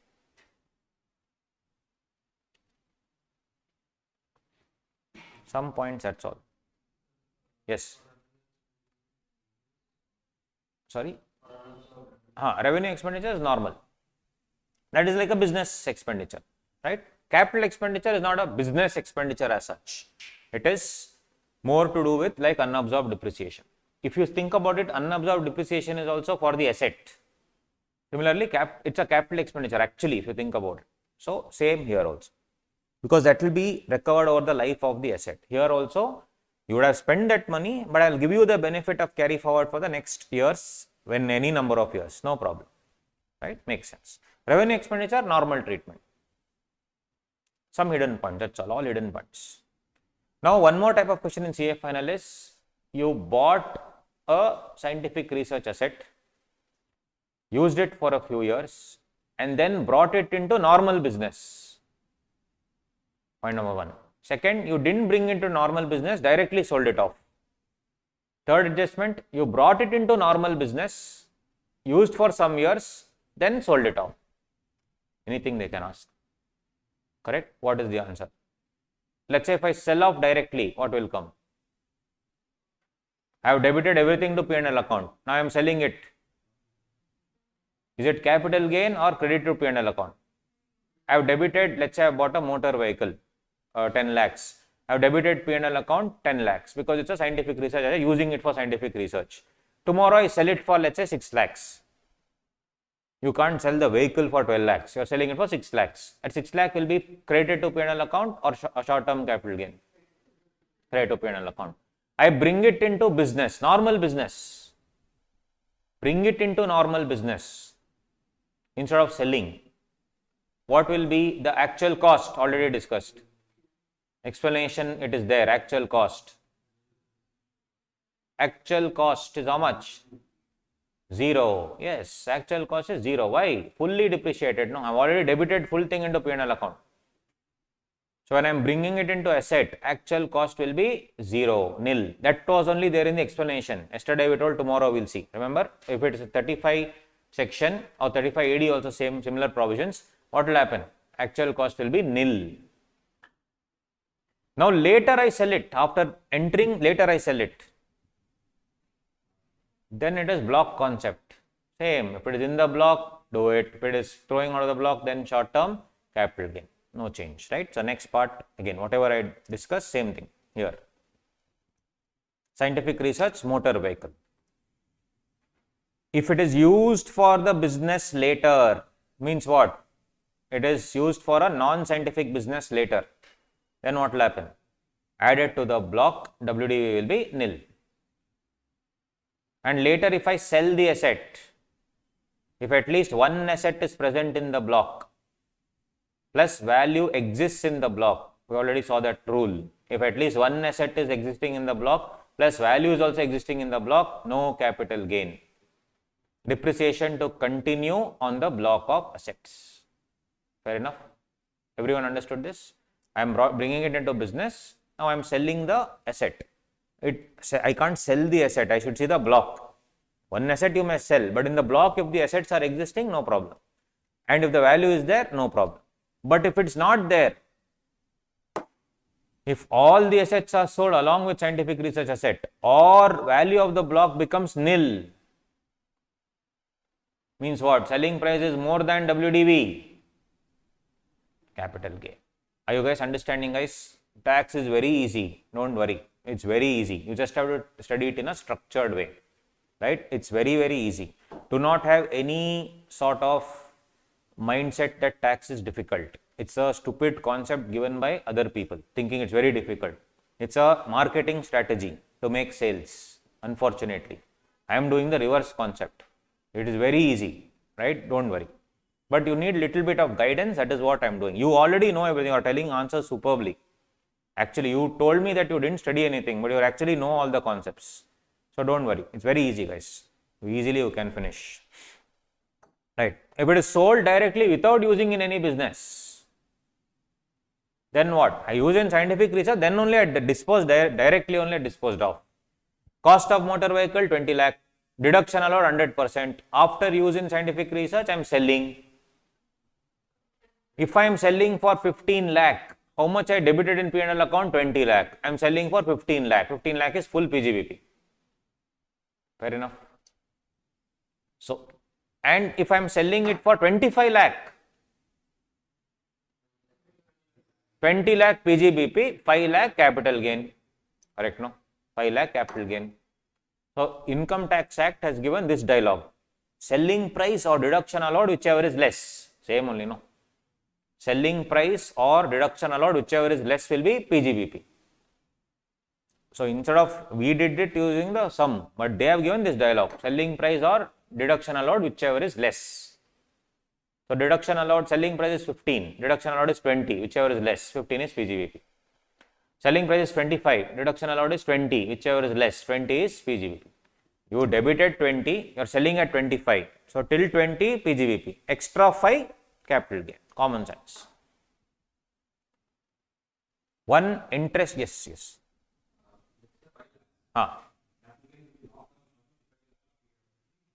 Which one? No, this didn't go into the block, right? That's depending on the period of it. Perfect. Capital gain will be nature, depending on what? See, when is it short-term capital gain deemed?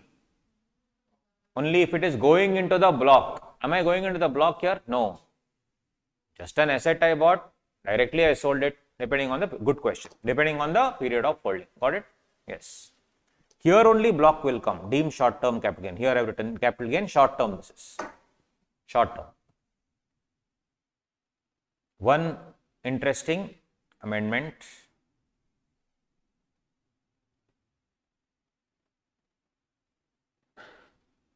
Which they can ask.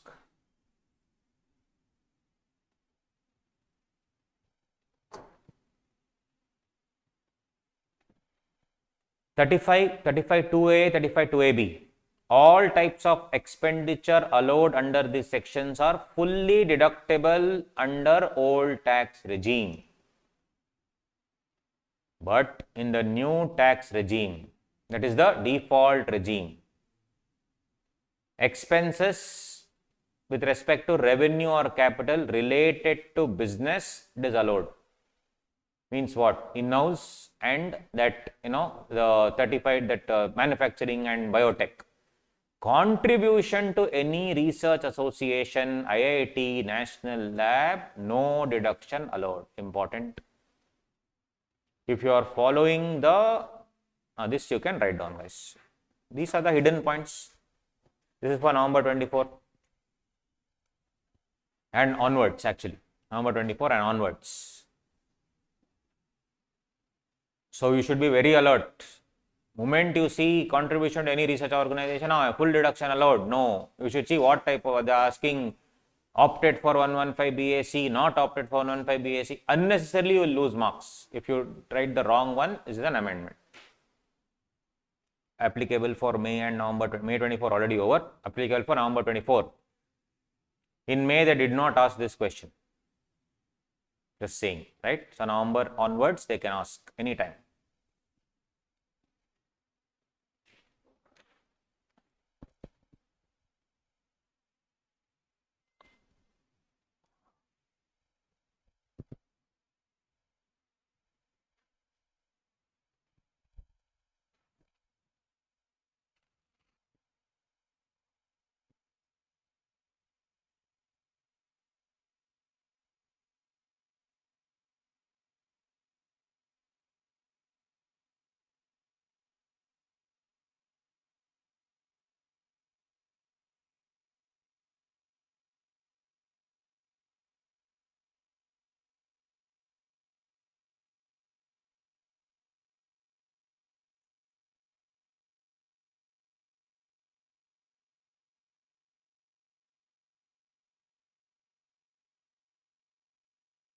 Expenses, revenue, capital, allowed. Any research organization, not allowed. No deduction. So you have to be very alert as far as 35 is concerned. There are only few things in which it is not allowed in the default tax regime. Like deductions under 80, chapter 60 deductions not allowed except a few, one or two. And then this one now, 35. This can be an adjustment, and if they say that the question is silent, then it means he has opted for the new regime. There is nothing to opt, that is the default regime. Or if they say that he has chosen not to opt for default regime, then only you can allow this as a contribution. So that is one point, adjustment they can ask. Very simple. Cool guys. So let's take, let me see if everything we have covered, then we can take a short break. Just want to see if we have finished everything here. Research Association. Yes, CapEx. Point number 7, you see. In case of amalgamation, can they avail deduction? Generally, amalgamating company cannot claim any deduction because it's no longer in existence. Can the amalgamated company do? Yes, provided it should be an Indian company. If a foreign company takes over Indian company, why should I give them deduction there? Doesn't make sense. So the amalgamated should be an Indian company, they can avail deduction. Why can't amalgamating company avail? Because they are no longer in existence. Simple. Now for what do you say? Your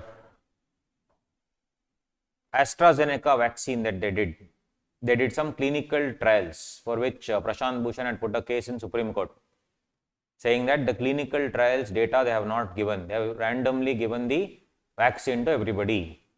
Now that clinical drug trial, will it be in-house research or no? Drugs, yes. Point number 8. Clinical drug trials. So don't get confused if any adjustment comes like that. It is very much part of the research. It's allowed. Sale of an asset already discussed. That's about it, guys. So we will take a short break, 15-20 minutes. Take a break and come back. Then we'll continue till lunch. Okay, guys, shall we begin? Okay. So 35 done. Next we'll do some couple of other things. 35 is over. We'll do 35 AB, that we'll do later, no problem. We can come to 35 ABB, we'll do it in a while. Easy it is, but we'll just finish off the other areas. This 35 AD also we'll do in a bit. These are all. Yeah, let's come to 35D, amortization of certain preliminary expenses.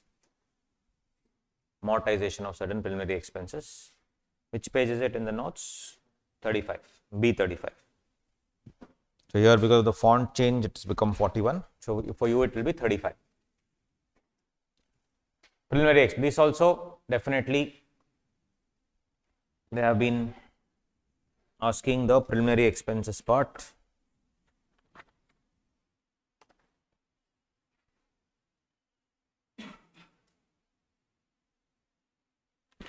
Once we do some other sections, we can solve 1 or 2 more questions. Yeah. amortization of preliminary expenses, 35D. So it's for three things, as I told you. One is definitely before commencement of business. Two other things is any new business or extension of existing business, that is after commencement of business. So if you are adding one more line of business to your existing business, then also it will be called as preliminary expenses.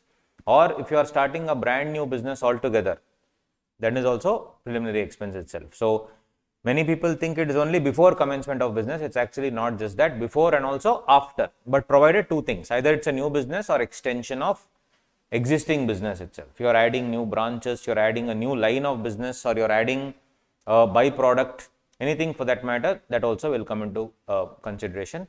It's only applicable for Indian company and resident non-corporate SSEs. Indian companies and resident non-corporate SSEs means resident individual also is doing it, you can definitely do it. What is the limit? Anyway, the limit you can check in the notes also, same thing I have given here, this limits, same thing. How much is it? It is Indian company, it is preliminary expenses, whatever you are spending, or basically it is 1 or 2, whichever is less. It is 1 or 2, whichever is less. So what is 1? Preliminary expenses. What is 2? 2 will be 5% of capital employed, 5% of project cost, whichever is higher. So first I should do point number 2. Choose the higher between 5% of capital employed or 5% of project cost, and then compare between 1 and 2. And in 1 and 2, whichever is less, right? So Indian company, preliminary expense 1, second one is 5% of capital employed or 5% of project, whichever is higher. So first I should take 2 into account. In that 5% of capital employed, 5% of project, whichever is higher, and then compare it with 1, preliminary expenses. So 1 or 2, whichever is less. Similarly, in others, it is 1 or 2, whichever is less. Project. So the total fixed asset as on the last date of the previous year. When it's 5% of the project, what do you mean by projects? That is total fixed assets as on the last date of the previous year. So last date of previous year means which one? 31st March 2024. Ours is 23-24 or 24-25? 23-24. So last date will be 31st March 24. That's what we should look at. So whenever I said 5% of the project, it will be all the fixed assets. Capital employed means what? Shares plus debentures plus long-term loans. Shares plus debentures plus long-term loans. Reserves and surplus are not covered. It is just the long-term funds of the company. Shares, debentures, and only long-term loans. That will be my capital employed. It is not working capital employed, it is the overall capital employed. So this, if you remember, that's all there is to it. 1 or 2, whichever is less. For others, it is preliminary expense or 5% of project, because there is no capital employed for individual SSE. You cannot talk about shares and debentures there for individual SSE. That's why it is 5% of the project. Basically, all the fixed assets on the last day of the previous year. So that is all there is to it. And what is the amortization that is allowed? 1/5 of the entire amount. Whatever you do, that will be point number 3. That is 1 or 2, whichever is less. And what is 1 or 2, whichever is less? 1 is preliminary expenses, 2 will be 5% of capital employed or 5% of project, whichever is higher. So 1 or 2, whichever is less, you should take it into account. And in that 1 or 2, the second point also you should take whichever is higher. Whichever is higher. So amortization is 1/5 of third, that is from the year of commencement of business. From the year of commencement of business is what you need to check. So from the year of commencement of business, you will get it for 5 years. 1/5 you should do. So 5 years you will be getting the deduction. As I told you, generally expenses before commencement of business will not be allowed. The exception is this one. Preliminary expenses will be allowed. So that is what it is. Then one more small adjustment they may give you, that is your voluntary retirement scheme, VRS 35 DDA, voluntary retirement scheme. So here, if for the company, any amount paid for voluntary retirement for the company, that would be a PGBP expense under 35 DDA. Same amortization for 5 years. Whereas for the employee as such, there will be, what do you say? Anyway, in salary chapter, that is irrelevant for us anyway. So for them, in the salary, he will get the deduction. So he can either choose 1010C, or you can choose a relief under 89(1), so that it's no longer relevant for us. But for the company, they can choose under what? 35 DDA. They can amortize the, like to this year, I am voluntarily giving a voluntary retirement scheme, I am setting aside 5 crore. That 5 crore will be allowed over the next 5 years. Right? Next year, I again pay 3 crore. That 3 crore will be allowed for the next 5 years. So, like that, every year, 5 years, 5 years. So, in that year, actually, it could be 3-4 things put together, depending on whatever you are paying out every year. So, that is regarding the voluntary retirement scheme. For instance, just to give you an example, in 23-24, if I actually gave 5 lakhs away, in 24-25, I gave 3 lakhs away, in 25-26, I gave 2 lakhs away. I told you it should be for 5 years from this year. So, 1, 2, 3, 4, 5, 1 crore every year it will be amortized. Similarly, next year 24-25, 23-24 there is no amortization because the payout only happened in 24-25. So, this 3 lakh divided by 5 will be 0.6, 0.6 all 5 years. Then in 25-26, first 2 years there is no change. 2 lakhs divided by 5 is 0.4 lakhs, 0.4 lakhs everywhere. So, if I want to ask you in that particular year how much I did, it is 1 crore. In 24-25, how much did I actually debit to P&L account? It is 1, 0.6 and nil, 1.6. Then in 25-26, how much am I debiting to P&L account? Because I have paid out thrice, it should be a portion of all the 3, right? So, it is 1, 0.6 and 0.4. Overall, it is 2. Like that, you should take into account. Very simple. So, it is, you should do it per year payout divided by 5 for 5 years. So, standing in 25-26, I will take 1 crore which is coming from 23-24. I will take 0.6 which is coming from 24-25, and I will take 0.4 which is coming from 25-26. Overall, I am giving only 2 lakhs. I'm overall debit to my P&L account will be 2 lakhs. This is how you should calculate. There is no question that comes like that, CA inter, but adjustment has come in CA final. This calculation they will never ask in final, it's an inter syllabus. So, you can ignore that. So, that is regarding all these things, 35D and all this. Now, as far as 35AD is concerned, 35AD. So, we are doing all the important adjustments. Then we will go back to the other areas. 35AD is called specified business. So, in our material again, if you see we did this done. 35 amalgamation merger, again same thing guys. If you incur an expenditure during for the purpose of amalgamation and merger, that is also allowed for 5 years. This is for the purpose of amalgamation and merger. 35D is preliminary expenses. 35DD is what? Amalgamation merger. Same allowed for 5 years. VRS done. So, we will just go to 35AD. Come back to 35AD. We need to spend some time here. Important section. Reduction of capital expenditure of specified business. 35AD. So, very simple. Incentives are of 2 types for us. One is profit linked incentive, which we will be seeing later, ATIA, ATIV, ATIAC. Investment linked incentive, that is 35AD. So, if I earn any profit, that incentive will come under ATIA, IB, etc. But if I make any investment and earn something out of it, that will come under 35AD. Capital expenditure, revenue expenditure. 35AD only speaks about capital expenditure, because revenue expenditure will be covered under 32-37. 35AD will not have revenue expenditure. Apart from 35AD, you have 36, 37 other things. So, revenue expenditure will come under 32-37 excluding 35AD, whereas capex will come under 35AD. It is only for specified businesses only as mentioned in 35AD. I don't have to remember all the businesses. I just need to know what business is there. So, when I see the question, I will realize it's a specified business. Generally, they will only tell you it's a specified business. If they don't tell you, you should understand, okay, that's part of the specified business. 35AD, interesting to note, it does not cover land, goodwill and financial instruments.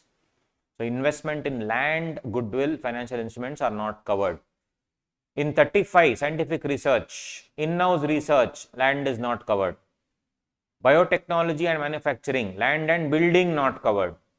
And 35 AD capital expenditure, land not covered, building is covered. Right? So, land, goodwill and financial instruments not covered. What do you mean by specified businesses? List is given here. So, we need to just remember what all is there. First one, cold chain facility is there. Cold chain is what? Basically your storage. Cold chain, your fish, your pulses, everything will be stored. Your frozen food, that is cold chain facility. Then similarly, warehousing facility for agricultural produce. So, there is a lot of, to sort of all the wheat that I have produced, all the other ragi grains I have produced, I want to store somewhere. That is warehousing facility. So, people who were manufacturing sugar, they were also claiming the businesses under this 35 AD. There are many court decisions which said, since sugar is not agricultural produce, sugar cane is agricultural produce. Sugar is a byproduct, it is not an agricultural produce. Issue went to court, court also said sugar is not an agricultural produce. So, they went to the ministry and said, boss, if you are saying sugar is not agricultural produce, I want a separate section for that. So, yes, you see, later it was added there. Point number 11, setting up and operating of a warehousing facility for storage of sugar. So, in my regular batch, this 14 points I talk for 3 hours. Here, if we do that, we will all run away. So, let's not do 5 minutes, we will finish it off, right? But of course, we need to understand why the law came, right? That is why I am saying. So, anyway, first is cold chain facility, then agricultural produce, then of course, sugar. We discussed the sugar part. Then, especially here, building and operating anywhere in India, the hospital with at least 100 beds for patients. So, especially during COVID, many such institutions came up and they said, I want to build like a hospital, 100 beds, 120 beds, 150 beds, 200 beds, that part will come here. So, yes, if you have any organization which has beds, etc., and if you are having a capital expenditure, that full amount you can claim as a deduction under 35 AD. Developing and building a housing project under an affordable housing scheme. So, if you remember during in that marine drive only, what is it called? Marina, your beach, Marina Beach, right? So, there if you go towards that Taj Hotel, there is one barren sort of a land with all dilapidated homes. If you remember on the right side, left side they will be selling fish and all. Right side, it's completely bare. It's already all the homes are there. Those were the homes which are affected during tsunami. After that, probably nobody has dared to stay there or nobody wants to build houses. It looks so bad. So, now for them, if government has a scheme of affordable housing scheme, housing project, so that if any builder takes it up, any company takes it up, for them, when they are spending any money as such, capital expenditure will be what? Fully deductible under 35 AD. Similarly, fertilizers in India, and of course, your natural gas, crude oil, petroleum, pipeline network, everything. If you are building, if you are into this business, yes, you can do it. Similarly, in order to provide more, impetus to the hotel industry, especially in these other areas, your northeastern states, etc., wherever it is, if you operate anywhere in India, actually, a hotel of 2-star or above category, there also will give you the benefit. Then, so many slums are there. One of the biggest slums in the Asia, the biggest slum in Asia is the Dharavi slum of Mumbai. So, there was a slum rehabilitation project taken up by Adani actually, whereby they wanted to rehabilitate the entire thing. So, that comes under this housing project under the scheme of slum redevelopment. Then, in all these ports, I can have a container freight station or inland container depot to store the goods, and whenever I want, I can go and pick them up. Yes. Similarly, when agricultural produce did not include honeybees, that is apiculture. So, they also wanted to have a specific thing for that. Apiculture may be there, but then there is another thing called beekeeping. So, beekeeping, they can also sell it to the apiculturists who actually outsource this beekeeping to others. So, I may be into apiculture, but I can outsource the beekeeping thing to specified experts. Even for them, there are companies running or SCs running, you can do that. Honeybee and bee wax. So, bee wax candles also you will be getting. That bee wax candles will actually, work for a longer duration than your normal candles. Next, sugar is done. Then slurry pipeline for transportation of iron ore. So, there are conveyor belts which transport the iron ore to the factories. So that also, slurry pipeline it's called, that is also taken into account. So I am saying you need not know in depth of all these things. You just need to know what is covered. The moment everything you see in the question, automatically it should come into the picture. Similarly, semiconductor wafer fabrication manufacturing unit. So all your mobiles and especially calculators has that one component which is your semiconductor wafer fabrication. So that also, if you are in the operating that unit, that also will be coming into the picture. Now all these points were there, but then one point which kind of dilutes everything is, again, because of Ambani, Adani, etc., they put pressure on the government saying that what about us? We are into manufacturing, we are providing infrastructure facilities, what about us? So giving into the demands of the market, point number 14 was added. Developing, maintaining and operating any infrastructure facility. Adani airports, everything. If you build roads, if you build railway stations, if you build airports, GMR infrastructure, all these companies can now take the benefit of 35AD. 35AD was never for the benefit of these people. It is for other specific areas. But now they have given a open thing to whom? Infrastructure facility. Anybody can take it up. Right? That is what it is. And cold chain facility will apply to everything. Forest produce, meat and meat products, poultry, marine and dairy products, products of horticulture, floriculture, apiculture. So storage of the bee wax also is coming under cold chain facility. Preparing the bee wax also separate point is there. So no problem. Infrastructure you see, road including toll road, highway project, irrigation project, water supply project, airport. Basically this was inserted by Adani. All the projects you take up is now coming under this. That's true. That's because of they could have to give in to the demands of the industry. That is what it is.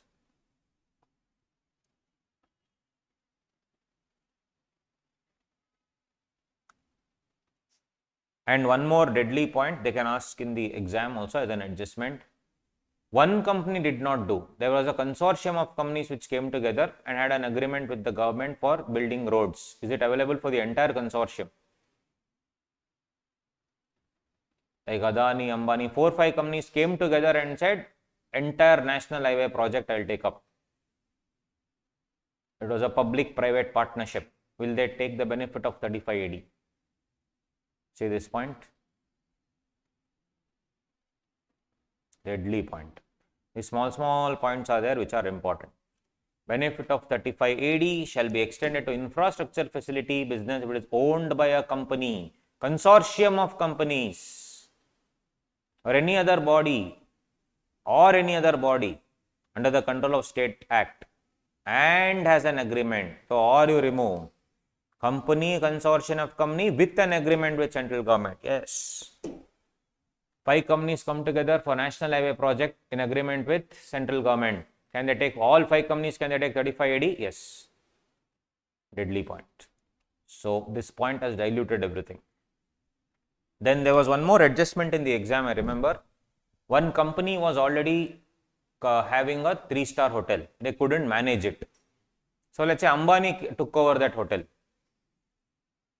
What do you think? Actually, he took over one hotel in Switzerland like last two years ago. Now they are staying there only. The problem with that marriage is the marriage over or not? We don't know. Correct? So the thing is, now they had celebrations in UK and all that, and now somewhere else they have gone. So it's become so horrible even to see in the news that whether it's over or not, all the news channels are fixated on a marriage. So I am wondering, what if they divorce? For that also there will be a 5-day procedure, I guess.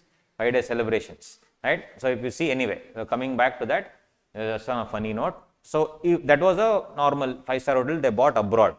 5-star hotel somebody is running, they are not able to run. So in Bangalore it happened. You know, you have your, on this main road where Nungamakam road, there's Move and Pick ice cream. Have you seen that shop? Small shop. One ice cream scoop is 200 rupees, 300 rupees. That Move and Pick entire hotel was there in Bangalore. 5-star Move and Pick hotel used to be there before. They couldn't run it, they couldn't manage because of the high cost and the area where it was. So one more company called some Gokulam, random company, I don't even know what it is. Gokulam builders maybe they have taken over that Mohanpuk hotel and now they are running it as Gokulam Grand or something. Imagine a 5-star hotel which was actually Mohanpik is now called Gokulam Grant in Bangalore. Now the question is, can that Gokulam Grant fellow take 35 AD? Even if I have taken over a company which was running a hotel. What do you think? These are the adjustments that they have asked in the exam. Yes, it is possible, guys. See note number 4.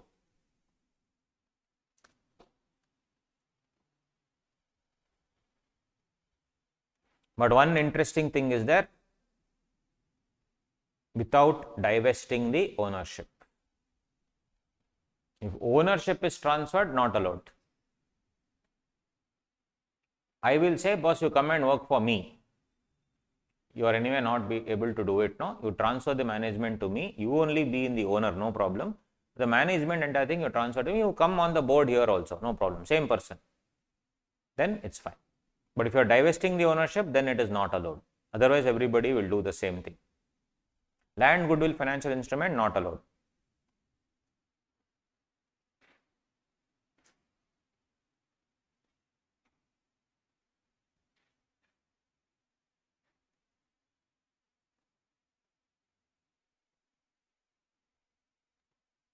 Now, Reliance is already an established business. Reliance hives off and creates a hotel business. Is 35 AD allowed? They are already an established business doing everything. They hive off one part and start a housing project business. Is it allowed? Or it's only for a new business? What do you think, guys? Point number 3. Point number 3. Specified business should be newly set up and not set up by splitting up or reconstruction of an existing business. So if you are already running all these things, if you hive off, demerge, start a new company, just because the company is new, cannot go under 35 AD. Must be a newly set up business.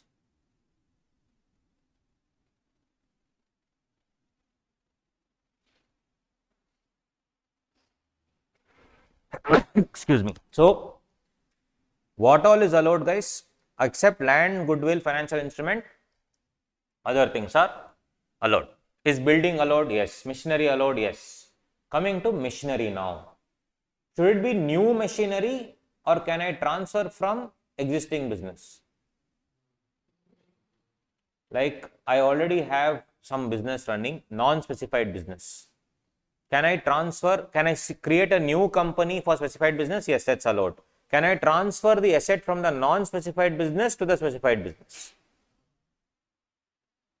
So, next one, cannot be an asset which is transferred from non-specified business to specified business, which means asset must be new. Asset must be new, but there are 2 exceptions. If you remember in additional depreciation, imported asset, is it a new asset or old asset? Old asset, not allowed. That is in additional depreciation. Here, slightly different. Check it out. These are the 2 exceptions. Exception number 1. What did I tell you? It should be a brand new asset. But there are 2 exceptions. Now, when I say 2 exceptions, even an old asset is equal to a new asset. When I say 2 exceptions, even an old asset is equal to a new asset. Exception number 1. Should have been used in India previously. Imported from abroad. Depreciation under Income Tax Act should never have been allowed.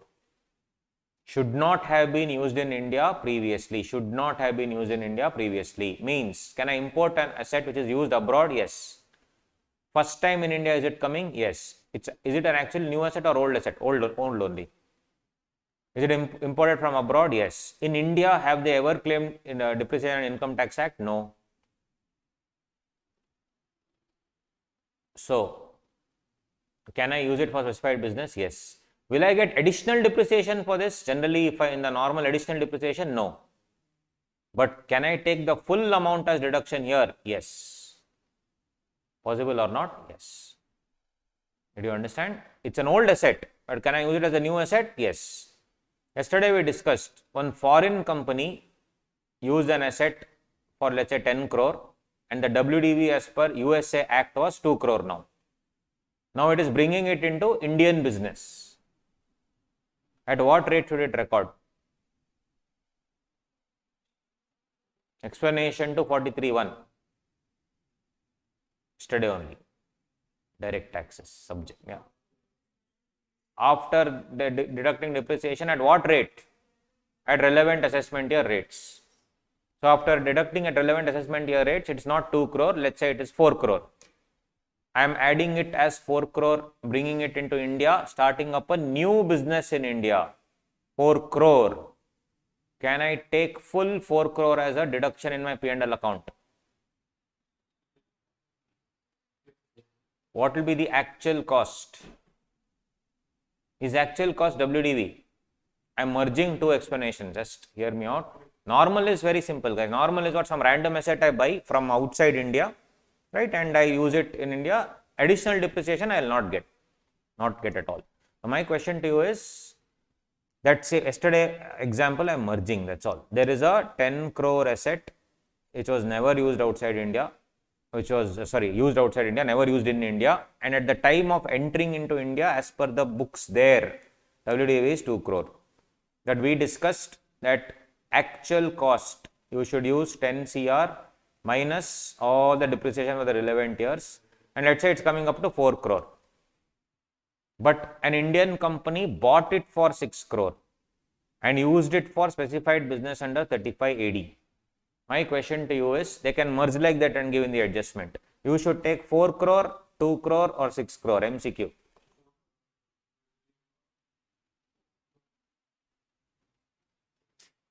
Two crore, 4 crore or 6 crore.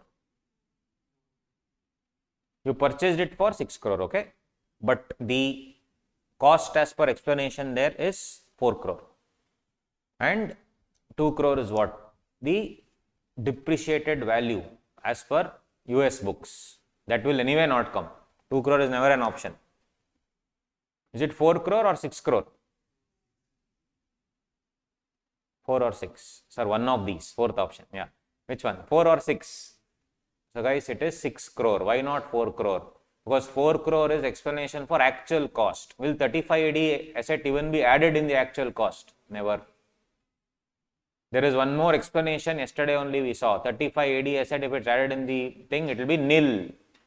So or no? Nil. Are you understanding? So when two things are merged like that and given, I should follow the specific section. The specific section is what? 35 AD. 35 AD, when I am bringing it into the 35 AD, it will not come in the asset only, no? So that actual cost explanation will no longer hold good. I will use it in the specified business and later bring it into the block, non-specified business. Then the actual cost will be nil because I have already debited the full amount here. Is it clear, everyone? So answer will be 6 crore, the cost at which I buy. Simple, right? At the final level, they'll ask all these guys, you know, everything. They can merge and ask explanation just to confuse. See, out of the 100 marks, to be honest with you, 60 marks will be easy. 50 to 60 marks will be very easy. 10-20 marks will be tricky. The remaining 10-20 will be really tricky. So even if we ignore the really tricky ones, even if we can attempt 80 and get 50-60, which is very much possible. But the reason why we don't get in DT so many marks is the fear. We assume that it is a very difficult subject. But if we break it down, like whatever we are doing and trying to understand, it's actually quite easy. I understand it is voluminous, that for that volume you need to keep revising. Anyway, we have time now, you keep on revising. So there's 2-3 days or a couple of days videos also I'll be putting up on online also. You can go through that also. Whenever these chapters and all, I'll just try to put few concepts like that so that you can go through and all those things there as well. And apart from that, anyway, I told you that we will be giving you the, what do you say, the extra content, which I'll separately give it to you. Don't worry about it. Yes. Cool. Should never have been allowed. So the reason why you are forcing yourself to comment it here is because if videos are given, you could have attended video class only in that case. These people are attending because they cannot come. They are from other places. The thing is, if you have a chance to attend face to face, it's good. One is for the aura, combined aura. Second one, most important, is we cannot do the same effectiveness at home. No chance. If you are sitting, you are forcefully sitting here. So you will obviously attend and you will understand. At home, after 2 hours, this fellow will watch this fellow's face, we'll sleep for a while. Or we'll have, we'll just go have lunch and then come back. Then it will never happen. But effectiveness will happen only in a face to face thing or an online live thing, which requires a lot of dedication to sit, which is amazing. Anyway, so first is exception number 1 is that very clear, should not have been used in India previously, imported from abroad, depreciation under IT Act should never have been allowed. So the entire purchase cost will be taken fully debited to P&L account. On the other hand, exception number 2, an old asset from a non-specified business can be transferred to a specified business. So, non-specified business, I have an old asset, I am transferring it to specified business. It is deemed to be a new asset. Imagine if value of the plant or machinery is less than or equal to 20% of the plant and machinery of the entire block of specified business. So, if I am bringing in this entire thing, 20 crore worth of old asset, but the new asset value, the block value is 150 crore. Is 20% how much? It's just 15% or something. It's 20 crore. So, is it okay? No problem. But if I am bringing in an asset worth 50 crore in a block which is existing, which is only 70 crore, including this. So, is it more than that? Yes. So, whatever I am bringing in should be less than or equal to 20% of the plant and machinery. Then can I bring an old asset into the block? Yes. Old asset from the block into the 35 AD block? Yes. The moment you come into 35 AD, full deduction, 100% deduction you will be getting. These are the two things that we need to keep in mind, right? So, these are the two exceptions with respect to that.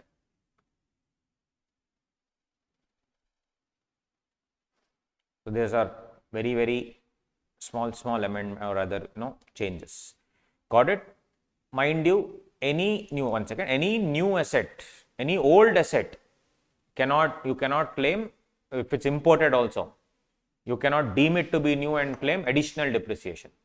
But under 35 AD, even if it's an old asset abroad, can you bring it into India? Yes, that is allowed. Yes.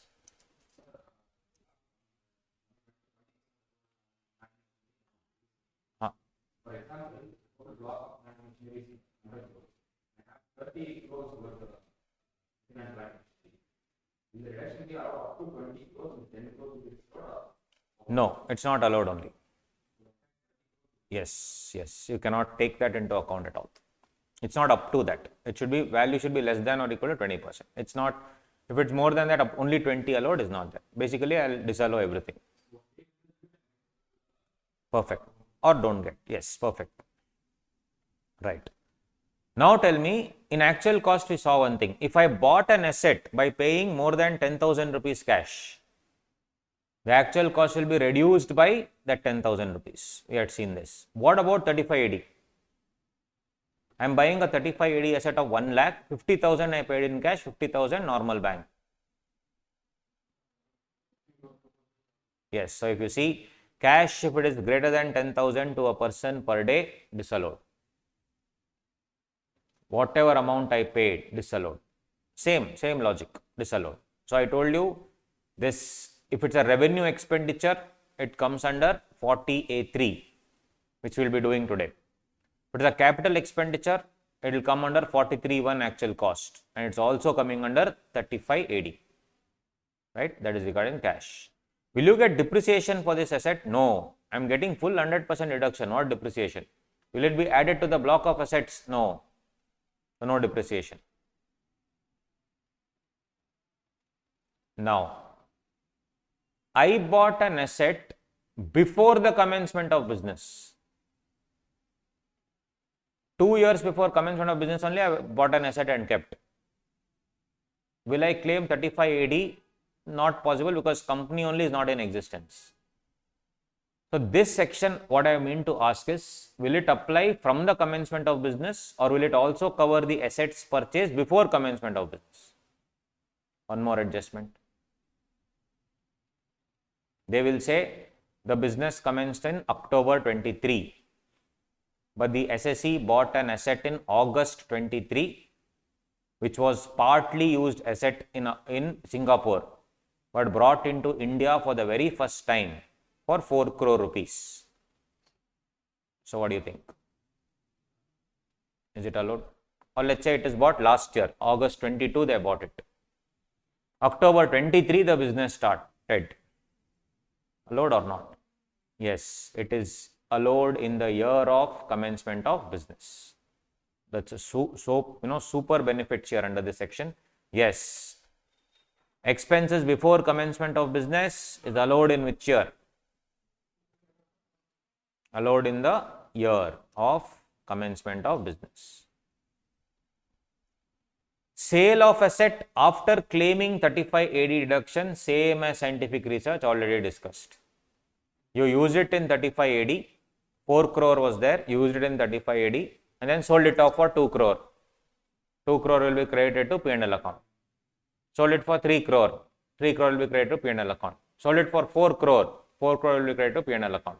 Sold it for 6 crore, 4 crore P&L account, 2 crore.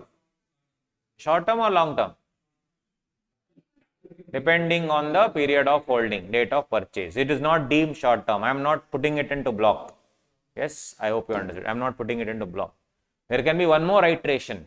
I used it for few years in specified business. Then I brought it into the block of non-specified business. Correct? Brought it into the block of non-specified business. Their actual cost should be nil. That is what we saw in the explanation yesterday. Actual cost must be nil. So it's very, very logical. Once you do scientific research, same logic, no change. But scientific research, I said there was no such usage time that was given. Here there is a time given. How many years should you use this asset for? Any idea? Yes, you should use it for 8 years. In scientific research, there was nothing like that. Here you should use this asset for 8 years. If you don't use it for 8 years, then it will be taxed. You are debited to P&L account, it will be credited to P&L account. There is one more layer here. One more layer is not utilized for 8 years in specified business, it will result in PGBP.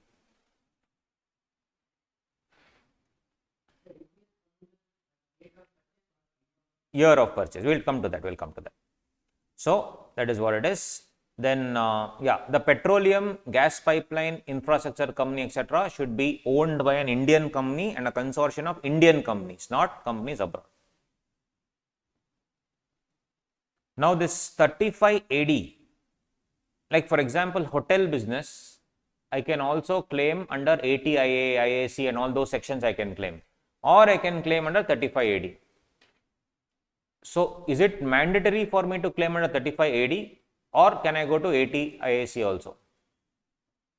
What I am asking in simple terms is 35 AD optional or is it mandatory? It used to be mandatory before, but many cases happened. That's why in 35 AD they added a dialogue if he opts. Amendment came. So, hence 35 AD is optional, right? It is not mandatory. All decided case laws.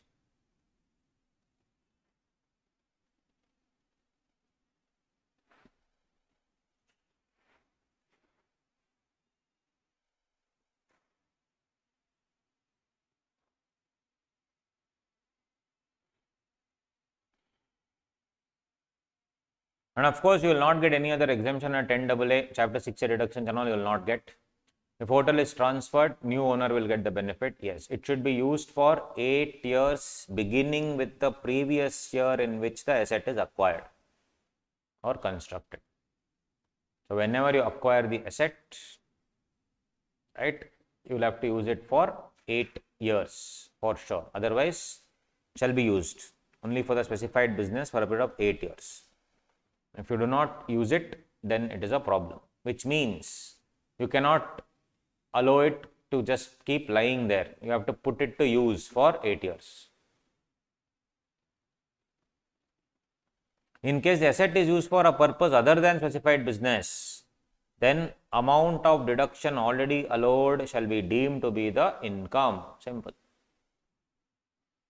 So I'll see whether you are using it for specified business or not. The moment you are not using for specified business, automatically what I will do? I will, whatever is debited to P&L account, I will credit in the year when I realize that you are not using it for specified business.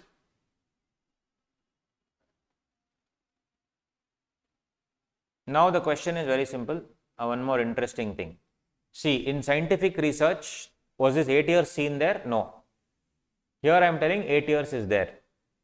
Now, my question to you is, if I don't use it for 8 years, I use it for only 5 years. What is the law saying? That you should credit it to P&L account. How much will I credit? See, this is not there in scientific research, because in scientific research, it's either you use it and then bring it into non-scientific research thing. That's very easy. Here it's slightly different. So my question to you is, which is an adjustment, I bought an asset for 10 CR, fully debited 10 CR or 8 CR, I'll be 8 CR. Every year 1 crore is what I have to depreciate, assume. That's assumption. 5 years over. If I had not used it for this business, ideally depreciation would have been 5 crore. Ideally, I am saying. Balance amount would be 3 crore. Just an example. I am just using 1 crore per year just to make it easy. So now the question to you is, at the end of 5 years, if I have not used it for specified business, what will be credited to P&L account? Full 8 crore or 3 crore or 5 crore? This cannot be there in scientific research, because in scientific research there is no concept of 8 years. This is one more adjustment. That's the question. So, will full 8 crore be credited, or will 5 crore be credited, or will 3 crore be credited? Actual cost is 8 minus 5, 3. So, will 3 crore be credited, or 5 crore be credited, or 8 crore be credited? 8 I had already debited. 8 I had already debited. Now, how much should I credit? 8 or 3 or 5? This is one more adjustment. What do you think? 8 debited, full 8 credit. If you full credit 8, then I ask one more question. Then which means I should be allowed depreciation from 5 years. Which means I should be allowed to debit 5 crore. I have debited 8 crore. Now I am crediting 8 crore. You allow me to debit 5 crore more. So that the net effect will only be 3 crore. Lot of cases went to court. They had to change the law. This law as it stands now is this. The SSE shall be entitled to reduce this amount of eligible depreciation while computing the deemed income. Single asset method. That's why we did the single asset method. It's very simple. You are supposed to use for 8 years and claim full deduction. Now you didn't use for 8 years, you used for 5 years. Now assume the asset was never used and assume normal depreciation was charged on it as if it was a single asset in the block. So whatever is the final WDV, that only you credit. Makes sense. How much will you credit? 3 crore. Got it? This cannot be there in scientific research, because in scientific research there was no need for you to use for 8 years. But specified business, there is a need to use for 8 years. Yes.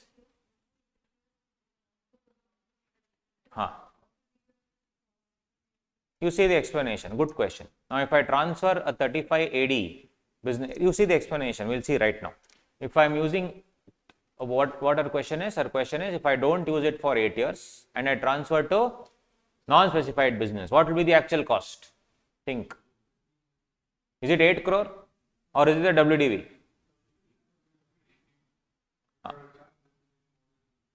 Yes, it is the WDV. It's there in the actual cost, right? It's very simple, logical.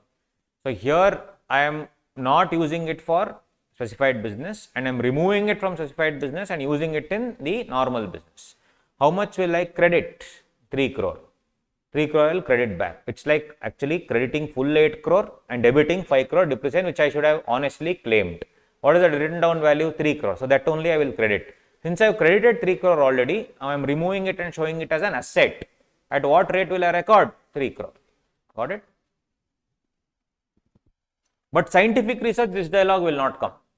Because in scientific research, you are not using it for 8 years, sorry. There is no scene of you, there is no requirement for you to use it for 8 years. All these are exam adjustments.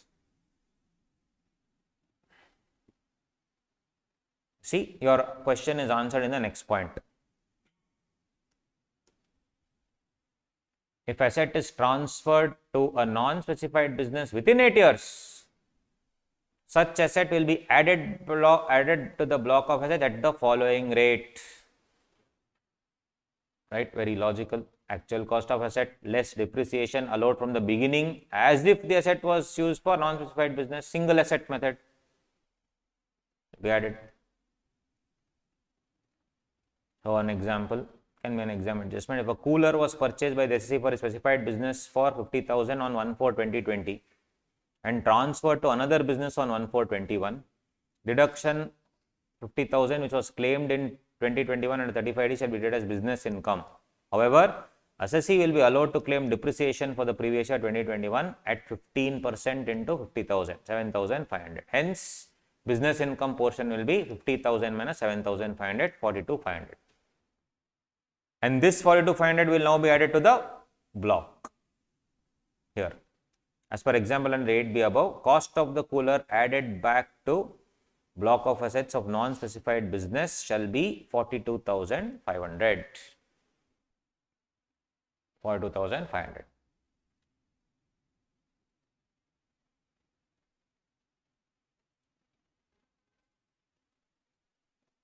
Yes.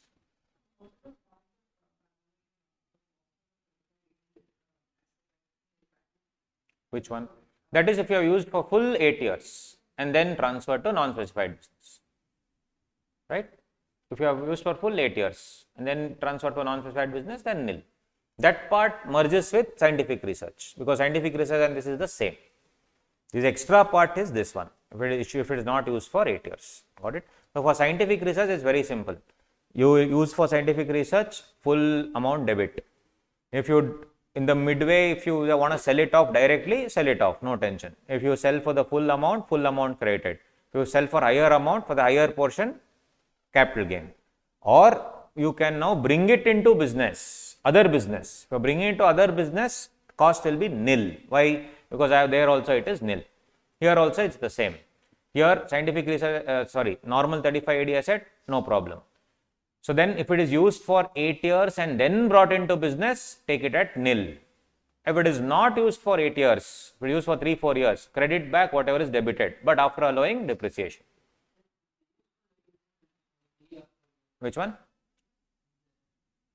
But here it is your plant, machinery, etc. Right? So, basically the useful life will be for more than 4-5 years only. If that is the case, then you cannot use it for, you see the nature of the thing, no? You see, the nature of the thing is such that useful life will always be more than 8 years. Talking about cold chain facility, warehousing facility, minimum 15-20 years they are using. That's why they are adding infrastructure facility also, beekeeping, all these assets, etc. The useful life itself will go for beyond 8 years. So, if in such a scenario, let me take that example. If it's for 4 years, what do I do? Yeah, so it will be transferred at what value? If like 4 years you have to sell it off, then the normal thing, it is deemed that you have not used it for 8 years. Same treatment. Because ideally you should use for minimum 8 years. The logic also is very simple. This is all for plant and machinery. What's the rate for plant and machinery? 15%. 15% into 8 is how much? 15% depreciation into 8 years is how much? And if you WDV method is almost 100% fully depreciated. That's why they used the value of 8 years actually.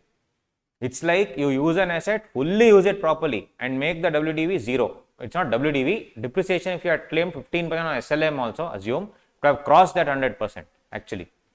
So, ultimately, it's like almost a fully depreciated asset you are bringing into business. That's why you take it as nil. That's the logic. That's why 8 years came. That's the actual thing where they wrote it as 8 years. Otherwise, if it was 4 years, it would have been like an intellectual property, 25%. Correct? Yes. I mean, you can't equate 8 years to 25% or 8 years to 15%, but that's the logic is what I am saying, because this section only talks about predominantly plant and machinery. Ah.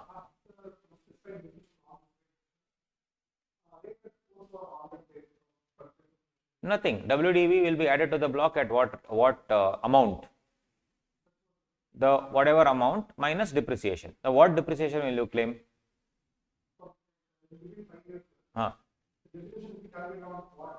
Correct. So ideally, if nothing is given, what will you use? Here, nothing is given in the act. They have never told rate on force, etc. They have said depreciation that would have been allowed. So what rates will you give?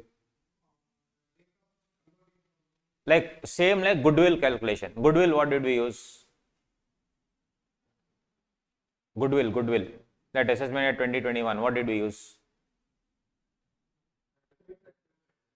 Rate in force on which date? Did we see anything on that date or something? No. So whatever would have been allowable to it if it was not part of this asset, same thing will be allowed. So you should take the relevant years, whatever it is, because they have never told rate on force on that date. That is only in that one case that we saw. In all other things, if they say as if depreciation would have been allowed means at what rates? At those respective rates. Got it? That's why that is very important. On that date is very important. Yesterday that we discussed. There is actually very less difference between inter and final, but that small difference is actually a lot because all these hidden points are covered. Do you really think in inter these things they'll give? No. In final is the real deal, where all your 14 marks questions are all based on these adjustments only. And once we figure out these adjustments, yes, we are actually studying at a very higher level so that all questions can be answered which comes at a slightly lower level. So we should be prepared for everything. It's about acing those adjustments, that is most important.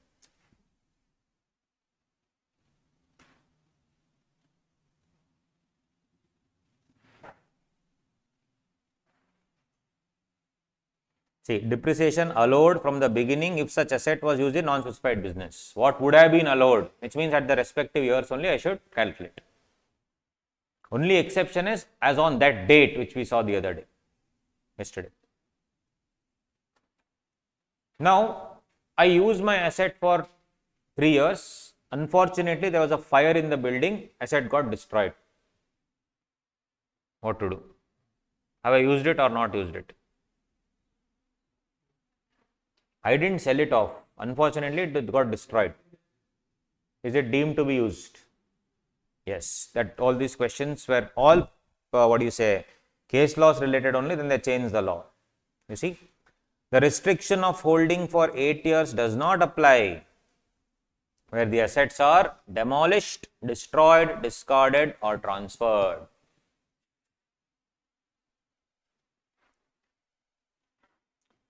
Right? Or company is declared as a sick company. So it's declared as a sick company, their assets are far in excess, liabilities are far in excess of the assets. So it's a sick company, then nothing can be done. But then when I demolish it, destroy it, discard it or transfer it, sell it off also, whatever money I get, will it be credited to P&L account?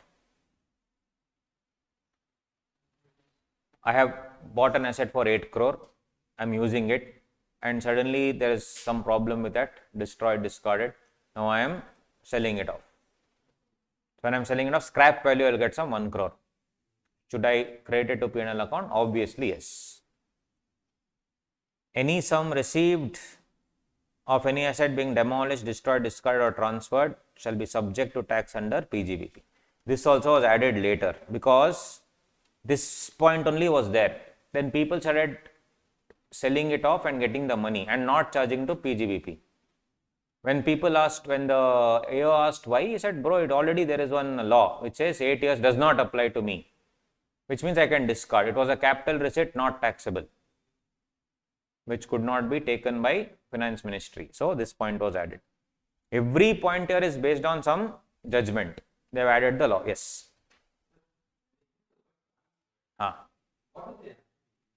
Transferred means sold.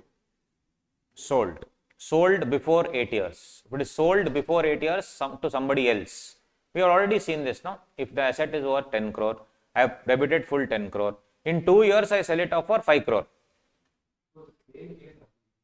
Same case. It can be anything. If it is transferred from one specified business to other specified business, is that possible? Then what will come there? In this specified business, I will credit it. In that specified business, I will take the full amount. If it's transferred from specified business to non-specified business, then, so here I will debit that full thing. But then again, after charging the depreciation part, because then it will go back to the same thing after charging the depreciation, because which is a specific section, this is a more specific section here, this one, for a purpose other than specified business. So specified to non-specified, whatever you have to subtract. If it is specified to other specified, here you will credit back that whatever amount that you are selling it for, 5 crore, there you will take the full 5 crore as a deduction. That's what it is. This transferred, one more thing you can think of it, if it becomes a sick company, it will go under insolvency and bankruptcy code. Under insolvency and bankruptcy code, a more liquid company can come and take over that company, or rather the assets of the company. So when you are transferring such assets to such company, or even to creditors can take over, then what do you think? Will this restriction of 8 years apply? No, because that's the reason why they have got it's declared as a sick company. The provisions of insolvency and bankruptcy code will override the Income Tax Act and they can take over the assets. I think in one of the questions they had asked about IBC also. The problem is, Institute did a very, very stupid blunder by removing law. Law used to be my subject, it still is my subject, but the thing is I cannot just, and when I tell this, people think that because I have a bias towards it. No. If you do not know company law or these IBC, etc., which is no longer there anywhere now, it's there in some set B, set C or something, it's there now. I don't know how after clearing CA will a chartered accountant be able to understand the laws. So the new crop of CAs, I'm not talking about you because you guys have still studied, talking about the future crop of CAs will really suffer unless the institute brings back law in the proper sense, not that stupid form exam where you can do some inky winky ponky and pass. It's not that. You really want good chartered accountants, law is the mother law. You have to bring back company law. It's shocking. It's shocking decision that the institute did. Because for me, no tension. I was always teaching DT. I embraced DT. For me, no problem. I'm not talking about this at all. Talking about the real deal is law, company law. Because of that only other things come. It's very sad and scary state of affairs. Because if I ask any question in IBC, then we are gone. And think about the other subject you have, IBS. IBS came now, so it's easy. Wait for 2-3 attempts. Not for you, your juniors. They will die. Because there they can ask any question under the sun, which is in law, corporate law, economic law, everything. So now, since it was the first or second attempt, it will become very easy. Same copy paste they'll give from the material, you can go and write. But the moment they start asking tricky ones, then gone. They shot themselves in the foot for sure. Anyway, so if the asset is transferred after a period of 8 years, we have already discussed, guys. Explanation 13 to 43.1, actual cost will be nil. Actual cost will be nil. Now, what if the entire business is sold?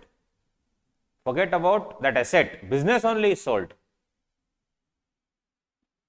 Then I should calculate something called 50B, slump sale. Slump sale. And in a slump sale, I should calculate the net worth. Because in a slump sale, what happens is in capital gain, that WDV of the entire block to be taken into account. See, the block of assets can be, is it per SSC or per business? Generally, I am asking, block of asset concept is per SSC or business? For example, if I have an SSC here, he is doing business 1, business 2, business 3, business 4, business 5. 5 businesses he has under the same, he is the individual, for example. He is using plant and machinery here, plant and machinery, all machinery, everything is using here. My question is, when I am forming the block for this SSC, should the block be business wise or SSC wise? SSC wise. It is SSC wise. It will be taken SSC wise. So if I have multiple businesses, it is for SSC. So Reliance, if you take, Reliance is the SSC, it's a separate PAN. all the assets which are linked to Reliance, irrespective of the business that they are used for, will be taken into account. Now, if I sell off only one business, entire undertaking business only I sell, that is called a slump sale under 50B of Income Tax Act. Now the question is, in my WDV of the block of plant and machinery, should I subtract the WDV of this? Because it's SSE wise, no? SSE wise. So overall put together it's some 50 crore. So to arrive at the remaining 4 blocks now, should I remove that business, whatever pertaining to that business? Should I remove the WDV? What do you think? Are you understanding my question? Sorry? No. This is a simple question. Let's say one SC has 5 businesses. Okay, P1, P2, P3, P4. It's not specified business. 5 businesses. Okay. Overall, plant and machinery in all the blocks put together was around 50 crore. SSE now decides to sell off this entire undertaking. That undertaking will have plant and machinery and so many assets will be there. I am saying now when I am selling off one entire business, from the WDV of all put together which is 50 crore, should I remove this WDV of this one business like that? Should I remove or not? Yesterday you see we saw the WDV concept, right? Kindly go back to that WDV chart, which is 43.6.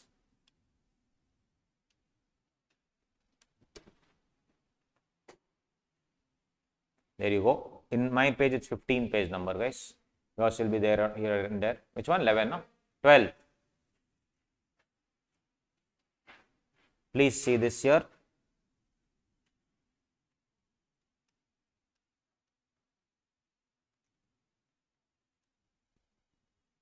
WDV of assets transferred in slump sale, which clearly proves that asset should always be done SSE wise, not business wise. Which means in a slump sale, I should take all the assets which are there for that particular business now and do like a single asset method. Whatever depreciation would have been allowed if that asset was not in that block, I should take into account and then take it out from here. That's exactly why we did the single asset method. Single asset method is used in goodwill. Single asset method is used in scientific research. It's used in 35AD. It's also used in slump sale. So take all the assets minus this portion. If this was the single asset which was there in this particular thing, remove from that block. Understood till now? I have to remove. Now my question slightly different. In this slump sale, I am selling. Slump sale is what? Selling of an entire business. What if I am selling of my specified business? For example, I have hotel. I have 3-4 things. I am selling my hotel business. I am a single SSE. I have multiple businesses. Hotel I am selling it off. Which means the machinery there is 35AD. For which I have already taken full debit to P&L account. I am removing it and giving it to somebody else. What will I do? Here when I am doing WDV of assets in slump sale, will the 35AD asset come or not? Are you understanding? Will it come here or not? No. Why? It was never there. It was never there. Why will it come? So now tell me, in a slump sale, I have to calculate my net worth. Net worth will be the worth of all the assets. So in the worth of all the assets, 35AD, I will take the value or I will take it as nil? Nil. Isn't it logical? Same thing is given in that. Please read. Everyone understood? Right, 35AD, it's very logical, guys. DT is very easy subject. It is really is, I'm not joking. So never ever be in fear of DT. That fear only will kill you actually.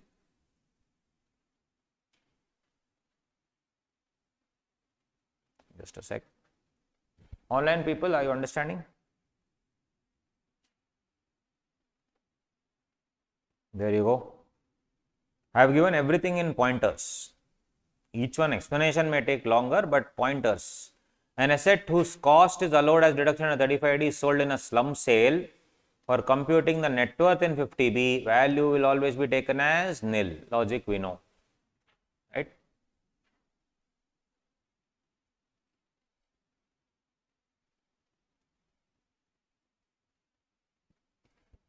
And for that natural gas thing, it should be a company registered in India or a consortium of companies. Should be approved by the Petroleum and Natural Gas Regulatory Board.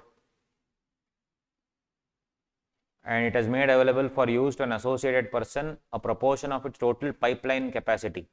So, 1/3 of total capacity for natural gas, 1/4 for petroleum pipeline product. This they will not ask, but just remember that it should be an Indian company. Petroleum Natural Gas Board should be there, and it should be, if it's a consortium, then at least 1/3 of the total capacity is allowed to the other person. In case of natural gas, petroleum 1/4 is just an additional condition. That's it. Right.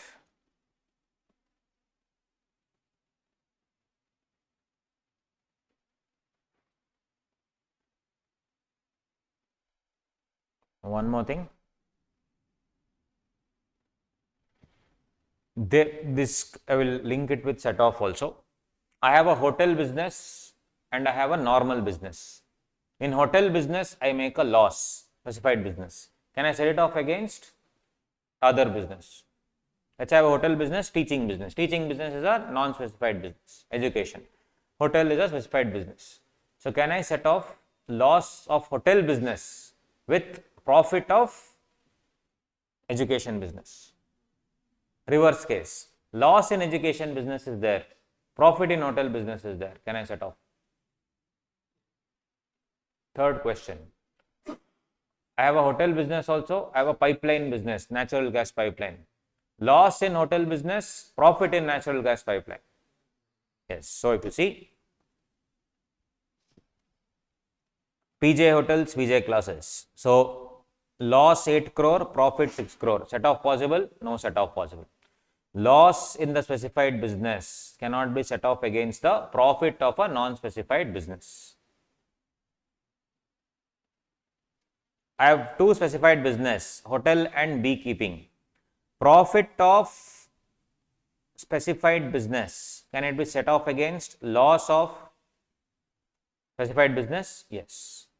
Reverse case, I have a hotel which is a profit making business, classes which is the loss making. Can I do it?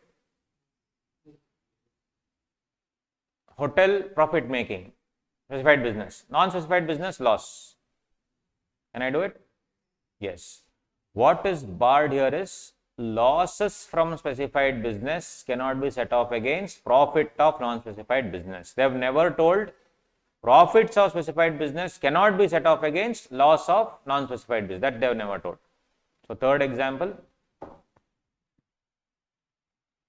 PJ hotels, which is as a profit of 4 crore, can be set off against PJ classes, which is a loss of 2 crore. Losses of specified business can be set off only against profit of specified business. They have never told profits of specified business cannot be set off against loss of non-specified business. They have never told that. So, can I do this? Yes. If I have profit from a specified business, I can set it off against the loss of a non-specified business.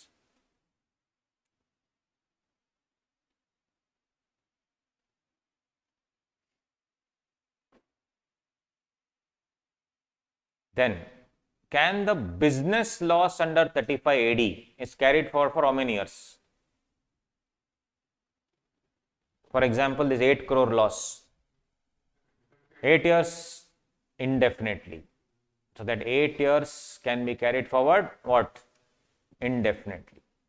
Loss can be carried forward indefinitely. No problem. You can carry forward the loss anytime. Here, losses of specified business can be set off only against profit of specified business. Any remaining losses can be carried forward indefinitely. Can be carried forward indefinitely.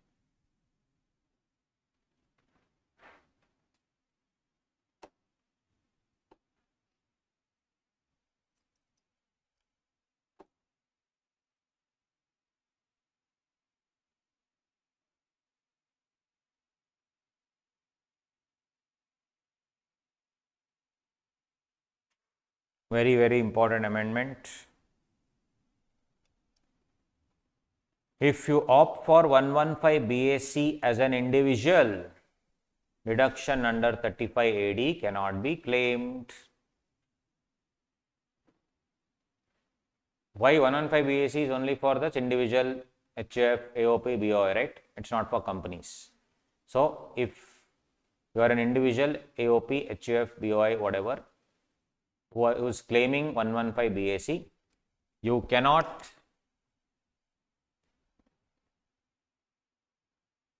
claim 35 AD. But if you are others, you anyway are not following 115 BAC because it's not allowed, it's not there for you. So, it's not applicable only. So, you can definitely claim 35 AD, right. So, if please see in the exam, first of all, are you an individual? Second, is it a 35 AD case? Third most important thing, are you going through the normal route or are you going through the old regime or are you embracing the new regime? Both should be seen accordingly.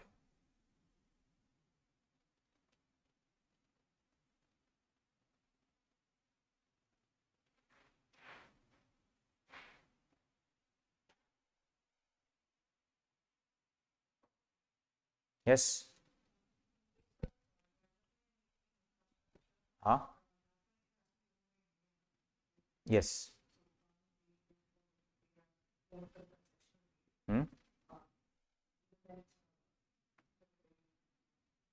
Indian company they can do, no? That is separate thing that there we will see that there in those sections. So there is, that's a new manufacturing company, 15% is also there. So those companies, will it be allowed? When we come to that section, we will see. This is only I am talking about 115 BAC, individuals if they get. That we'll see. BAB, BAC we have to do.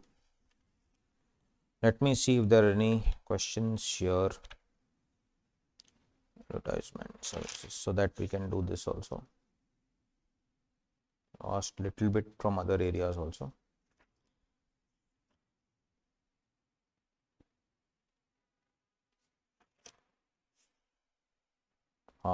There is one.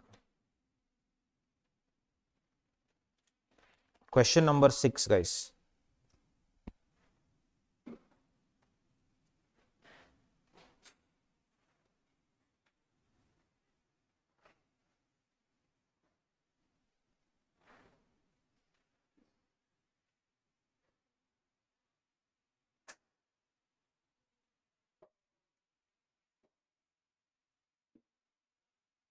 This 120, 90 should come here actually.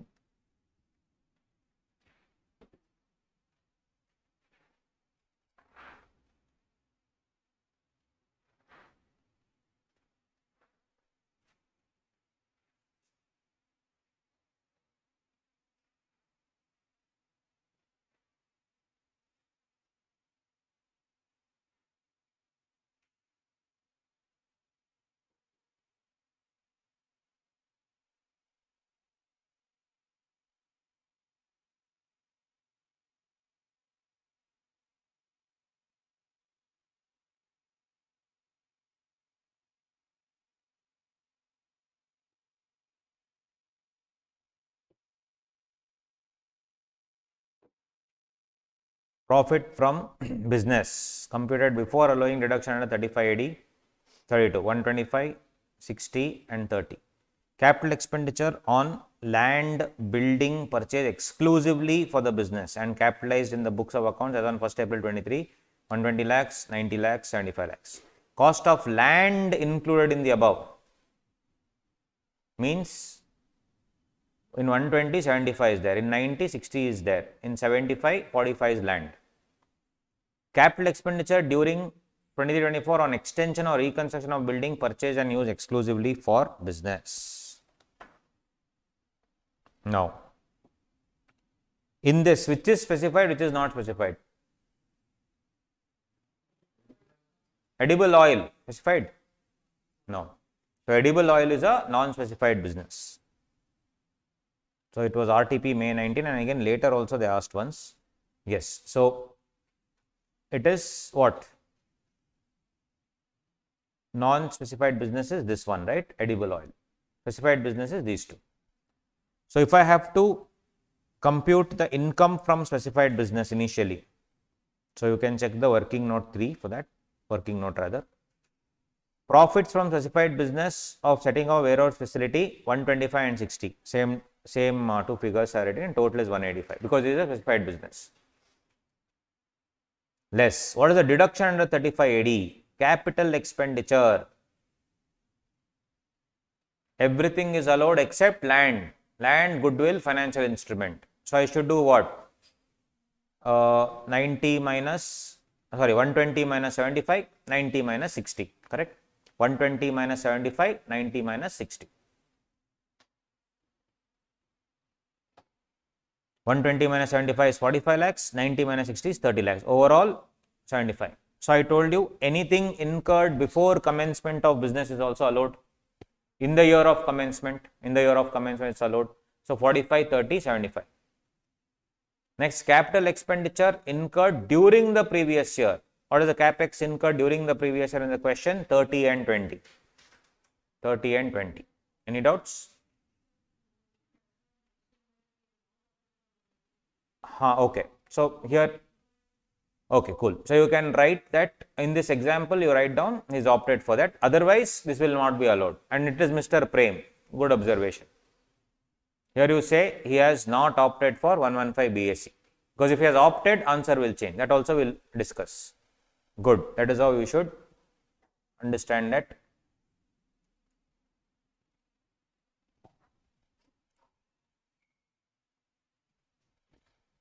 Correct. So you have to assume here not opted for.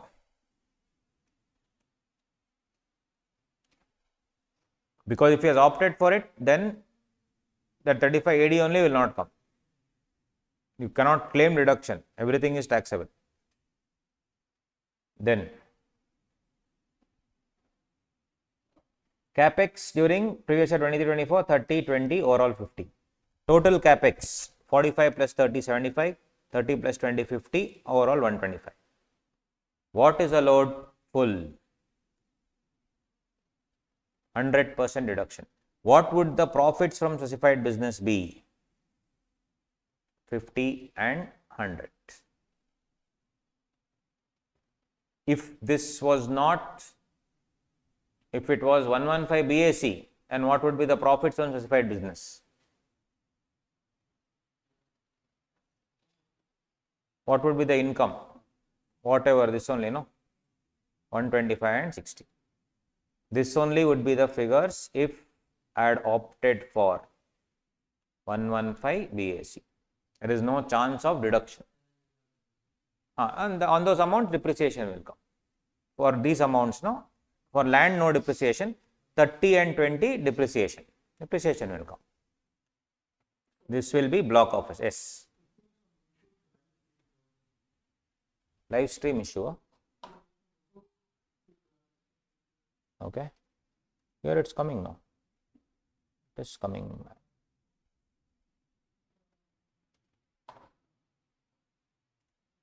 Okay, one second.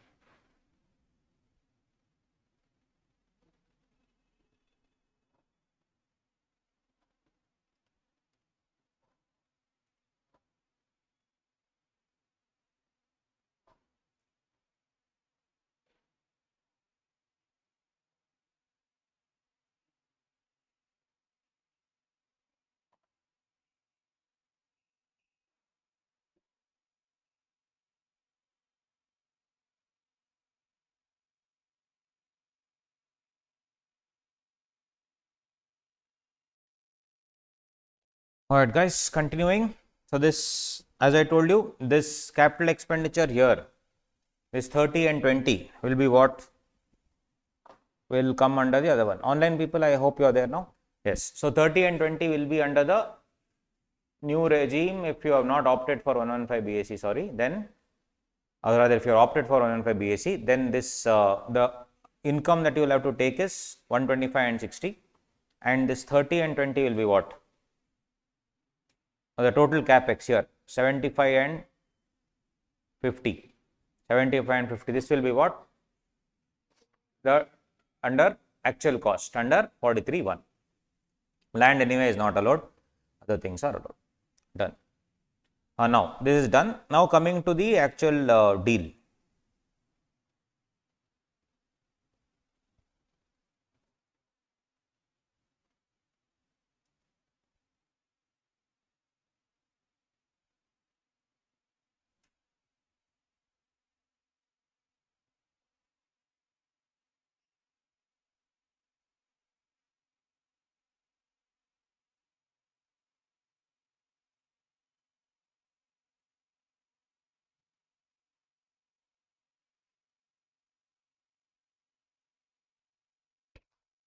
Here on the other hand, guys, if you see the other one, sorry, some internet issue, but now I think it's fixed.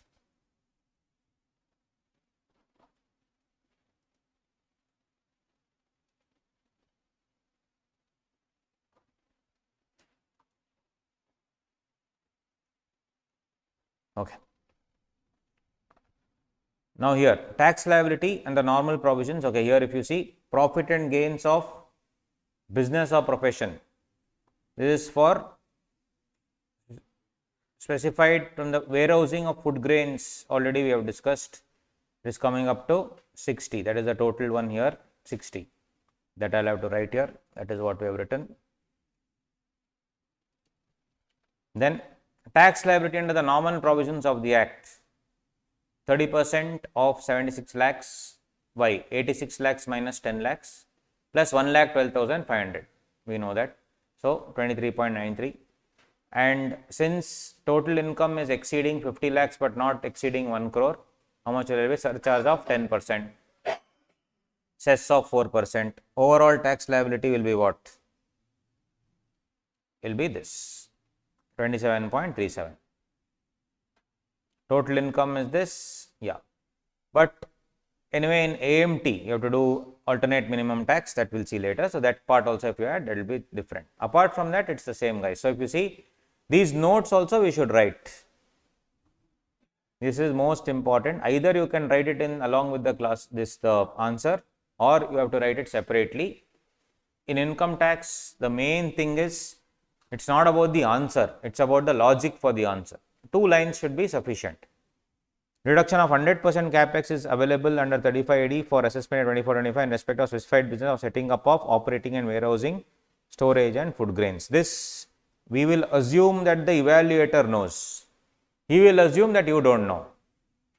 So that's why the most important why people lose marks is we don't write this. Correct? So those of you have written a couple of times, like I really don't care how many times you have written. For me, this whatever attempt you are writing will be the first and last, because it's okay. There's no point crying over spilled milk. And trust me, after you clear, nobody will ask how many attempts also. Maybe in some high profile job, if you want to get into Hindustan, Unilever and all initially, then they will only ask first attempt people. That is only in the first 1 or 2 years of your job. But any company, nobody I have seen ever asked. Till today, nobody has asked me which attempt and how many marks I got, nothing. They will only ask you one, are you a CA or not? Tell me your membership number. So the knowledge is not, directly proportional to the number of attempts. I have seen people who have not cleared after 10 attempts, but they are more knowledgeable than CAs who have got ranks also in the first attempt. It's not about that. It's about clearing. So when clearing, these things we should follow, because those of us who have written and not passed, but we know that we are smart, we don't write this assuming evaluator will know. He will think you don't know, simply you are writing these two. So that's why it's very, very important to write. So in this attempt, if you have never written like this before, kindly note, you should write all these notes. Very, very important. Then, since setting up of and operating a warehousing facility is not a specified business of edible oil, is not eligible for reduction under 35AD in respect of capital expenditure incurred for such business. You can, however, claim depreciation. It is presumed, see, we don't know when it was acquired. So it is presumed that buildings were put to use for more than 180 days. Now, if you had opted for 115 BAC, everything will go on that. Simple. Then there is no concept of separate working note only. Everything will go under that. And you can claim depreciation for everything excluding land.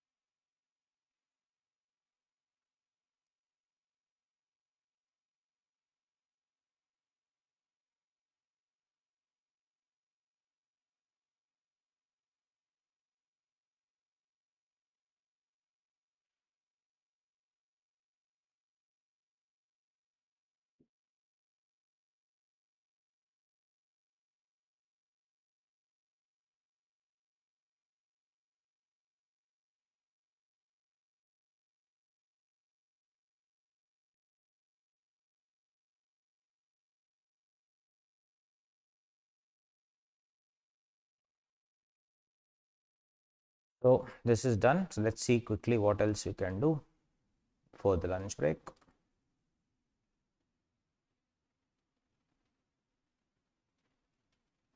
So all these are simple expenses, guys. You can just go through this. It's not much.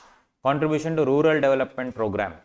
Anything they give to rural development program, it is allowed to the extent of 100%. Approved institutions for undertaking rural development, training for persons implementing rural development, National Fund for Rural Development and National Urban Poverty Eradication. So just remember, anything with respect to rural development, if you are making a contribution, 100% is allowed as a deduction. Just like in section 35, and if you have not opted for 115 BAC, then you will get 100% deduction for all the contribution to scientific research. Similarly here, if you opt for 115 BAC, will you get 35 CCA? If you opt for 115 BAC, will you get 35 CCA deduction? Or it's not allowed? What do you think? Yes, it is allowed. What is not allowed is only 35 AD and 35.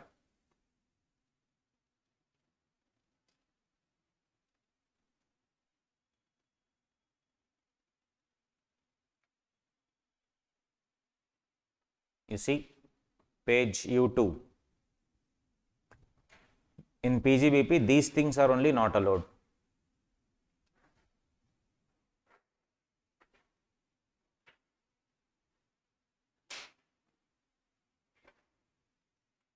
That is all you need to remember. Additional depreciation not allowed. 32 AD that you leave, no problem. You remember tea, coffee, rubber development that we did, NABARD, that is not allowed. Which one? 40% of profit or actual contribution, whichever is less, that is not allowed. Site restoration fund, we did 20%, that is not allowed. 35 scientific research, and that is only for what? Contribution to that research, not allowed. 35 AD not allowed. Then 35 CCC not allowed. Agriculture extension projects not allowed. Everything else allowed. And in house property, self-occupied properties, interest not allowed.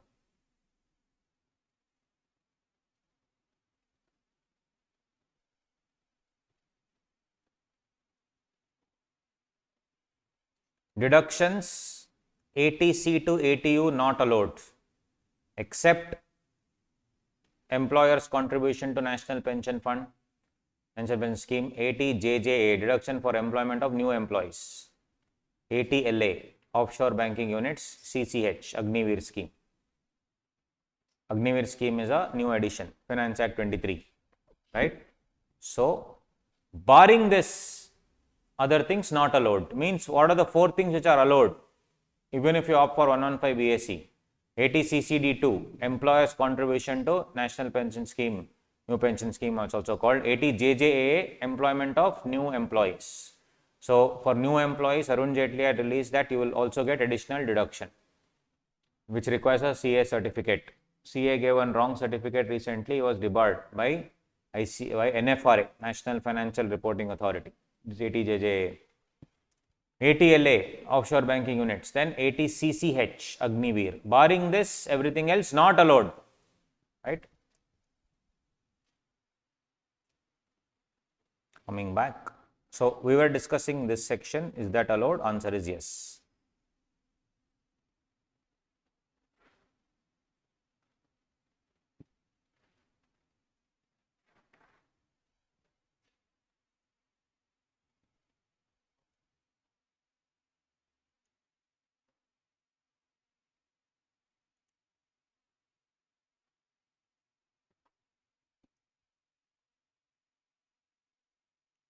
35 CCC, here also you can say not allowed under 115 BAC.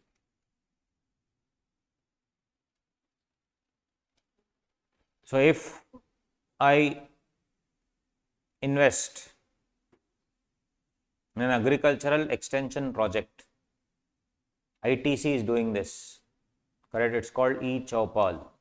You just go to the website and check, you will see they are doing a lot of work for the farmers, right? So they are giving a lot of benefits for the farmers. They are bringing all the farmers of India into one platform and ensuring that the minimum rate and much more than the minimum rate is given to them, eChopal. So yes, 100% deduction is granted, can be claimed by the SSE. Conditions for claiming deductions are given in the rule. Prior approval from Ministry of Agriculture is needed for giving training to these farmers on various farm practices.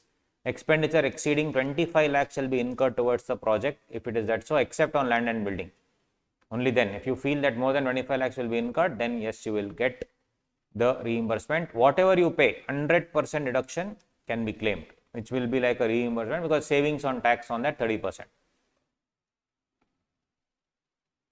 But if you are getting any subsidy, like you are paying this from your pocket, then government is giving you the benefit later. Will you get deduction? No.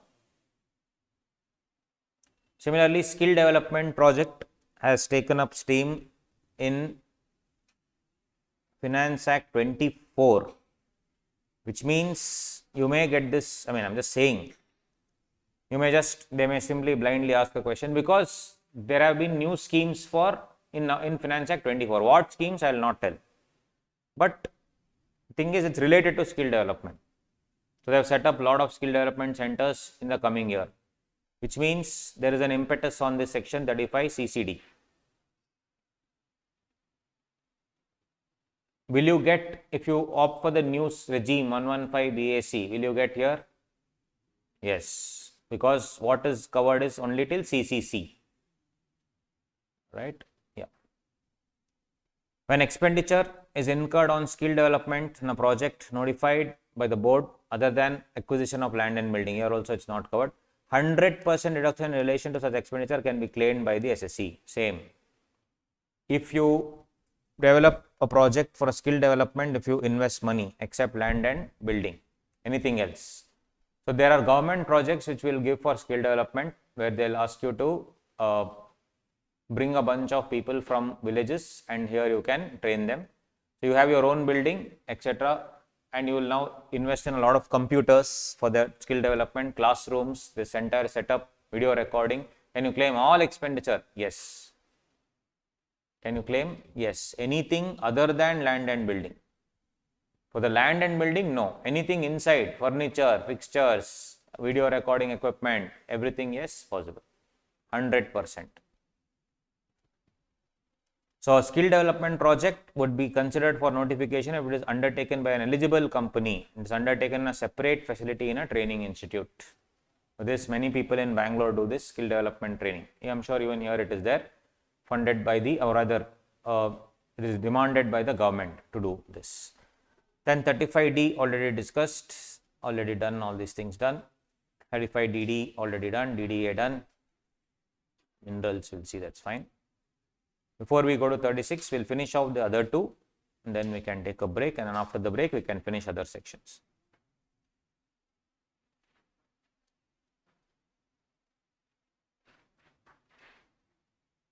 Spectrum Services, ABA, ABB.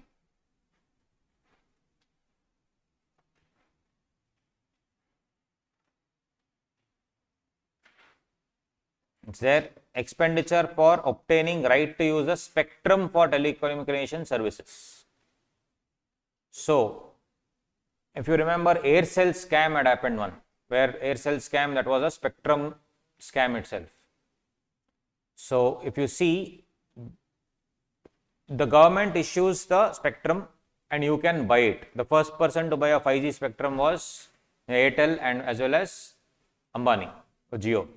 So yes, so now can I buy that and sell it to somebody, the right to use? I am the owner of it, but can I transfer the right to use to somebody else? Yes. And regarding that, when I am obtaining that right to use permit, I will have to spend a lot of expenditure, that is capital expenditure. And if you don't give me any benefit, then there is no point in me doing it. Hence 35BA came, which speaks about deduction, that is fee for right is paid before the commencement of business itself. So one company is paying another company 100 crore for right to use the spectrum. And this they are paying before the commencement of business. They are floating a new company to do it. So will I get that? Yes. Previous year in which the business commences till the previous year in which the spectrum right expires. So if I am buying the right for 5 years, I should see the previous year in which the business commences. From today, I am buying the right for 5 years.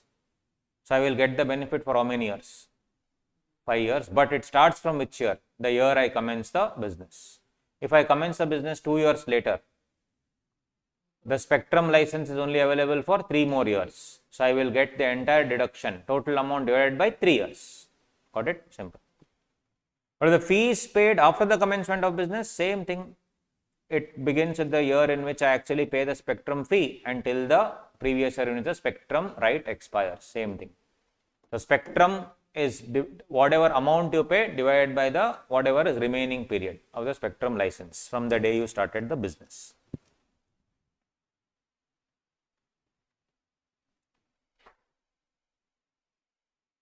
And if you claim any deduction which is without following the conditions, it will be added back. This is the spectrum, buying the right to use the spectrum.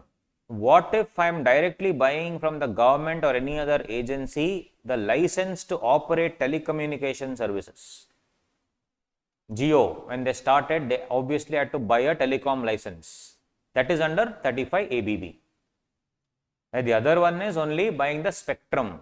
I am already having 4G. I am buying a 5G spectrum. That is this one. This section is what? Jio, I want to enter into the telecom industry. So I have to buy a telecommunication license. That is ABB.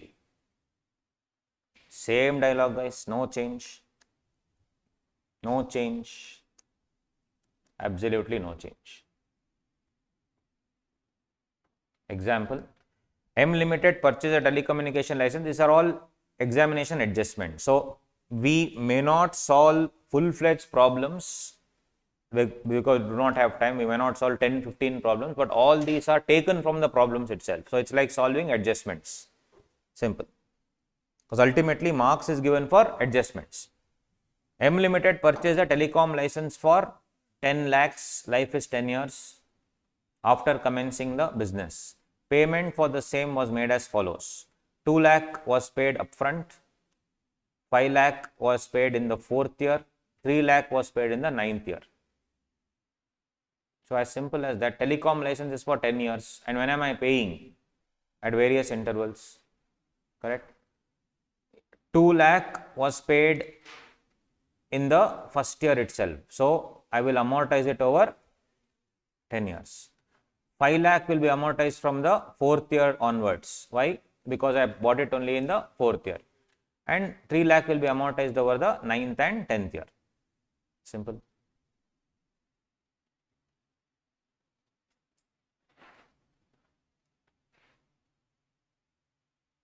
Notes for both the sections.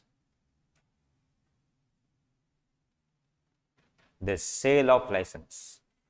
If you see this, it will be the same as what you already know.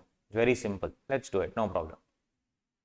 First, when part of the right or license is transferred. So basically, guys, I have bought a license for 10 crore. 50% of the license I am selling. And I am amortizing it over 10 years. Right? And this is the 5th year or the beginning of the 6th year. What have I already amortized? 5 crore already amortized. What is the unamortized portion? 5 crore. Right. So let me take this first. It's fine. So same 10 crore and 10 years, 5 crore amortized already, 5 crore pending. Now I am selling the full license. I'll do this first. When the entire right or license is transferred, what will happen? I am selling the entire thing. When sale proceeds is less than the unamortized amount. What is the unamortized amount? Okay, let me take 6 crores is already amortized. Assume 4 crore is unamortized. and my sale proceeds is 2 CR. It is less than the unamortized portion 4 CR. What do I do? 2 crore I am supposed to, and I get the money now. 2 crore I get the money. Let's sort it. Remaining 2 crore, what will I do? What will I do with the remaining 2 crore, guys? Yes, debited to P&L account. It is allowed as a deduction in the year of transfer. 2 crore is allowed as a deduction in the year of transfer. Very, very simple. Next, when sale proceeds exceeds the unamortized amount is 4 CR. Sale proceeds is 5 CR. Is it crossing 10 crore? No. Extra 1 crore I am earning. If you see, least of the following shall be chargeable from income from business or profession in which the light was transferred. Same. Sale price minus unamortized amount. What is the sale price? 10 crore. What is the unamortized amount? Unamortized amount. For in my example, 6 crore is amortized. Unamortized is 4 crore, which means 6 crore. 6 crore or deduction allowed till date under this section. Sale price minus unamortized amount is how much? 10 crore. Sale price, sorry. Sale price. What is the sale price? Sorry, my bad. What is the sale price? There is a logic to it. You will only understand very quickly. What is the sale price? 5 crore. What is the unamortized amount? 4 crore. That is 1 crore extra. What is the deduction allowed till date? 6 crore. So you only tell me, guys, I have already amortized 6 crore. Unamortized is 4 crore. I get some extra 5 crore now. They are trying to tell amortize that 4 crore immediately and that extra 1 crore use it as PGBP. It's logical. Correct? Let's say I have instead of 5 crore I have received 6 crore or 7 crore I have received. 7 crore. So what is the unamortized portion actually left is 4 crore is there yet. But I have received 7 crore. So what they are trying to tell is 7 crore you have received. You would have amortized 4 crore anyway. Amortize 4 crore and take 3 crore as the income. Simple. Simply this heavy duty formula is there, but actually logically is the same. Now tell me, what if I get 12 crore?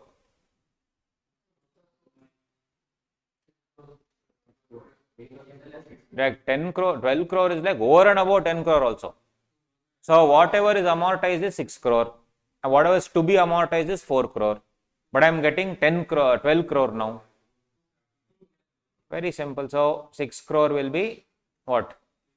PGBP. 2 crore will be capital gain. Same here. Capital gains will arise on transfer of right only when the sale price is more than the cost of acquisition. Same logic if part it has been sold. They will tell 50% was sold for so and so amount. Same logic. You see, examples also is given here. You can go through the examples later. Same. With examples here it's given. You can check that out. So that is this particular section.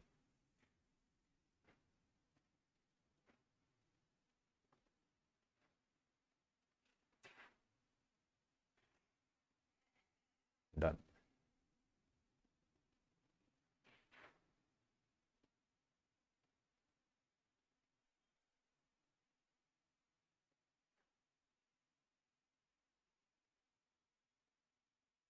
Okay. So we'll no problem. We'll take a break now, and after break we will continue with section 36, 37, and the other important areas 40 small a 1, small d small a 1a, then 40 capital A2, 40 capital A3, and then of course we will have to go to our, what do you say, tax audit, the audit of the books, and your presumptive taxation. All those areas are there, and section 37, right? So all this we have to do. Then obviously the PGBP will be over. So today and of course tomorrow also a little bit, and then tomorrow we can start off with capital gains. So all this heavy duty stuff, capital gains, PGBP, assessment procedure, business trust, charitable trust, all that we need to finish, because these are all the heavy duty areas. AOP, BOI, then of course assessment procedure as I told you, If these things we finish, then we will be in a comfortable position, and then we can do whatever left is there. And then, as I told you, 5 extra days you are giving me, 8 hours a day, 6 hours, 7 hours a day only you take. So those many hours of extra videos I will be giving you, so that I want you to finish the entire tax in the proper way. So don't worry. Everything, no, don't have to obviously invest any other amount. I just want you to invest your time, right? And then it will be done. So 10 days with the level of preparation that I am seeing in you guys, it's not possible, guys. So 15 days. As I told you, first day only, 15 days you give me, it will be done. Thank you. 45.